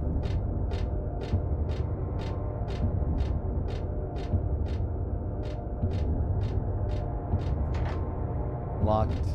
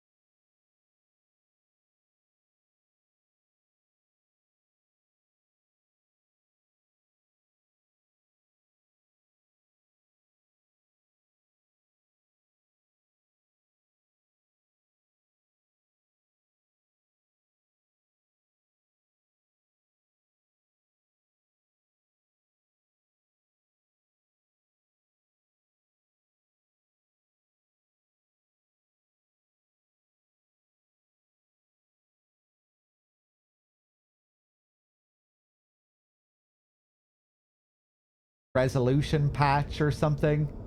Maybe it's something that can change depending on the resolution. Yeah, I think you might be right, Piero.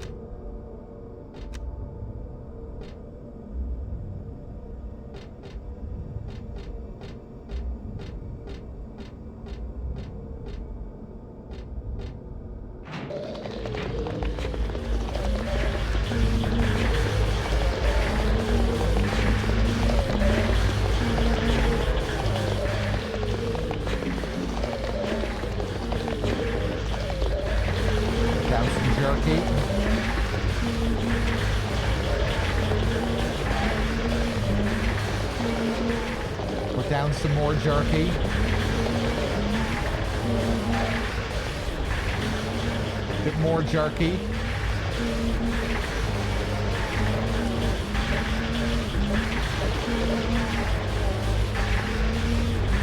Nice.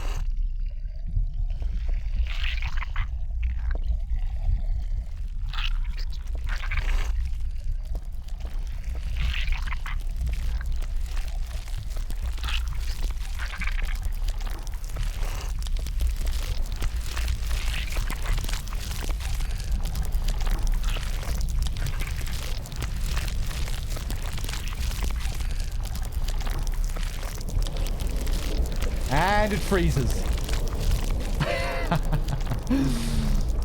Quick, leave, leave, leave.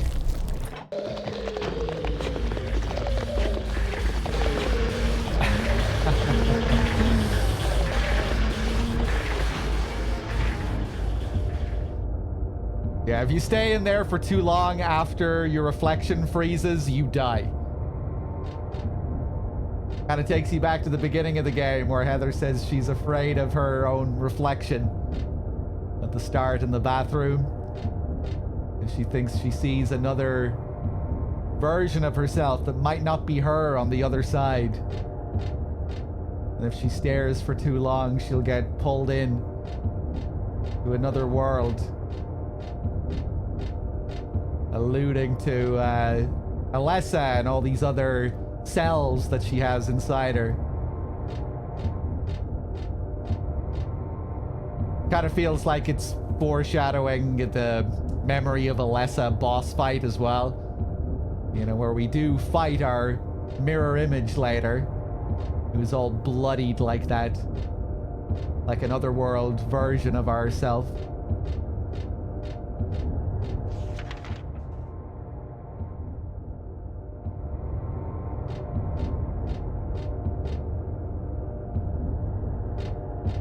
Yeah, it's kind of like she's looking into her past self there. She can't handle it.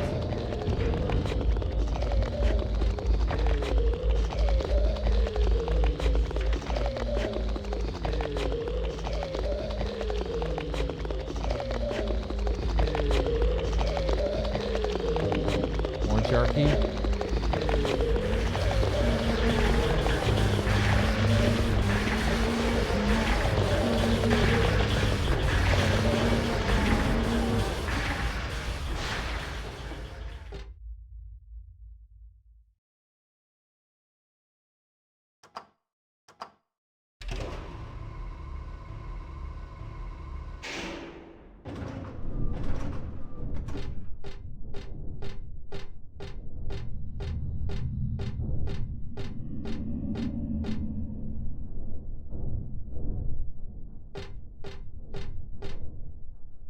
Love this weird room here.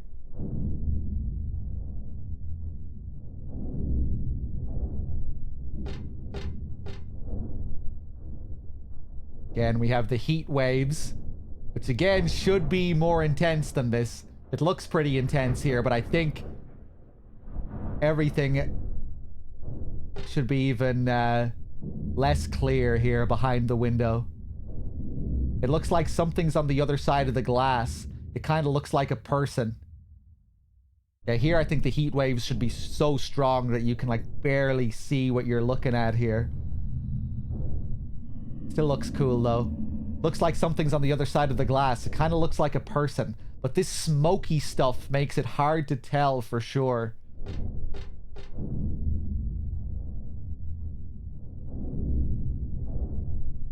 There's the face again. It looks like it has braces here.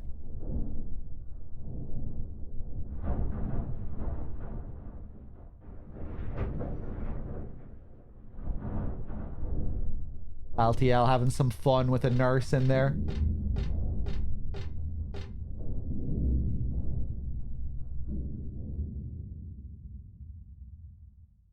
What's cool here, though, is another thing that's just very easy to miss. You might not even stop to really look at this on a first playthrough, but when we come out of the next couple of rooms, this room here will change.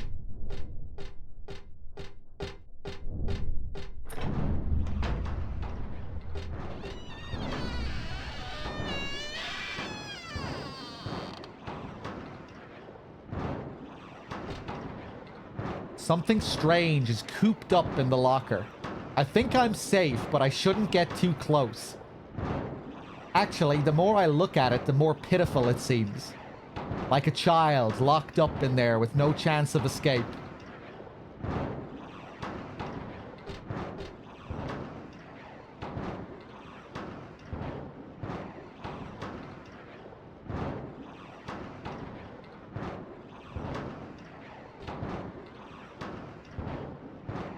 Here they get very explicit with the pregnancy symbolism.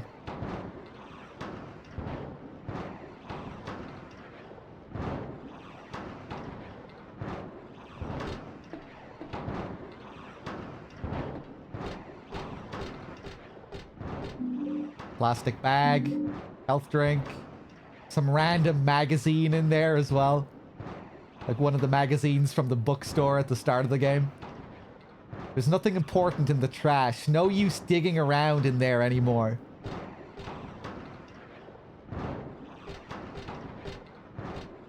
There's a blood-stained white robe hung up on the wall. Does it mean anything?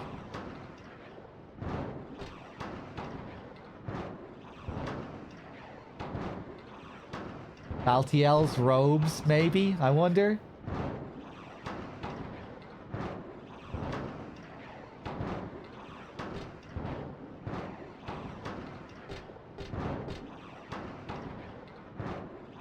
Oh, look, you can... Not sure if I ever took note of that before. Pinned to the wall with the medical scissors, with the forceps.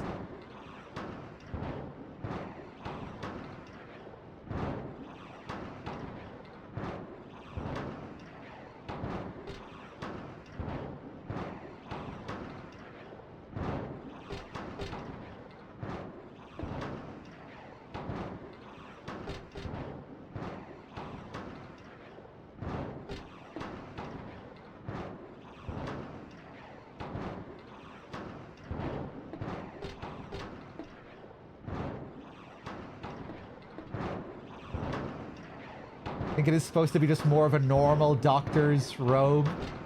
I just thought it'd be kind of fitting, you know, given that Valtiel is God's assistant there to attend to the birth. Almost like a doctor of sorts.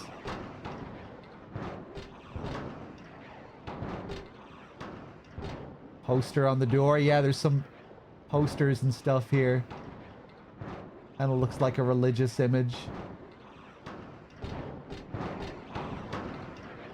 Poster on the locker as well. Yeah, it's kind of hard to make out.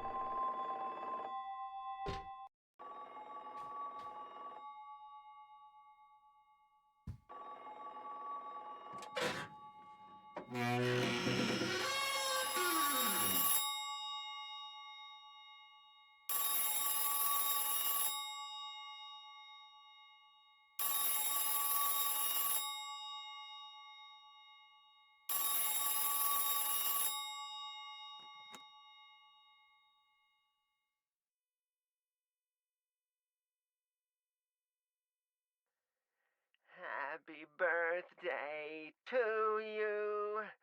Happy birthday to you. Happy birthday, dear. Oh, I forgot your name. Who are you? Oh, okay, thanks. Happy birthday, dear, who are you? Happy birthday to you. Happy 31st birthday. Is this Leonard? That's the murderer's name, not my name. I'm not your beloved Stanley either. He's underground now. His new name is Number 7. But don't worry about that now. It's time to celebrate your birthday. You've got me mistaken for someone else. Today's not my... I'm not mistaken. Today is your 24th birthday. And I have a present for you. Which do you prefer? To give pain or to receive it? You can have the one you hate the most. Happy birthday to you! But you're wrong. It's not my birthday. That's all Heather cares about. If only he would get it right. Then I wouldn't feel so bad. It's not my birthday. But here they're kind of playing around again with Heather's multiple identities, her status as a reincarnated being.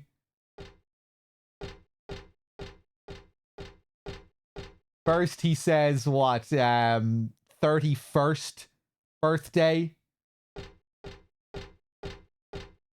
Where he's combining Heather's age with Alessa's age.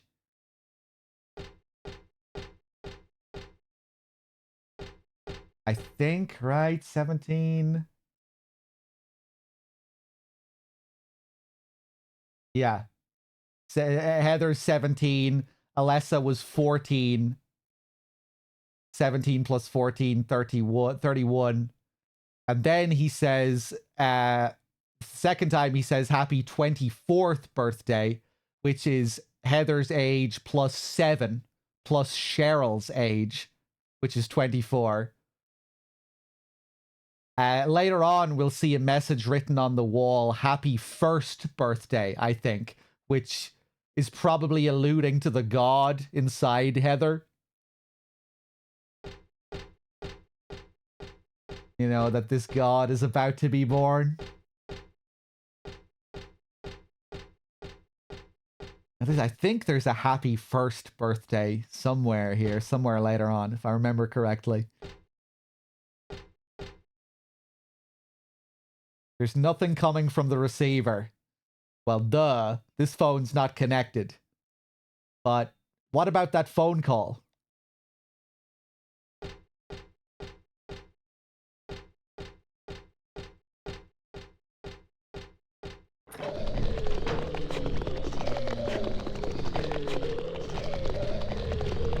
Yeah, now when we come back to this room,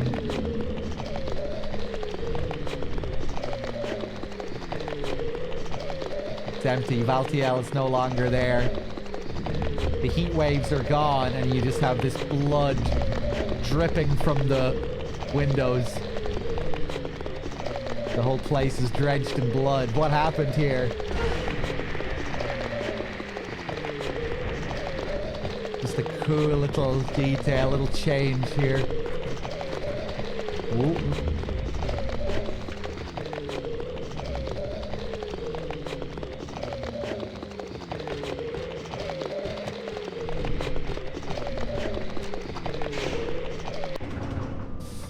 Happy 1st birthday is on the wall in the hallway before you get to Leonard's room, but it only shows up if you do the happy birthday call scene. I didn't know that. Yeah, and now I'm remembering where it is. I didn't know that you needed to trigger the phone call for that to appear. That's cool.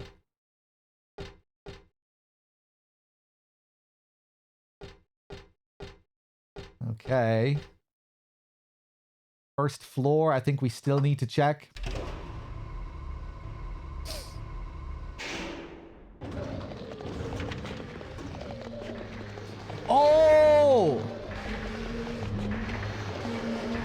It's not just a birthday message. It's actually a birthday present. The room next to the message is filled with supplies, which you don't get if you haven't received the call. That is really cool. I had no idea about that.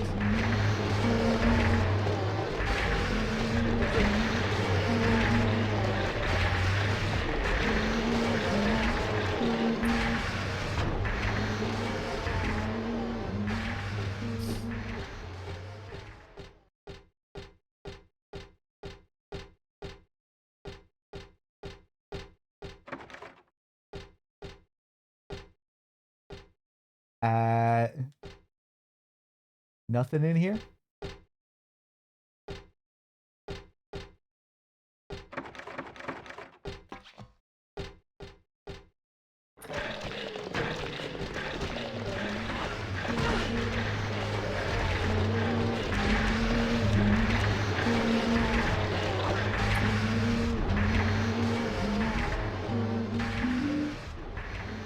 There's a handful of dirty syringes on the bed.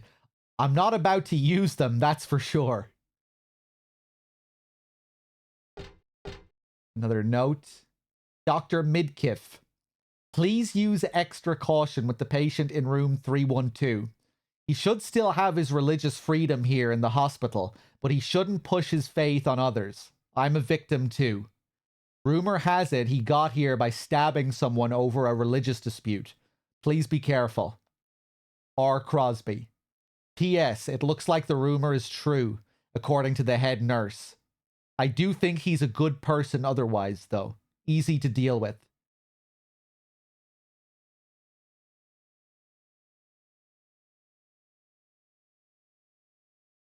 So probably talking about Leonard again here.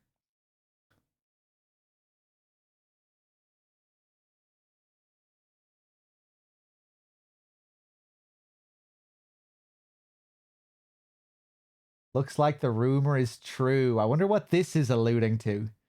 I do think he's a good person otherwise, though. Are they still talking about Leonard here? Makes me think they could possibly be talking about the chief from earlier.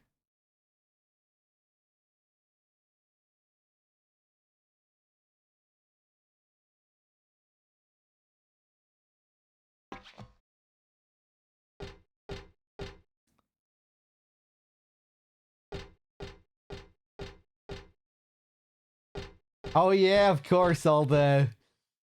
I had to think what you meant there. You used needles as healing items in the remake. You used those syringes.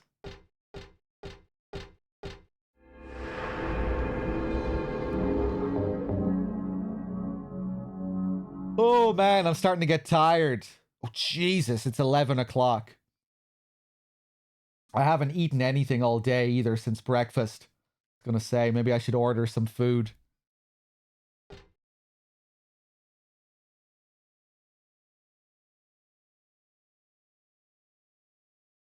Hold on a second.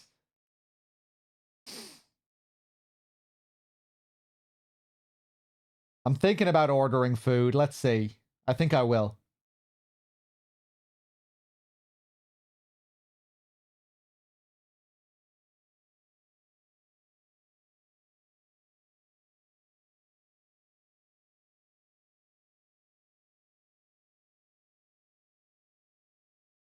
May as well finish the game at this rate. 11 o'clock.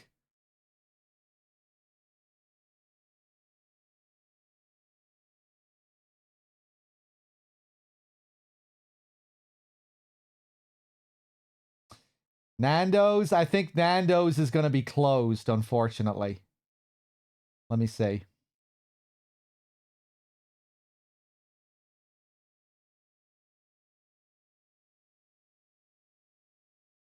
Yeah.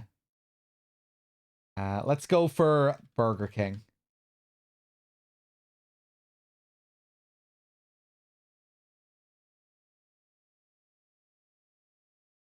Hold on. Bear with me here for a second.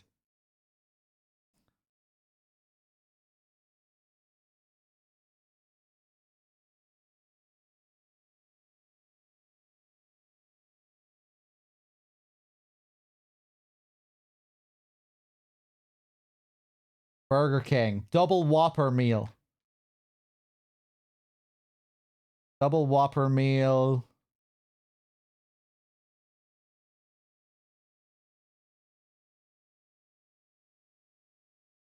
I have my own Coke. Fries.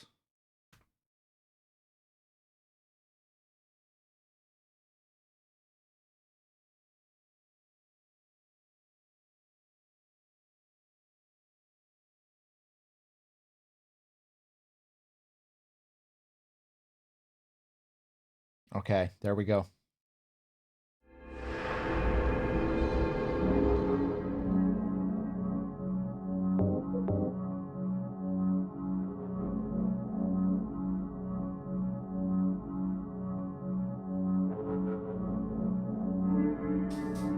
Yeah, I've been favoring Burger King these days over McDonald's when it comes to burgers, burger meals.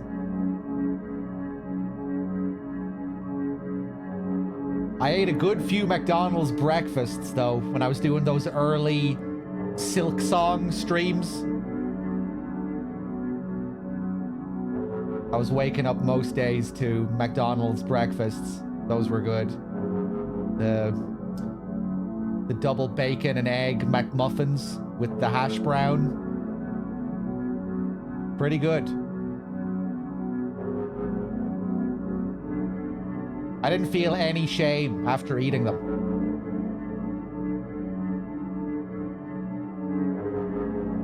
Which is rare for McDonald's. One sec, guys.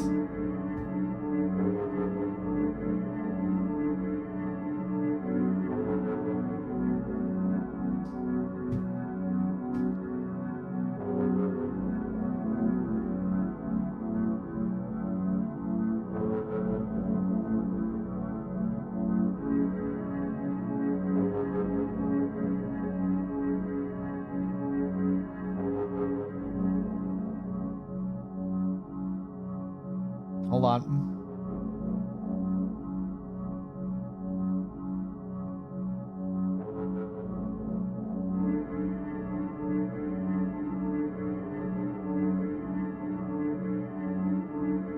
Okay. My balls.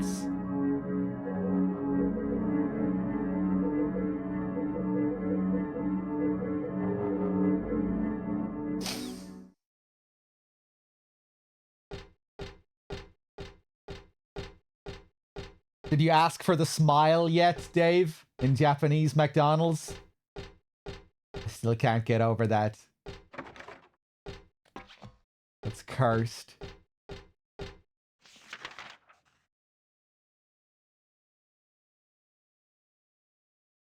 In McDonald's in Japan, there's a free smile that's on the menu. You can order a smile, which costs nothing. You can walk up to the employees behind the counter and ask for a smile. And then they're forced to respond to you with a smile. Fuck that. Imagine someone pestering you with that. Imagine how fucking dehumanizing that would feel. Oh my god. It's like torture. It's like a really mild form of torture. Although, you know, they probably don't let people abuse it. You know, if someone just repeatedly, but fuck that. No, like even doing it once. That's some real dystopian shit. Free smiles on the menu for your fucking corporate multinational company.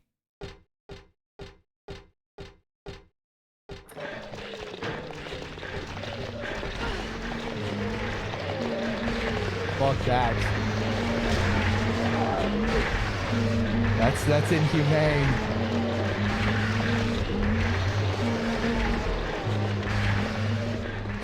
Oh yeah, you were saying that, Dave. Chica as a teenager would go in and repeatedly ask for them. To be fair, that's the kind of shit you would do as a teenager. That's teenage behavior. That's the kind of shit I'd do as a kid.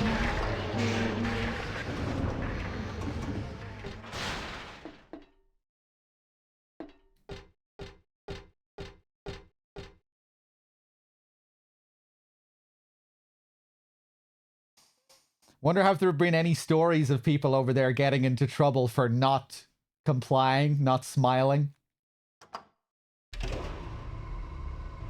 Jesus, they need to do away with that rule.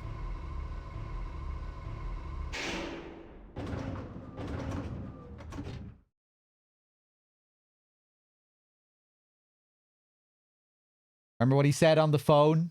How Stanley is underground now. His new name is Number 7. Pay attention here. Turn your volume up. When we approach Number 7 here, you should be able to hear something. Pay attention. Pay attention.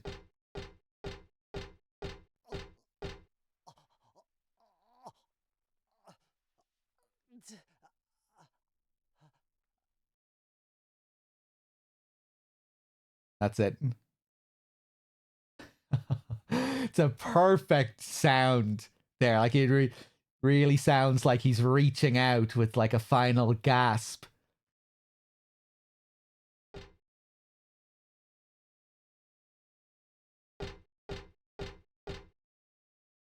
Really sounds like he's kind of reaching.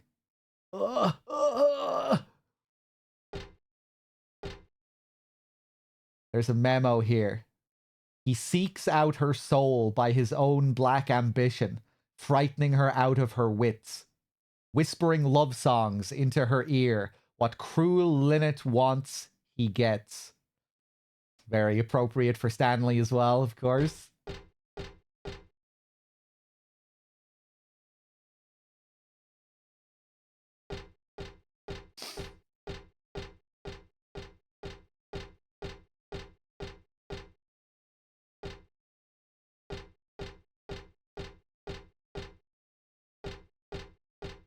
Okay, another pretty elaborate hard mode puzzle here.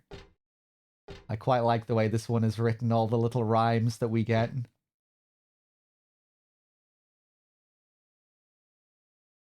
Burn the one who knows no death, pure, adored by those above. No prayers within, just simple love. And now the pining hunter, the flames longing for his rebirth, a distant breath within the earth. Burn up that heavy body of his, make it wind dancing in the sky. That bottomless gut, now a cloud, now a sigh. The sweet blood on his laughing lips now calls him to the gates of hell. There burns evermore that soulless shell. 4 bodies return to ashes. Thus the door is opened. Thus the door is opened. So like many of the other puzzles, it's all about corresponding the verses to something else here in the environment.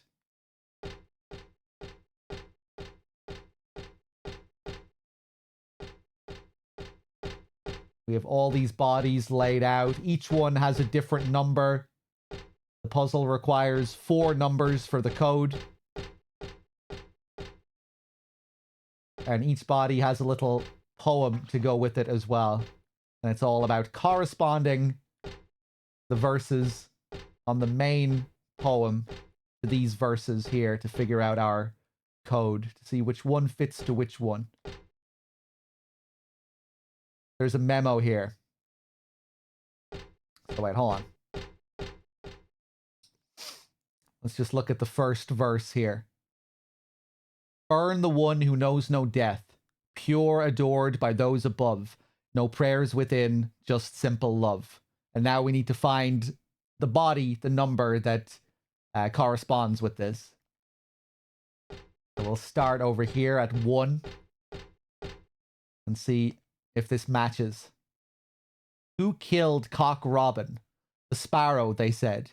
He wants them all dead. To him, honey sweet is their sobbing. Doesn't sound right.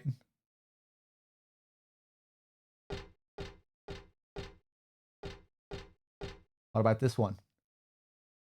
The grass the thrush so loved to eat gave him sweet happiness. He sank ever deeper and finally fell to destruction and fatal distress.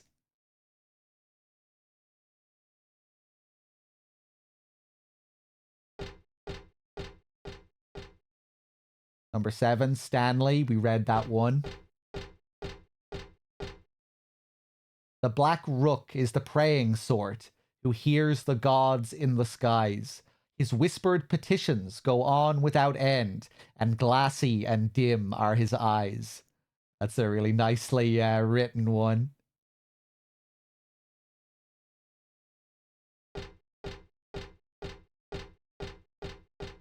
What about this one? Cock Robin, who hid the key away, is ash in the oven all right. The place he held is empty now, and the doors remain shut tight. And this is the only one with a missing body, this one, because it was sent into the oven. It's already been burned. It's already been cremated. Cock Robin is getting up to all kinds of shenanigans. What about this one? Number 5. The lark's child lost all his words and walled himself up all away. Heart and mouth both locked up tight in a cage where none want to stay. Number 9.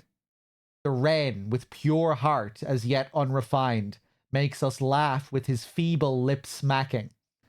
But still we all know he shall never grow old, and he knows not how much he is lacking. This is the first one, I think, because the first verse here mentions purity. Burn the one who knows no death, pure, adored by those above, no prayers within, just simple love.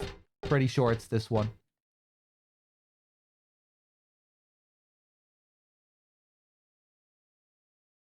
Yeah. Let's just read the rest of these here. The kite, hot, crazy, and panting mad, sweet shackles that tease and excite. Death itself would drive him wild, red blood that turns milky white.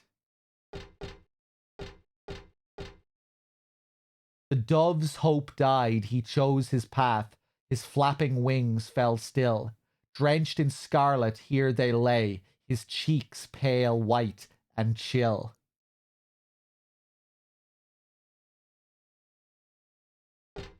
I like that one. The owl who forgot the sky, resigned to his poor earthbound state. Hungry or full, didn't matter at all. He ate and he ate and he ate.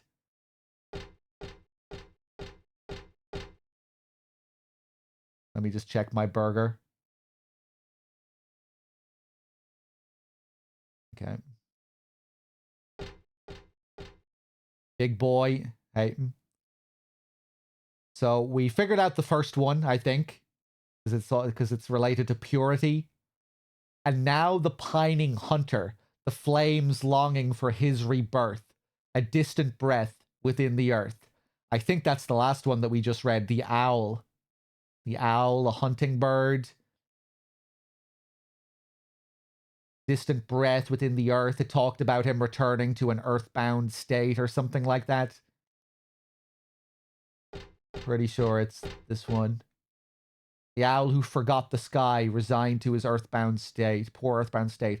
Hungry or full, didn't matter at all. He ate and he ate and he ate. Number 2. Okay, I'm pretty sure that's the second one. What about the third verse? Burn up that heavy body of his. Make it wind, dancing in the sky. That bottomless gut, now a cloud, now a sigh. I remember what this one is. This one is Stanley, number 7. And it's supposed to be referencing his endless love for Heather. His bottomless gut. This one is a bit more ambiguous. The next one, the sweet blood on his laughing lips now calls him to the gates of hell. There burns evermore that soulless shell.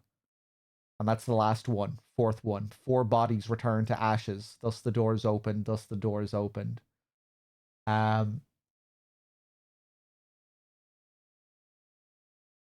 4 figures here drawn.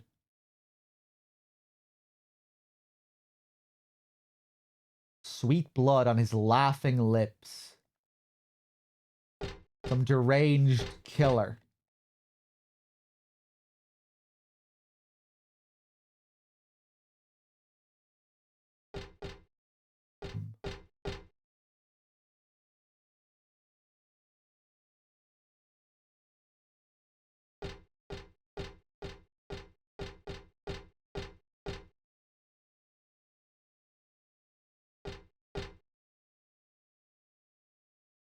Okay, don't think it's that one.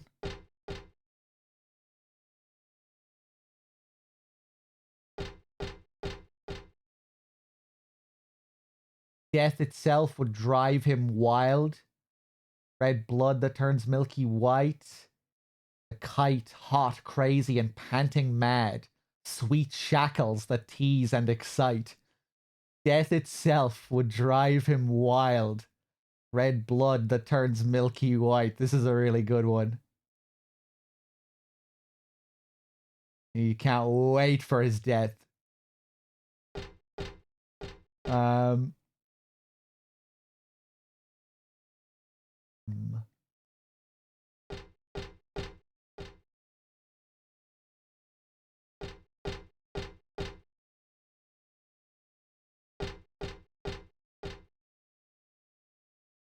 I think I'm going to be lazy.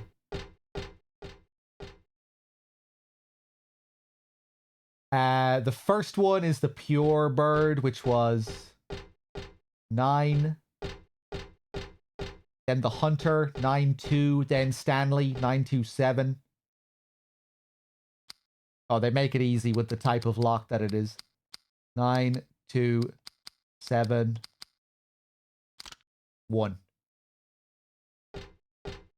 Who's this one?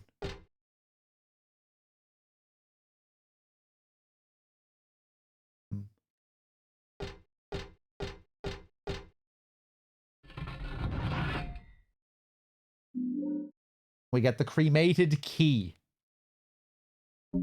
Take a look. I found this in some sort of crematorium underground. It's burned black, but still usable.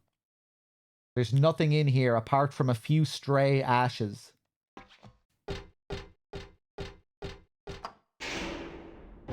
Okay.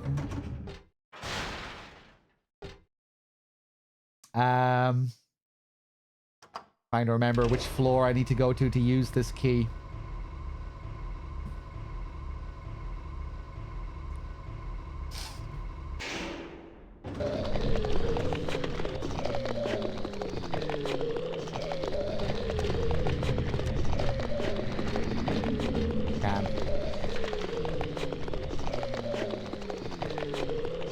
Okay. First floor day room, maybe, I think.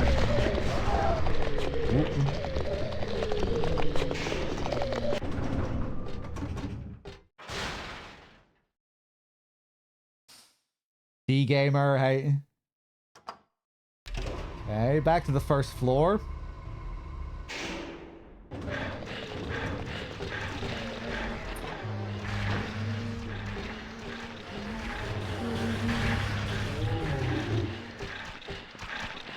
Oh yeah, here's Leonard's crazy diary.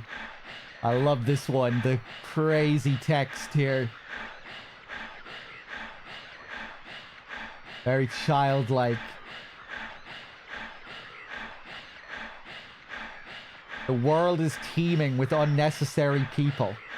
It's God's decision that I fight. As a knight of honor, as a protector of the seal, I sacrifice myself to the blood of criminals. Ah, fuck, I skipped her dialogue by mistake. I see this and I want to ask him, so you think you're one of the necessary ones. But it seems like I've heard this protector of the seal business somewhere before. Aren't you right and draw with big flipper hands? Yeah. I just love how deranged the drawing looks here. Very basic and childlike. Writing and drawing. Look at him there with the 2 knives in his hands. The 2 daggers. That big blood scribble on the 2 bodies on the left page.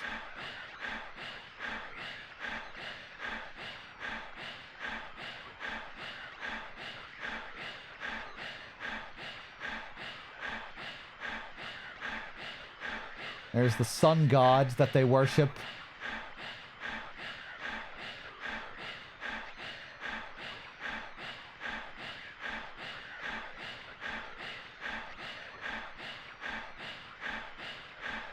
Thanks. Chalicor, thank you for gifting a sub to Redow.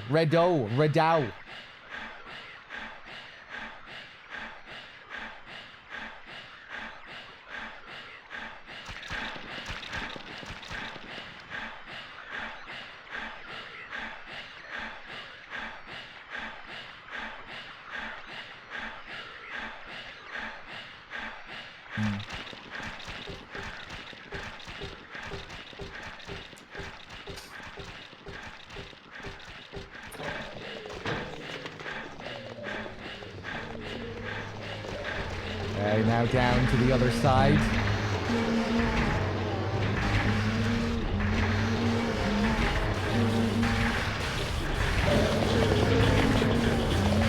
Happy first birthday!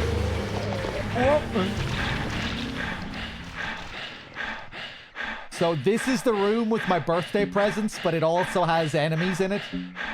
That's not very nice.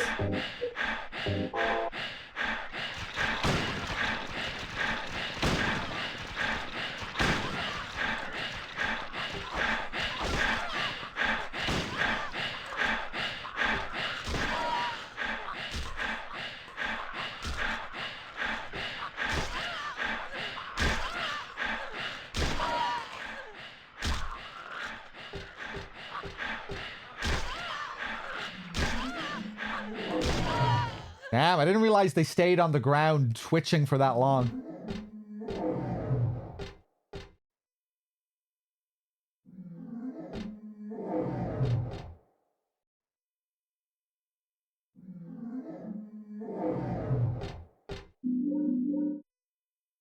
Are these birthday presents? Ah, she even comments on it here. That's cool.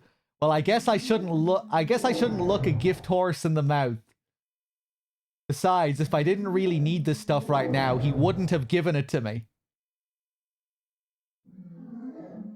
Is that true? That weirdo, I mean.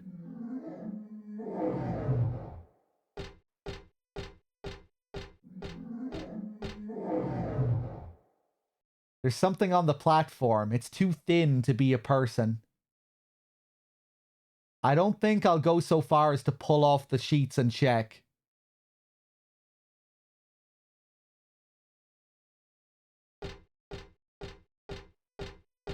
Right, that's what I was just wondering, Nub. Is it something that does actually change? If you do have shitloads of supplies, will you not get a birthday present? Or if it just changes depending on your supplies?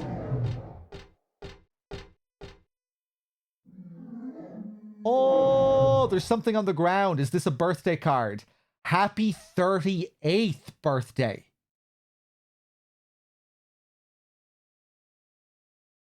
Okay, he's doing it again here. This is Heather's age plus Alessa's age plus Cheryl's age. All 3 of them put together. Yeah. That's cool. 14 plus 7 plus 17 is 38. Why did you think to add it up like that, Heather? I wonder. But it's not my birthday. Oh, that's really cool. Yeah, I must just not come into this room for some reason. I always see the first birthday thing, but I think I know what happens when I play this usually. I go inside this room, I see the room is filled with nurses, and I'm like, no, fuck this, and I leave. Yeah, I can't remember the last time I fully explored this room. That's cool.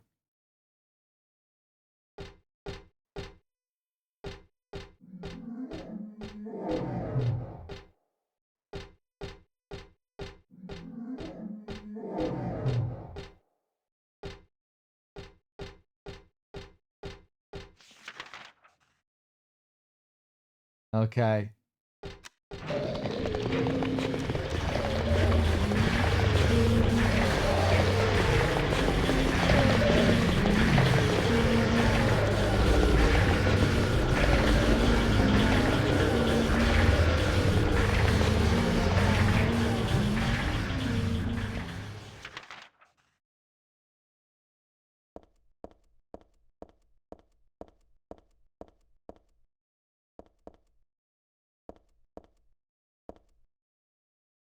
There's a stretcher here.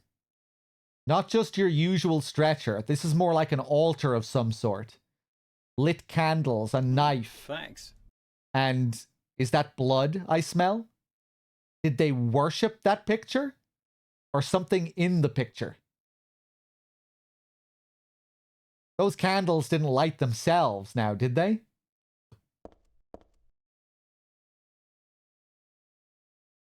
The title is Lost Memories. One characteristic mentioned only in rare documents and dying out in the modern age is that of the ritual sacrifice.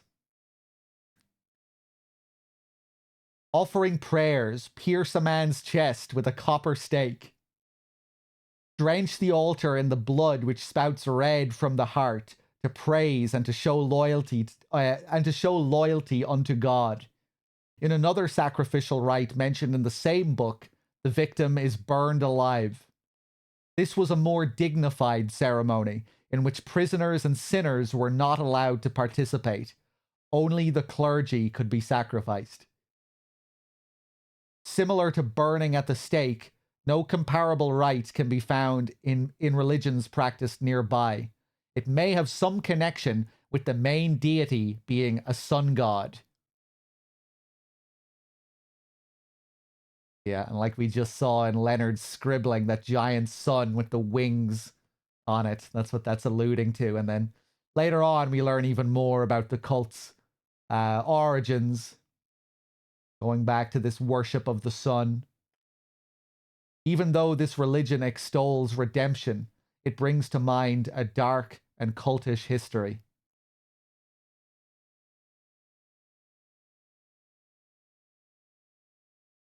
It's kind of funny the way they phrase this here. And dying out in the modern age is that of the ritual is that of the ritual sacrifice.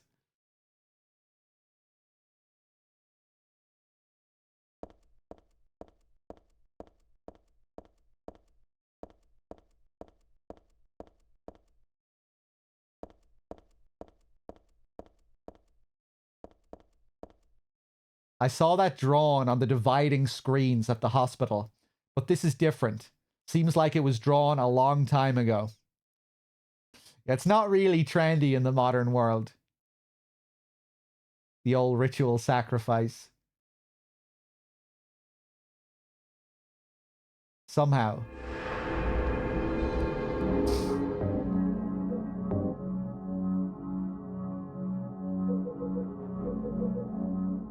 I don't think I have the blood, do I? Donnellino as well with the tier 3. And the 14 months, the 13 streak. Cheers.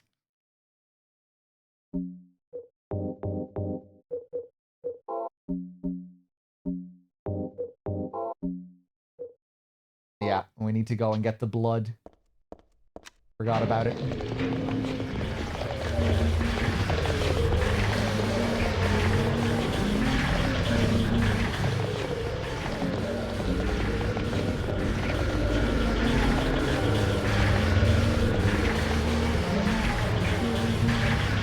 Let me pass, please. Oh my god.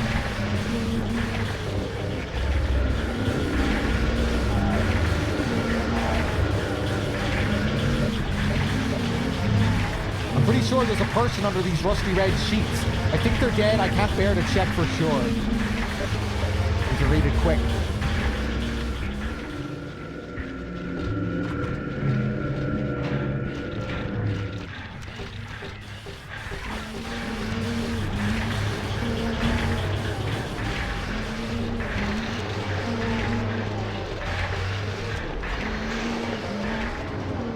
Oh, Jesus fucking Christ. Third floor.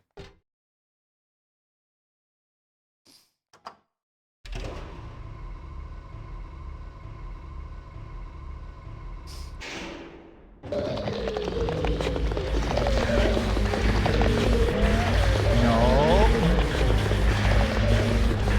Leave me alone. Leave me alone.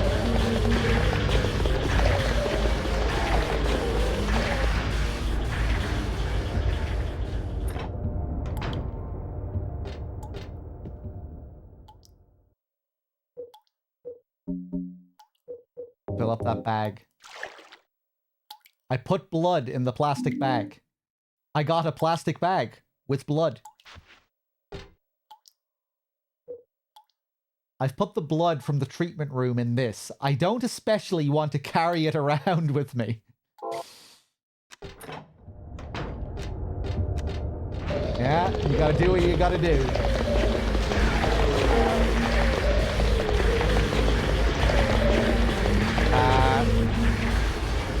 Fuck it, go around the other way.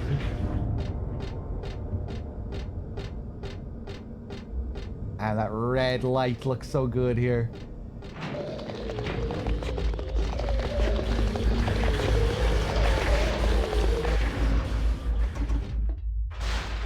Okay, back to the first floor.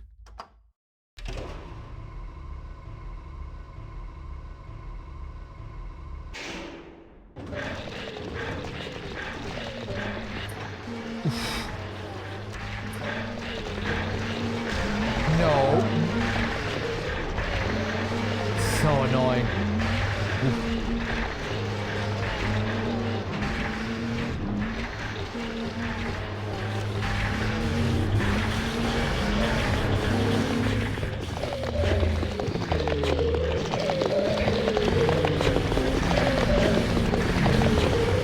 Three of them here.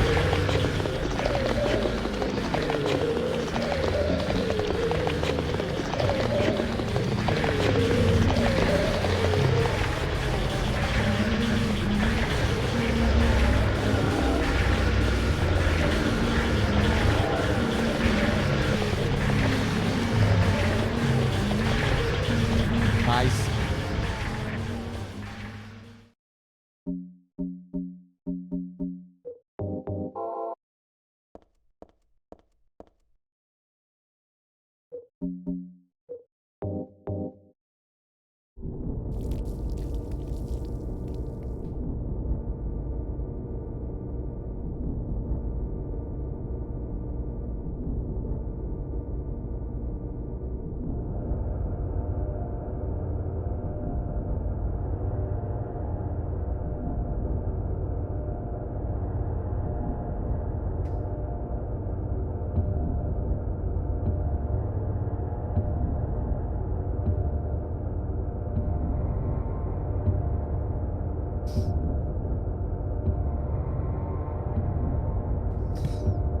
Okay, guys, I think my food is here.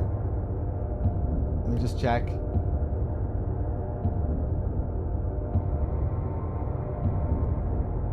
Yeah, bear with me.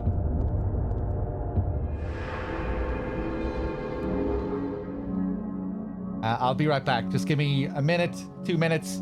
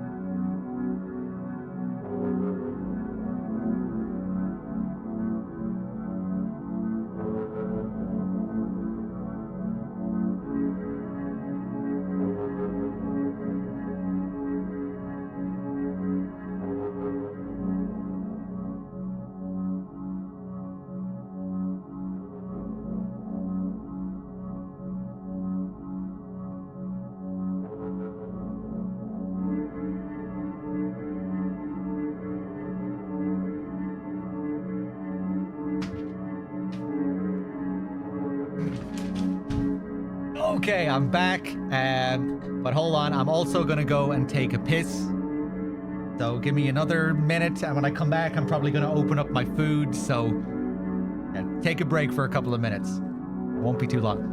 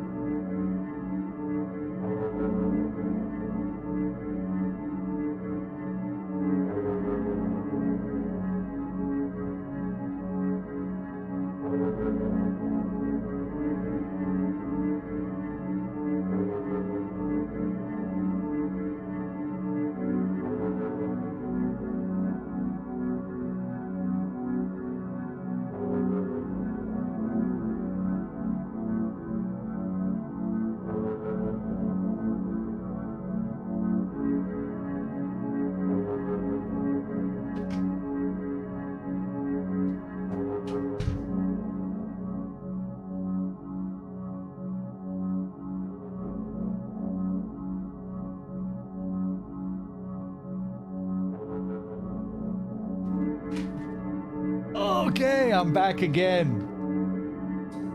Hold on a second. Let me just get myself set up here. Let me lay out my food.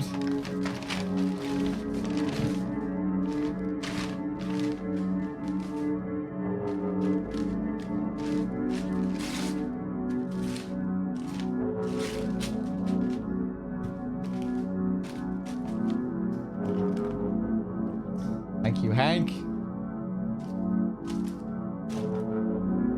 Okay.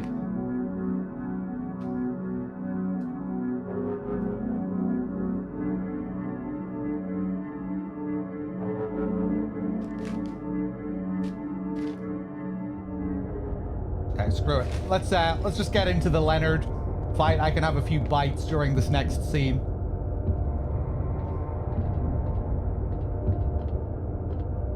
I got a double Whopper meal from Burger King.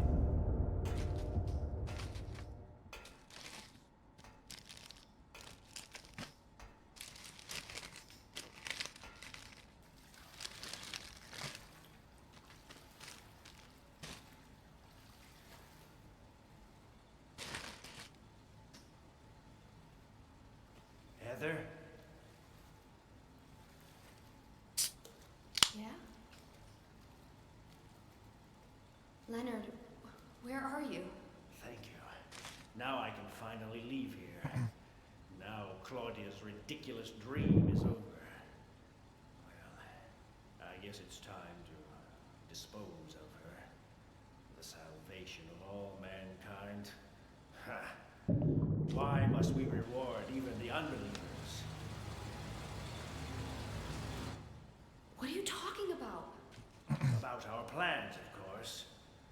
it's true that God is merciful, but first, one must be chosen. Only we, who hearken to the voice of God, will be given the keys to paradise. Don't you think so, Heather? Yeah, sure. Go ahead and think whatever you want. What do you mean by that? I mean that I don't think the way you guys do. I don't want any part of that kind of paradise. You're an unbeliever. You deceived me. I didn't deceive you. We were both just wrong about each other. I thought you were a normal person. So you tried to trick me so you can run off with my seal, eh? Heretic! You plan to destroy God! I told you I wasn't trying to trick anyone. What is this seal thing anyway? Don't play innocent. You can't fool me anymore. The seal is mine! I was appointed by God to be its guardian!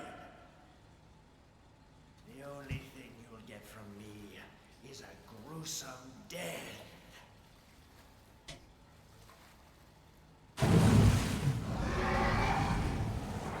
Leonard? Is that you? Death to all who turn their backs on God! Is every person here a mental case? Well, I guess you're not a person anyway. Look at this sass.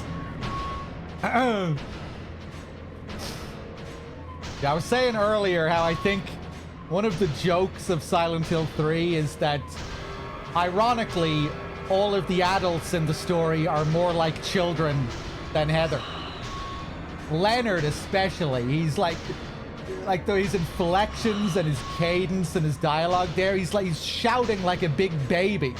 I was the one appointed to be its guardian. It's like he's playing fucking dress up in his playhouse or something. And then later on we have Claudia literally compared to a child by Vincent. Earlier, you know, we read Leonard's diary and it looked like a child's drawings.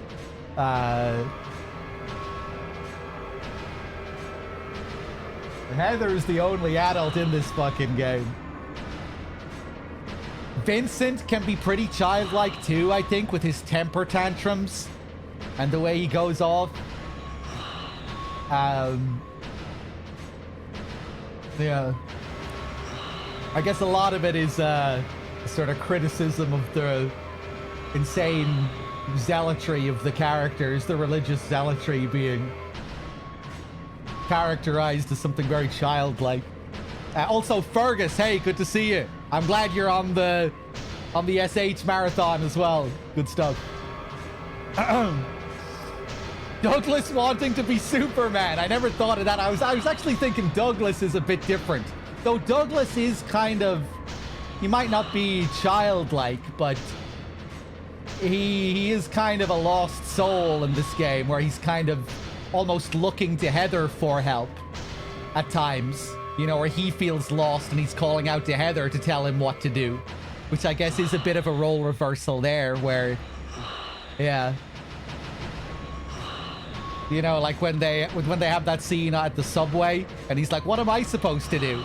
And Heather's like, oh, I don't know, I'm out of here.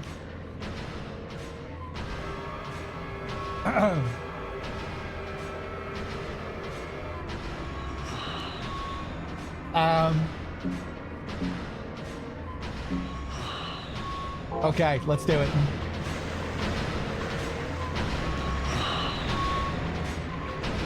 Love the background ambience for this sequence.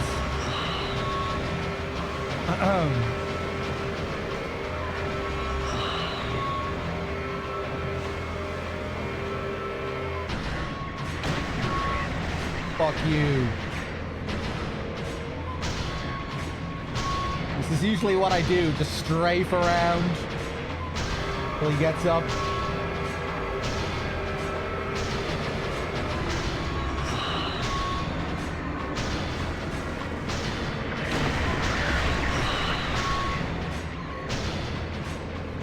Dominic, hey.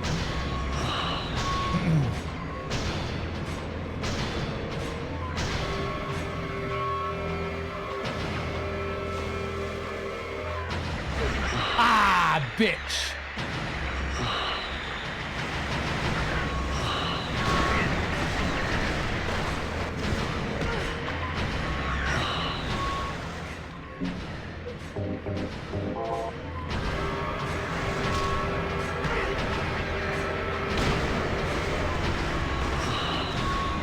Oh, he was shaking on the ground for a second there. You know, I thought I could kick him.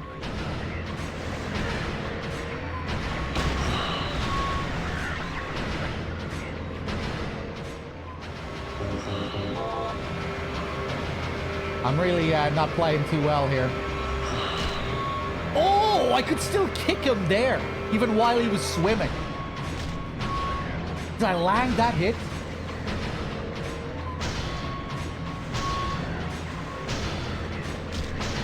Again.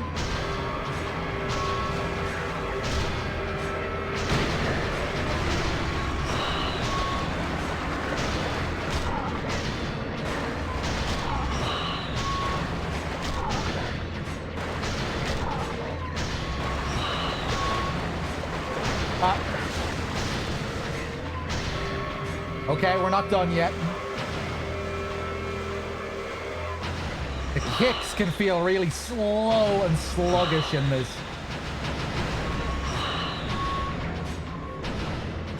Feel like you're in slow motion waiting for it to finish the animation.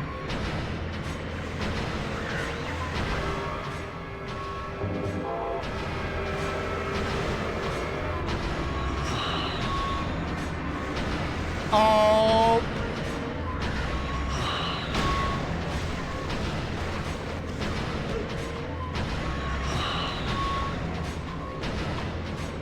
I'm taking so much more damage than I usually do here. Slow.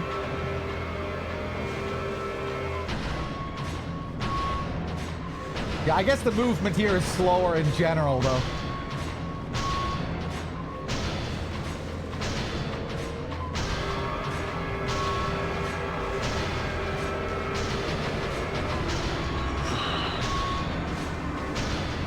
Show yourself.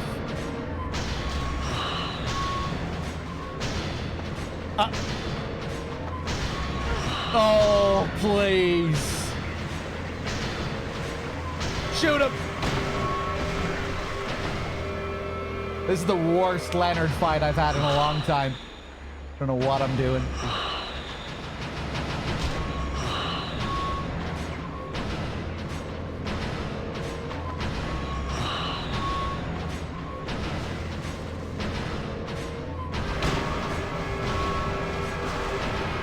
Hey, finally he's dead. Jesus.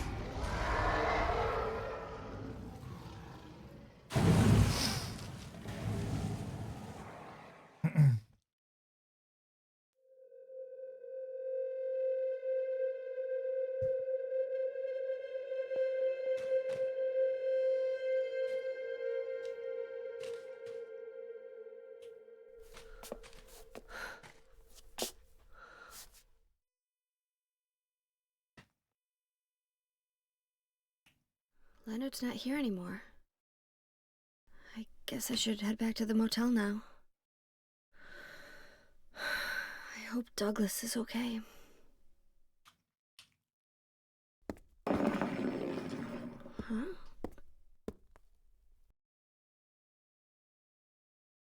What's this?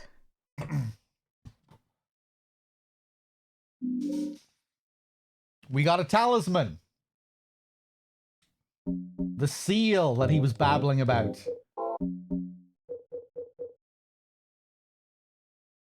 It has an odd design inscribed on it. I got it after I defeated Leonard. The seal of Metatron. Which was very prominent in the first game. The seal that Alessa was planting all over the town to try and ward away the god that Dahlia was trying to birth. And I guess Leonard is wants us to do the same thing, because he seems to disagree with what Dahlia, or what Claudia is planning. And Claudia is trying to do the same thing that Dahlia was doing. So I guess Leonard thinks this seal, again, will be able to put a stop to her plans to bring about paradise. That's also why Vincent sends us here in the first place. It's Vincent who sends us here to get this seal.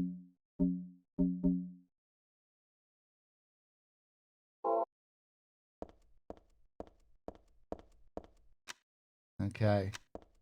Love how the lighting looks here. This gorgeous kind of orangey, browny hue. Looks really nice. The kind of sunset look. I guess there's nothing left here that I can use.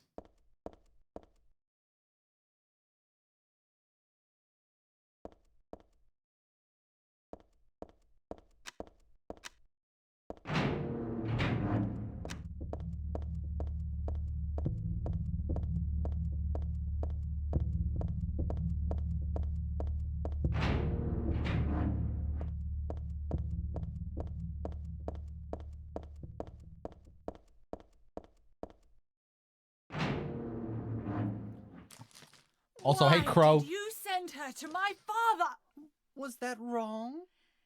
It's your fault that he... Oh, but surely it's a good thing. It means he was one of God's beloved, no?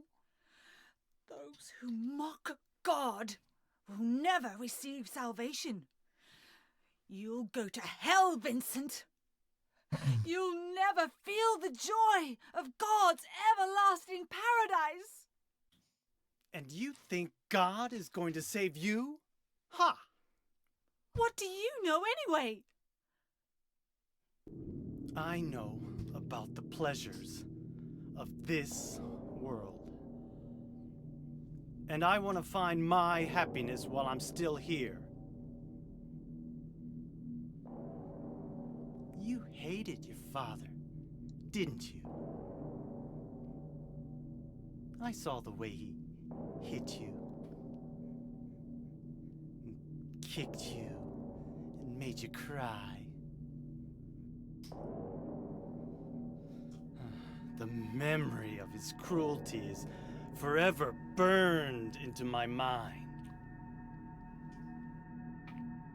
Yes, and that's why we need God. What you call faith is nothing more than a child crying out for love. That's why you're all alone. You don't understand. None of you do.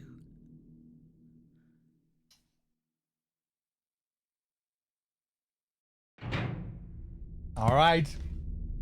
We cut to a little scene there with Claudia and Vincent. Now let's make our way back to the motel. You'll have to excuse me while I'm stopping to eat every few minutes here. This thick fog.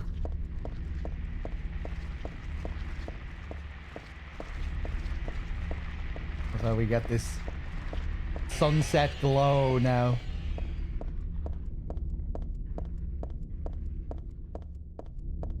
UK subs for Outer Wilds? Maybe. We'll see. If we reach the Chronos goal, we'll think about adding a 2K goal.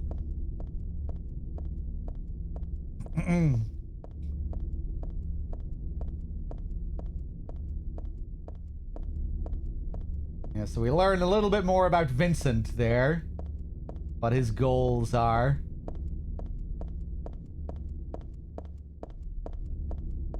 And he isn't really interested in Claudia's plan either. He's interested in the pleasures of this world.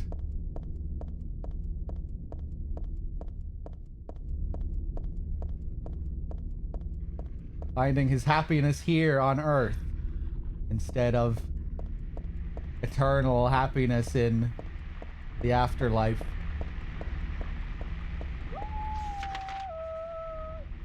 You kind of get the impression later, especially, that he's the business side of this operation. Kind of akin to Kaufman in the first game.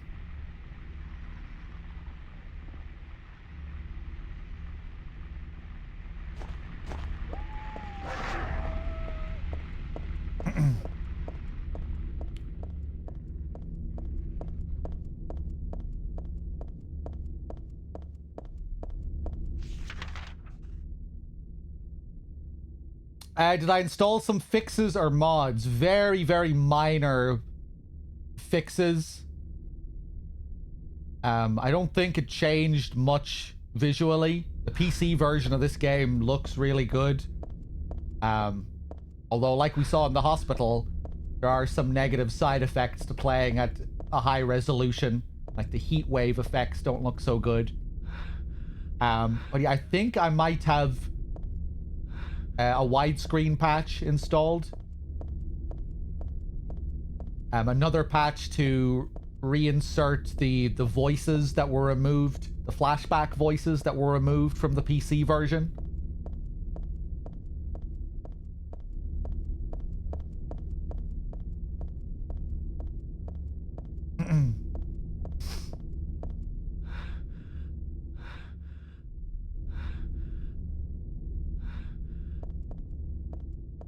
But yeah, man, this game looks real nice. It was a real technical marvel for 2003.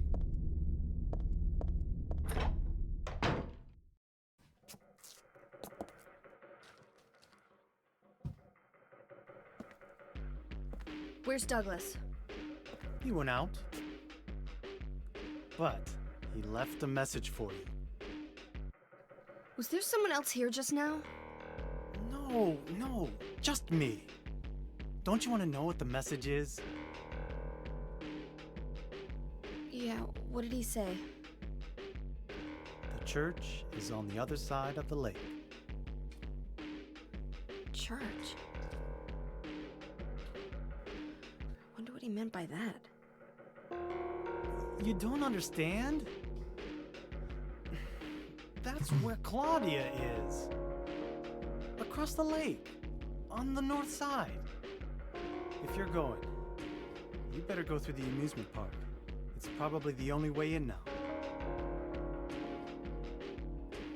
Go northwest on Nathan Avenue.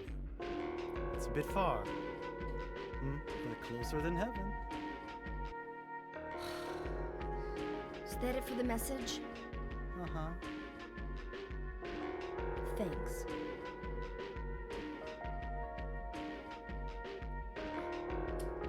Douglas really said that? What's wrong? You don't trust me? Not really. You're a bit of a slimy weasel. And you really seem to like toying with people. I don't think I'll go back inside. I really should go to the amusement park. Go northwest on Nathan Avenue.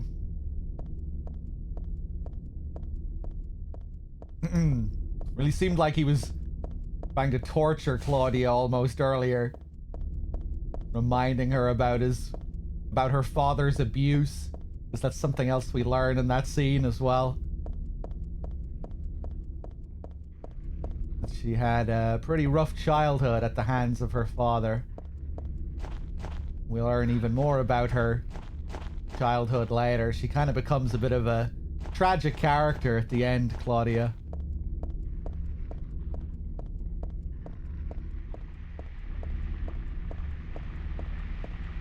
Yeah, no other choice. Guess we'll just do what he says. She's a bit too trusting of Vincent. Also, Yevon, hey, how's it going?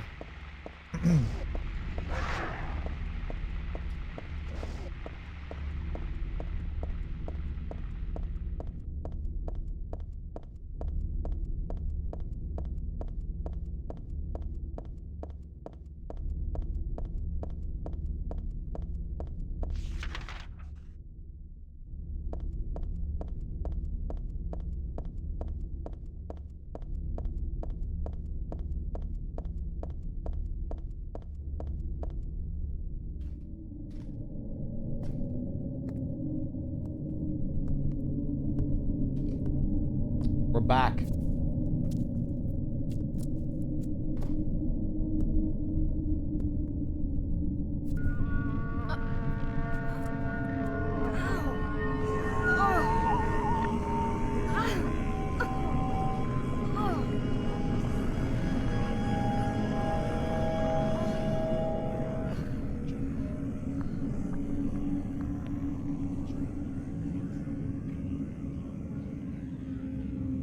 Oh, hell.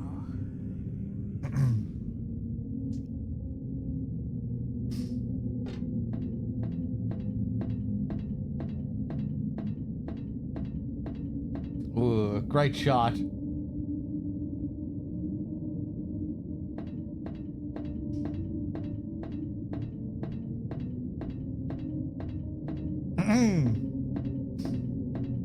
Robbie's still here.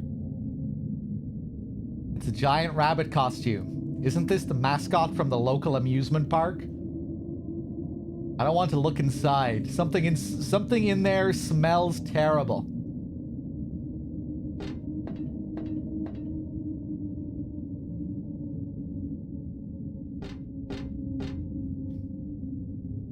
There's a dead body inside this box thing. There's nothing interesting here. There's nothing I can do about it. But I wonder who and why someone did this.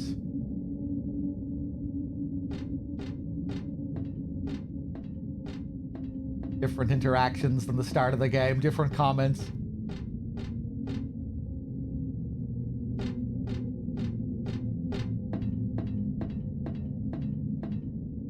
The map of the amusement park, but I can't bring this with me. Yeah, it's a bit big.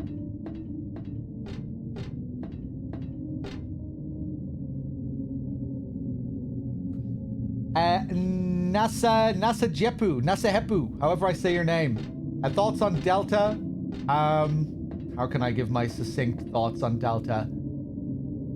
I think the remade cutscenes look really weird, and they feel uncanny to me.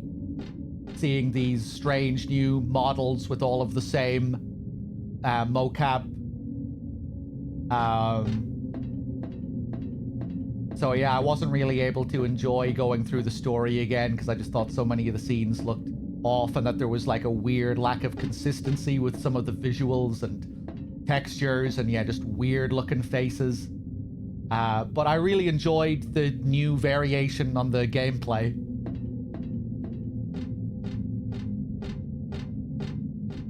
I had a lot of fun with the gameplay, even if that also has some issues with the new controls. Didn't bother me as much as it was. It didn't bother me too much. It was still a really fun variation on the gameplay.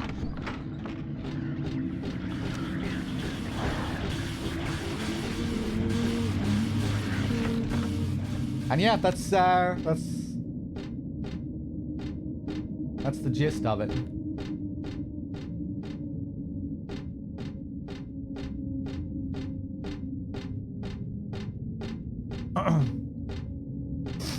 Yeah, I mean, in so many ways, it's like a glorified remaster. You know, it's like note for note the exact same game in so many ways.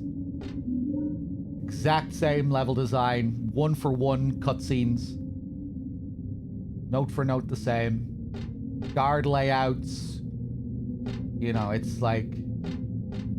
It's a remaster with a few extra bells and whistles and variations.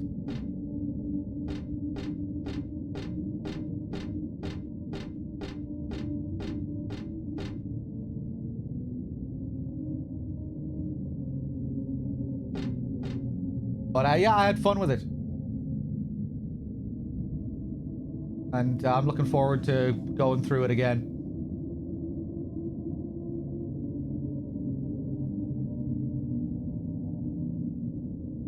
There are cookies and candies on display. I don't need any of that right now.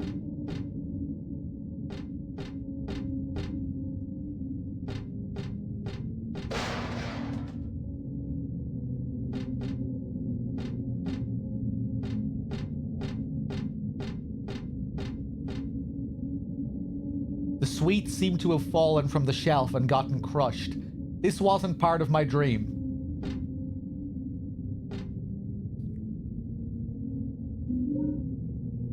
I got a roller coaster key.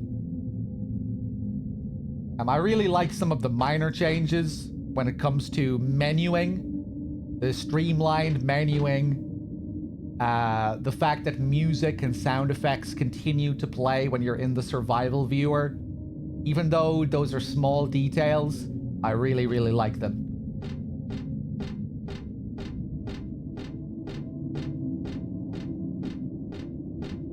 Because menuing in MGS3 really did bother me when you were doing a lot of it. It was just tedious.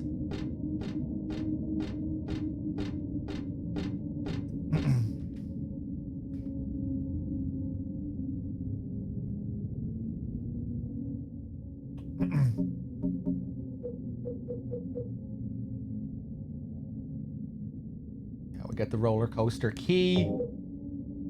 This was in a cookie jar. I always dreamed I'd have one of these. I don't know if I would say it was in a jar. It was in a box. The tag says Mountain Coaster. Yeah, we picked it up from that box. Chocolate cookie. It was a box of cookies, though. She wasn't lying. Lindsay Street. Chocolate cookie.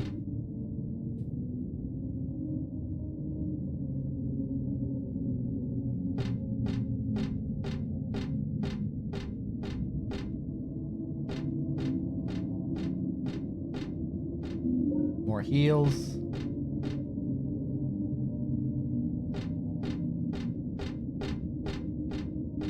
Which Silent Hill is my favorite? Silent Hill 2. Yeah, Silent Hill 2 easily.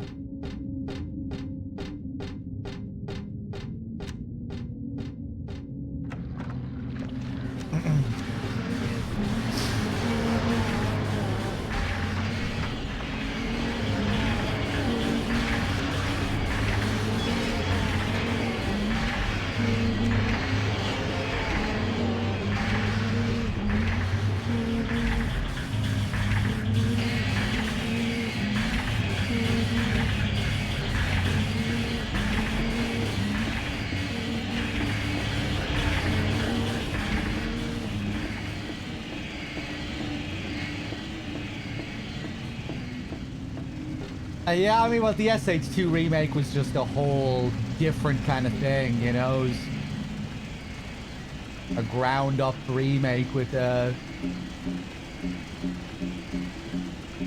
you know, like, Delta was really, like I said, it was a remaster in comparison to what the SH2 remake was.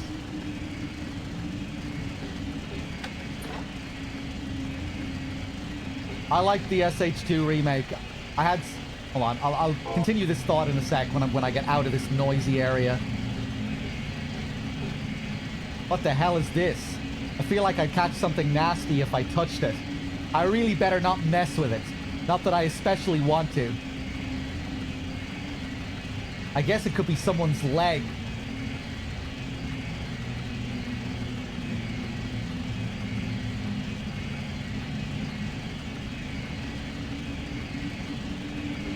Almost looks like there's a real... like the image of a real leg on top of this model. It's like a plaster or a bandage. Really looks like an image of real skin there. Turn that off.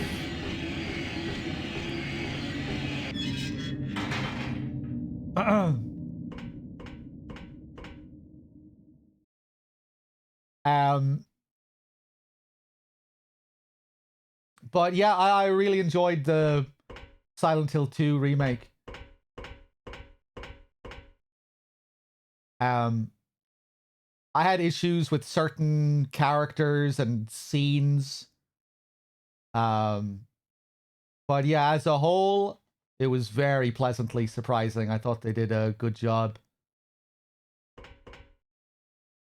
with a lot of the environments, especially, which I think is a really big deal in the Silent Hill game. You know, you want really detailed, specifically designed environments. that capture the atmosphere correctly, and I think they did a really, really stellar job in that regard.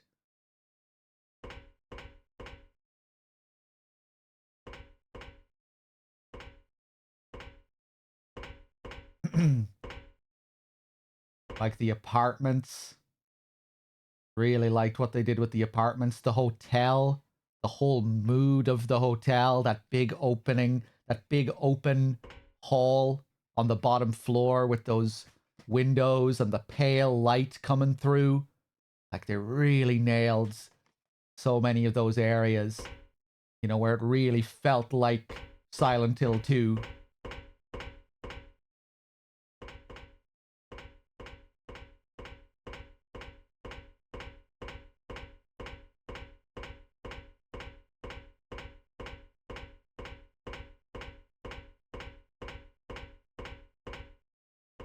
You know, where it really felt new and different, but also very much in line with what the atmosphere of the game should be.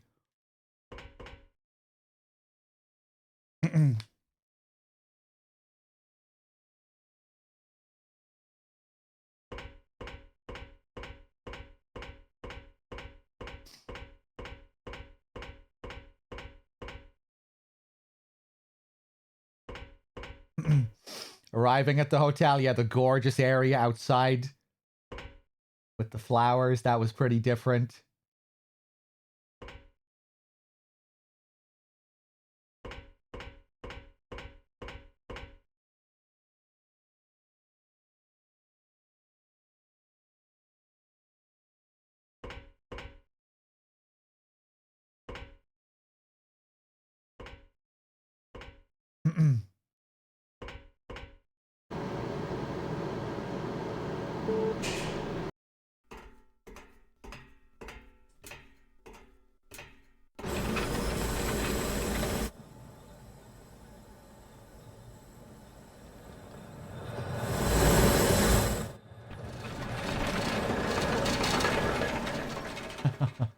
She's ready this time. I hired you to find the girl, and you performed serviceably. What is it now? You lied to me about Heather, lady. I don't like being used. Lie? What lie? That Heather was kidnapped from you. But it's true. She was originally one of us. That man, Harry Mason, stole her away and kept her hidden from us. Yeah, but she says she was happy. She was brainwashed by him, deceived, because her true self had not yet awoken. She carries God within her. But when a lesser, Mother of God, truly awakens... Yeah? What's gonna happen? She will usher in the eternal paradise. What kind of place is that? A place with no pain, no hunger, no sickness, no old age. There will be no greed or war, and all will live by God's grace alone. No this, no that, no nothing. Paradise? For castrated sheep, maybe. Sounds pretty boring. I pity you. You still don't understand.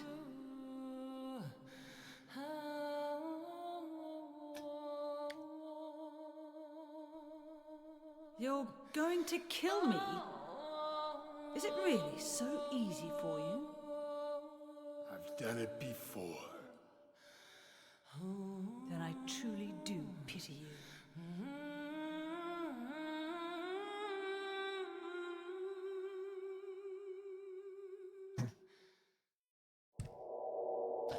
No this, no that, no nothing. Paradise? Castrated sheep, baby. Sounds pretty boring.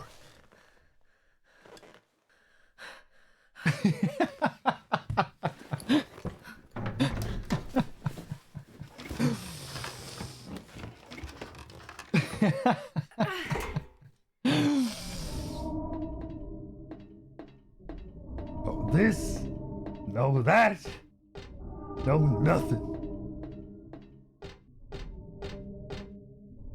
Okay, where are we? I think we have the haunted house coming up. I see trees are green, Scooby-Doo.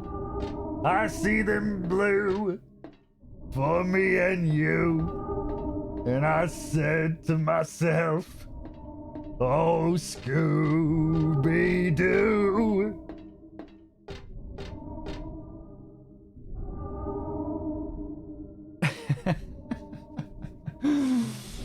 What am I looking at here? It's probably supposed to have the ride's wait time on it or something.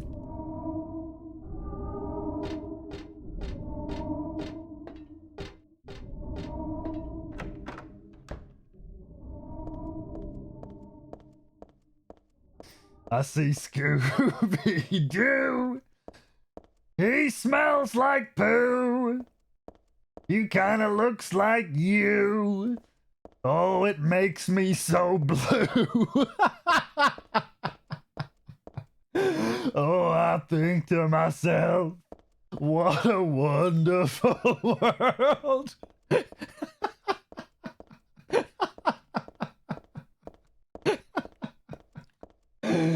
Oh, boy.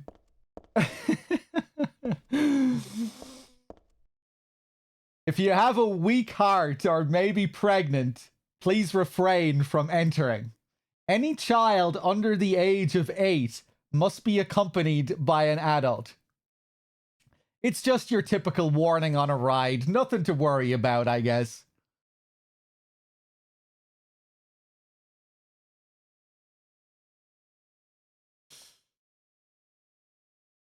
I think the idea here as well might be, you know, they're taking Heather's multiple selves into account here. Is Heather breaking all of these rules here?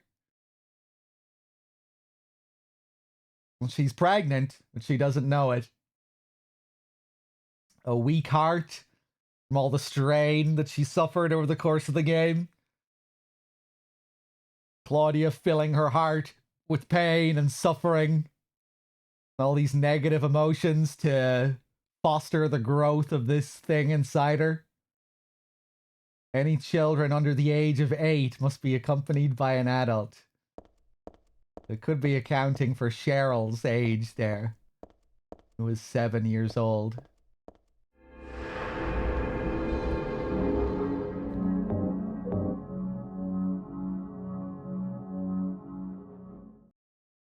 Ba-doo. Ba-doo. Welcome to the Borley Haunted Mansion. We're so glad you came. Please come inside and look around. When you feel you're ready, then go through the door. Here we go. Help! Help! Do you hear those voices? A family of 4 was sliced into bloody pieces in this room. Oh, the cries of the children. The murderer was caught. Do you know why he said he killed his family? Because I felt I had to! Anyway, I'm lying. It's all just a joke. I wanted to scare you, that's all. The truth is, only one person died. By suicide. Ooh.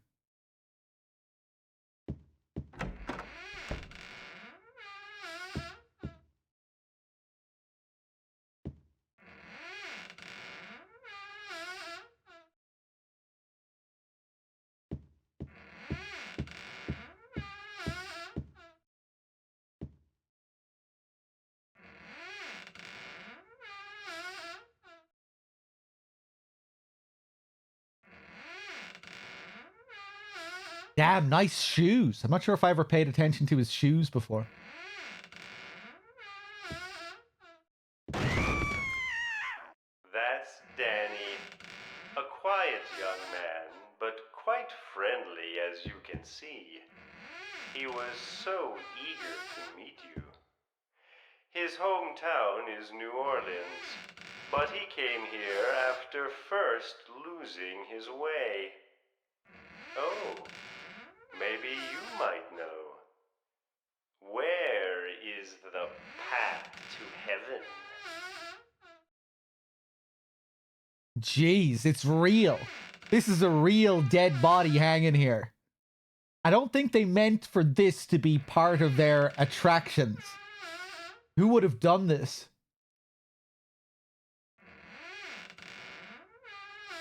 The hanging man is blocking the way. It's all rotten and disgusting, and I don't want to get any closer to it. Whoever it was, I feel sorry for them. Blocking the way, though, really?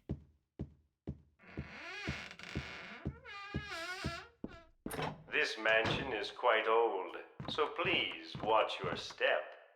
Sometimes the floor suddenly gives way, and beneath the floor, there's nothing.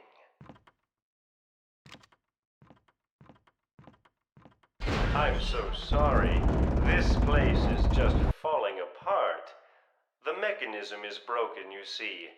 It wasn't supposed to stop there, I assure you. There's the exit. I hope you enjoyed your tour. Please come back anytime. Or if you'd prefer, we could come and visit you instead.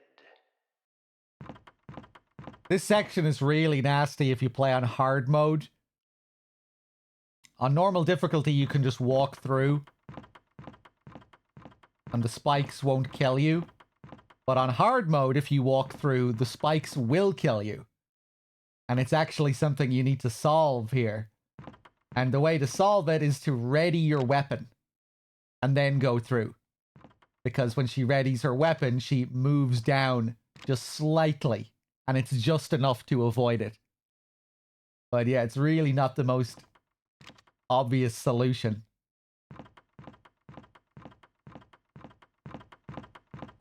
That was supposed to be the exit, but it seems that no one wants you to leave. Everyone really likes you. They want you to stay with them forever. I have to agree with them. Don't be afraid. Dying is much easier than living.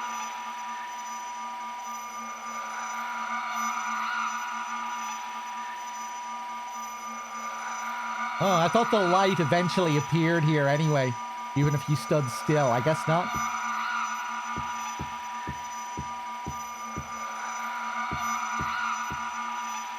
Ah, there it is, yeah.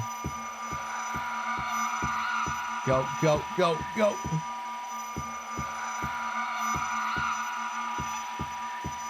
It's the truth.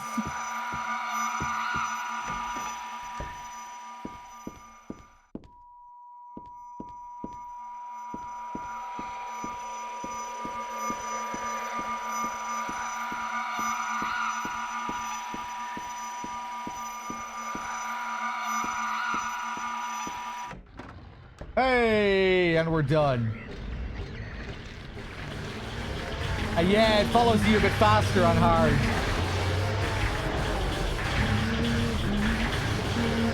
And if it touches you, you're dead.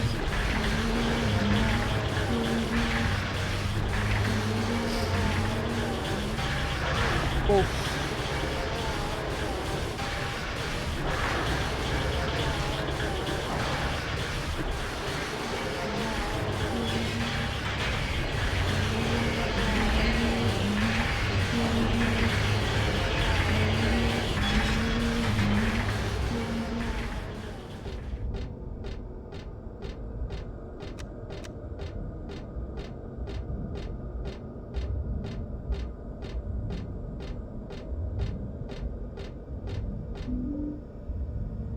Got a chain.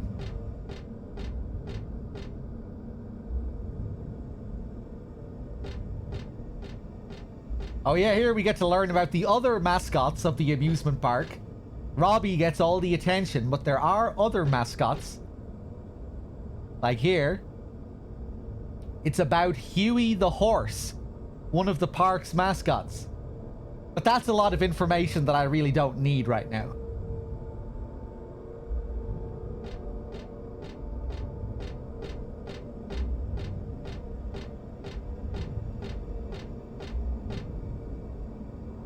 It's about Dawn the duck, one of the park's mascots. So we have Huey the horse, Dawn the duck here.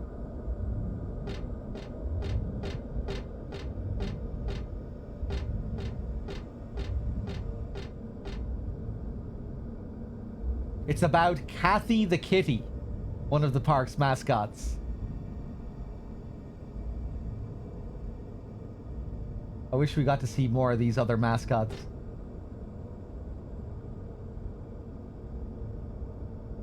You can see them all drawn down there on the board as well. Okay.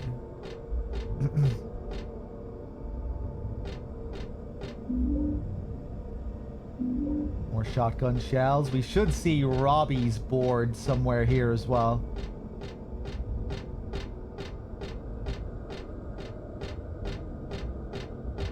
Here it is. Yeah. It's about Robbie the rabbit.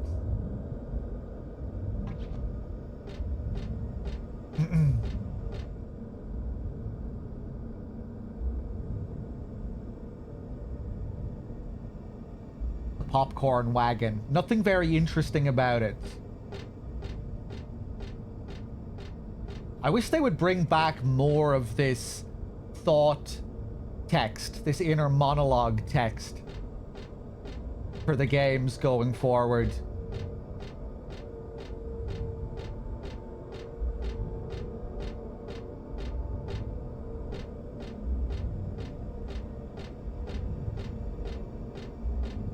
Adds nice flavor. Yeah, and just oftentimes with the newer games, it feels like the stupid out loud talking to themselves thing kind of replaces it. Very, very minor criticism, but at the start of the Silent Hill 2 remake, when you interact with the first save point, and James says, "Oh, it feels like someone groping around in my skull," it just feels silly compared to how it is if you're reading it as a thought, purely in text. You know, it just makes more sense to be reading the character's thoughts in text instead of having them say it out loud. You know? It feels like it more closely mirrors reality in that way. You know? Where we're always thinking about our situation inside our own heads, but not always speaking out loud everything that we think. You know what I mean? But to be fair to the Silent Hill 2 remake, it was not offensive as a whole when it came to that kind of thing. They did well to have those moments sparingly.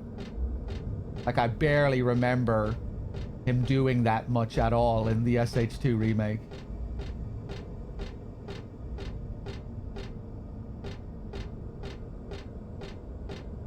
But yeah, I was just being reminded of some of the Silent Hill F footage that I saw, and I think I saw moments where they have things like that, you know, the characters kind of talking to themselves and half backseating to the player about what they should do.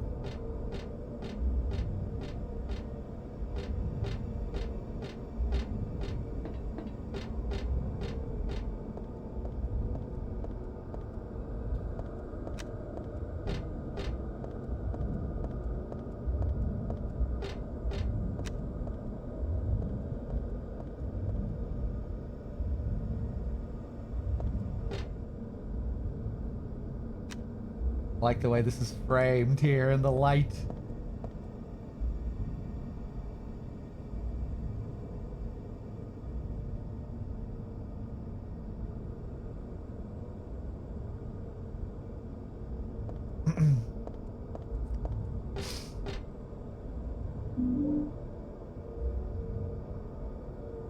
I got a red shoe.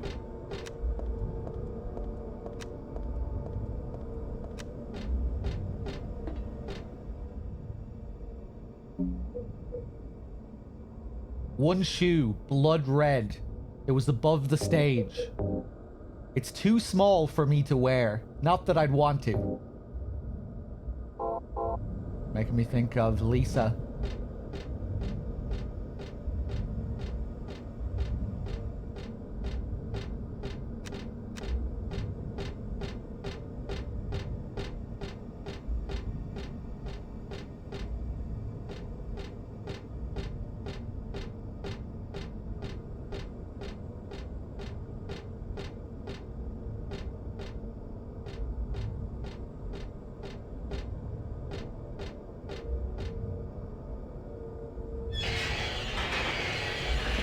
Oh my god.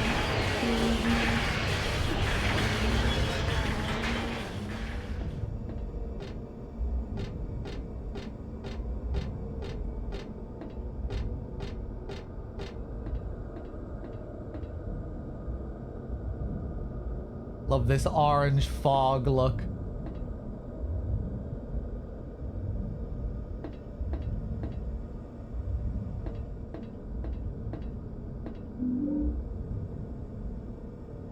Get some bullets.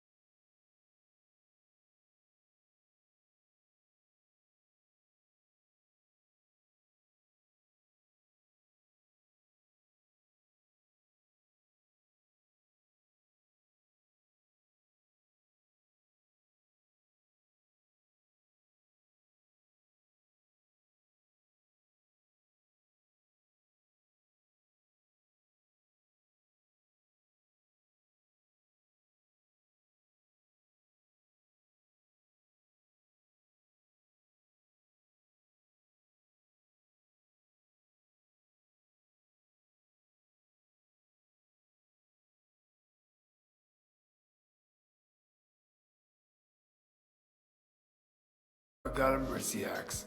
I don't want to see any more of him. Hold on. No.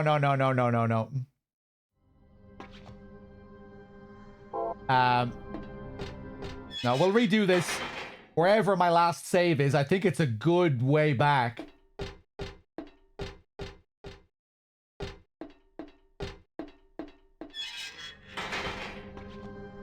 No, we have to redo this.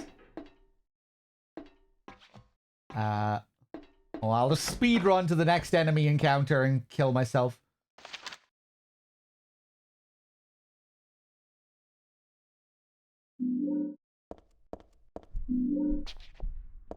What an ocean full of love.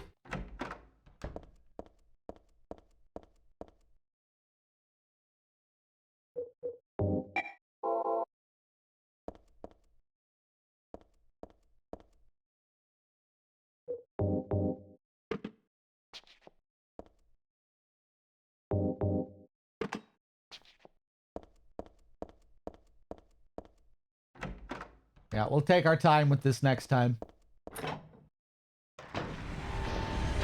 Now, someone kill me.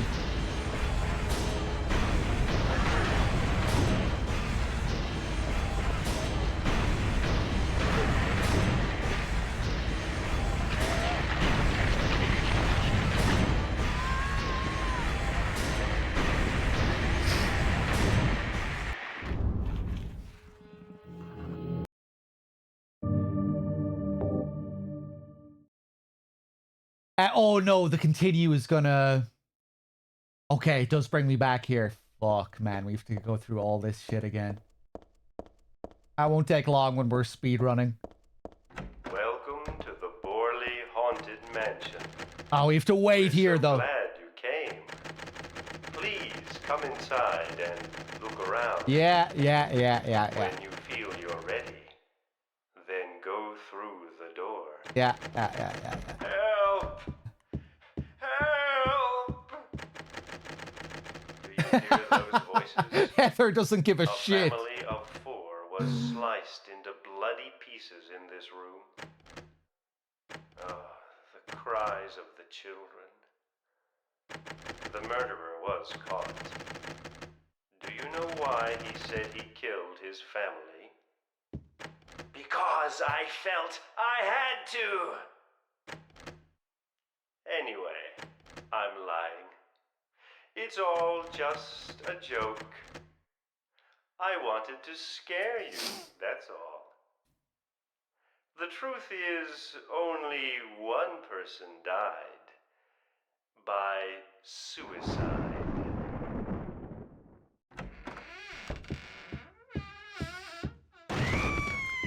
That's Danny. A quiet young man, but quite friendly, as you can see. He was... Yeah, come on, get on with it. His hometown is New Orleans, but he came here after first losing his way. Yeah, don't give a shit. Oh, Come on, open the door. Maybe you might know. Where is the path to heaven? This mansion is quite old, so please, I'm so sorry. This place is just falling apart. The mechanism is broken, you see. It wasn't supposed to stop there, I assure you. There's the exit. I hope you enjoyed your tour. Please come back anytime. Or if you'd prefer, we could come and visit you instead. That was supposed to be the exit, but it seems that no one wants you to leave. Everyone really likes you. They want you to stay with them forever. Whoa, almost fell for it. Nice, we get to cut him off there.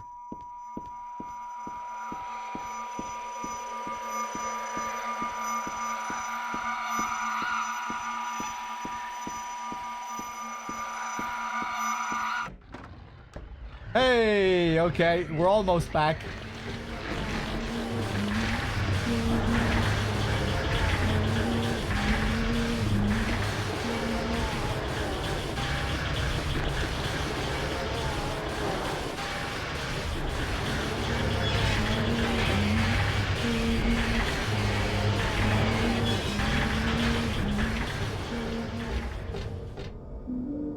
Grab the chain. If you're just tuning in, I'm just catching up to where I was. A cutscene fucked up. And got desynced when I exited the game by mistake. When I tabbed out of the game by mistake, it fucked up the sync on a cutscene, so I reloaded. Now I'm just catching up to where we were.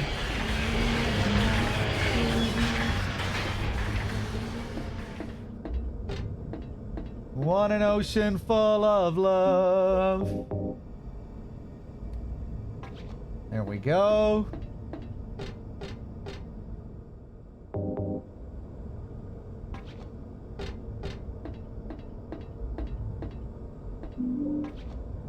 Grab those bullets.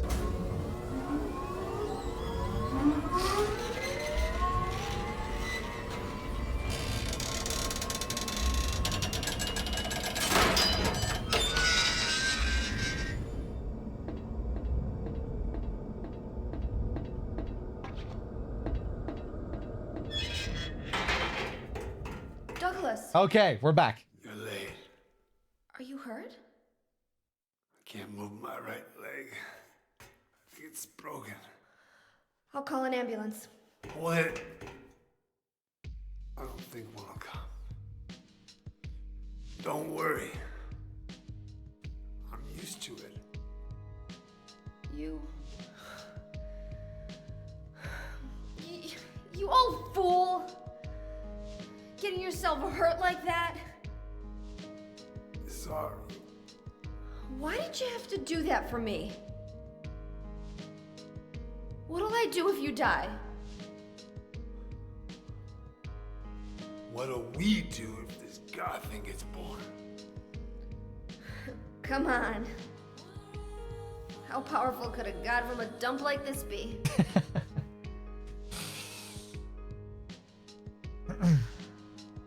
I'm sure it'll be no big deal. Yeah, but anyway, something's gonna happen. Who knows? Maybe we'd all be better off if it did. But if this is how a god of mercy acts, I don't want to see any more of him.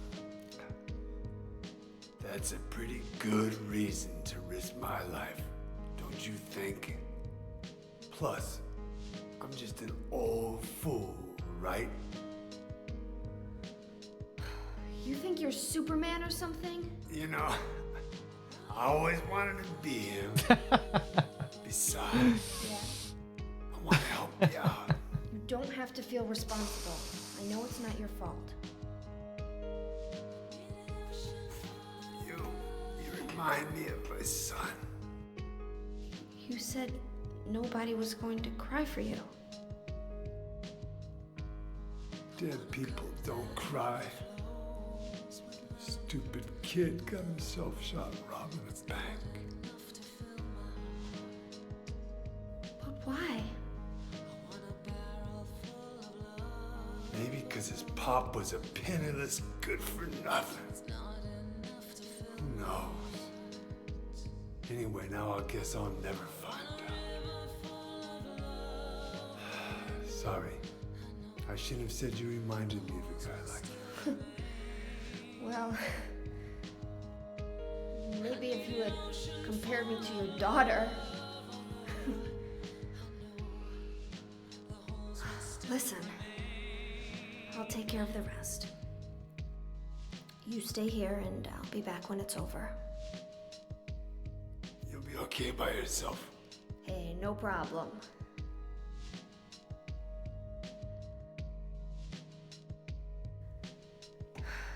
Besides, my dad's not around anymore, so only I can do this.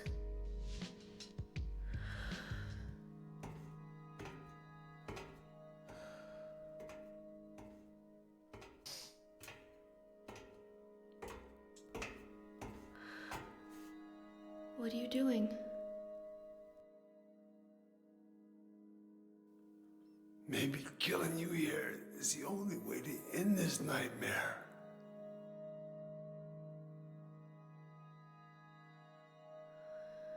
Yeah, you might be right.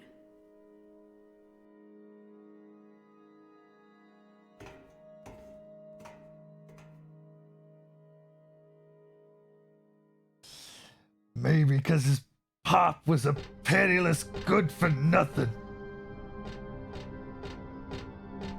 You think you're Superman or something? Oh, I always wanted to be him!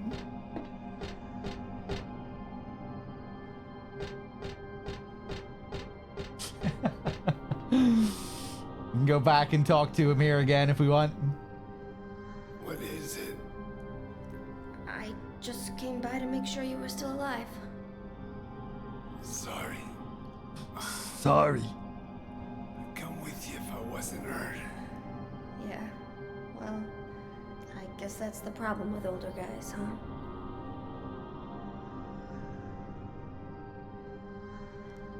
I'll handle things. You just rest.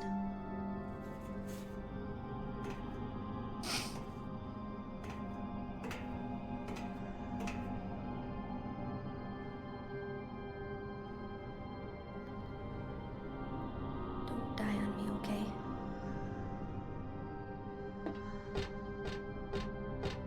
Interesting detail here is we're right in front of the teacup ride, which is the opening shot of the game, an aerial shot of this teacup ride.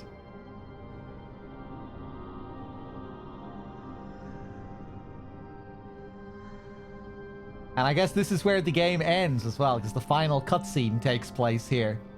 So it ends where it begins. It's supposed to be kind of like the halo of the sun, you know, the save symbol.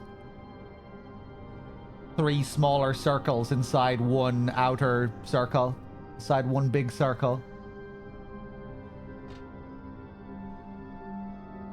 I like the motion blur that we get on the lights here.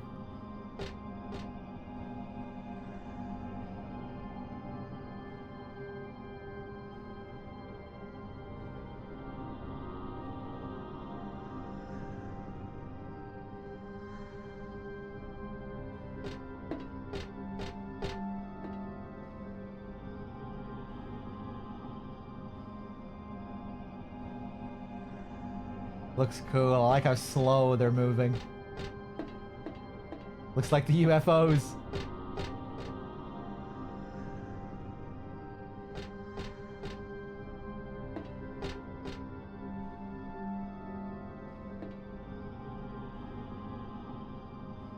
This is the ticket stand for the teacup ride. It's pretty unremarkable.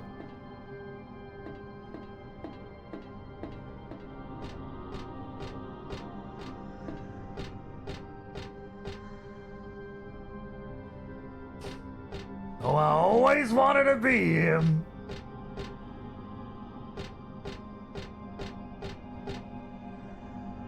Oh, look, you can see bodies stuck to the ride here as well. Look at these bodies down here. What are they doing down there?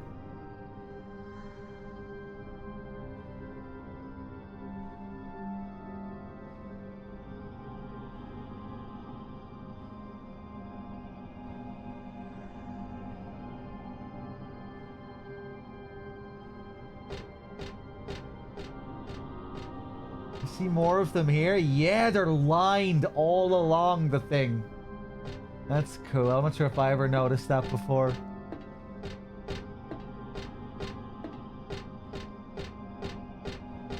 Yeah.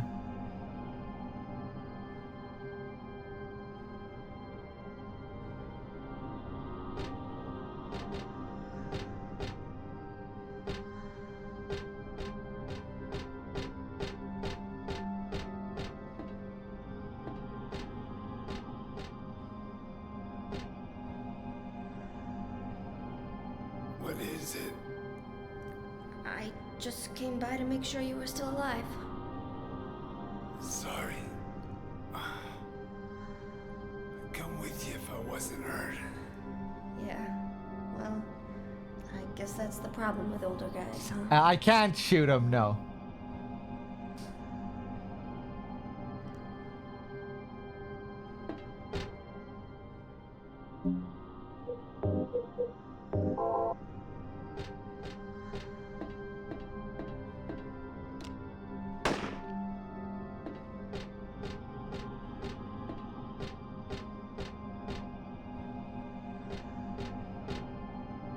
The rabbit's all smashed up. This car seems pretty heavy. What happened to the person inside?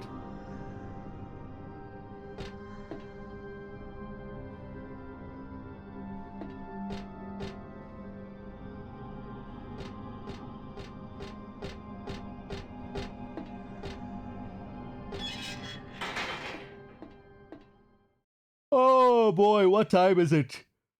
1 o'clock. You know, guys, we might save the final area of the game until tomorrow, the church. I was going to finish it tonight, but I'd like to control my sleep schedule at the same time. Thanks. So we might call it when we're done with the next boss, when we're done with the Memory of Alessa, and then finish it up tomorrow and do Silent Hill 4 afterwards. Bye. No, I'm not ending it now. I'm not ending it right now. We're just not going to finish it tonight. We're going to play for a bit longer.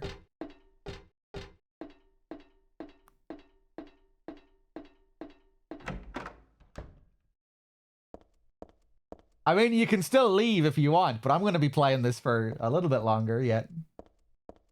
We'll beat the next boss.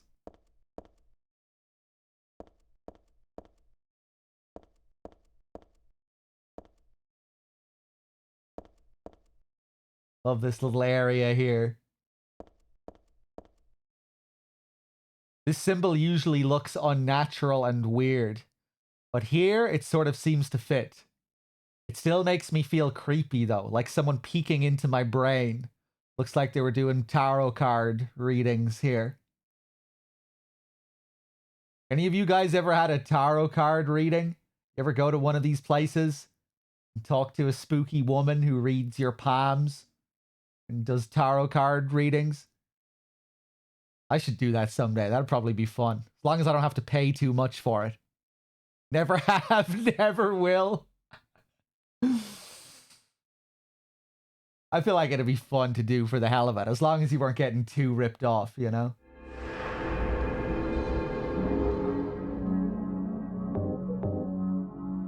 Fortune teller. Yeah.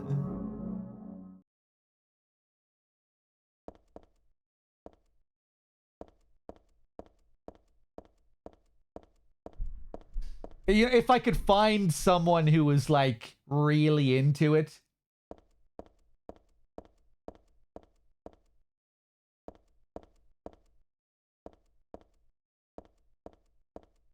You know, I don't want to be going to some half-assed fortune teller. I want to be going for some... I want to go to someone who really believes in it. Really believes what they're doing.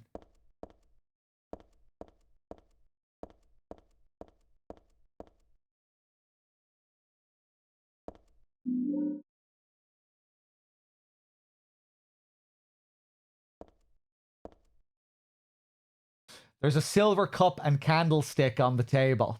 It looks like it has some meaning, but I really don't know what that is right now.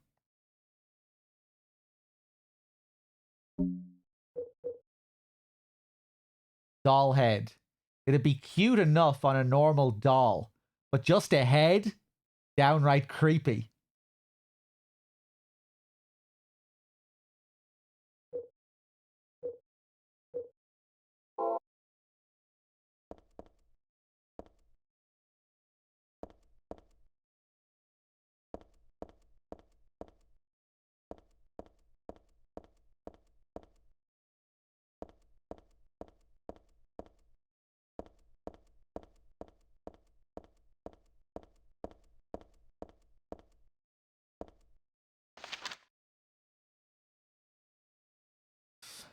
Client, Claudia Wolf.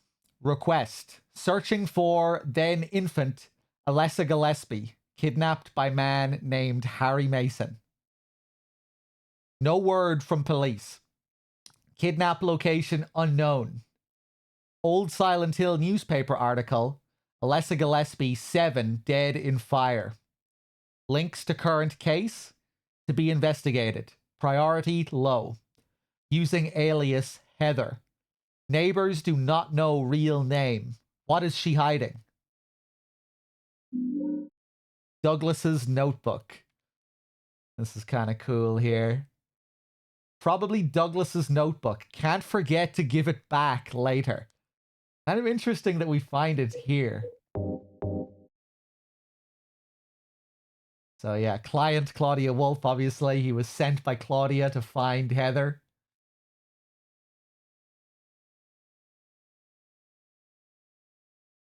Searching for then infant Alessa Gillespie. Yeah, he was told her name was Alessa. No word from police. All right, this is another thing that's easy to miss. After you read the note and then put it in your inventory, if you go back and read it again, you can get even more information when you read it a second time. It doesn't show you the whole thing when you read it first. Using alias Heather, neighbors do not know real name. What is she hiding? According to records, 24 years old. Clients say look 17. Plausible? Again, this whole thing with the ages, the confusion regarding the ages.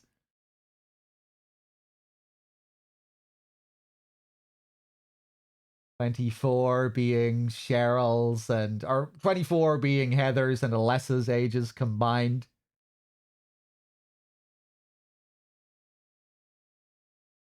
Client says look 17. Plausible. Lived in Portland till 12 years ago. Got wrapped up in a murder case. Harry shot the suspect. Justifiable self-defense, so no punishment.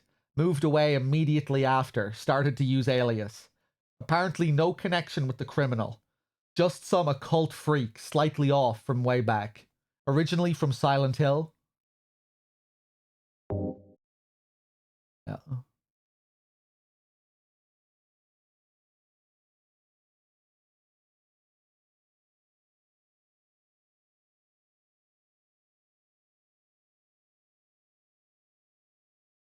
Okay.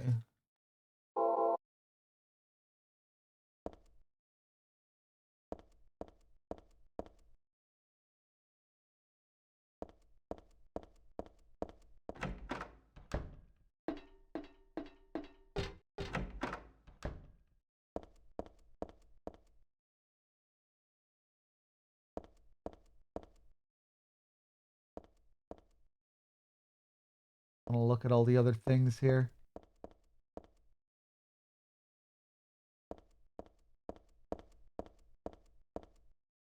Here we have Cinderella and Snow White. The shoe for Cinderella, of course. And the mask for Snow White. The doll head for Snow White, which is in the shape of an apple.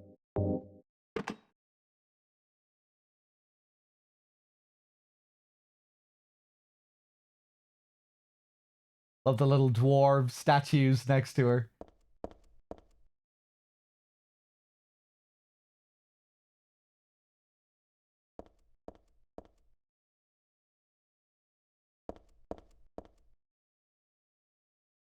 There are photos on the ground. What's this?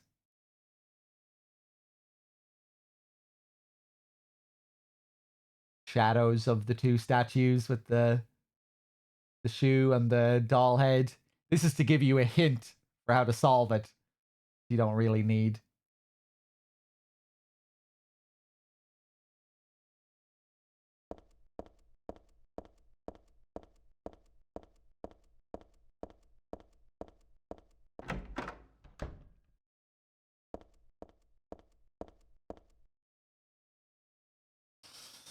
Yeah, Hank, I'm not surprised. The Wizard of Oz is a legendary film.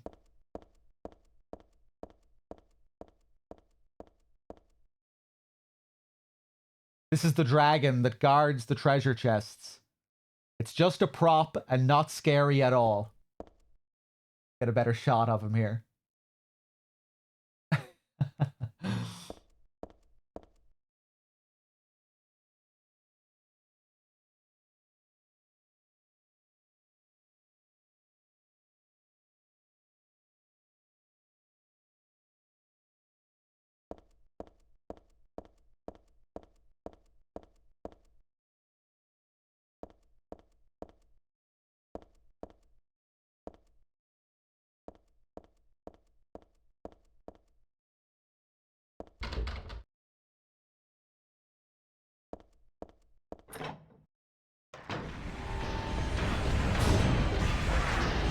Whoop.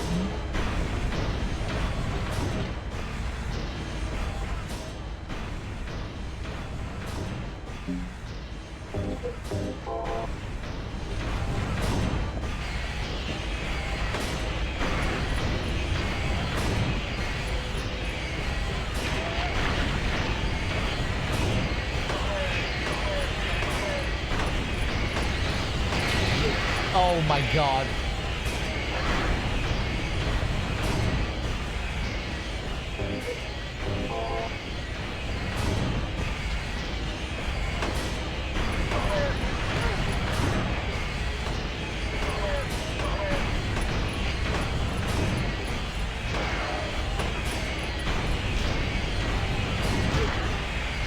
I want to clear out the enemies here.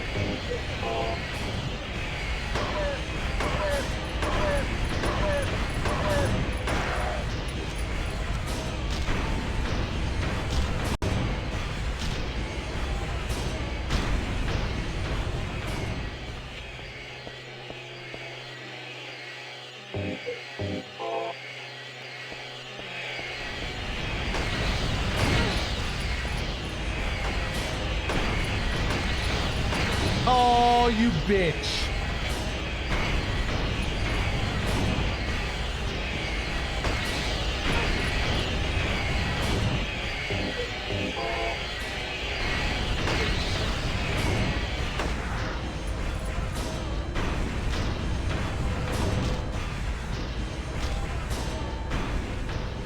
All right, cut the music, cut the music. Jesus.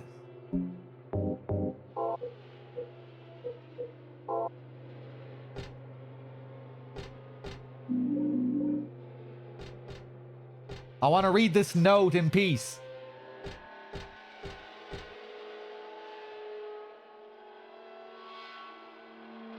Because here we have Harry's diary entry from the Silent Hill 1 save point. Dahlia's the one who said it. Said that girl was a demon. That she took my daughter for a sacrifice. But it's not totally believable. I mean, appearances can be deceiving.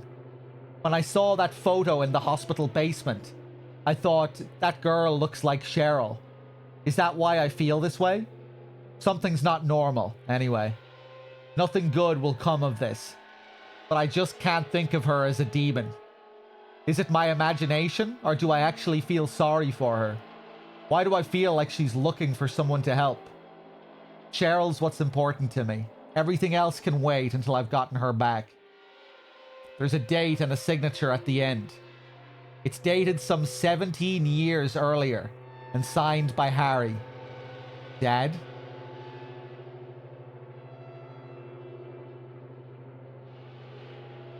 Pretty cool here. These notepads were your save points in Silent Hill 1. At the beginning of Silent Hill 1, Harry says that he's going to write down everything that he's learning so that someone might benefit from it someday. Someone might read it and learn something from his experiences. And now we get to read what he was writing in some of these save points. Really, really cool little detail here.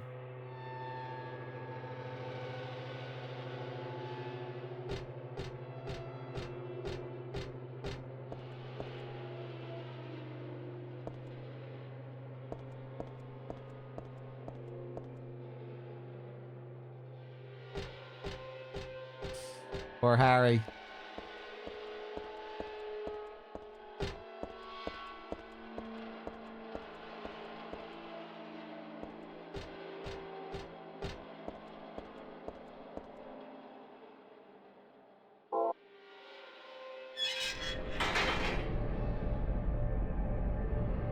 Be cool if we got to break the save rule and use his notepads to save the game.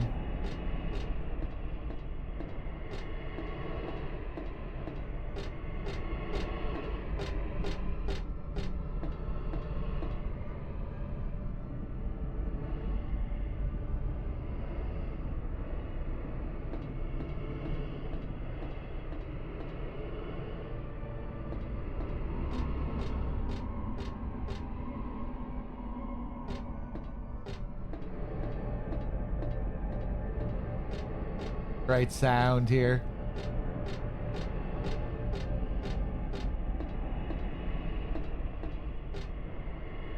Happy carousel. Don't they mean unhappy carousel?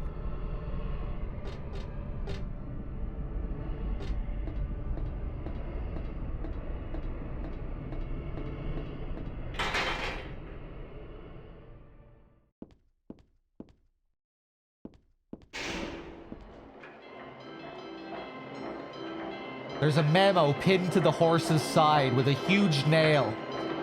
When 13 turns count 4, you will die from their curse. If you wish to escape, there is but one way out. To kill before you are killed. You will be saved by the 12th death.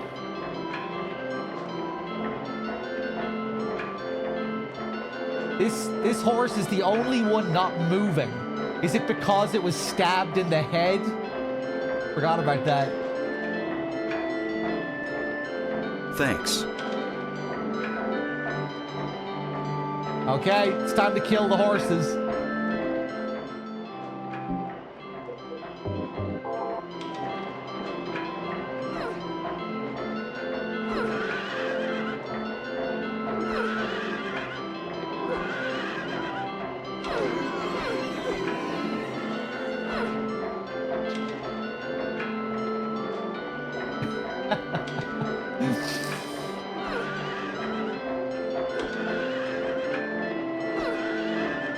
Billy, thank you for gifting the sub to Andrew Ryan.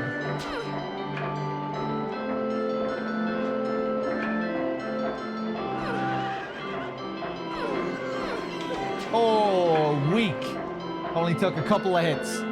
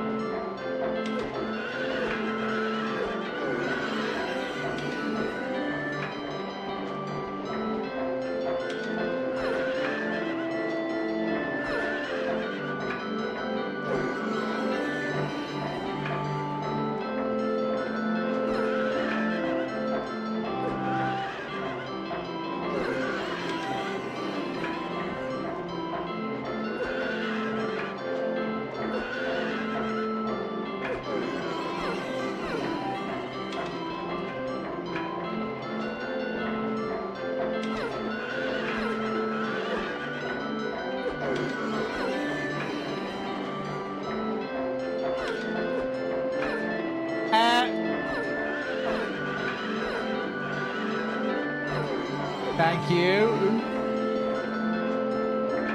Last one, I think.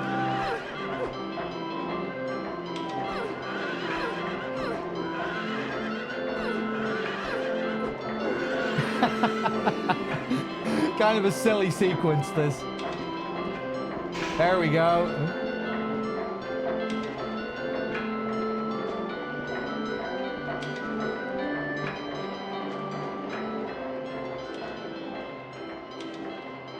Those spikes look nasty sticking through their backs.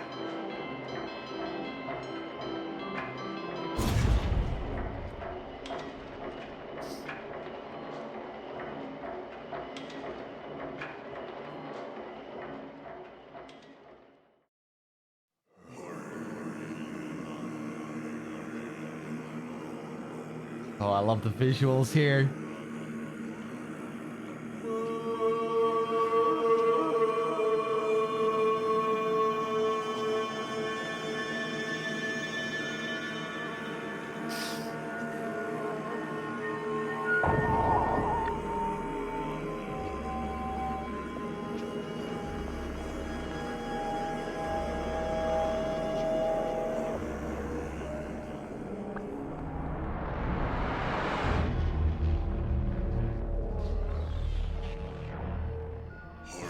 Let's do it.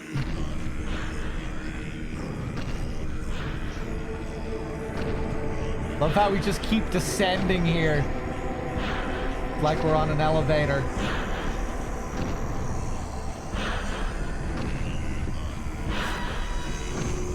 The way the horse looks here with the curtains. The red curtains. Whoa.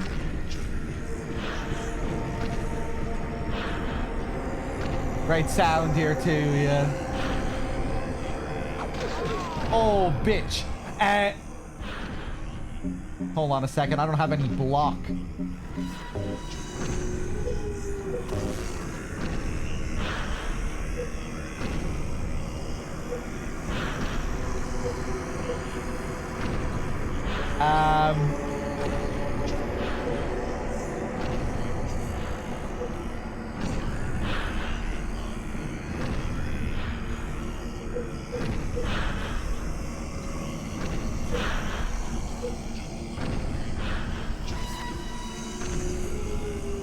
Anyone know what my block should be here? There's no dedicated block.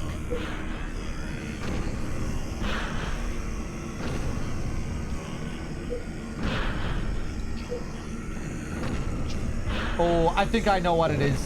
Hold on.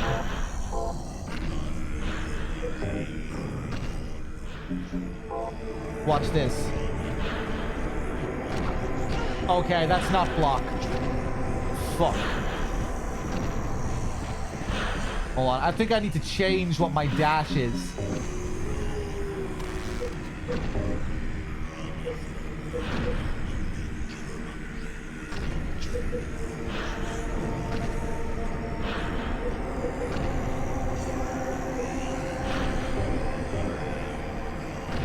Okay, let's try this.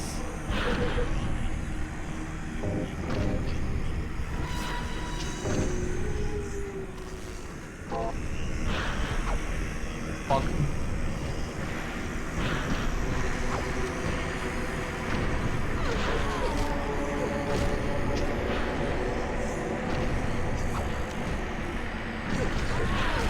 There we go.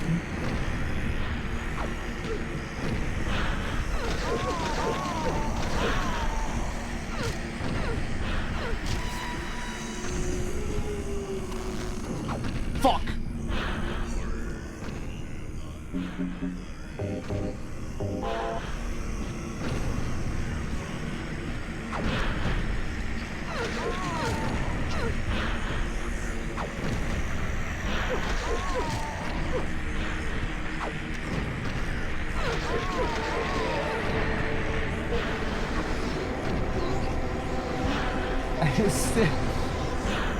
I didn't really skip Silent Hill 2. I will be playing Silent Hill 2. Whoop.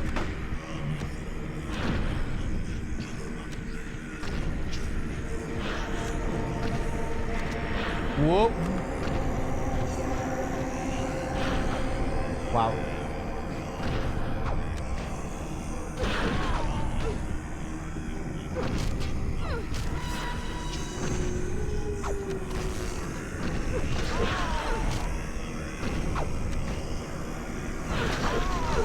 Fuck.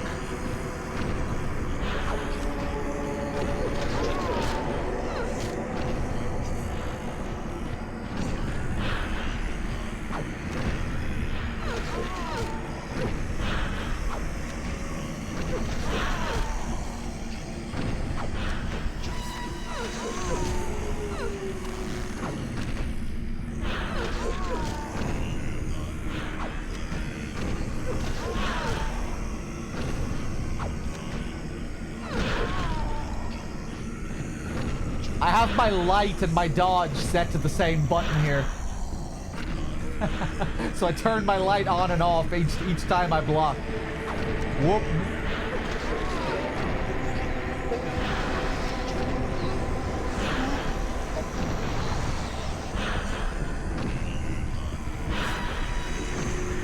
Oof.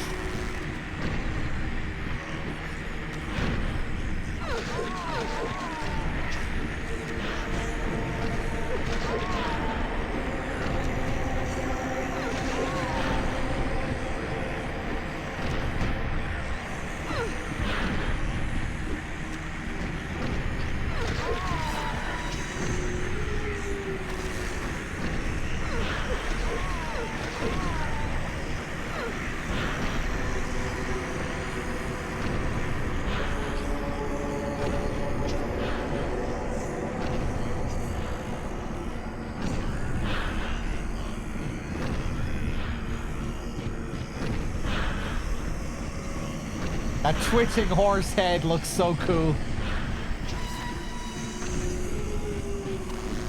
Whoop.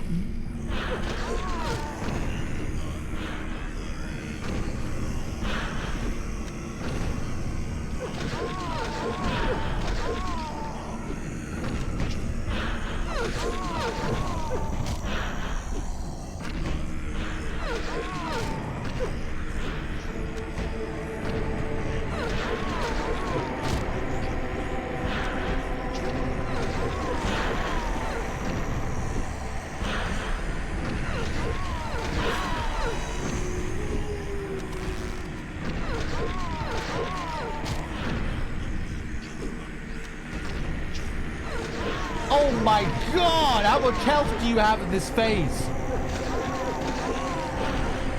What the fuck? This is normal mode.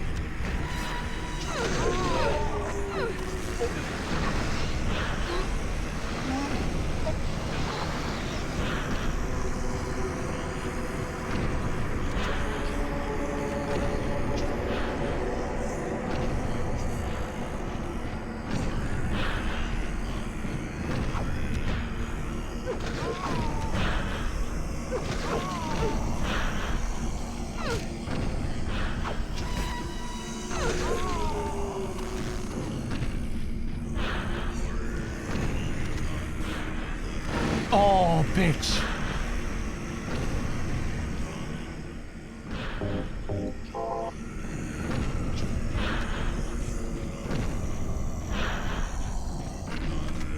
No. Oh, she still had it ready.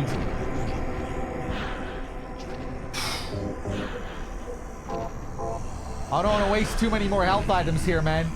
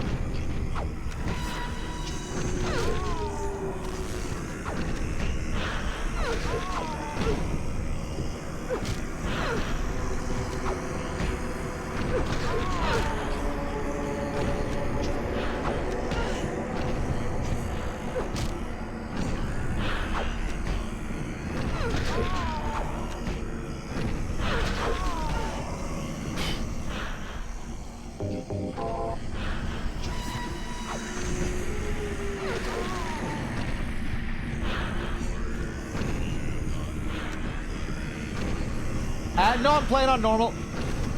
Nope. She's just very tanky.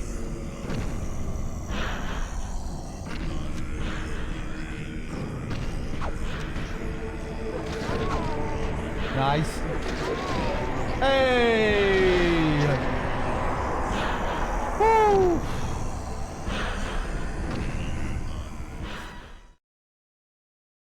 Felt like the steel pipe phase had more health than that final phase. Jesus Christ.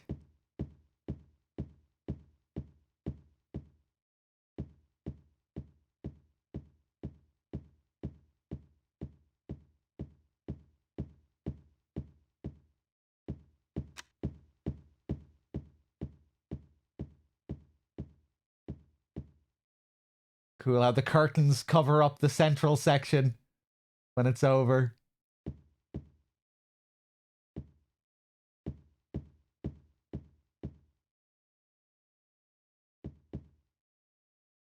You can see their little heads poking out here.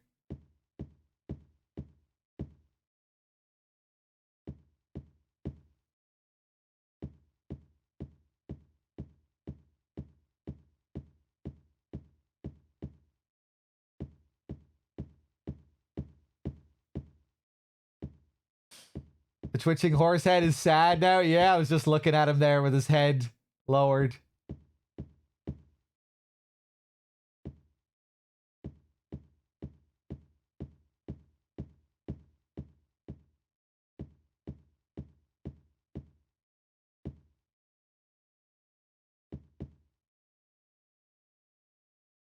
Like they're wrapped in body bags or something here.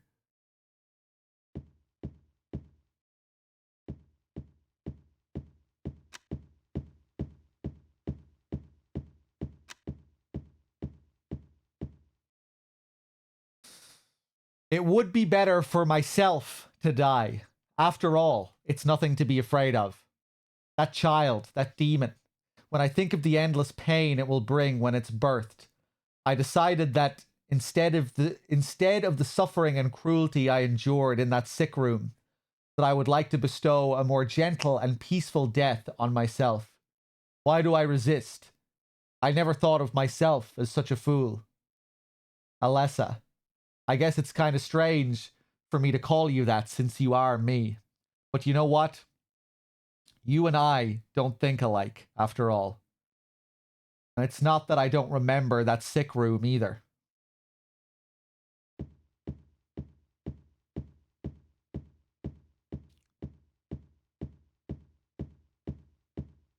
Okay, we'll get to the next save point and then I think we'll call it there for tonight. It's getting late. It's almost 2 a.m. here. In through the womb. Into the sludgy womb. Damn, the colors look great here.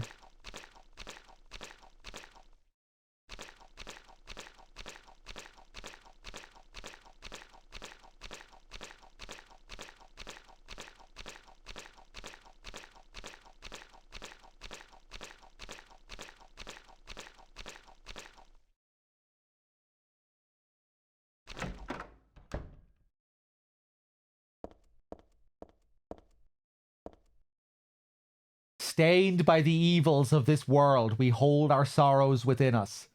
Only you can heal us these wounds. Each morning, afternoon, evening, and night, we call out your name and pray for the day of the miraculous descent.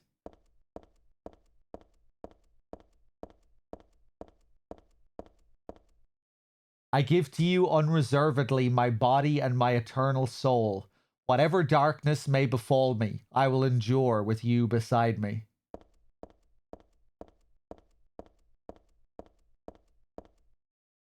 As proof of your miraculous power, guide our obedient and willing souls to the road of paradise, O Lord. We will not give in to the power of temptation as long as we have you in our hearts.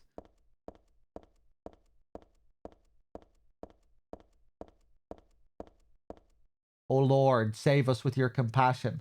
O Lord, shower us with your blessings. O Lord, favor us with your abundance.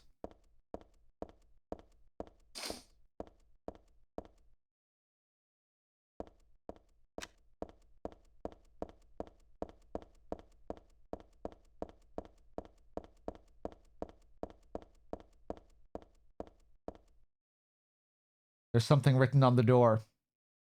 This door is the gate which leads to the road to paradise.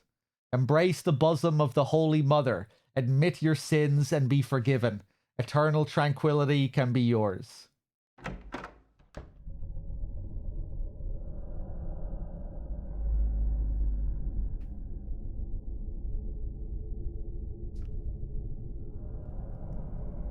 How did you get here?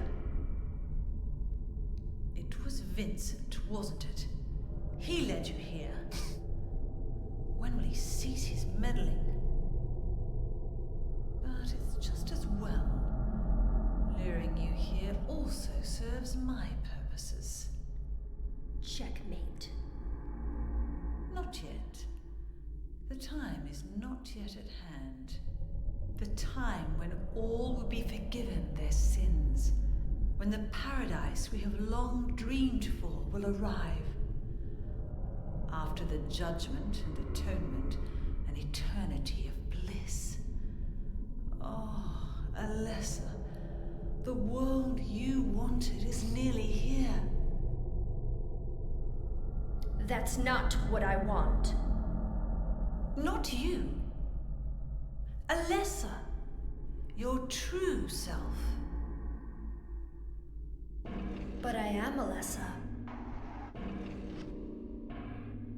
My little Claudia, my dear sweet sister. Alessa, Is it you? Oh, how I've missed you. Great performance, I don't Heather. need another world. It's fine the way it is. But you said it yourself. The world must first be cleansed with fire. But that's not what I want now. Alessa, don't you want happiness? Have you become blind to all the hopeless suffering in the world? We all need God's salvation.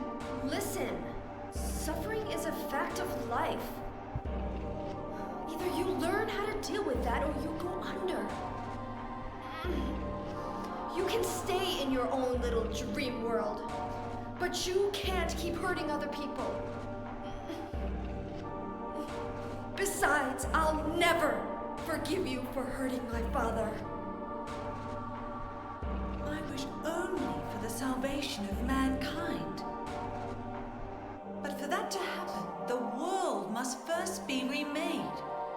And for that, we need God. You self-righteous witch! No one asked you to help! What is growing within you?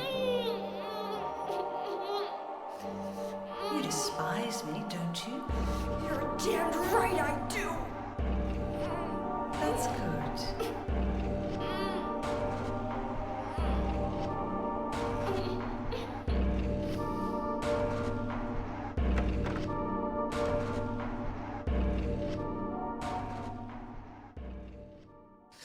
Okay, guys, we're gonna leave it here for tonight.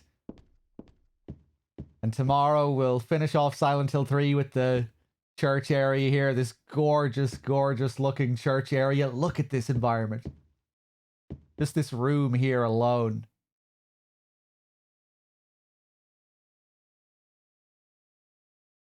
We'll study all these paintings tomorrow and learn about the history of the cult's beliefs here. These are the same paintings you see in Grannon's lab, by the way. Here we get the super detailed versions of them.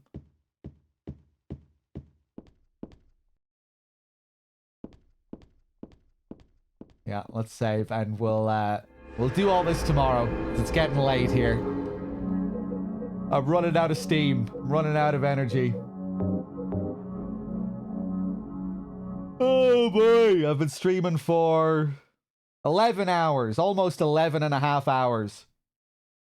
Yeah, we'll leave it there for now. Feel free to stick around if you want. I'm going to continue on with the Silent Hill Homecoming VODs. After that, I think we'll do Downpour. I'll make sure not to make the same mistake as last night where the screen was frozen for like 6 hours. And yeah, I'll go get some rest. Guys, thanks for being here. Thanks for watching. I hope you enjoyed the Silent Hill 3 session today. And I'll be back on tomorrow with more. We'll finish off 3 and we'll jump straight into 4. Cheers, everyone. Thanks for watching. Take it easy. Enjoy the VODs if you're sticking around.